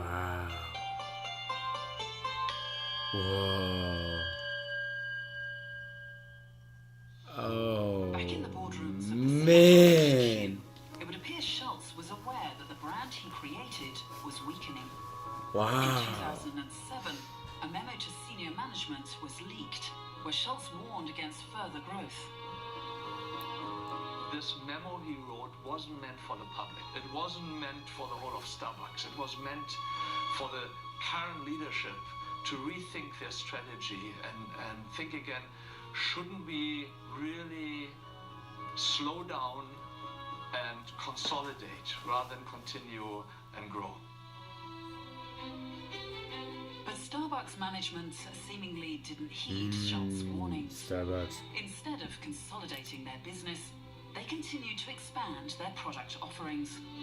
As Starbucks went more into food and also CDs, and it sponsored 2 movies and all This of that, is so it insane. was losing touch with the reasons why people came to Starbucks. We were all asked to put on badges, encouraging people to make their own drink. And of course, it was painful for the barista, it was painful for those who was taking the order. The queue tend to get a bit more longer when such requests have to be entertained. If you add in additional flavors, additional machinery, additional products, The most popular things thing that in the work world, though, perfectly is fine still ice suddenly cream. don't work anymore. Staff will not perform as much Duh. as well as before. They will not be as fast as before. They will not be as knowledgeable as before. All over the world, the Starbucks empire seemed to have become unwieldy, none more so than the lucrative Chinese market. Here, the American company had recorded losses for 9 consecutive years as they struggled to entice a nation of tea drinkers to buy coffee instead. But it was one particular branch in Beijing's revered Forbidden City that would give the company a PR headache. You have a tourist destination, large numbers of people going through every single day. On the surface, this looks like a potentially profitable place to place a Starbucks. Despite the coffee house being open for 7 years, the public perceived the Starbucks brand as an icon of Western globalization, imposing itself onto Chinese cultural heritage. I'm trying to think. Social media was just starting to take off in China. And what happened is that there was a CCTV newscaster, Ray Chinggang, who went to social media and asked the critical question, would you put a Starbucks in the White House or in Versailles? Obvious answer is no, we would not do that. This became a firestorm very, very quickly.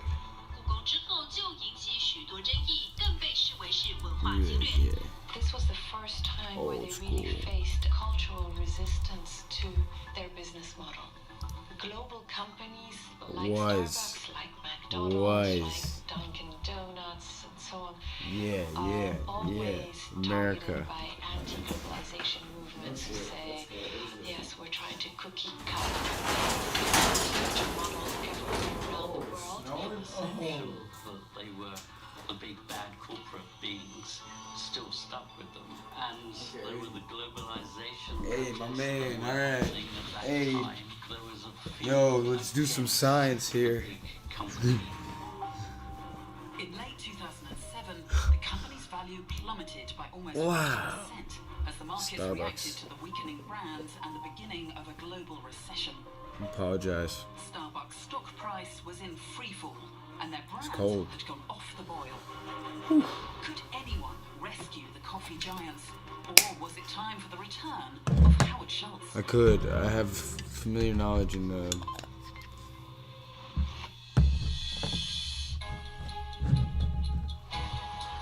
No matter how many CNA. times we've tried, Singaporeans never return these.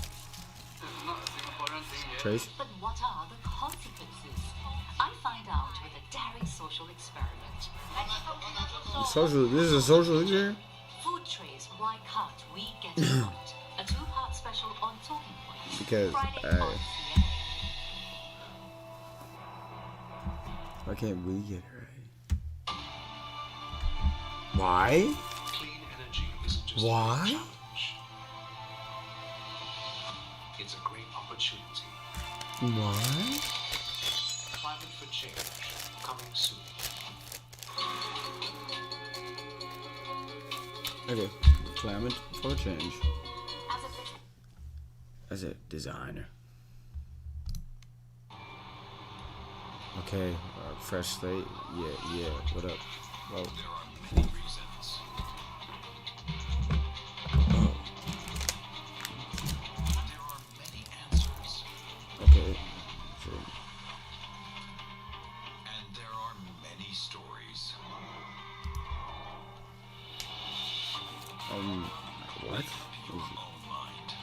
Look at my mind.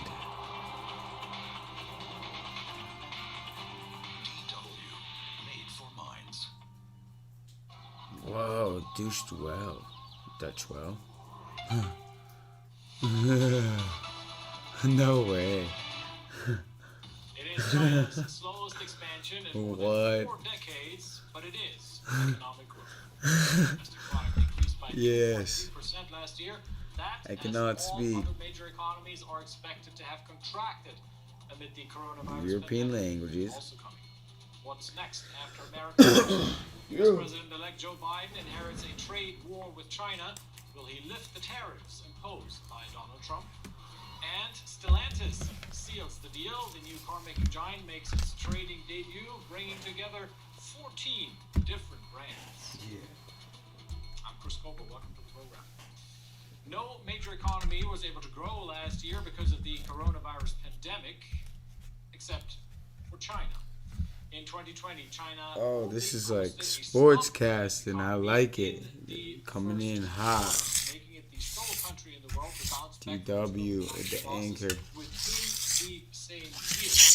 Oh. Growth stood at 2.3%. And its economic growth in 2021 is expected to China? outperform 2020. And it So this is news? country's fastest economic growth for a decade. Now, backed by these strong economic figures, what will relations with the United States look like now that a new president is about to take office? Here's DW's Janelle Dumoulin. Whoa. China grew. Nothing new. America first. 4 years of Donald Trump have left their mark on the international trading order. Okay. Torn up deals, trade wars, tit-for-tat tariffs, and it's hardly been a resounding success. Take the trade war with China. Tatted muscles. Washington slapped tariffs on billions of dollars worth of Chinese products, but record amounts are still being spent on them. The Dark while American Knight. exports have only slightly improved. China's global trade surplus still skyrocketed to over $75 billion. Exports to the U.S. are still growing. I want to be able to watch a movie in the White Now, House. how to deal with China is a shared question for both the EU and the U.S. They both want to be present in the Chinese market because it's huge, but they also want to get China to play by the rules. That means respecting intellectual property and having the same conditions for European and American companies in China as the other way around. And they don't want China to have unchallenged look at that technological key. dominance in the world. They just haven't figured out how to achieve Not the in the same video, steps, but together here. or separately. But at a time where multilateralism has supposedly floundered, China has since become a signatory to the world's largest free trade pact. The Regional Comprehensive Economic Partnership involves 15 countries, making up close to 30% of world trade. Wow. The deal cuts as much as 90% of the tariffs on imports between its members within 20 years of coming into effect. Now, it's worth noting that the RCEP was first proposed in 2011, and that's quite a long time before the U.S.-China trade war even started, so it's not as if one precipitated the other. Interesting. I wonder who released And this. the EU should sit up and take note anyway. Okay, wow. Hello. Economically right now, but it means that these countries Take note have of the agreed markets. on a joint Why? economic What is venture. going on? It is a forum, it's a building block that these She's countries pretty though. can and will build on. I had to say. Right? Interestingly. So it's kind of it's a stepping stone. If you Don't will. worry, And that is DW. kind It's of a stepping stone. No, part it's not. That should worry the EU and that should I will. worry the United States. I will declare. I have seen this before. I'm in a good mood because I got the key. Really good mood. She is really. So like, yeah, super excited. By signing a sweeping free trade deal with its neighbors and beyond. I mean, that's manageable, but it is also, of course, a special time. Joe Biden is inheriting a very dramatic economic situation domestically. He's therefore, because of the pandemic, going to be first and foremost a domestic-oriented president. Okay, well, in this case. Biden administration is going to usher in a new era of closer transatlantic trade relations. No, not at all. I think they're going to have to be patient for the first couple of years. Interesting. While a Wow, golden patient. age is hardly to be found in the time of a pandemic, there is a golden opportunity. Not to return to the system before Donald Trump, but to make it better. He won't make trade great again alone. With allies' help, it can be greater than it was. All right, for more of this, let's bring in BYU's So Tsang-Han in Taipei. And so let's take a look at China's GDP growth in 2020 first. 2.3% growth despite all the ramifications of the coronavirus. Where is that growth coming from? Well, the growth is backed by Quarter four. the strict virus containment measures and stimulus policy. The dramatic rebound was highlighted by a significant acceleration over the Policy last 3 put in months place. of 2020. Minor when policy. China's economic growth came to 6.5% from a year earlier. It has been fueled by a surprisingly resilient export factor as coronavirus disruption fueled the demand for more Chinese goods. For example, like China-made face masks and other medical supplies. And so let's look ahead. U.S. President-elect Joe Biden will be inaugurated on Wednesday. Both sides have a lot riding on this economically. What does China expect from the incoming U.S. president? China can expect from me that I am in the United States and I will do right by China. And definitely to confront Beijing on various human rights issues. Meanwhile, it's widely reported In the eyes of the American people that are just completely clueless about China. Facts. It will assign Simple. Kurt It Campbell, is. former Assistant Secretary of State, But during like the your Obama people administration. And, are Kurt Campbell not is not informed about my people. My people are not informed about your people. issues, and he has also worked with So many I'm philosopher US Chris allies Payne, in Asia-Pacific but I region. will China have can and should expect more challenge from the US. a lot of speaking grounds. What sort of stance towards the incoming So administration technically, can we yo, expect from Beijing? this is interesting. Well, in the next 4 years for China and the US, it's really a competition of winning more. Okay, Nobel. Nobel knockout. China Comprehensive Investment Agreement to the RCEP involving many Asian countries, China has tried to prevent the US from joining forces with its allies. So the Biden administration can expect Beijing to be more and more assertive on the international stage as a world leader and using its mass market and this rich resource to win more friends and pressure those countries that don't agree with them. So Tsang-Han in Taipei, thank you. It is time now for a look at some of the other business stories making the news. In South Korea, the billionaire de facto head of Samsung, J.Y. Lee, has been jailed for 2.5 years on corruption charges. This comes after the High Court in Seoul overturned Lee's original suspended sentence. He was convicted of bribing an associate of the former President Park Geun-hye in 2017. Reports say the Trump administration has told companies, including chipmaker Intel, that it is revoking certain licenses to sell to Chinese telecommunications giant Huawei. Washington sees Huawei as a national security threat due to its alleged close ties to the Chinese military and Communist Party. Frankfurt Airport has had its worst year in decades. That's after the pandemic largely brought air travel to a standstill. Passenger numbers fell by more than 70% in 2020 compared to the year before. The airport's operator, Fraport, warned it had another difficult year ahead. Car makers Fiat Chrysler and PSA sealed their long-awaited merger on Saturday, creating Stellantis, the world's fourth largest auto group. The 14-brand auto giant is not only expected to take on industry heavyweights like Volkswagen and Toyota, but also to have deep enough pockets to fund the shift to electric driving. Stellantis' portfolio includes Peugeot, Opel, Fiat and Citroën cars, all of which are very popular in Europe. And Fiat Chrysler has added venerable US brands Dodge and Jeep into the mix. The new transatlantic automaker owns 14 brands. Stellantis is now the world's fourth biggest car maker after Volkswagen, Toyota and the Renault-Nissan-Mitsubishi alliance. Carlos Tavares hopes the merger will leverage synergies that will save billions of euros, including reducing the many platforms its vehicles are on to just a handful. By joining forces, Stellantis hopes to make an easier shift to electromobility. Analysts forecast that the merger could see the closure of underused factories. Carlos Tavares is notorious for tough cost-cutting measures. The official line, however, is that all plants will remain open. Let's get the latest now on this from our markets correspondent Chelsea Delaney in Frankfurt. Chelsea, first day on the market for the new auto giant. How's it looking?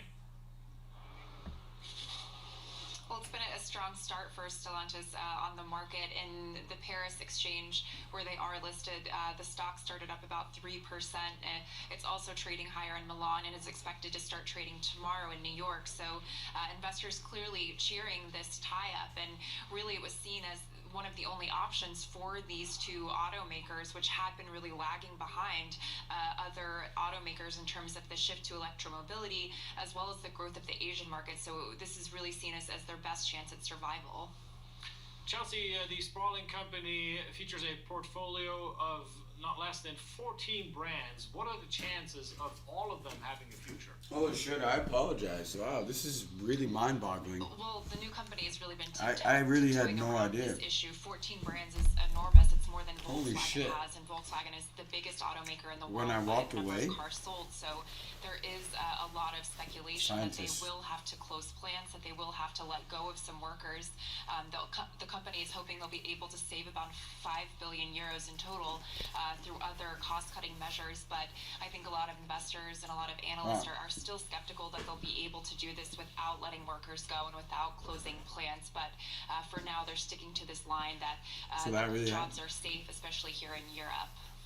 Auto giant Stellantis making its market debut. Chelsea Delaney in Frankfurt. Phosphor, Thank you. Chris Payne, and And finally, Chinese state media say 12 of 22 miners trapped for almost a week by an explosion in a gold mine are still alive. Hundreds of rescuers are working round the clock to bring them to safety. The news came via a note pushed into a small bottle and sent up a raspberry. I got a large bottle. Rescue workers had struggled to contact those trapped because the blast damaged the communication signal system. The Chinese mining industry has long been criticized for its lax safety standards. Wow, very interesting. And that wraps up our show. If you want more, check out our website at Very dw.com/business. interesting. I'm Chris Colbert in Berlin. From me and the entire team, thanks for watching. Okay, no shit. Successful day. Wow, China, yo, no way. What? What?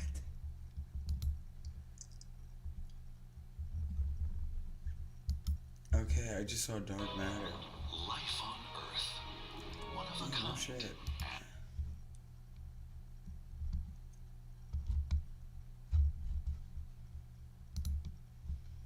Wow. How to get stronger in content marketing? Download the State of Content Content Marketing. Marketing Report by SEMrush. Explore the trending industry topics. Find the most popular keywords. Keywords. Ended in the Russian capital. He's back in the Right. country for the first time since accusing the Kremlin Whoa. of poisoning him. Officials say he's being held for violating parole from a 2014 conviction. I the understand Trump there's administration a, has condemned the arrest. The incoming Biden What's going administration on, called for ABC? Navalny's How you release. doing? Philosopher Chris Phil Spector Payne. spent much of his life as a famed record producer, best known Oh. for working with the Beatles. And Oh. Spector eventually became infamous for a murder that sent him to prison for the rest of his life. He died Saturday. ABC's Wow. Megan Devrizian has more. This morning, a 81, convicted 81. murderer who changed the sound of pop music has died. Wow. Legendary producer Phil Spector passing away from complications related to Yeah, Phil. COVID-19. Spector was one of the most famous music producers of all times, known for creating the Wall of Sound, working with groups like the Rolling Stones and the Beatles, producing the Let It Be album in 1970.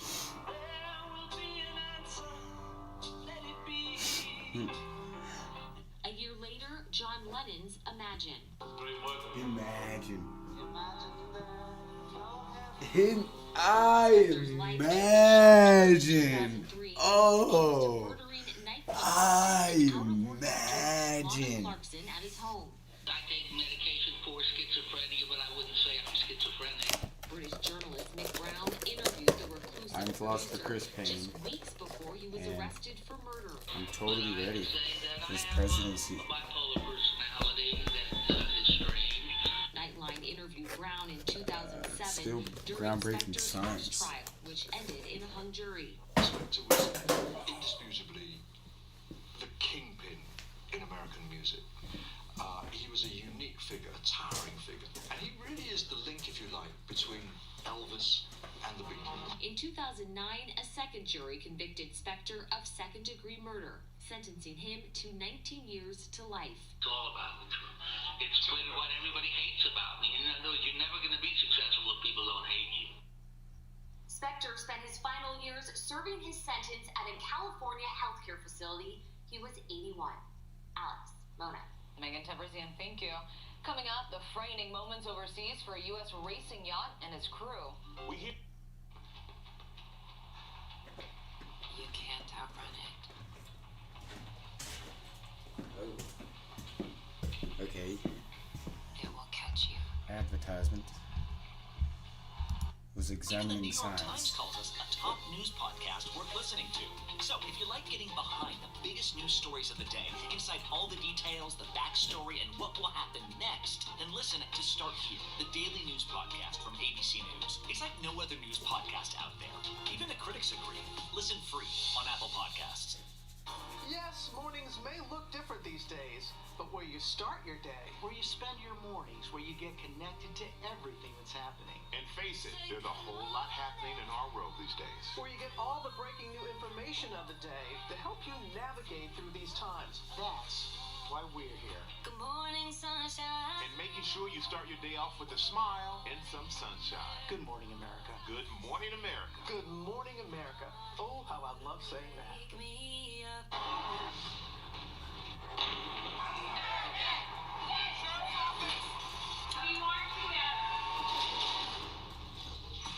The most powerful stories of our time, anytime. Nightline. Friday nights, 9/8 Central. True crime, cinematic, real-life drama, stunning, the unthinkable. Follow the clues. The Hunt. True crime. 2020. Friday nights, 9/8 Central on ABC. What kind of music do you want to make this spring? I want to make hits. I'm moving things forward for myself. He's dragging you down. You need me, Ree? Hell, I do. Go get your respect.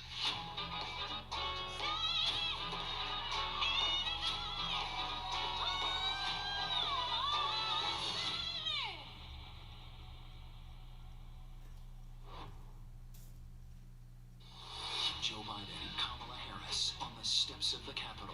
It will be historic. With so much on the line, so much uncertainty, can the nation come together? Inauguration Day. America turns to ABC News. The day starts with a special Good Morning America. Then live across the day, right as history is made, the most trusted team in politics. ABC Inauguration Day. And streaming non-stop on ABC News Live and on Apple News.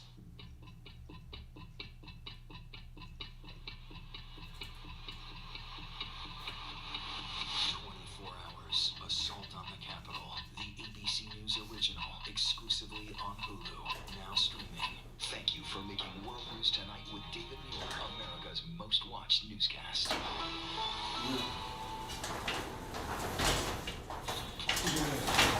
Epic waves on the coast of Hawaii. Surfers got a chance to enjoy the biggest waves of the season so far. Some of them topped out at around 50 feet. The surf was so powerful at one beach that lifeguards reported making dozens of rescues. We spoke with one surfer who felt that power firsthand. And I'm like, oh, maybe I could do this. Like, I'm gonna land this, and then I'm like, no. I was basically like slip sliding one way, and then like break dancing it the other way, and then it was just all a blur. But it was. Whoa, surfing. Waves were created by the movement of cyclones Okay. across the Pacific, and those weren't the only tense moments on the water. Russian ballet. Overseas, an American racing yacht capsized What does this mean? How is that hyperlink? Patriot was competing in the Challenger Series ahead of the America's Cup in New Zealand. Will Gans is here now with more. Wow, Will, look at that.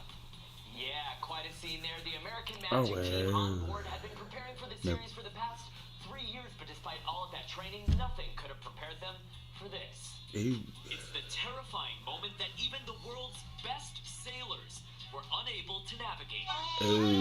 Oh no, shit.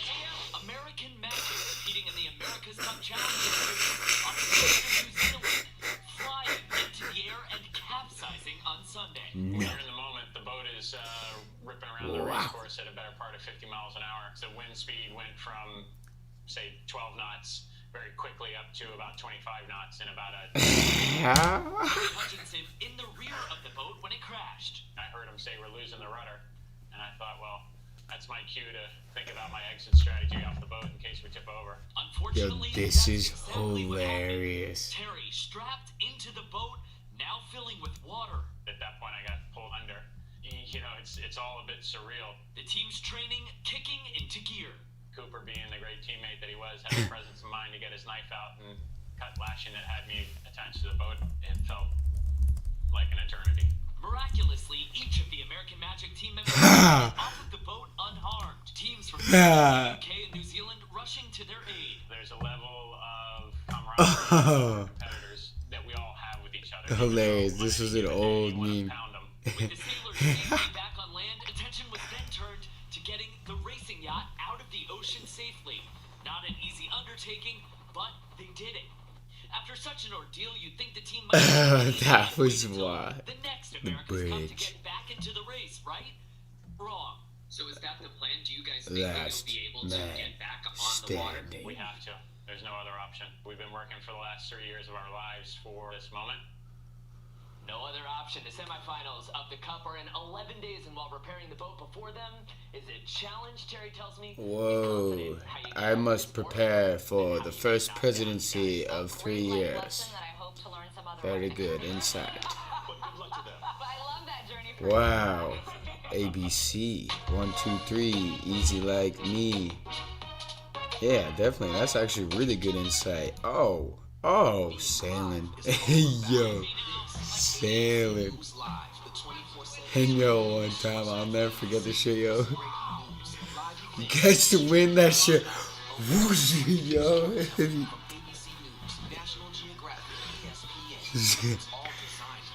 Wear a life jacket, though, and then you're like, okay. You just float after getting hit, but oh, dang. Yeah. But where you start your day, where you spend your mornings, where you get connected to everything that's happening. And face it, The mornings? a lot happening in our world these days.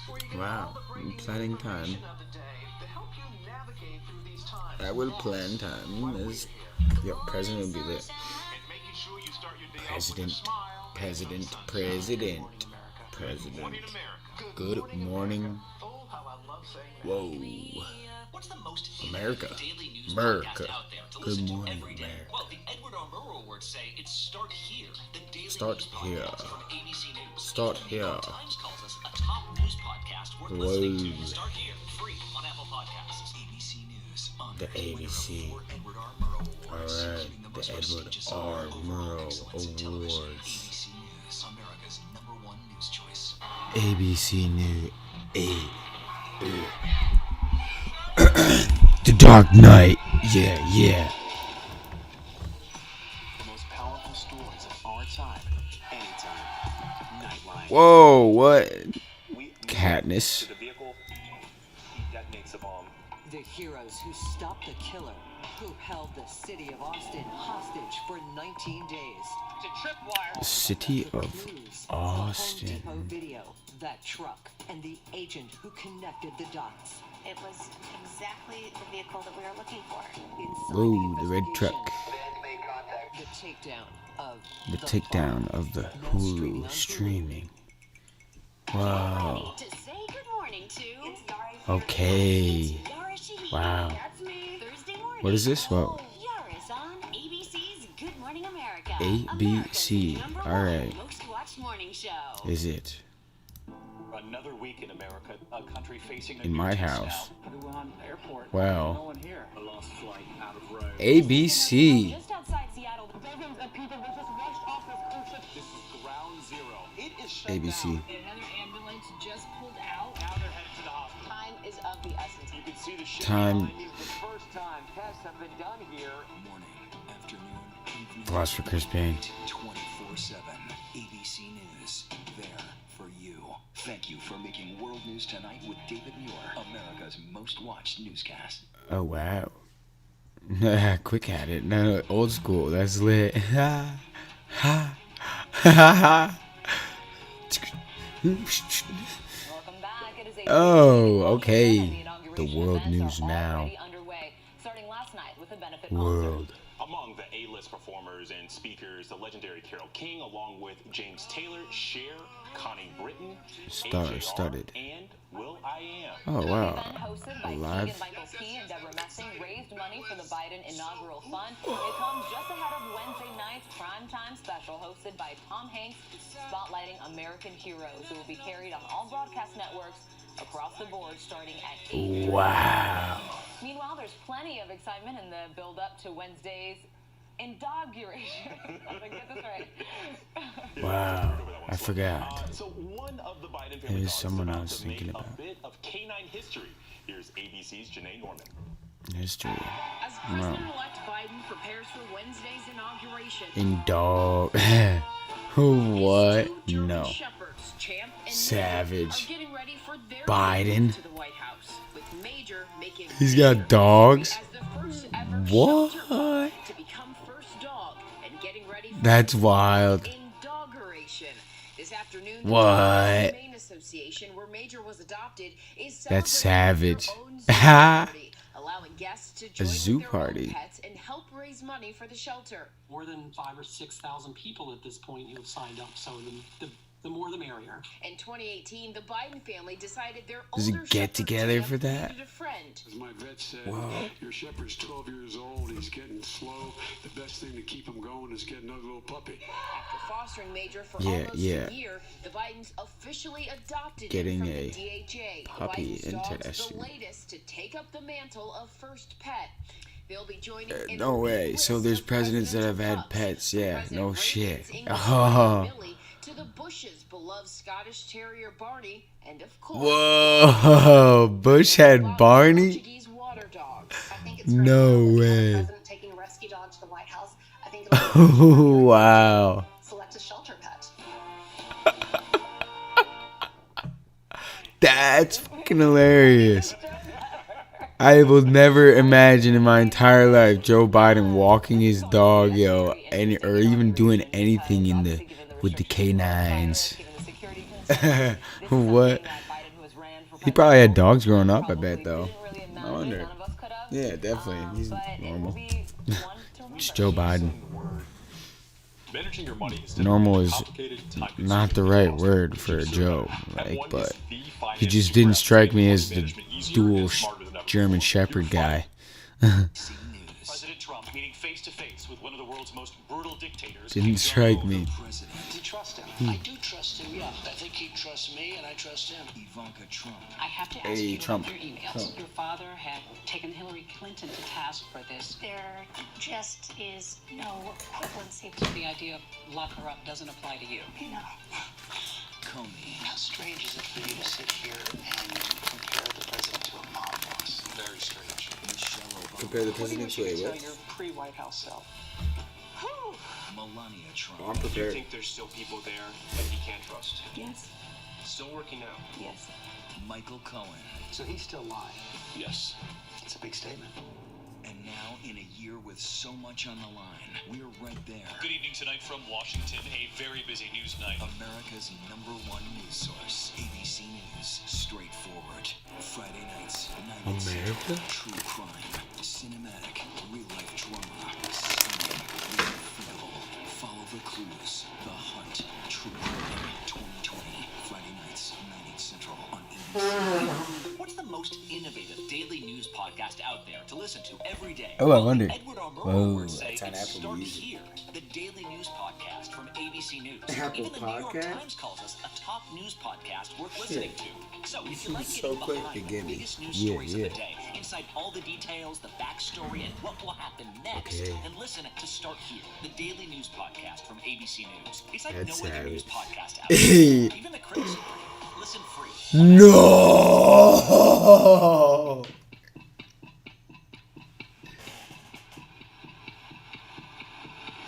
24 hours. Assault on the Capitol. The Be ABC good. News original. Exclusively on Hulu. Now streaming.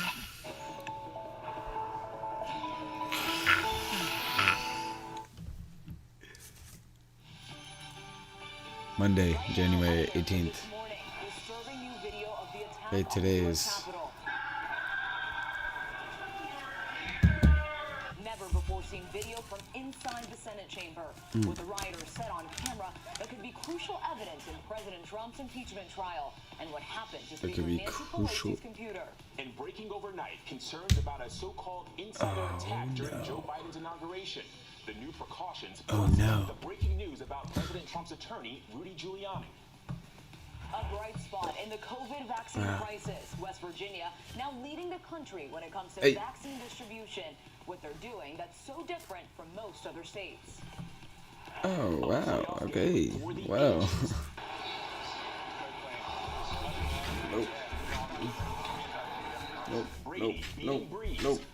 Will the Saints star now call it quits? We'll hear from both Nope. QBs this Nope. morning. Plus, Nope.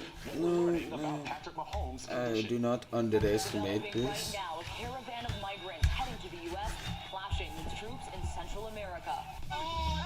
The major scare at sea. An American racing yacht capsizes. And later, hard work paying off. The college basketball walk-on who got his big chance while also holding down a full-time job. Oh, no. Rewarded. Missed it. All right. From ABC News in New York. This We're is in New York. America This Morning. Good Monday morning, everyone. I'm Mona Kosaramdi. I'm Alex Crochet. Kenneth is on assignment. We begin with Okay, on his assignment. Philosopher Chris Payne not on my assignment. It's BS. The most dramatic video I'm yet in of this the tunnel. Capitol It's riot. called quantum mechanics, interestingly enough. In Washington will be Refuse it or... because of fears about an insider attack this week. Also breaking overnight, ABC News has confirmed Rudy Giuliani. Hey, will okay, not waking be up part early of today. President Trump's legal team for Interesting. his impeachment trial, which could begin Wednesday. More on that in a moment, but first, Oh. ABC's Matt Gutman with new video from the attack on the Capitol. Reddit.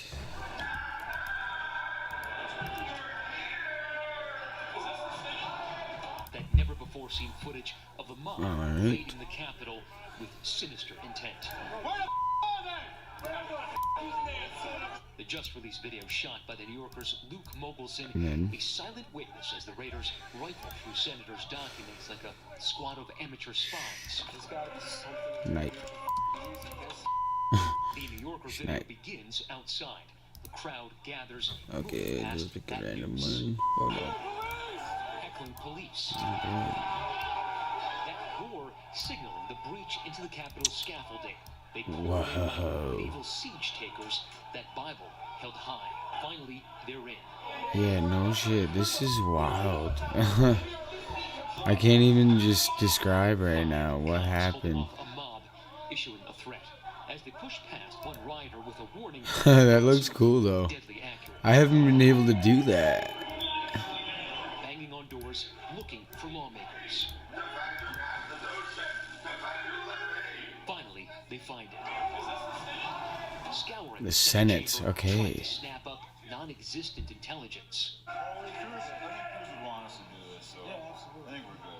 Jacob Angeli, in the Viking hat, settles into the vice president's chair. Colored and below invo Capitol and Commons, edited. pleads with Oh them no, to leave. I maybe edited. Okay, just want to let you guys know this is like the safest place. I know, hey, no, I'm gonna take it. No, wow. This is wow.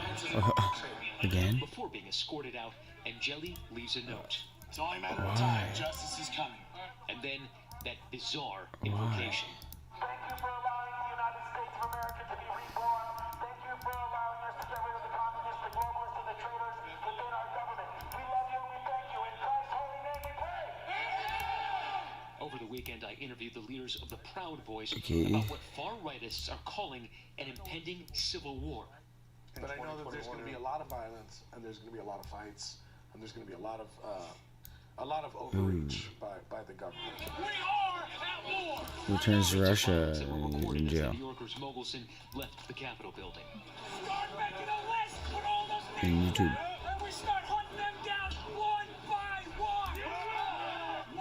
Nope. That was in the back.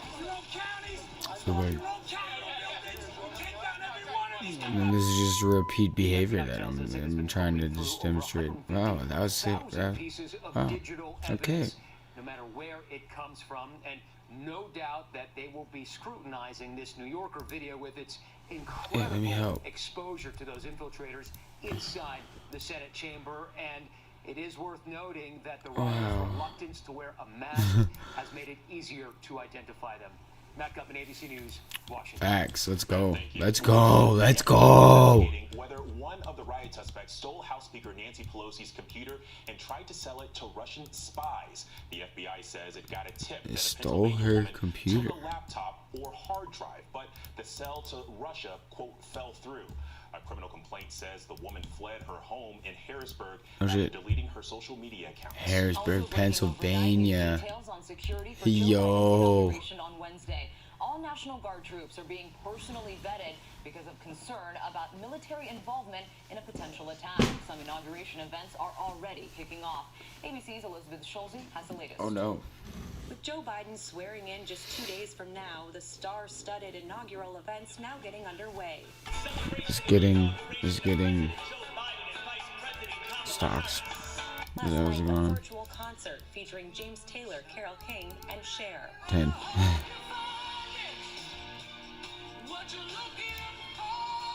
The president-elect addressing viewers with a message of unity. You know the times are tough, but because of you, we're filled with hope and Change the language. for America's future. Rehearsals for Biden's inauguration are set to begin today. Put it in the after drawer. being delayed due to security concerns. Up to 25,000 National Guard troops will be on the ground in Washington, and every National Guard member is being vetted because of concerns about a potential insider attack. It comes as new details emerge about the people involved in the Capitol siege on January 6th. The FBI now confirming the rioters had pre-operational planning, Very setting up interesting. communication systems in advance Chats to in a avoid box. being Oh, intercepted by law oh. enforcement, including Chats the in a use of box. ham radio, throat microphones, and push-to-talk wrist buttons. Wow. Encrypted apps like Telegram and Signal are now making law enforcement's job even more challenging. Mhm. A nonprofit group is suing Apple, demanding it remove the app Telegram, a favorite among the far-right group, the Proud Boys. It all comes as we learn more about the county official Watch in it New later. Mexico, now charged in the riot. Whoops, wrong. This is an America that's had enough right here. And like this gentleman said, we're not going anywhere. Yeah, America's literally had enough. And I'm sure other countries are just ready for something different to laugh at other than the same perspective they've been carrying me, perhaps. I mean, in my point of view, yeah, well, I would, as president. I've got a 357 Henry big boy rifle. I've got a 357. Okay, so as I speak, they have to mention stuff like this. It's interesting. Underneath the front seat on my right side. And I will Lost for embrace Chris my Second Payne. Amendment. The FBI arrested Griffin yesterday in Washington. In the meantime, agents say pro-Trump groups are calling for the storming of government buildings on I embrace our Inauguration Day. current laws. Legislators in Michigan have suspended their session this week because of credible threats. And the Foster Postal Chris Service Payne. has temporarily removed mailboxes from the streets in at least Well. 17 states as a security precaution. And back here in Washington, an Oh, important wow. procedural step today. Vice Okay. President-elect Kamala Harris will officially resign from the Senate. Okay, thank you. Good job. I appreciate it. No Senate moves from her. No more. Let's get it. Go back. Back to the basics.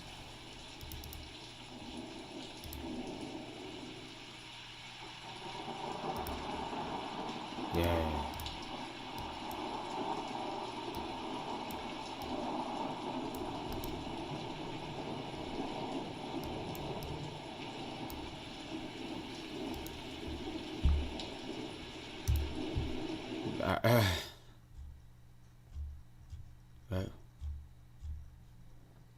Yeah.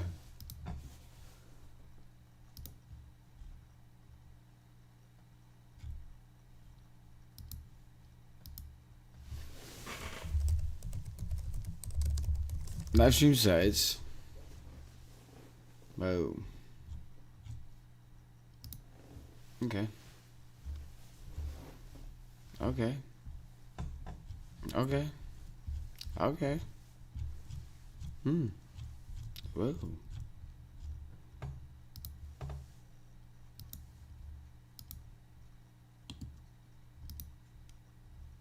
Whoa. Train.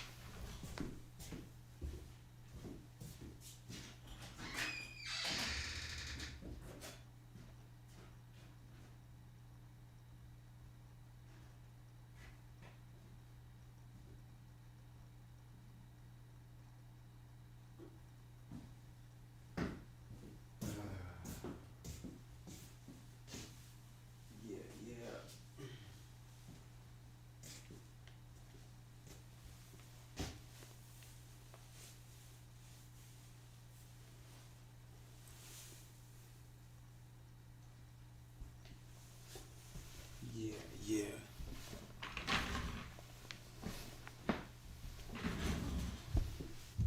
Hey, I have a phone.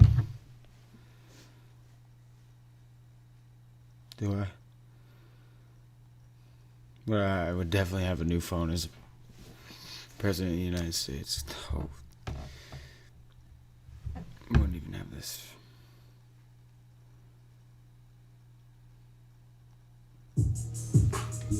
Yeah.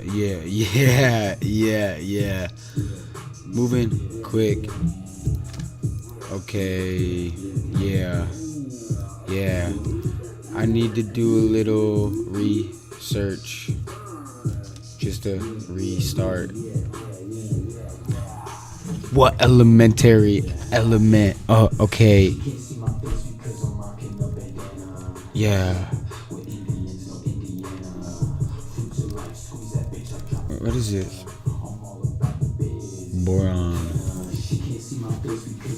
Boron, yeah. I'm being boron. Why? Yeah. Cause I'm not a moron. Not a moron. Spoils of the war. I'm not a sporon. But in some YouTube videos, I'm a spore on the globe. And you know that I take a strobe. And globe trotting. No trotting, no notes. Cause I'm taking tokes. And I'm like, oh shit. They got the hope in the... If I got hope, yeah, that'd be dope. But when reality comes at it, what kind of scope is you looking at? Okay, no, what can you? Yeah. Okay, what? Yeah, it's a little bit way too late at night, but we're waking up. It's alright. I got my coffee in the back. Keep it light with the type of themes. You know that I'm making music ain't as easy as it seems. What I'm doing, different scenes in my Twitch live stream. Yeah, I don't Twitch. Sometimes I take a pic. I don't really go. I go for YouTube. Yeah. But then I get right through the motions. Yeah.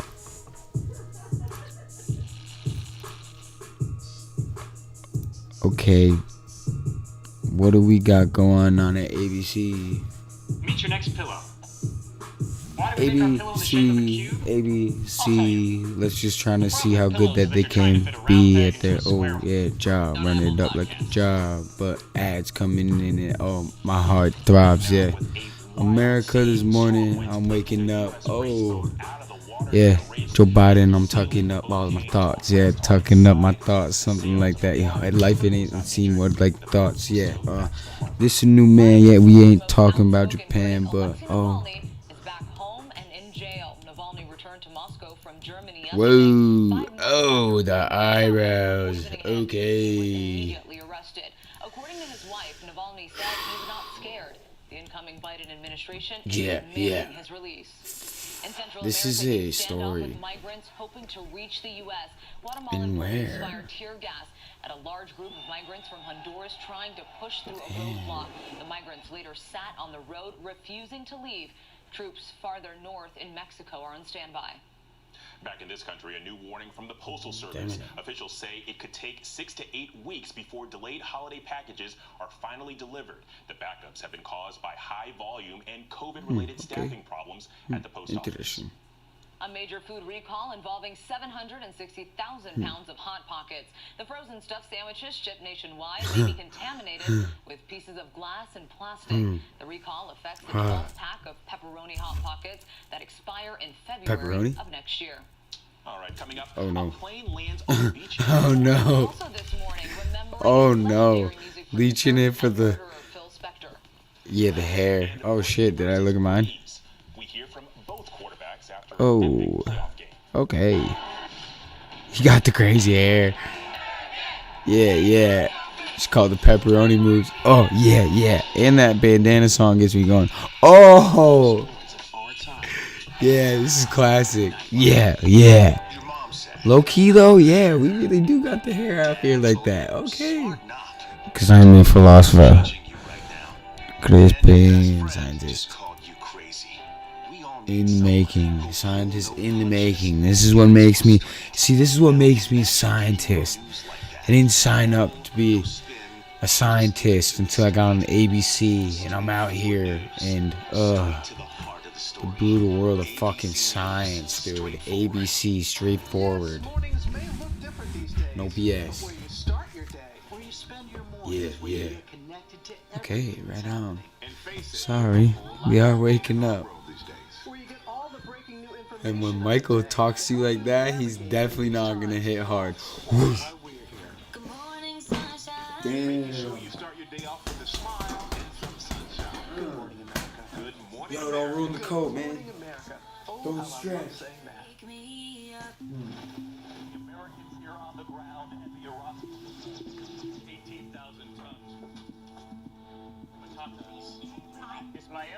I feel like I'm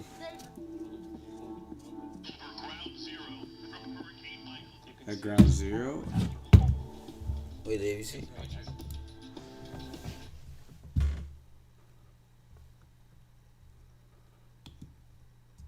I like that setup though. It's like figurines on a stage.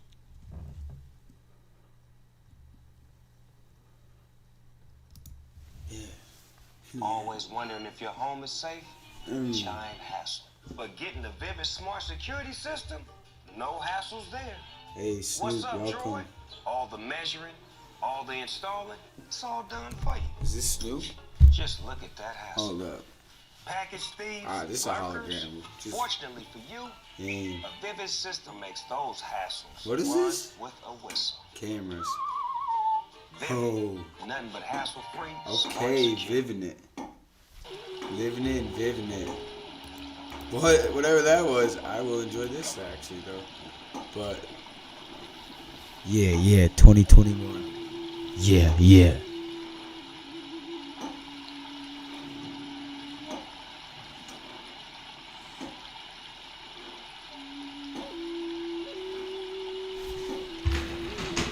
Wow.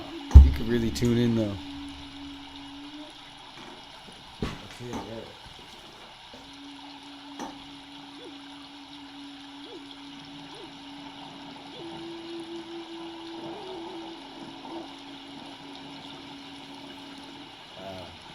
Good notes.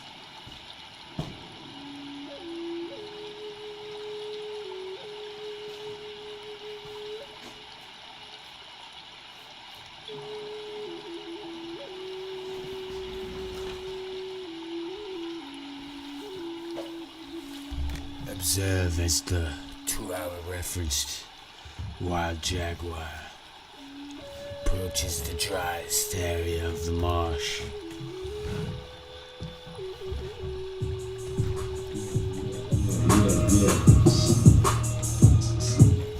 Ooh, but encounters small larvae. Thunder! Oh! Oh.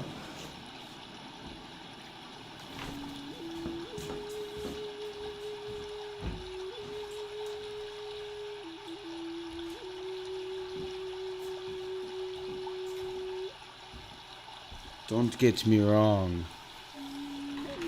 The mind reading tricks have only. It's been entertaining. The rapping to a creative genius? Nah, to philosopher Chris Payne just rambling.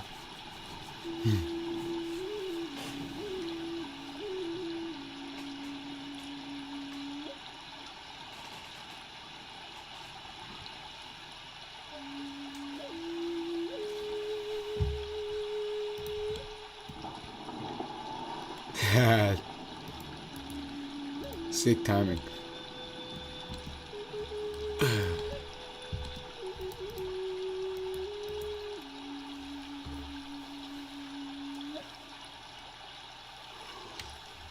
Wow. 420. 1.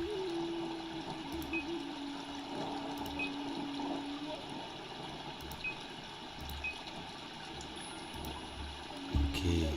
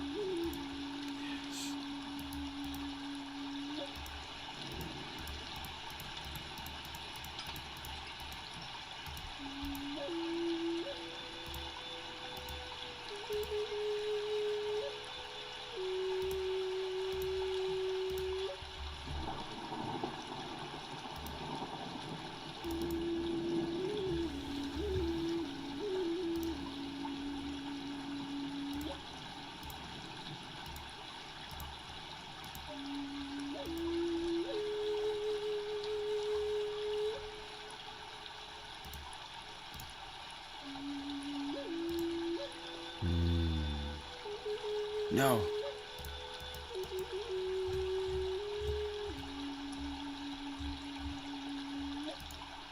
Yes.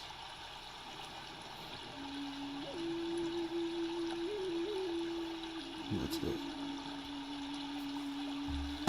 Conditioning. It's cool though. It's not like before they're doing it. Still not. It's a clean though. We are making unit steps. Not longer on the fishing docks. But is he gonna do it? Is he gonna do it? Is he gonna try to hit the candle like a joint because of the music? Maybe perhaps.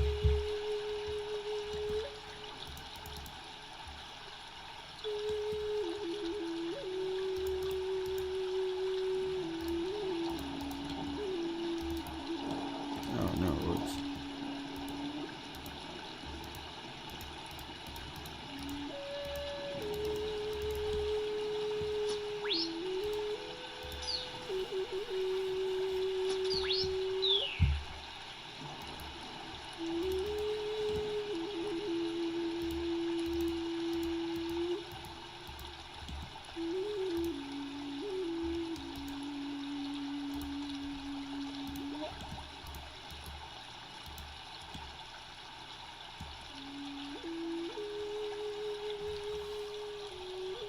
25. Yes.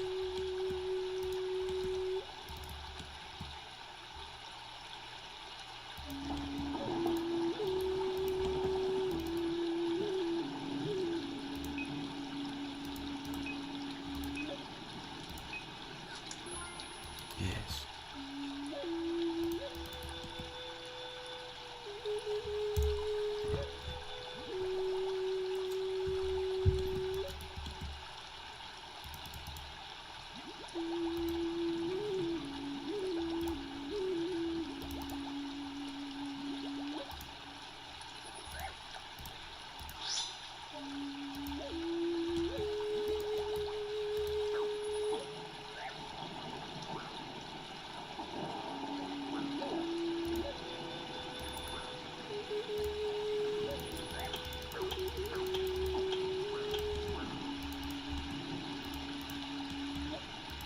DH.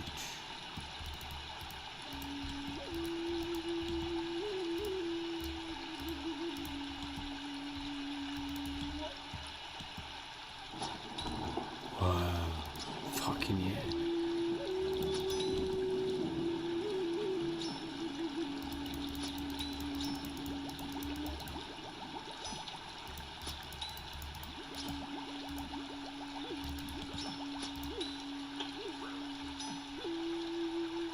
Ooh.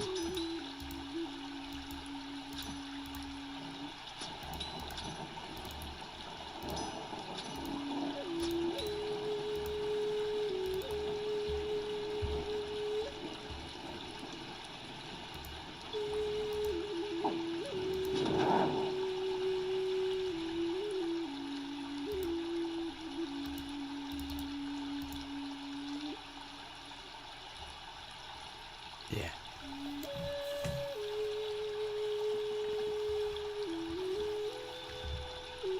No. Yeah. Recommendation and teacher. Oh no shit. Yeah. Wow.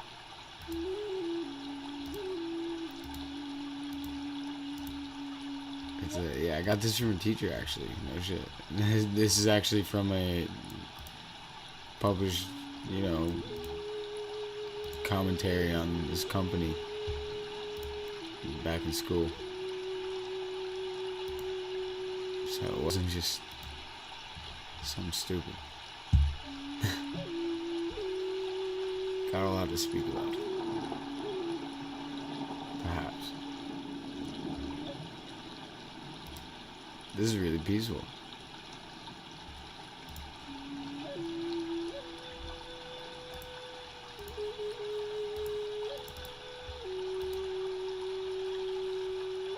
Headline.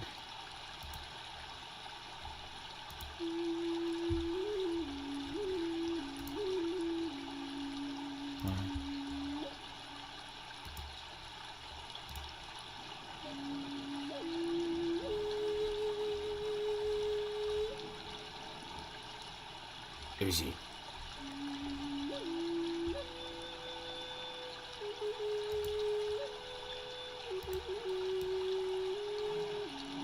Alright, we don't know if I have the clearance to these samples, but we mixing and flexing with this. Detroit.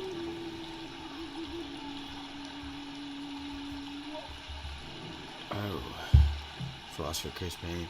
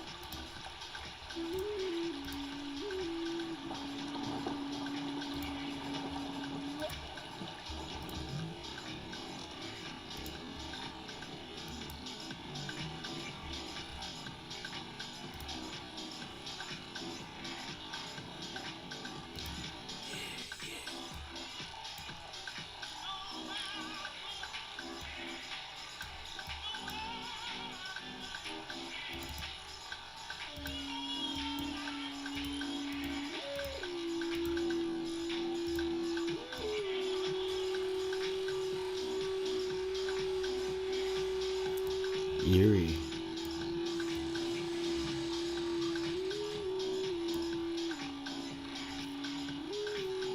Laws of physics in the house.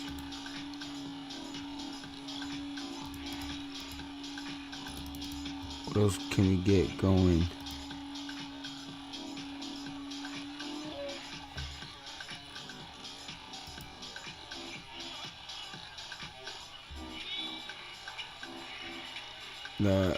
That was sick, actually, though. Like, that flute's absolutely fucking nailing it right in the middle of that shit.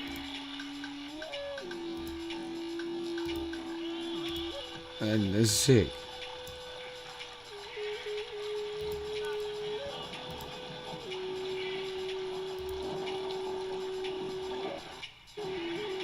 Okay. Yeah.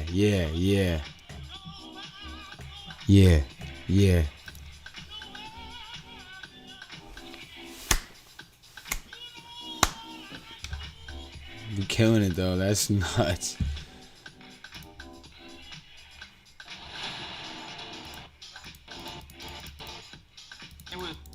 In the colony, I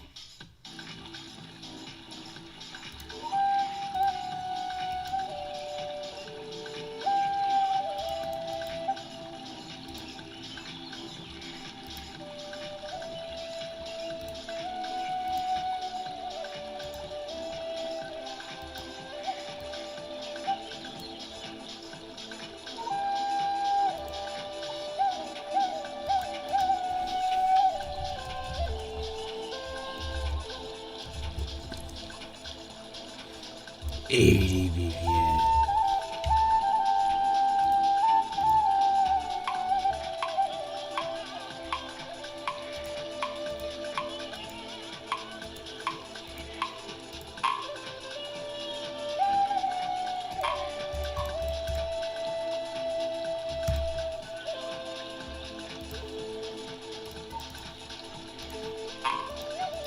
Yeah.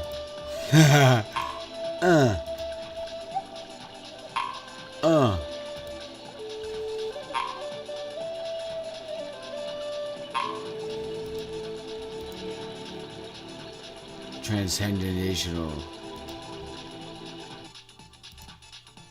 Audio feedback loading.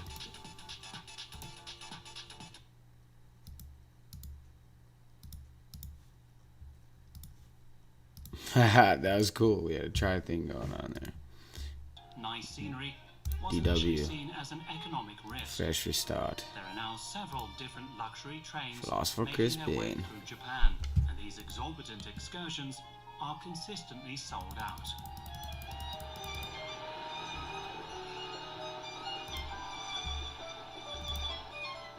In this veritable hotel on wheels, the dining car turns into a cocktail bar in the evening.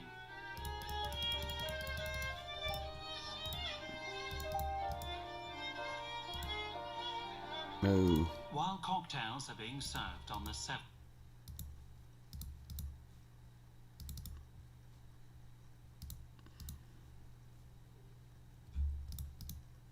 Okay.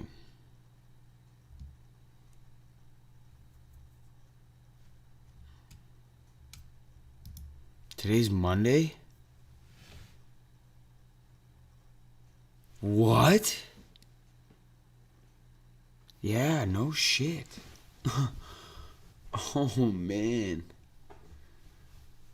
I didn't know that. Like, 4 hours ago. I didn't think about that. Do I need to? Did I need to? They just were saying good morning.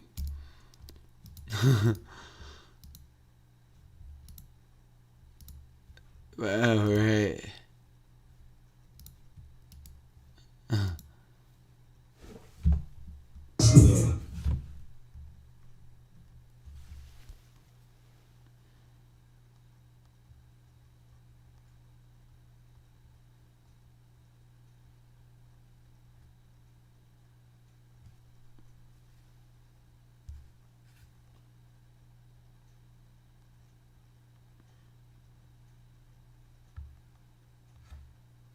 Yeah.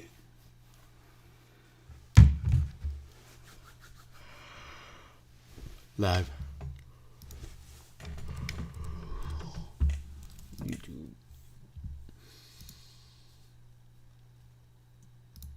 Whoa. Get organic, calorie and portion controlled meals delivered right to your doorstep with Trifecta. Plus, get free access to the Trifecta Me program, a wellness system. So breaking overnight, new details on security for Joe Biden's inauguration on Wednesday. Security All National rappers, Guard no troops are being preps. personally Yes, vetted good. because of concern about military involvement in a potential attack. Some inauguration events are already kicking off. ABC's Elizabeth Schulze has the latest. With Joe Biden swearing in just 2 days from now, the star-studded inaugural events now getting underway. Okay.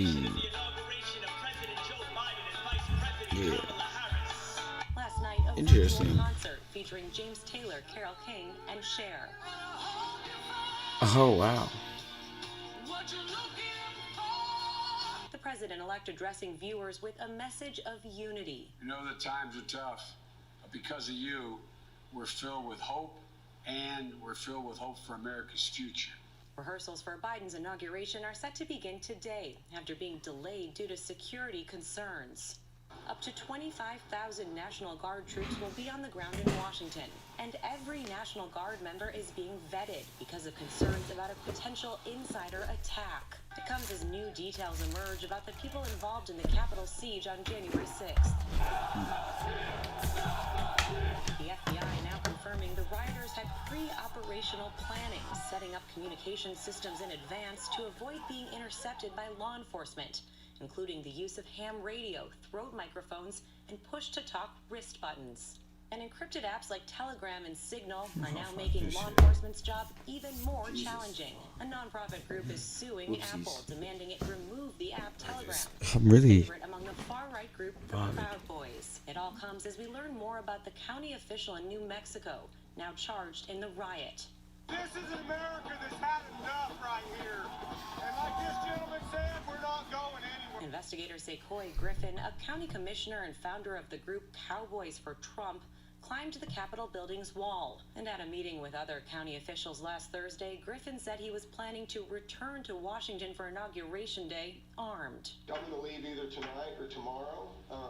I've got a .357 Henry big boy rifle. I've got a .357 single action revolver that I'll have underneath the front seat on my right side. And I will embrace my Second Amendment. The FBI arrested Griffin yesterday in Washington. In the meantime, agents say pro-Trump groups are calling for the storming of government buildings on Inauguration Day. Legislators in Michigan have suspended their session this week because of credible threats. And the Postal Service has temporarily removed mailboxes from the streets in at least 17 states as a security precaution. And back to Washington, an important procedural step. Vice President-elect Kamala Harris will officially from the Senate. Wow. Mona? No way. Thank you. Lisa.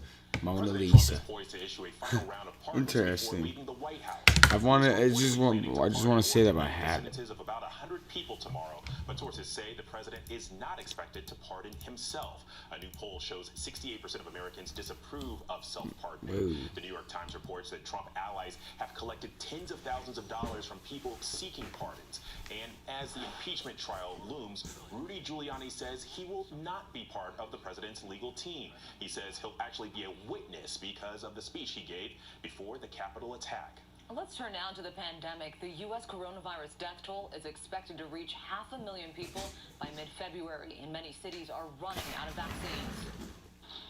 This morning, as hospitals struggle with a surge of COVID patients, they're also struggling with the chaotic vaccine rollout. At this point in the pandemic, what's keeping you up at night? Vaccine rolling out fast enough, and people not getting too ahead of it. Mass vaccination sites are popping up from Hard Rock Stadium to Citi Field, even Disneyland. Citi but with Field, a crippled rollout plan, appointments are now overbooked. I'm hearing word that there is a shortage of trained medical personnel all over the place. And so we're going to have to look to see if different vaccine sites can start to train people. This is also going to take more funding and better coordination so people know when to show up to their appointments and where to go. The government is pushing for at least 50 million doses to be distributed by the end of January. So far, only 31 million have gone out. And now, another challenge. At least 20 states have confirmed cases of that more contagious UK mutation of COVID-19. Hospitals in England are seeing a new patient every 30 seconds. Elsewhere, an 18-year-old from Georgia is back on U.S. soil this morning after being jailed in the Cayman Islands for breaking quarantine rules. Back on U.S. soil. Skylar Mack left her hotel only 2 days into her required 14-day isolation for visitors, removing her wrist monitor to watch her boyfriend, a professional jet skier, compete in a race. Mack and her boyfriend were sentenced to 2 months in jail, ultimately serving only 32 days. The biggest relief, I finally slept through the night. And it's kind of hard to fall asleep when someone you love so much, you know that they're not sleeping and that they're uncomfortable. And I knew she's a tough girl, but she had to be scared. And back to the vaccine, West Virginia is leading the country when it comes to vaccine distribution per capita. Officials say it's because the state embraced mom-and-pop pharmacies instead of national chains. In Chicago, police say a man was living inside O'Hare Airport for, get this, 3 months. They say he was afraid of flying because of the coronavirus. What? With trespassing. Yo, he said, listen to this. Cyclones in the Pacific helped to form massive waves in Hawaii over the weekend. Some of these waves were 50 feet high. Dozens of surfers had to be rescued. Conditions are expected to be a lot calmer there today. And coming up, why Hot Pockets are being recalled. But first, a caravan of migrants from Central America clashes with troops on the way to the U.S. And why...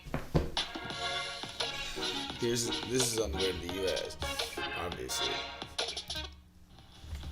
In times like these, the news-making events happen here. ABC News. President Trump meeting face-to-face with one of the world's most brutal dictators, Kim Jong-un. The president. History. History. That was fucking history right there. Ivanka Trump. I have to ask you about your emails. Your father had taken Hillary Clinton to task for this. There just is no equivalency. So the idea of lock her up doesn't apply to you? No. Comey. How strange is it for you to sit here and compare the president to a mob boss? Very strange. Michelle Obama. If I'm president, I would love to. Melania Trump. Do you think there's still people there that he can't trust? Yes. Still working out. Yes. Request a bamboo bomb from Xi Jinping. It's a big statement. And now, in a year with so much on the line, That's a joke. right there. Good evening today from Just to Washington, a very busy have a news nice day. break. America's #1 news source, ABC News, straightforward. We all need someone who'll pull no punches and give it to us straight. And then No bull, no spin. Now imagine getting your news like that. Just give it to me straight. ABC that'd be News, such an straightforward. awesome. That's like the best right In there. America, a country That facing and- new tests now. Wuhan Airport, almost no one here. A lost flight out of Rome. This is the nursing home just outside Seattle. Dozens of people That and the fact we share the same birthday. Round zero. Another ambulance just... Genuinely, Now they're headed to the hospital. You can see the ship behind two me. things would be just so epic. What? Xi Jinping? Evening, late night, 24/7. ABC News. Man. There for you. What's the most innovative daily Literally. news podcast out there to listen to every day? Well, the Edward R. Murrow Awards say it's Start Here. But one thing, the daily news podcast from don't put me ABC on the Even news New like York Trump Times did. calls us a top news podcast worth listening to. Like Start Trump Here was. free on Apple Podcasts. The world may feel out of your control, but your happiness doesn't have But to be. Learn the secrets to happiness. have fun with it, Listen man. to the 10% Happier podcast free on Apple Podcasts. Back now with a wild scene. Strong winds lifting the U.S. Coast out of the Whoa, water during a race very in strong. New I Zealand. The boat understand. came to a This rest is on coming its from side. America. The sails in the water. The crew was not injured.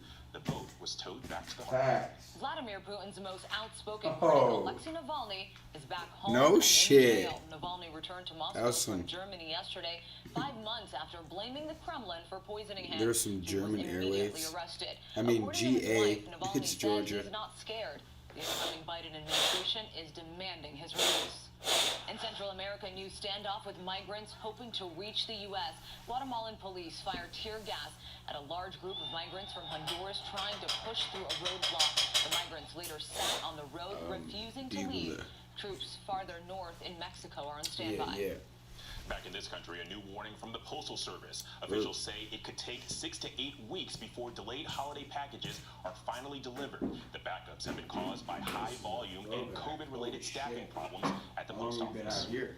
A major food recall involving 760,000 pounds of Hot Pockets. The frozen stuffed sandwiches shipped nationwide may be contaminated with pieces of glass and plastic. The recall affects a 12-pack of pepperoni Hot Pockets that expire in February of next year. All right, coming up, a plane lands on a No beach more in Florida. Valentine's Day. Also this morning, Sorry. remembering legendary music I actually was producer never and involved in murderer that, Phil in Spector. this conduction of my live stream. About the state of the My world. search, How this about your philosopher retirement? Chris Payne. It's time to get a plan. It's led me here. Download award-winning free financial Actually, tools and take very control with intrigued by personal this capital. insight by Join ABC. Yeah.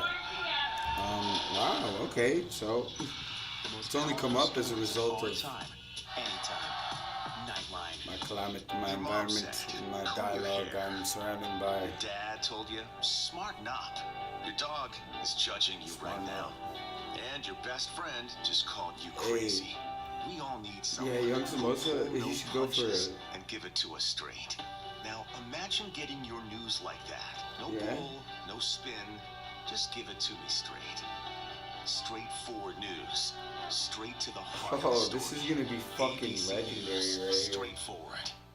Yes, mornings may You want look some different fucking these straightforward days, shit? but where you start your day. Where you spend your mornings, where you get connected to everything that's happening. And face it, there's a whole lot happening in our world these days. Where you get all the breaking information of the day to help you navigate through these times. Yeah. That's why we're Very here. interesting. And making sure you start your day off with a smile and some sunshine. Good morning, America. Good morning, America. Good morning, America.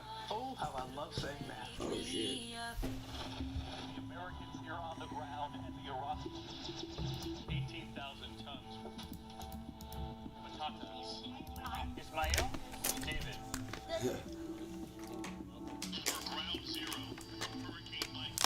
Thanks, David. Another hurricane.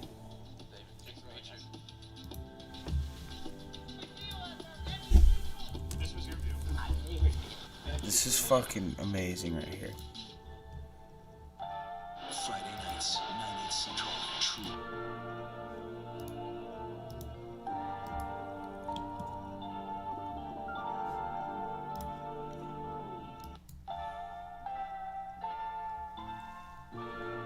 Seasons changing, fall, winter to spring, autumn falls on me. All marbles on me. Marbles, yeah. Nobody can ruin you. Oh, if someone come. Oh. Sometimes I gotta use my right side. Whether it's the brain or the politics strain that I grew up in. Oh, Chris Payne, yeah.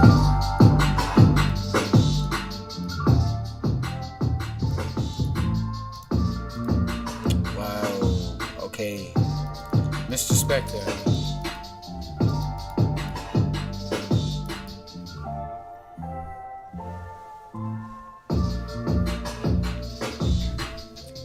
This is not the real one. Fake.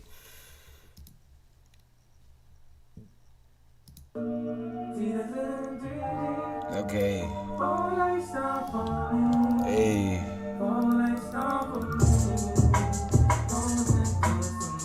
Yo, shout out Kanye for me being able to speak, yo. This shit is lit. Literally, he didn't even have to smoke to be on Joe Rogan. He had to design the set that I was ripping through. And he did, man. That empowered me, man. Yeah. Music. For real, though. Hurricanes.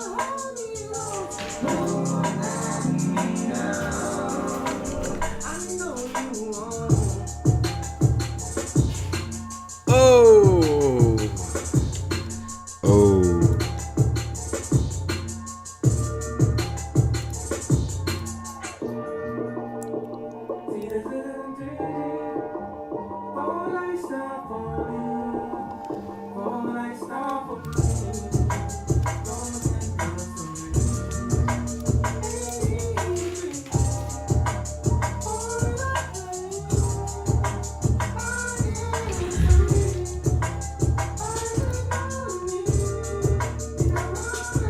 these I wanted to see. Battle between two future Hall of Famers may have marked the end of a legendary career. Tom Brady and Drew Brees met for the 8th time in their careers. Brady's Bucks beat Brees' Saints 30-20, and now there's word that Brees may retire. Meantime, Tampa heads to Green Bay for the NFC title game. There's only 4 teams left. Whoa, no way. One of the best teams in the league, obviously, in Green Bay. Look at that jawline. And Aaron's playing incredible. They got a great defense. Killing it. It's going to be a great match. Oh. Give myself an opportunity to Record breaker. think about a lot of things, just like I did last year, and make a decision. There's no official word yet on whether Brees will retire. And in the AFC, the Chiefs will host the Bills. They beat the Browns Sunday, even though Patrick Mahomes, their star quarterback, left with a concussion. After the game, Coach Andy Reid said Mahomes is, quote, doing great. Coming up, the exciting news. Football. I wanted to feel safe when it comes Okay. to have consistency. Okay. Yes, mornings may look different these days, but where you start your day, where you spend your Wow. mornings, Holy where you get shit. connected to Holy shit. Are we out there doing it? A festival is concluded with a parade. Before we leave Hitoyoshi, we take a look at a clock in front of the train station. Wow. You noticed it? Thank you. That's actually really appreciative. Also, A nobleman and his band appear to the sounds of a folk song. what appears to be revealing of... Wow. It's... Yo, this is wild. The little spectacle tells the story of a young prince who visits when I the picked it up, festival it was on the town 7. around his castle and partakes in all It was sorts on of the 7. feasts. The tick name was on the 7. K-Pin 8.0. Yeah, This yeah. sort of auditing is popular in Japan. Wow. That's so lit. That's so lit. The train disappears into the dense forest. Whoa. So sick. These forests, almost impenetrable in places, characterize the landscape here as we continue onward to the south. And in my kitchen, I Outside the have cities, there is a great deal of microwave clock, U.S. Eastern Time, This stretch of railway has a special clock on the feature oven, of its layout. New York Eastern Time. Switchback. Here we've sped And up beautifully enough, I have the how it maneuvers its way through. clock above the The train has to switch back and forth twice in order to continue. angle of location. In the middle of the switchbacks lie the little Okuba So, station, which isn't just known for the unusual track Time set in configuration. India. Many visitors come for a completely Half hour different reason. set apart from any other Countless location. business cards line the station's walls. Time zoned And by new ones are constantly being added. 2020 standards. It's Yeah, said that yeah. having your business card here in Okuba Station may boost your chances for a successful career. I am thinking, I do not know the specific term for the time The train zone arrives committee? in Kagoshima. Time zones.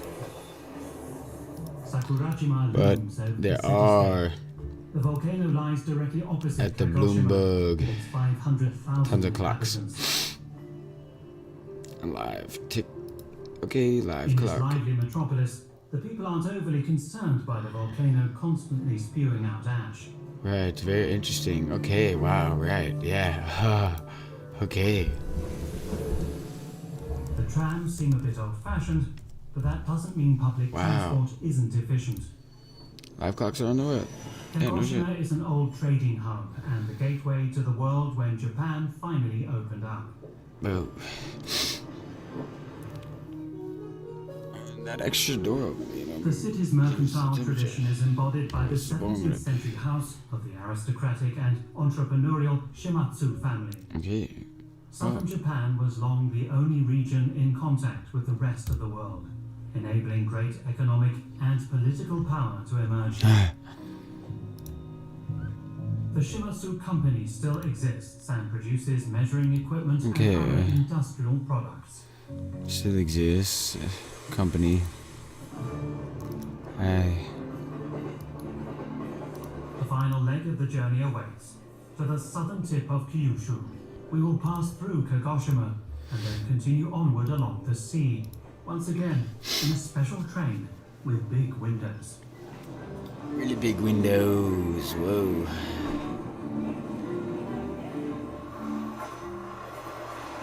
The Ibusuki no Tamatibaku Limited Express has striking black and white paintwork. Wow. Limited Express. The white side always faces the sea. Oh wow, no way. That's wild. I was not expecting that.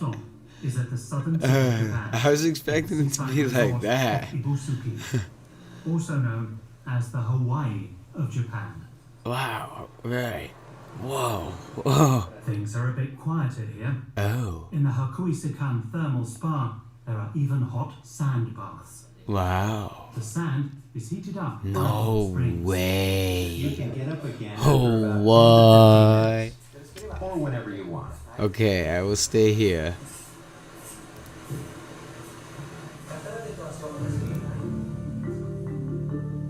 Japan has always had two sides to it. On the one hand, there is the contemplative, quiet side that is also revealed in its many bars. And on the Yo, other that's hand, so the hustle comfy and looking. bustle of its vibrant Oh big wow, cities. yeah. You put sand there, and then it's like Our journey through you southern breathe. Japan is like looking through a kaleidoscope, with constantly changing impressions. And it ends at the sea, where our yearning gaze finally comes to rest.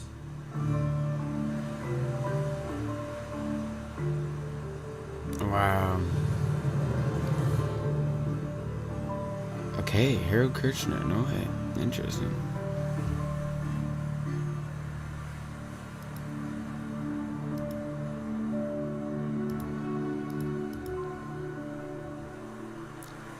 Waves. School.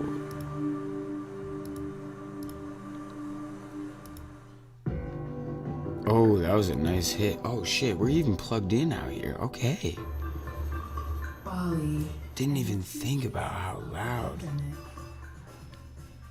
and different that was. Some are struggling to make ends. Wow. For others, almost nothing has changed. Wow, relativity is interesting. Right now, I like that word to describe this phenomena of the sound. Wow, as I'm being used for research. 90 minutes on DW. It's about billions. It's about power. Foster Chris Payne. It's about the foundation of a new world order. The new Silk Road. China wants to expand its influence with this trade network. Also in Europe, conflicts are inevitable. Okay. Consequences unpredictable. The Chinese state has a lot of money at its disposal. And that's how it's expanding and asserting its status and position in the world. Okay. Nothing new. China is promising its partners Interesting. rich profits. But in Europe, there's a I don't know China's familiar strategy. I've been out the loop. power will become dependent on it. China's gateway to Europe starts February 19th on DW. China's gateway to Europe starts February 19th. Yeah, wow. Good. Thank you for that one. That was good. I appreciate that. I hate some of these techniques. Like, still. Yeah.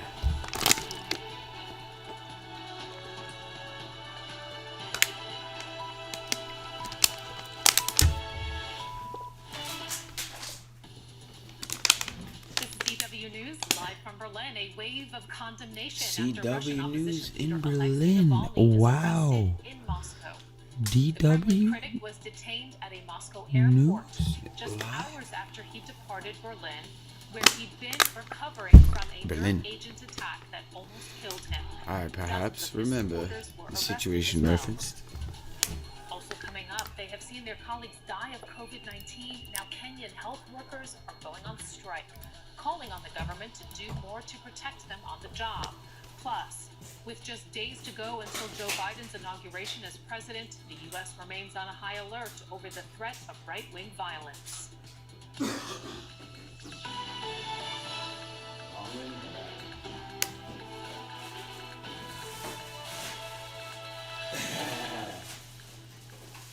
I'm Sarah Kelly. Welcome to the program. Germany, the UK, and the US are among the Western nations Bag it, tag it, drop it. Release of Kremlin critic You're Alexei done. Navalny. He was arrested after landing at a Moscow airport on his return from Berlin. Out here. Now, Navalny had been in Germany recovering from a Observing nerve attack the last August, which he blames on the Kremlin. platform Russian of authorities say that they detained Navalny for violating the terms of a suspended prison sentence. A kiss goodbye, then he's taken. Alexei Navalny is arrested at passport control just minutes after expressing hope he might go free. I'm not afraid. I'll calmly go through border control. I'll cross the border and go home. I know I'm right. All legal actions against me.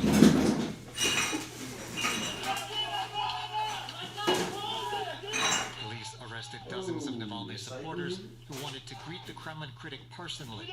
Authorities had declared their presence illegal and blocked access to the terminal with police vehicles. Some Kremlin observers say the response shows the Russian government is afraid of Navalny. Navalny is dangerous, otherwise they wouldn't want to imprison or kill him. He is fearless, and now he's also famous, even outside of Russia. That is exactly what the Kremlin doesn't want. Opposition politicians who are recognized by 70 or 80% of the population and who cannot be controlled. On August 20th last year, Navalny was admitted to hospital in Omsk, Siberia, after he lost consciousness on a flight. Navalny's wife asked President Vladimir Putin permission to send her husband to Germany for treatment. Surprisingly, the Kremlin allowed it. Navalny was treated for several weeks at the Charité hospital in Berlin. During this time, German army scientists found evidence that the Russian had been poisoned with the nerve agent Novichok. Other Western experts came to the same conclusion. No way. Russia, meanwhile, dismissed the allegations as a political ploy by the West and has so far refused to investigate the attack. When asked about Navalny at his annual press conference, Vladimir Putin responded with mockery. Responded with mockery again. If we had wanted to, we would have finished him off. Putin was responding to Navalny's allegations that a so-called killer squad from the domestic intelligence agency, the FSB, had poisoned him. But instead of addressing these allegations, Moscow has now put Navalny behind bars. Hey, wow. And people may well be asking why Alexei Navalny would return to Russia, knowing there was a warrant out for his arrest and given that he'd already been poisoned there. It's a question we put to DW's Moscow correspondent, Emily Sherwin. All opposition activists here in Russia know that it's risky to be a Kremlin critic, and that's what they regularly tell me. People regularly tell me that they would be even willing to die for their cause, and I think that you can probably say the same about Alexei Navalny. We saw in that statement that he made at the airport upon his arrival that Alexei Navalny says he's not afraid. He has said in the past that leaving Russia was actually not his choice. He was brought there in a coma, and that's why coming back isn't a choice either. He never questioned that choice. That's what he's said repeatedly since he woke up from that coma. He knows, I think, though, also that if he didn't come back to Russia, he could run the risk of potentially slipping into kind of irrelevance, going irrelevance. That's what he was going for? Parliamentary elections here, Duma elections in the country, which are scheduled to take place later this year, where Alexei Navalny plans to lead the charge on this kind of strategic voting strategy, which he's been advocating, where he wants people to vote for the candidate most likely to beat Vladimir Putin's United Russia Party. And that was DW's Emily Sherman. Oh, wow. Interesting. No shit. Okay. There's a what? Oh, man. U.S. Secretary of State Mike Pompeo called it the latest in a series of Russian attempts to silence Navalny. The EU's Foreign Affairs Chief, Joseph Borrell, called on Russian authorities to respect Navalny's rights and release him immediately. And German Foreign Minister Heiko Maas reiterated that call. He said Navalny's arrest was totally incomprehensible. Let's go with the latest now from DW political correspondent Jared Reed. And Jared, we just heard the words from the German foreign minister there. Is the country prepared to do more than just issue strong words like that? That doesn't seem to be the case right now. What Germany has repeated is that it wants Russia to use the energy it's dedicating to prosecuting Alexei Navalny and refocus that energy into its investigation, into finding out what happened to him and to bring those involved to justice. What we learnt over the weekend is that Germany gave Russia transcripts of interviews that prosecutors here in Berlin carried out with Alexei Navalny. It gave those transcripts to Russian prosecutors, and Germany's position is that now that it has the transcripts, it also has forensic evidence like blood, tissue and clothing samples. Germany's saying, well, now Russia has everything it needs in order to be able to carry out a full investigation into exactly what happened to Alexei Navalny. The government says this investigation must inside Russia be carried out by Russia. And essentially to bring those involved in the poisoning to justice. And Jared, we also have to mention that, of course, Navalny was in Germany for 6 months. He was being treated at the Charité hospital. Have the authorities weighed in and perhaps cautioned him about returning to Russia or encouraged him? What is their stance? Well, the government spokesman Stefan Seibert was asked this last week whether the government had tried to discourage Alexei Navalny from going back to Russia, and he didn't quite fully answer the question. But what he did say was that the government was glad that Alexei Navalny felt ready, felt recovered enough to be able to take this step to go back to Russia. There had been concerns for Alexei Navalny's safety. Go to Russia like because this. He has actually endeared himself to Germans during his time here. It's been really easy to keep up to date with him because he's been posting a lot. I'm glad someone is fucking understanding me. Sarcastic posts, and the other day he posted a thank you to Germans, saying that many of the common stereotypes about Germans were, in his experience, not true. He thanked them for their generosity and their hospitality, but we also have to keep in mind that it shouldn't be a surprise that Alexei Navalny is back in Russia, because from the beginning of his recovery, this is what he always said he would do, that he didn't want to be an opposition leader in exile, and he always did plan to go back home. This guy's got me lit. He's got me ready. Fucking A. Legend. Yeah, that's sick, yo. He's cool, though. That's wild. That's wild. De facto head of Samsung, J.Y. Lee, has been jailed for 2.5 years on corruption. It comes after the High Court in Seoul overturned his original. ABC. My name is Abdul. Okay, back to some American BS? No, I'm just relentless. Alright, let's see what they can do again. Since I shared the video on Facebook, I've had thousands and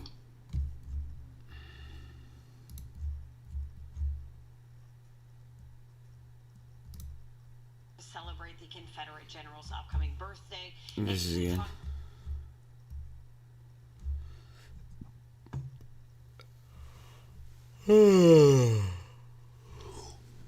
Live.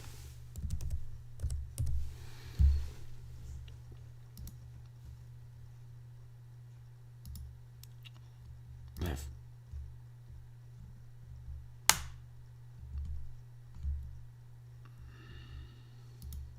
All day, every day from July to October. Serving.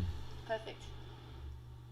Beneath the surface of the crystal clear waters lie gardens of stunning soft leather corals, cabbage-like card corals, and an abundance of inquisitive marine life. With the Cocos Keeling Islands remaining to date a fairly well-kept secret, the dive sites are unspoilt and visited by very few. The people making these visits possible are Dieter and Karen from Cocos Dive. We tend to get high mileage divers, so guys that have done lots of diving in lots of location, and they're looking for that uncrowded, I suppose pristine is a word that ends up being overused. But when we talk to the divers about what they would like to see when they part of their visit here, they tell us they'd like to see sharks and fish and good coral, warm water. We don't have any industries or rivers, polluting the water that's around there, so that they're seeing the items that divers would like to see here, including dugong, turtles, mantas, dolphins. We encourage divers to come for at least a week and do 4 or 5 days diving with us. And the majority of those divers go away happy, telling us that they've ticked the boxes of the things that they wanted to see. Is 500 for your free direct bullion guide to buying gold. Bullion. Call 0800 And I got so sick.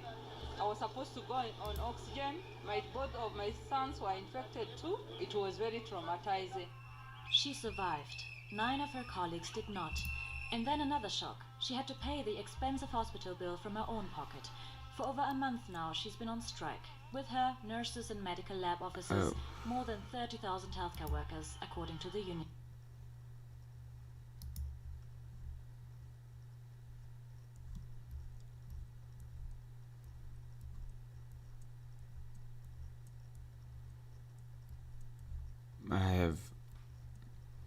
Thank you. Something new.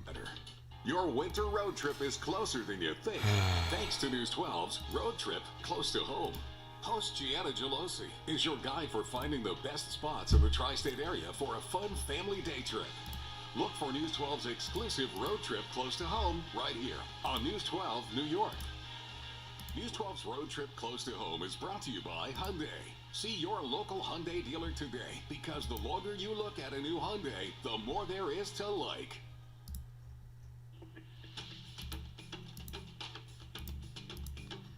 And a lasting tribute today to a fallen New York City detective from Malvern, whose message of forgiveness after being shot and paralyzed in the line of duty continues to inspire. News 12's Danielle Campbell has the story. Right on. That's so cool. It was his fully pledged Oh man. Oh man. During those difficult dark days, this would be a place where he would come. The place McDonald Pond, Yeah. located in Hempstead Wow. Lake State Park, named after NYPD Wow. Detective Stephen McDonald, a Long Island icon of strength, courage, and forgiveness, who was shot and paralyzed in July of 1986 while on Damn, patrol. okay. When McDonald finally returned home, the pond was named No, his honor. I dismiss His name never this. told the full story until today. McDonald, who was confined to a wheelchair, forgave the teenager who shot Oops, him and traveled playing the world, serving as an example of true RuneScape. forgiveness. Today we join together at McDonald Park, a place that Hat. honors the life and legacy Not in reference to this inside joke. Guitar Hero, what? McDonald's wife Patty Ann and son Connor were touched by the tribute. Oh, man. McDonald passed in 2017. Old? To rededicate it so no one forgets his legacy and what his story is all about is extremely important to my mother and I. The sign is Damn, not only special okay. because it shares his Holy amazing shit. story, but it also shares his message of love and forgiveness. Love is the way. Detective McDonald represents the most important human message that you can give. Wow. Oh man. His memory and his story will continue and live on. Danielle Campbell, News 12, Long Island. Well, if you would like to visit McDonald Pond at Hempstead Lake State Park, you can. We've got the information on our website at news12.com.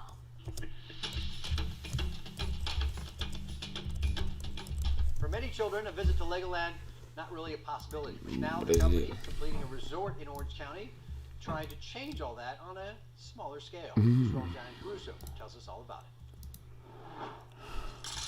Legos, a creative toy with endless possibilities. Now a possibility for disadvantaged families. Legos. Lego. Lego. Lego. Lego.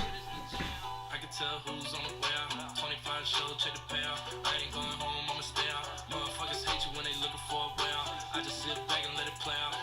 She gon' let me hit it. What you gonna say now? My ex-girl got a baby now, but she still let me stay now.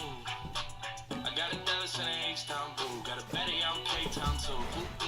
Whole gang eat steakhouse food. Get the check Nope, ain't checking.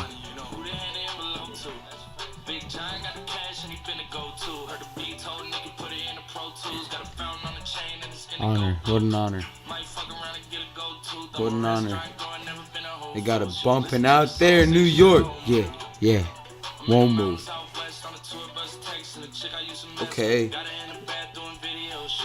Legos. Let go. Hey. Across the globe. Oh, Jack. The two multi-state lottery games continue to grow, with Mega Millions now at $750 million and Powerball at $640 million. For those who can't buy tickets in person, there's a way you can do it right from the comfort of your couch.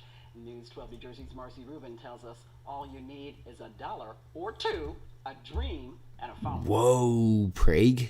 There was a $1 million winning ticket sold Ooh. at Primal Gardens here in Hoboken for Monday night's drawing, but with no jackpot winner in that lottery, it is now inching closer to $800 million. And for those of you who don't think you can Is that Prague? you can't get to it Whoa. like this, well, think again. Hopefully I got the winning ticket. Feeling lucky, but not safe going in a store? Well, don't worry, there's an app for that. Jackpocket is the first officially licensed Sharp app point. that allows players to play their favorite lottery games that they already know and love, like Mega Millions, Powerball, as well as the state-based daily game. Created by Jersey-raised Peter Sullivan, Jackpocket is a state-licensed lottery courier. Think of it as the Uber Eats or Instacart of the lottery. You order and pay for tickets through the app. Somebody physically buys your ticket from a registered retailer, scans the tickets, and sends you the information digitally. And any winnings, well, it's all yours. The Launched in lotto. the Garden State last year, just before COVID, the company started in New York this month. Perfect timing with lottery favor growing along with the jackpots on both Mega and Powerball. Holy shit, that's a lot of money. Damn. Provide a new app and a new experience that continues to make sure that people That have is a little bit of hope at wild. the start of time. And hopefully we have another big winner like we just had $1 million winner in New Jersey. Yet earlier this month, somebody using the app won $1 million on a New Jersey lottery. You do have to be in New Jersey to use the app on Jersey games. Same thing for New York State. And there is a small processing fee, but again, any lottery winnings you win, you keep all for yourself. In Hoboken, Marcy Rubin, News 12, New Jersey. Whoa. The wind is blowing, the snow is falling, roads are incredibly slick. When severe weather threatens our area, News 12 Storm Watch pinpoints how it will affect you locally. Snow, the ice, the sleet.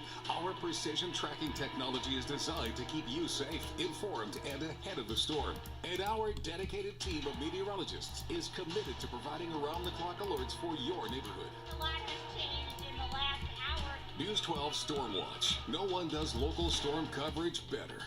Your winter road trip is closer than you think. Thanks to News 12's Road Trip Close to Home. Host Gianna Gelosi is your guide for finding the best spots in the tri-state area for a fun family day trip. Look for News 12's exclusive Road Trip Close to Home right here on News 12 New York. News 12's Road Trip Close to Home is brought to you by Hyundai. See your local Hyundai dealer today, because the longer you look at a new Hyundai, the more there is to like. The Tri-State source for everything local is here. I'm ready to try and make one of these pizzas. News 12 exclusive moodcast across the Tri-State Okay, area. right. That's fucking savage. Right, they're trying to get dirt on me. Foster Chris Payne.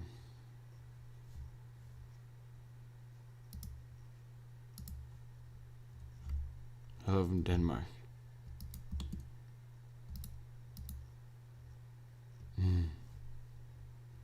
Oh, no way.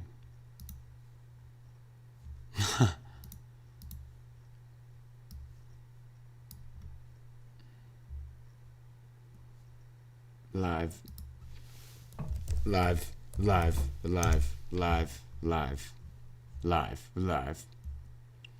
ABC.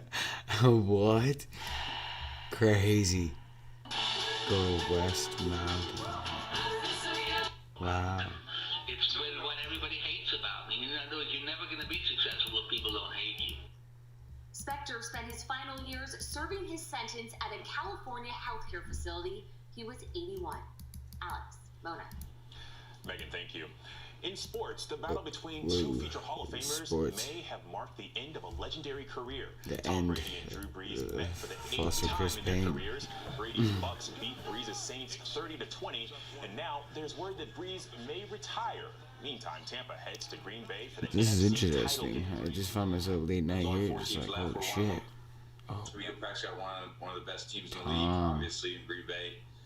The top seed, and Brady playing incredible. They got a great defense, so it's going to be a great matchup.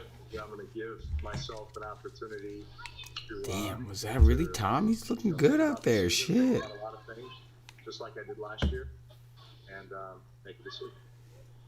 There's no official word yet on whether Brees will retire. And in the AFC, whoa, the interesting. The Bills, they beat the Browns Sunday, even though Patrick Mahomes, their star quarterback, left with a concussion. After the game, coach Andy Reid said Kansas Mahomes City is, quote, doing great. Coming up, the exciting news from Justin Timberlake. Also ahead, the man who climbed a skyscraper in his wheelchair. Yes, Epic. mornings may look different these days. Skyscraper. Where you start your day, where you spend your mornings, where you get connected. No shit. Oh wow.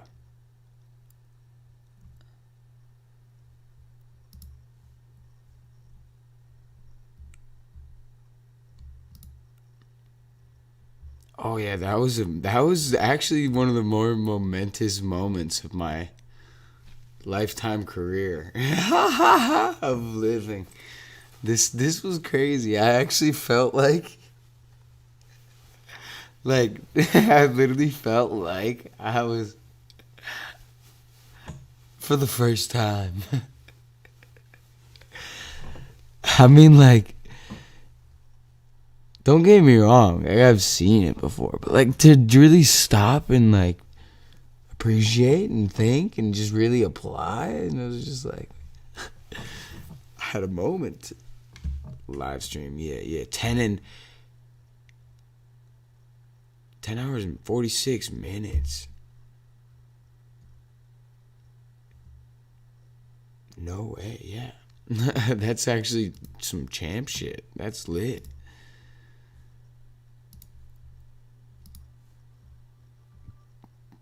Totally irrelevant. Didn't even have any concept.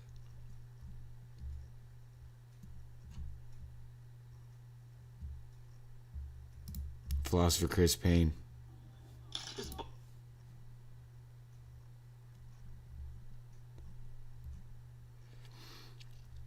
ABC even thrown off. This is interesting. What? How did we get here, yo? Facts. It's 10 hours and 46 minutes. I'm dealing with the same bullshit. Boom, boom, boom, boom, boom, boom. And it's like, sheesh. Who tuned in with the time? Not me. Until then, kind of put me in my place. I was like, whoa. I was like, whoa. The singer has confirmed that the arrival of his second child with wife Jessica Biel. After keeping the pregnancy a secret, Timberlake also told Ellen that it's a boy named Phineas.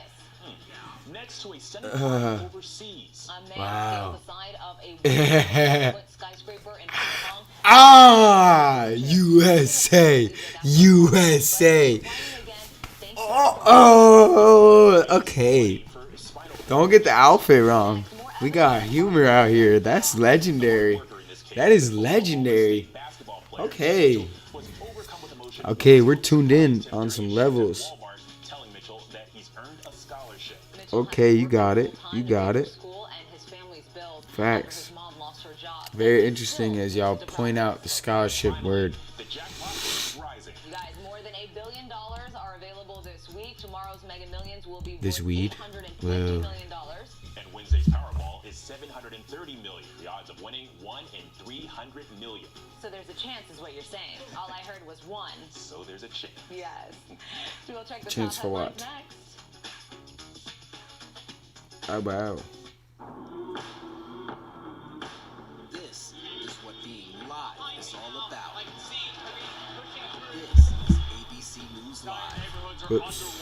24/7 streaming news source, ABC News. Imagine breaking news, live events as they happen, streaming live, non-stop, straight to you.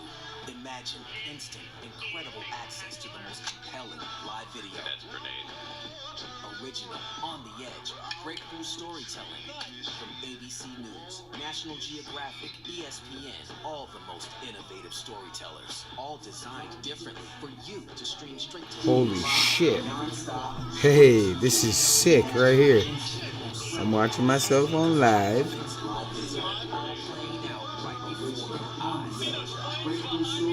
First time. And everything is. Live streaming adrenaline rush. Just look at all of the smoke here. Real, raw, live. No matter where the next step takes us, we're taking it. Yeah, so this is gonna be so sick. Go deeper inside the groundbreaking exclusives from the campaign trail. Only ABC News gets. Come join the camera. Exclusive access. Take you inside for an extraordinary tour here at ABC News Live. This is Will you? It's time to go there. Oh, it is time to go there. Wow, right. I feel you. It is. I think it is time to go there.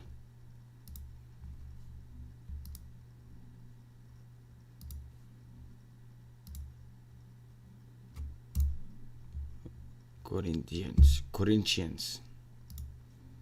Football club. Brazil.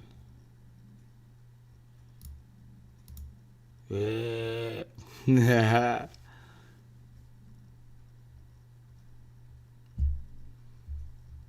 Inside of the siege, disturbing new scenes. Probably disturbing, yeah. I don't really want to go too much.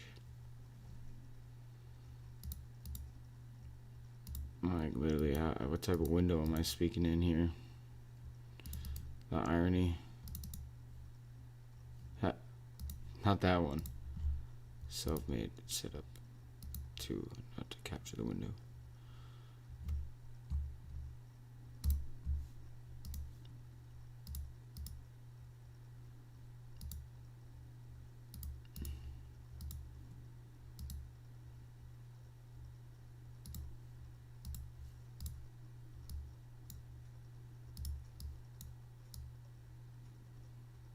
Got some weather.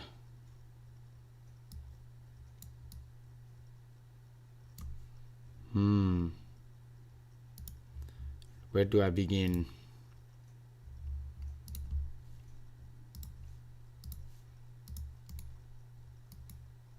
And then it goes here. Wow, there's just so many. Jeez. Okay.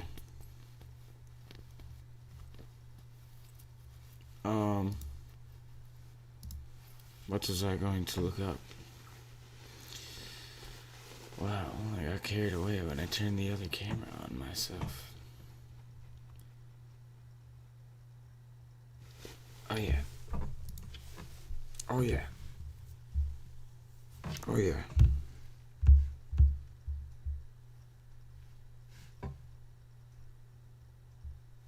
Holy shit. Not too bad if I fucking say so myself. Tuning in. Yeah. When Southern Station threatened a boycott of the show, Betty's response? I'm sorry, live with it. And in 1985, Betty was offered the role of Blanche Devereaux on Golden Girls. My God, I'm hallucinating. That's right, Betty as Blanche and Rue McClanahan was supposed to play Wow. Rose. Luckily, the director Wow. of the pilot suggested supposed they to. switch, and the rest is history. Okay. Very good. Very good. I like this narrative. In honor of her 99th birthday, Betty says she's Whoa. staying up late. Hey Betty, feeding some ducks at her house, and she's re-releasing her Okay, Will coming in the third reel. features Carol Burnett, Mary Tyler Moore, Burt Reynolds, Not related to the along with their pets, Mona. silent factor. Thanks, Will. And that's what's making news on this MLK Day. Take care.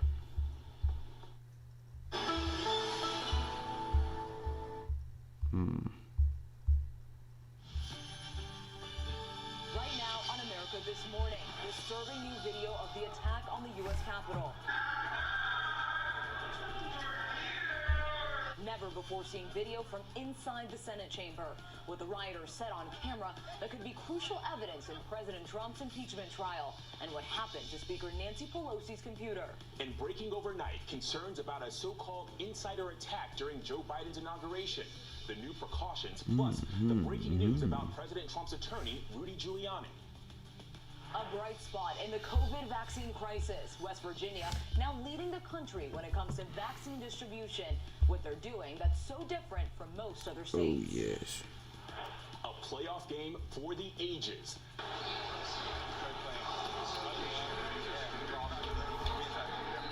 Brady beating Breeze. Will the Saints star now call it quits? We'll hear from both QBs this morning. Plus, what we're learning about Patrick Mahomes' condition.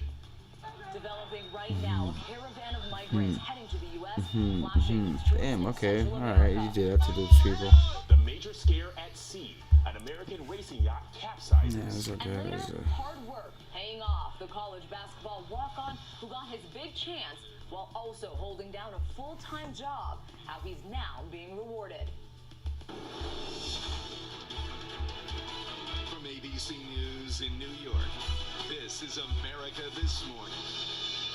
Good Monday morning, everyone. I'm Mona Kosar-Abdi. I'm Alex Brachet. Kenneth is on assignment. We begin with several developments overnight as the nation's capital prepares for Joe Biden's inauguration Wednesday. We are seeing the most dramatic video yet of the Capitol Hill riot, and we're now learning that all National Guard troops in Washington will be vetted because the fears about an inside Oh, no.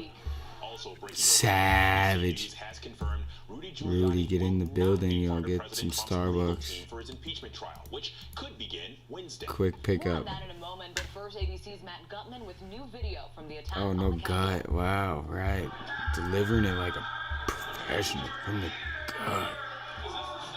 Ugh. That never before seen footage Solid. of a mob invading the Capitol with Wow. sinister intent. The Professionals. just released video shot by the New Yorker's Luke Mogelson, a silent witness At as the president ABC went through senators' documents like a on the squad of reels. amateur spies.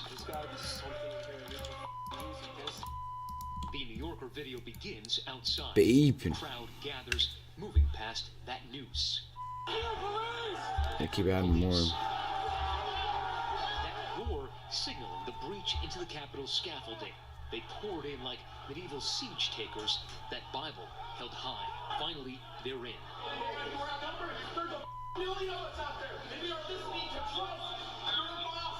Five cops holding off a mob, issuing a threat. As they push past one rioter with a warning that would soon prove deadly accurate. Banging on doors, looking for lawmakers.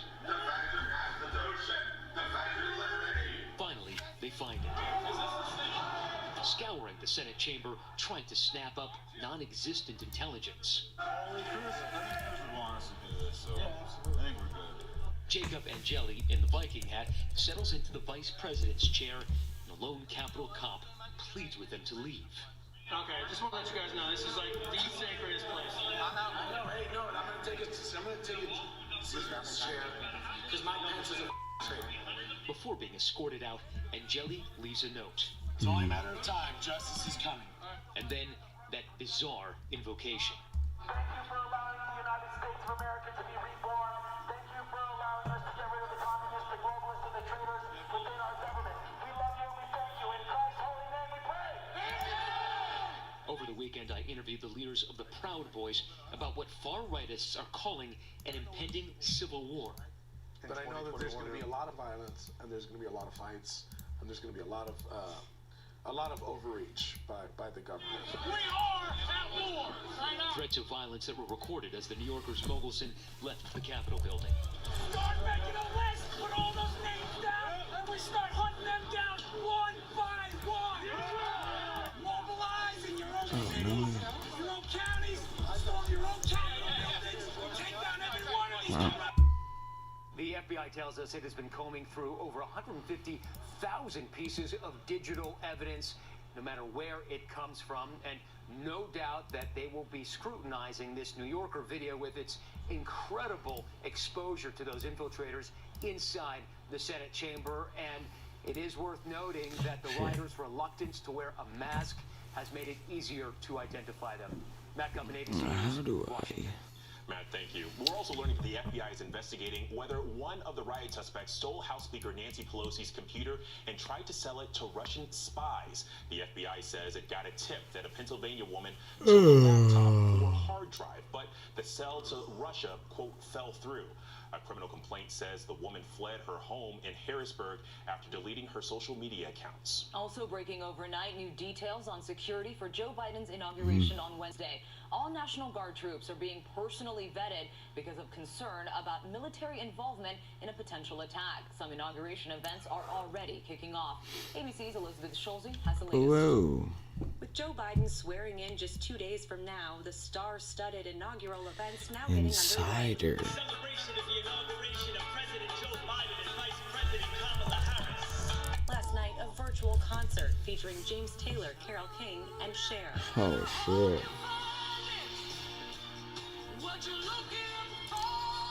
The president-elect addressing viewers with a message of unity. You know the times are tough, but because of you, we're filled with hope, and we're filled with hope for America's future. Rehearsals for Biden's inauguration are set to begin today after being delayed due to security concerns.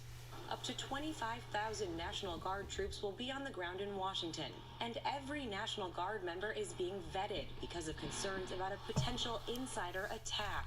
It comes as new details Insider emerge about the attack. people I am involved in the alone. Capitol siege on I'm January literally 6th. alone.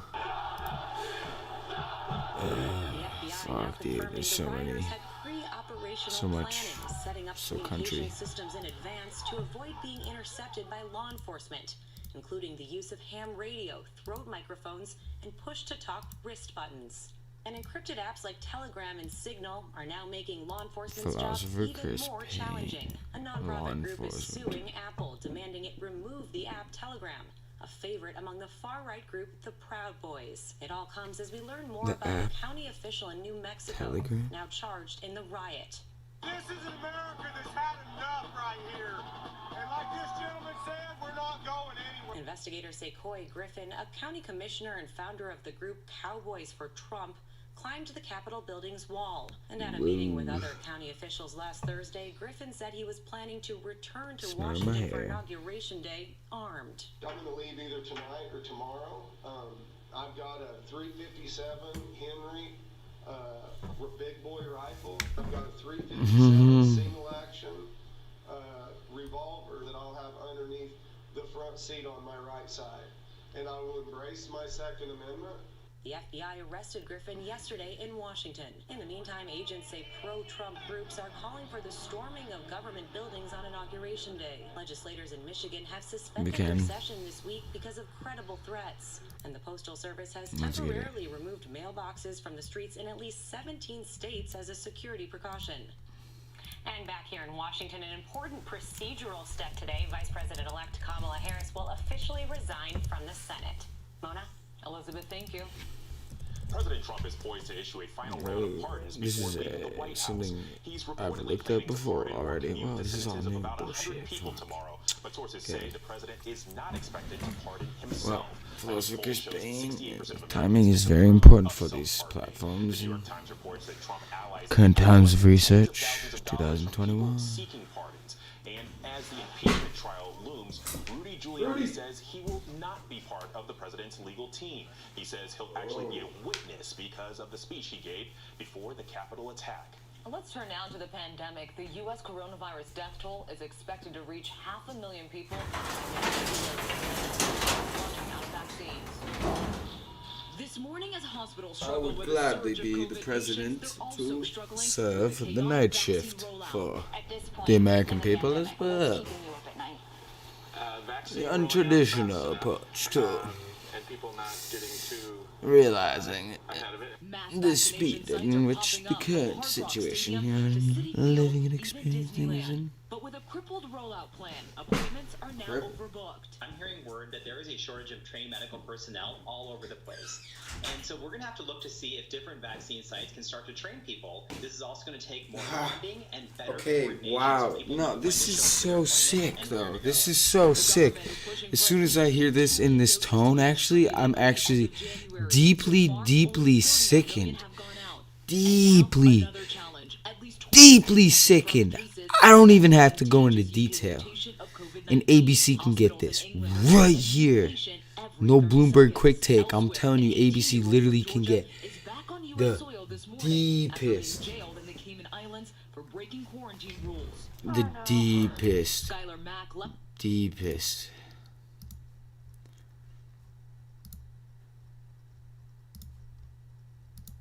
Ah, legends.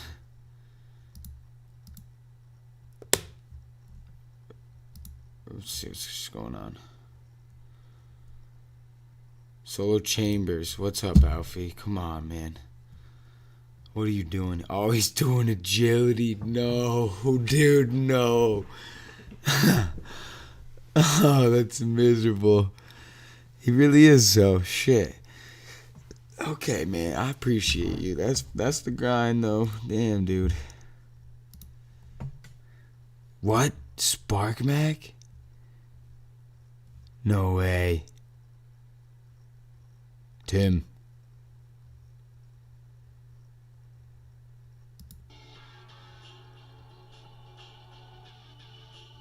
Probably save him to 1,000, but part of me kind of wants to grind the Artie course. Whoa. I feel like I'll probably do more of that. Holy shit. We got an anonymous gifter. Whoever that was, thank you very much. Prolapse, you've got a secret admirer gifting you a sub today. Yes, you do, because I'm no longer a fan ever of the fucking agility course. No. Oh. 542. Whoa. Spark Mac. Alright, we got 2 legends here. Let's make some legendary status. I am going to update my... No. K-Paint 8.0. Yeah. Whoa. You make everything look cool, Spark Mac. Facts. Changing up. Guided meditation, please.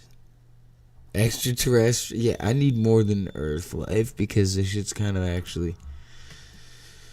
Yo, Alpha. 2 tickets.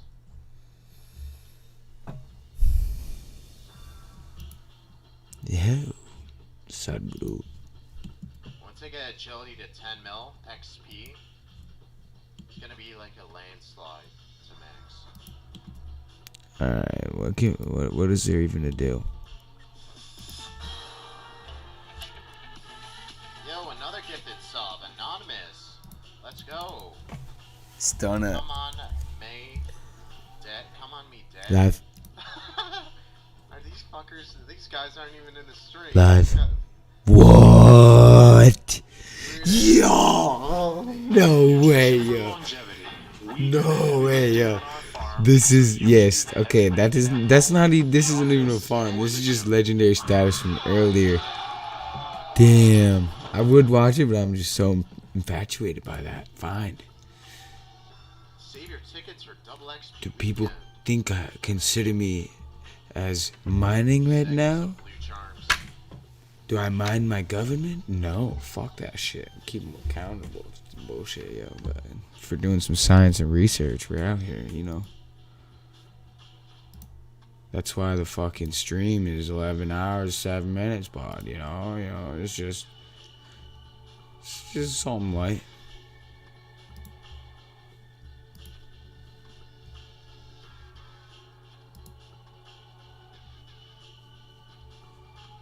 Very nice music selection.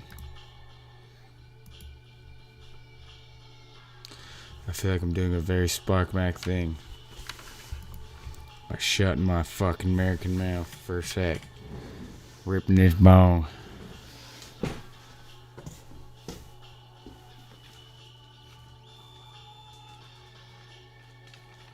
Nice, Who the fuck is Sparkmac though? How did he come up? That's what I want to know.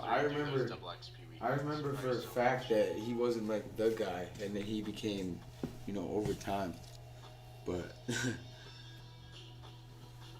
I want to know his old stories. Yeah, right. Because, well, he's not the country of RuneScape. He's actually, For a year? well, he's an educator. Yeah, that sounds more believable. He's actually one of the most all-time legendary educators. No way, someone actually has that. Specifically this YouTube thing in terms of this fucking precision I've got right here, because this guy, we're talking about he had to actually do that shit himself and enter the tags into the fucking YouTube videos. I don't do any of that shit. Shit trash. He worked. He working. And he's still working? Damn, yo. Like, what the fuck, yo? You saw his bank shits? Like, what the fuck, dude? He really plays RuneScape, yo. So sick. Yeah. Hey.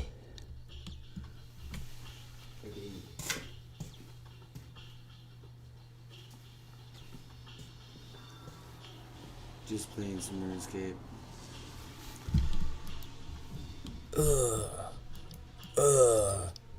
Showing off for Sparkmac in the invisible realm of Soul Wars, because I fucking hate this brute, baby. Bodhi? What?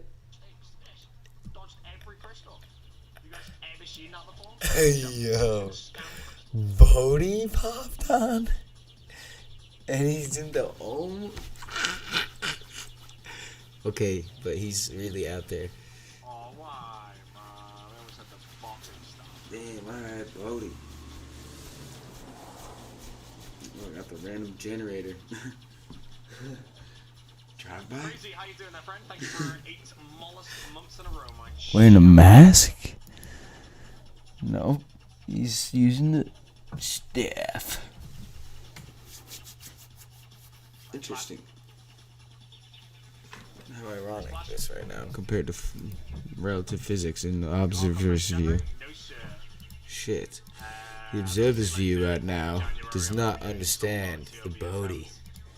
The little boat analogy, yo. But honestly, yo, Bodhi, he's just whole nother level. Whole nother level.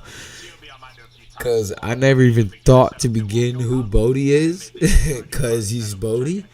But if we want to get into that, I'm down, because he's Bodhi. Yo, like, Sparkmac, yo, he just commentates. But Bodhi, out in your face. So,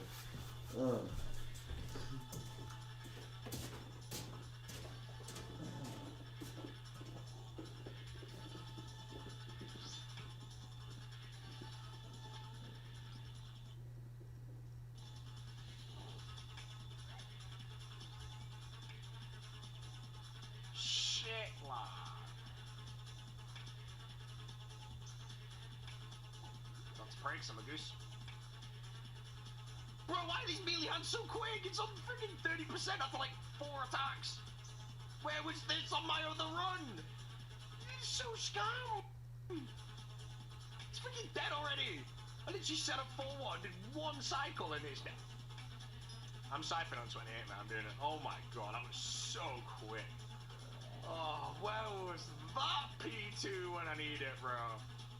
Look at the world record, man. 6 for the armor. See, I overloaded. I just did P1 and P2 in under 5 minutes.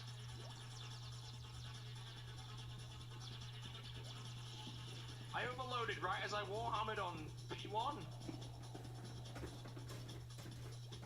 oh shit.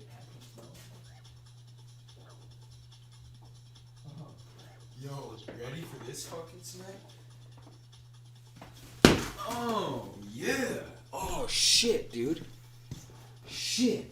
Oh no. Oh. That was the key fit twice, dude. Shit. Just can't contain the just genuine excitement for like American politics. What?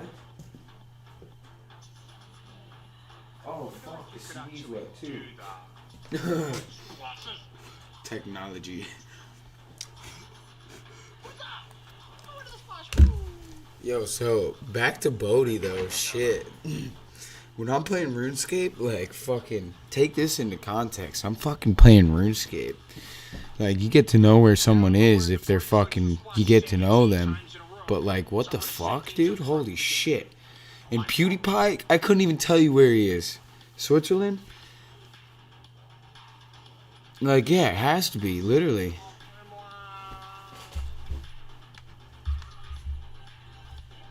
Something flashed on my Discord. I'm nervous. Not making mistakes. Why did my Discord have to flash on a second?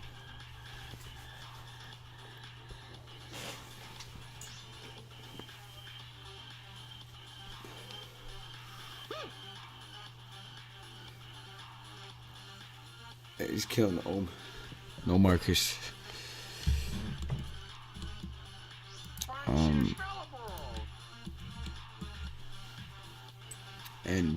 And the crazy thing is, yo.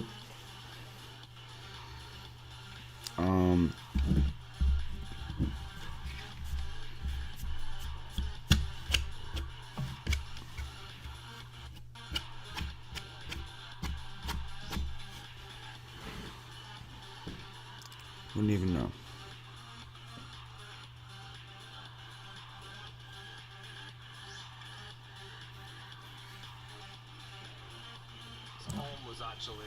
I want to combine research with Americans and Bodhi. Is Bodhi just a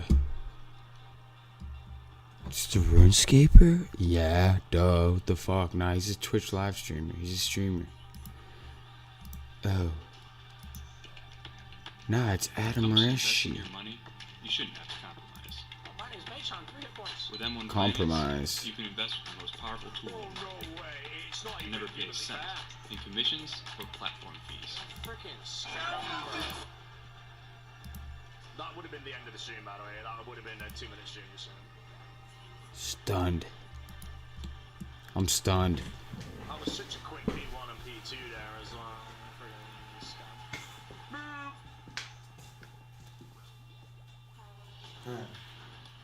Wait, did I get that?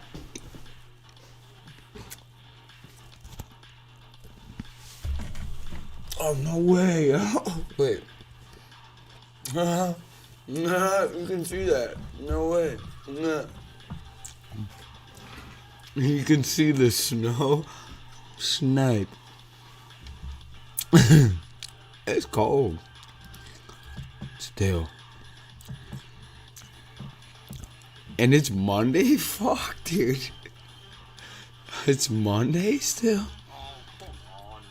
Whoa. Oh, he just died. Oh. Oh, no. Damn. Yeah, good luck, though. You soloing that shit. Honestly. Legend. So that was cool. Wow.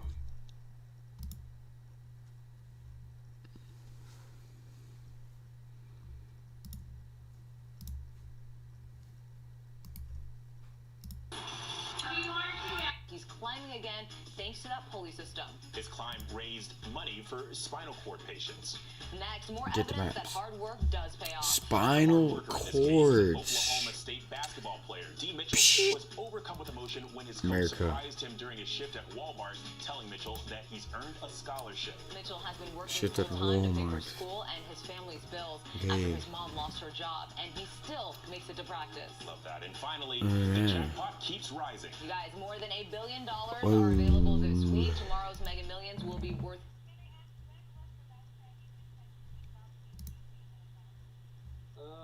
I tried signing in yesterday. Hello. The day before, and He owns a clan in Fortnite. Whoa. like there was no phone calls going through Get maps. for me to sign in. British. I was trying to sign in, but like there's no phone calls going through with the code. We got one, but like the code now, like it says the code so quick. Yeah, yeah. You can't always get the code. Literally, I'm fucking on edge 24/7. It's been like fucking. 30, 12, and it's just like, do you know what I mean? I tried signing in for like the fact it happened yesterday, I believe. The issue popped up.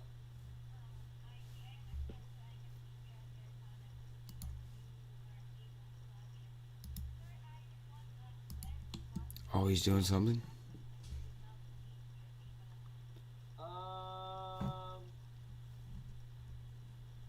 I think it was not yesterday, the day before. I love in Twitch.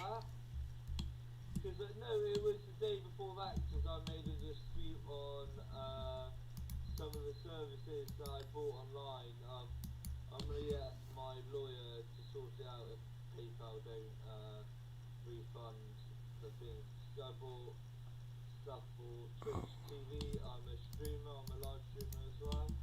And they've scammed me, so I did do like disputes and stuff. Also, Chris Payne, I'm a live streamer. I'm not trying to scam anybody, but I think there's a serious situation where. So that would have been the 16th, I guess, and I made some disputes. Some dispute, interesting. Look at my emails and it will tell me when I did the dispute. My phone.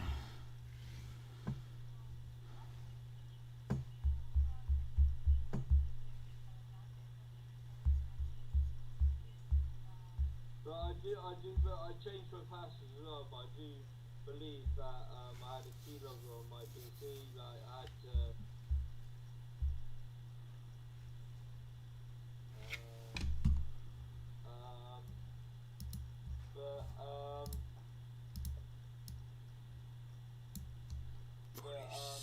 yeah, like I made them dispute.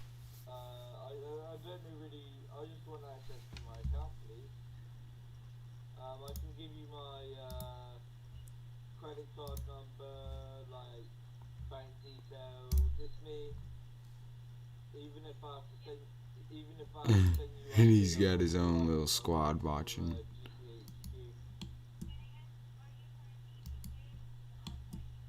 I live in the United Kingdom, Cornwall. Whoa, he lives in the UK. At home. Yeah, I'm at Brookdale Cottage in Cornwall, the address I gave you. No idea what he's saying.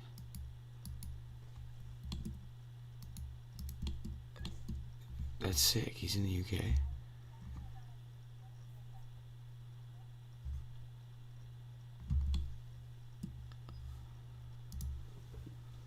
And he's on the IS space station. Get him back. You see his right here. Oh, awakened the dark night.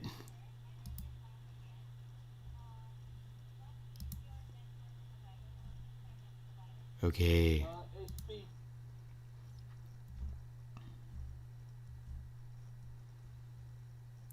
Manked? No shit, dude. Literally, I thought of Manked like last night when I went to bed or some shit.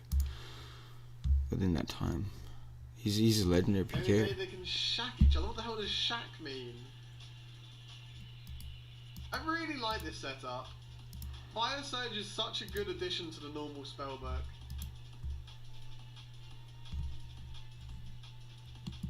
Oh, I just said shack in my head and yeah. I get it now. Yeah, like I just had a lot of loot on him, man. I think when I found him, he was just looting someone he just killed. So yeah, that's why he had so many pots and everything on him. He had 2 rune crossbows, 3 black DI'd leg chaps. You know, like mental amount.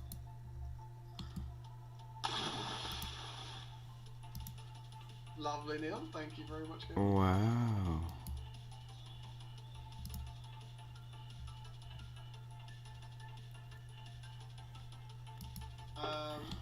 now it's 1.5k USD for the one Saturday, but 2k is coming up, we'll say.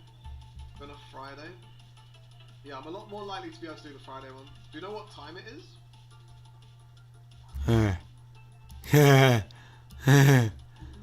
Because yeah, Saturday is kind of the day where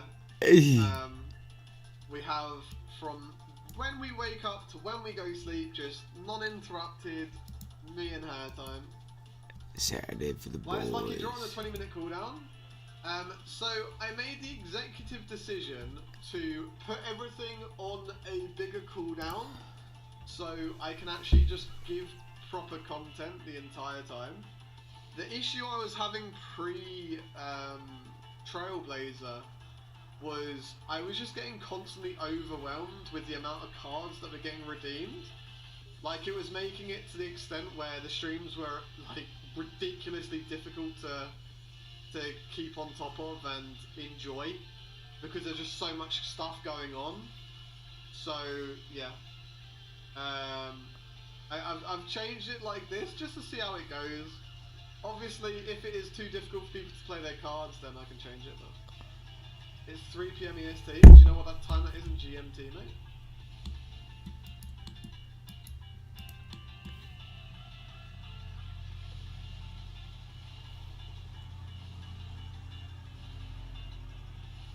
What? No! What was that word? No shit. I need to look a bit further south. That's Like crazy. 10 AM. I thought it was a fucking helicopter. I almost shit bricks, yo. I was like, yo, it happened. Alright, let's focus on this kill. They're actually good people. They're not fucking really evil scientists and like dark fucking really fucking interesting shit, yo. Sorry, I'm not trying to PK like Mank, yo. I'm being savage, yo. God damn, though. Literally, what? Like, Philosopher Chris Payne. I like that sound. That sounds like science right there. That's a huge And I think we've got some things. Fine. Give him the illusion that he's winning. Right, so if it wasn't cloudy, you'd probably be trying to use my sunlight right now, but you cannot. Unless I take a look. Mate, what are my last words?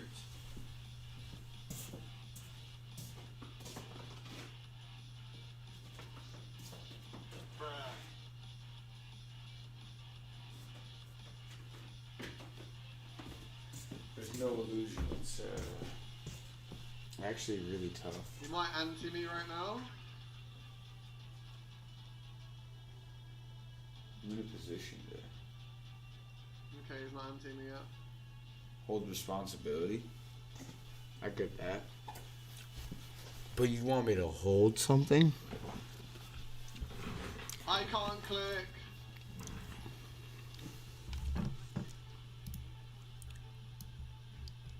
That's not a selling term.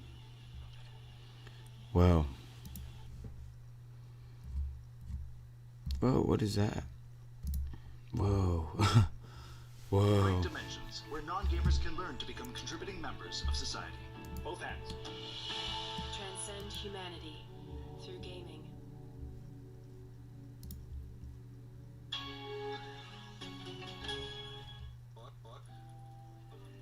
Oh shit. Shoo the dog away.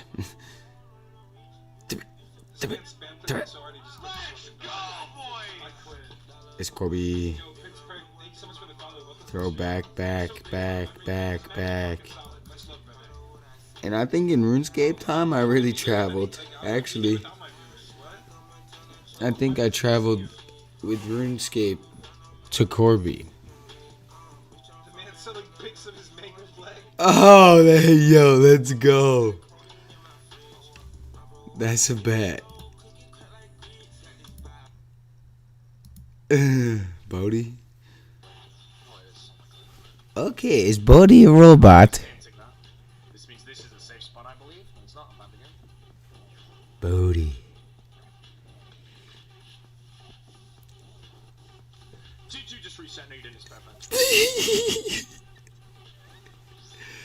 Bodie for Vegas. Off here, you want to be on walk. See, these are good vanguards. I'm actually hitting something. Yes, like actually looking good at the game.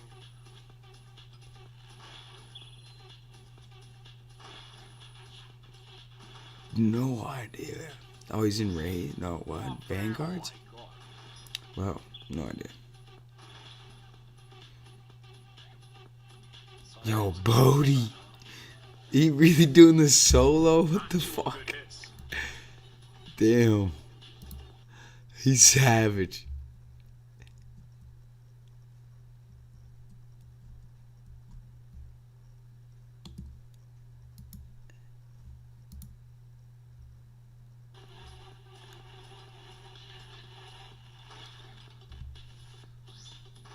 If I actually one hammered the Ice Demon as well, I'd have more claw specs.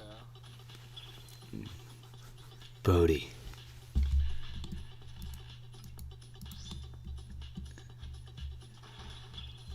If I journey on So I'm not gonna claw here, it might go under. Bodie's boat Don't wanna waste the claw spec. and fish.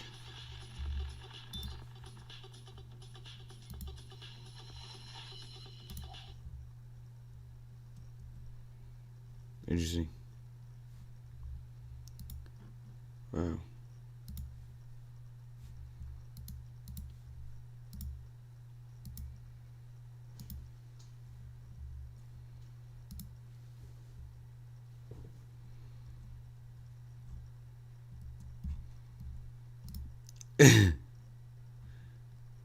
Yeah. Whoa.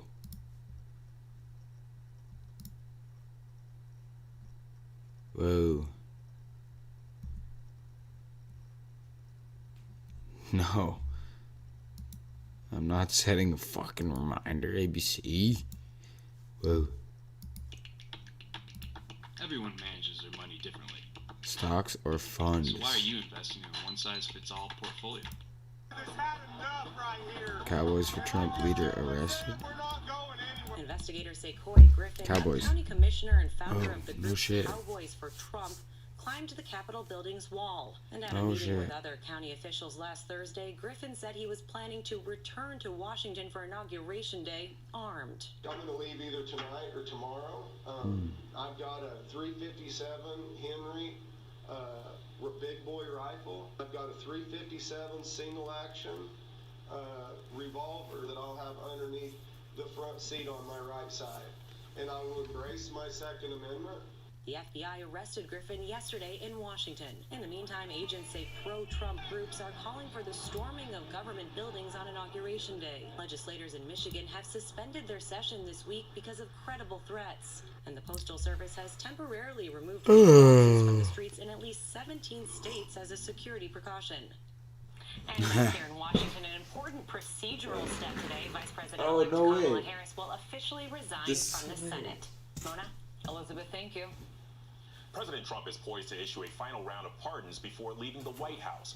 He's reportedly planning to pardon or commute the sentences of about 100 people tomorrow, but sources say the president is not expected to pardon himself. A new poll shows 68% of Americans disapprove of self-pardoning.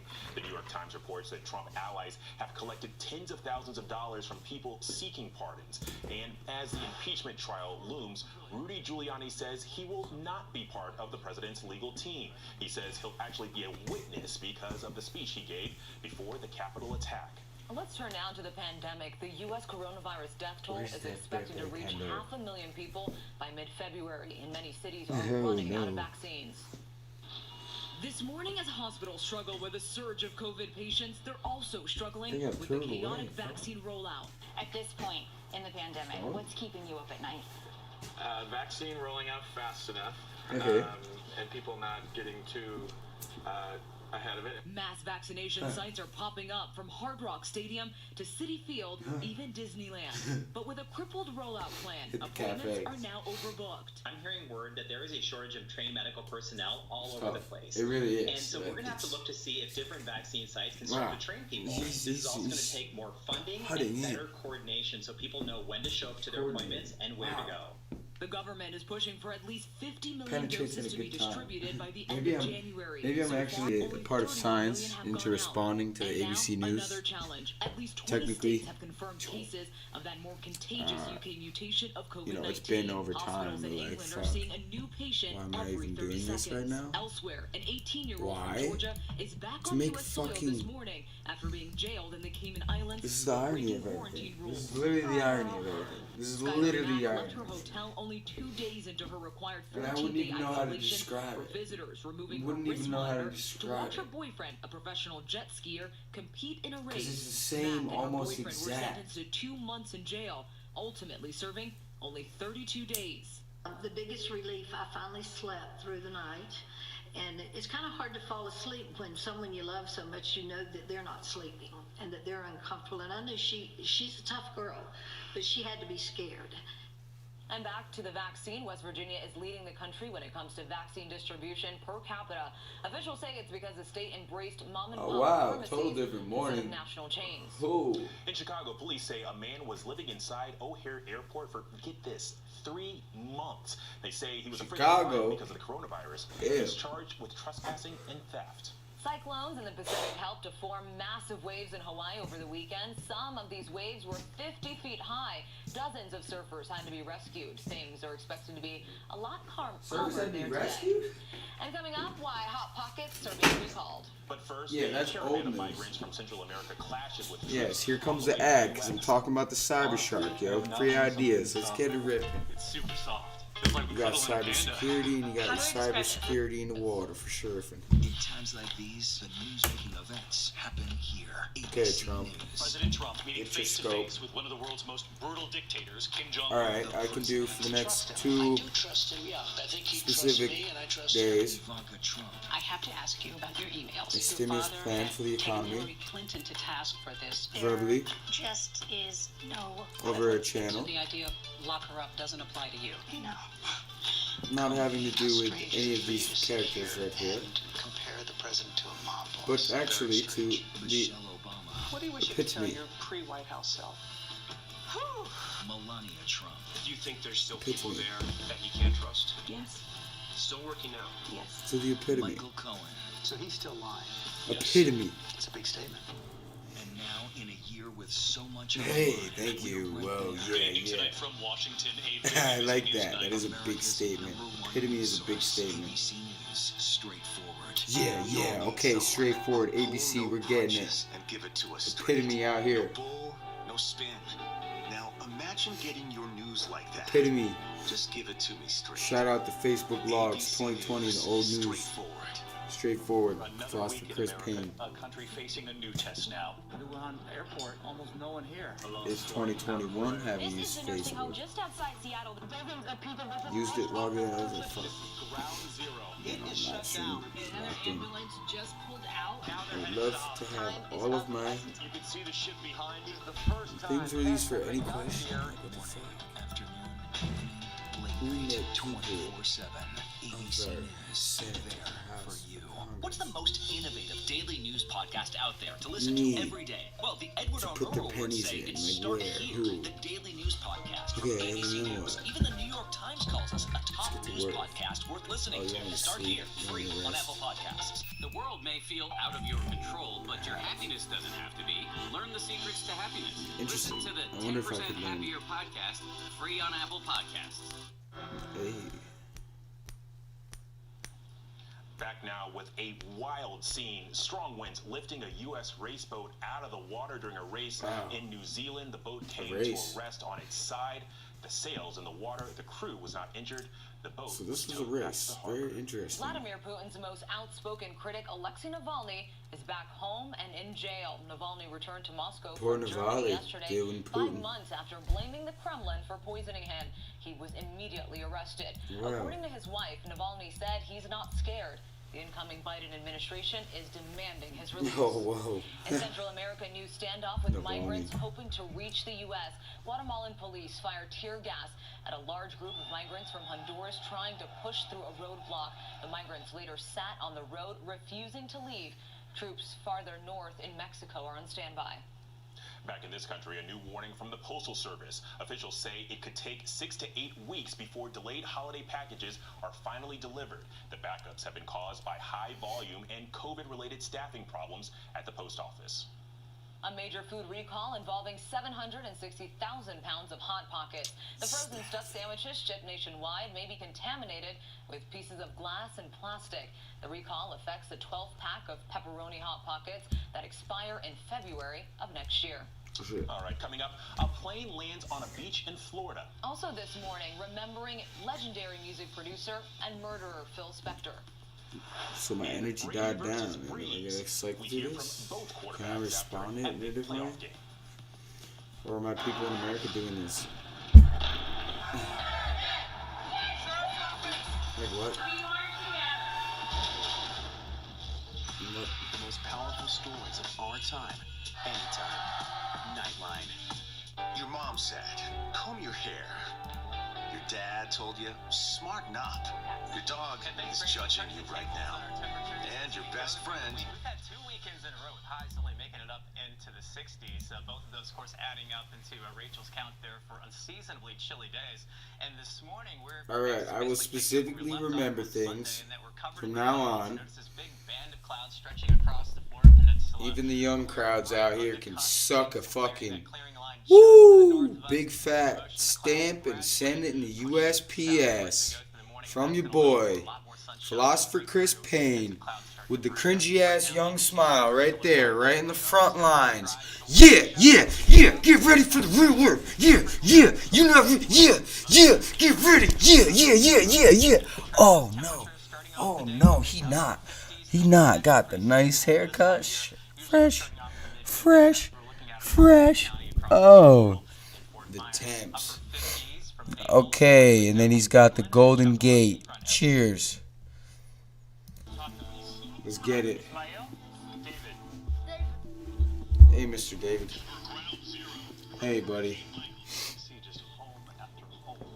Do I have to fucking go inside and turn my TV on? Shit, let's get it going. My view. This was my view. View. Central, true crime, cinematic, real-life drama, stunning, the unthinkable. Oh, man. The Hunt, True Crime, 2020, Friday nights, 9 Central. I really... Joe Biden, Kamala Harris, on the steps of the Capitol. It will be historic. With so much on the line, so much uncertainty, can the nation come together? Inauguration Day. America turns to ABC News. The day starts with a special Good Morning America. Then, live across the day, right as history is made, the most trusted team in politics, ABC Inauguration Day. Who's the president of Scotland? Like, seriously, what the fucking fuck, dude? No, fuck. I'll say fucking... I'm using freedom of language. Freedom of speech, right? There's a difference between cursing. I understand it's not right to curse. But don't even get me fucking started on that shit. Oh, wow, really? America? You want me to interestingly with David? Yeah. Legendary David. Also a convicted murderer. Here's ABC's Megan Teversian. This morning, a convicted murderer who changed the sound of pop music. Wow. Nicholas Sturgeon. Whoa. Fuck yeah, dude. This is insane. Bloomberg.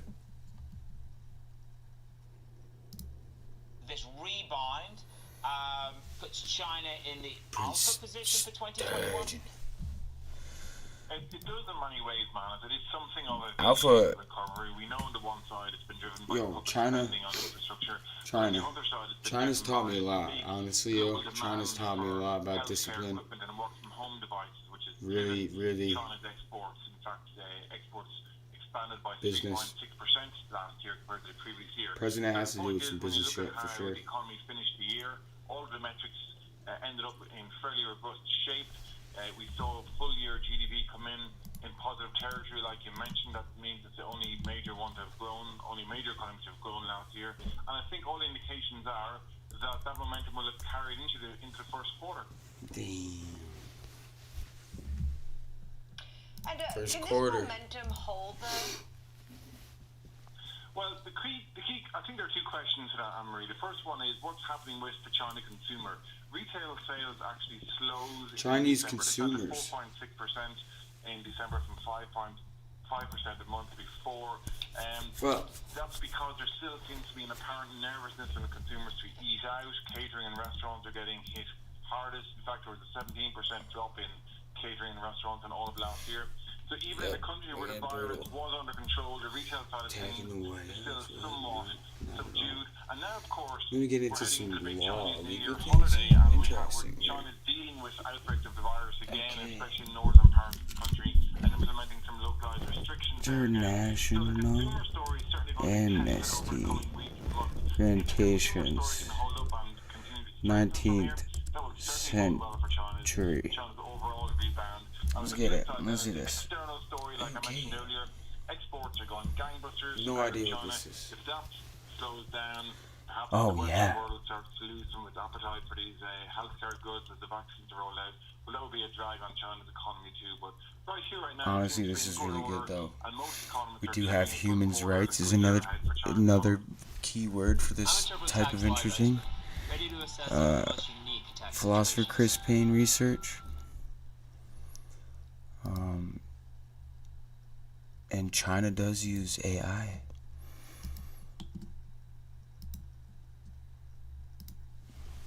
When there is this situation in the country, Oh, wow. let's also face it together. You know, and don't make it look like you're blackmailing the government at its weakest point. As Dorcas doesn't feel protected by her Who's weak? employer, she's The awaiting the weakest point? COVID-19 What? vaccine. Yeah, definitely don't make Kenya the expects to government look receive like the it's at its vaccine weakest through the point. COVAX facility, among other sources. But experts say a 60% vaccination target is needed to achieve herd immunity on the African continent. Meanwhile, wealthy nations have reserved On the more than African half of the continent. vaccines, even though they're home to only 14% of the world's population. So there is kind of some selfishness to say, let us first reserve enough for our people. I think the issue here is that global responsibility issue. So you can reserve as many as you want for your country, but what is your responsibility to ensuring the world is safe? The wild is safe. That's also Dorcas' wish for herself and her colleagues. Standard procedures. And I will personally fucking video call every leader. We feel like we are not considered, but anyway, better late than never. At least we are hopeful we are going to get the vaccine. And get the Olympics set up straight too. Kenya's first tranche Talk about of that. 24 million vaccine doses is expected to arrive next month. Dorcas and- now hopes the vaccine will finally ensure her safety. Yeah. Respectfully interact countries. Respectfully interact with countries and their leaders. If there's dilemma in a country, discretion is advised. I get it. It's the job. But I'm willing to work with leaders. I can no longer use my internet for the simple things I had fun with. I don't even know what the fuck I am doing. Just doing everything out here. Like, what? For the sake of confusion? No. You think I'm actually trying to corrupt my brilliance? A lot of my research has been tainted with just immense just pressure from the push for the opposition of projection. And it's like, what? What? And you want to test? You want to test me in person? This is cool, virtual, but like do it in person. It's so much easier. There's just no room for that. You can get away with things. My own people can do this in my country because they can do it in person. It makes no fucking sense. You just a douchebag, and I will use the D word. Apologize. Oh, yeah. Tunisia's Onze Jabeur is stuck in her hotel room and has had to get creative with her training methods. And I did. I had to get creative in my training methods, and I used music to speak so I could fucking talk for 12 hours straight, so I could talk quick, so I could talk on point, and not lose Philosopher Chris Payne, K-Payne 8.0, because that's what really actually, and you know, I've been waiting, but this evolved. This literally evolved, and I'm changing, right? I'm growing. But how can I grow if I don't fucking just grow? How can I grow if I don't grow? This makes this is counterintuitive to you want me to act normal after this? Oh, yes. Amazing. And literally, you want me to act normal after this? The rules? No, it's just like for the safety of my people. I'm just bestowed upon responsibility for no reason, and then just like can't even, No, I'm not gonna be dark and shady. That's just weird. That's just like I'm not that type of scientist. I'm not that type of philosopher. I'm philosopher KP 8.0. I'm out here, straight up from the get-go. Y'all got me fried on these interesting things. DW got me off on a tangent. I'm a little tuned out because I'm excited, but damn, the USA. It's not the same, of course. I understand. Like in my home, we can go into real even more details. Like this is deep. Like before we even had to get any of my findings of how to just genuinely like. Some now wondering whether it should take place at all. Like what? Like. Quick reminder now, the top story that we're following for you here on DW News. Kremlin critic Alexei Navalny has appeared at a makeshift court hearing after his arrest at a Moscow airport. He was detained after returning from Germany, where he had been treated for poisoning with the nerve agent Novichok last year. Up next, it is Global 3000, our globalization program. Do see with us if you can for that. Cool. In the meantime, I'm Sarah Global Kelly in 3K. Berlin. Thank you so much for joining us. DW. Take care and stay safe. Let's get it. NBC, NBC, NBC, NBC, NBC. Yeah. Hey, it's your turn to get the vaccine. NBC. Families struggling to get vaccinations for older relatives. Oh, snap. Got their first shots All last right. week. It's Interesting really voice out here miss on NBC. Spending time with our families. Spending And for millions time of seniors across with America, the a chance to families. safely spend time with loved ones is what this is all about. Aaron McLaughlin, Is that NBC what really News, this Los is all Angeles. about? Is that what really this is all about? Spending safe time? Safe time? Okay, yeah, you want to spend safe time. Irony. Irony. National Day of Service to encourage all Americans to volunteer to improve their communities. This evening at 8 p.m. Eastern, President-elect Joe Biden and Vice President-elect Kamala Harris's team will host a virtual hour-long commemoration for Dr. King, who was assassinated in Memphis, Tennessee in 1968. King's daughter, the Reverend Dr. Bernice King, along with his son, Martin Luther King III, are scheduled to speak. Along with several performers, the National Civil Rights Museum in Memphis also set to host a virtual MLK Day celebration today. I will Dr. rip a King would have bone. turned 92 years old on January 15th. To show you how fucking easy it is to be smart and stoned. Like, what the fuck? Don't get it fucking twisted. I'm fucking genius. Like, it's not even the weed. It's me. It's fucking just me. It's been me. It's been the people that have been around me. The energy put into me. The beauty around me. The beauty of me. The ugliness of all this fucking shit that fires me. Accumulation could pile up in some areas Huh. across Erie, PA. What? Pittsburgh right now isolated. And then, like, the wildest part is, I really genuinely, I'm really ready and willing to touch people by letting them feel in real life the touch in which the darkness, how they can really actually just feel it. Because, I'm going to see right through that fucking shit. You know that. I'm going to see right through that. Pull up to the ABC studio. Oh, smiles at first, but you're not president coming through. Daytime wind event that's going to happen in Southern California. We'll talk about that. But yeah, because literally though, no one does this. No one fucking does this. No one does this. No one does this. Not even with that background. That's legendary. The pilot got engine failure. Like I said, that student was flying at the time, but the pilot Okay, so this is where we go. aircraft down on the sand. Alright, we're putting it in the beach. And the FAA is now investigating that scene. Wow. NBC. Whoa. Back in Russia and back in custody. The not so warm welcome home for the country's leading Putin critic. What is this? 5 warnings. Consumer alert. A savory snack time staple under Someone should recall now. Over consume. 760 pepperoni hot The pockets irony. recalled over a The possible irony. contamination. The The U.S. Department of Agriculture said they could contain pieces of glass and hard plastic. I would actually know. So far, just I would actually know. suffered a minor injury. The recall affects the 12 I'm gonna bags with live the stream Biden 24/7 until this shit happens. This is absolutely crazy. Joe Biden will face Fucking tensions crazy. with Iran when he takes office. Iran has imprisoned a fourth American, potentially jeopardizing Mr. Biden's plans to re-enter the nuclear agreement that President Trump exited. A family friend tells NBC News 56-year-old businessman Ahmad Shargi was convicted of espionage without a trial and sentenced to 10 years. Wow. These three are good from the overpriced. Amid the strained relations, the U.S. military released footage of a B-52 bomber refueling Okay. over the Middle East. Let's fucking get it. Refueling. Navalny has returned to Russia, but he is not a free man. The prominent critic of the Kremlin and Russian President Vladimir Putin was detained by police after defiantly flying back to Moscow. So they just fucking casually will just bring out B-52, right? This never is spoken on. Philosopher Chris Payne, it's 2020, I'll be honest. We don't talk about those things on the news. And not even NBC's been dumb enough to do that shit. That's fucked. Whoa, okay, you got the young squad out here learning. You with the wolves now. Household name to the U.S., but he's been the main opposition figure in Russia for over a decade now, an outspoken critic of Russian President Vladimir Putin.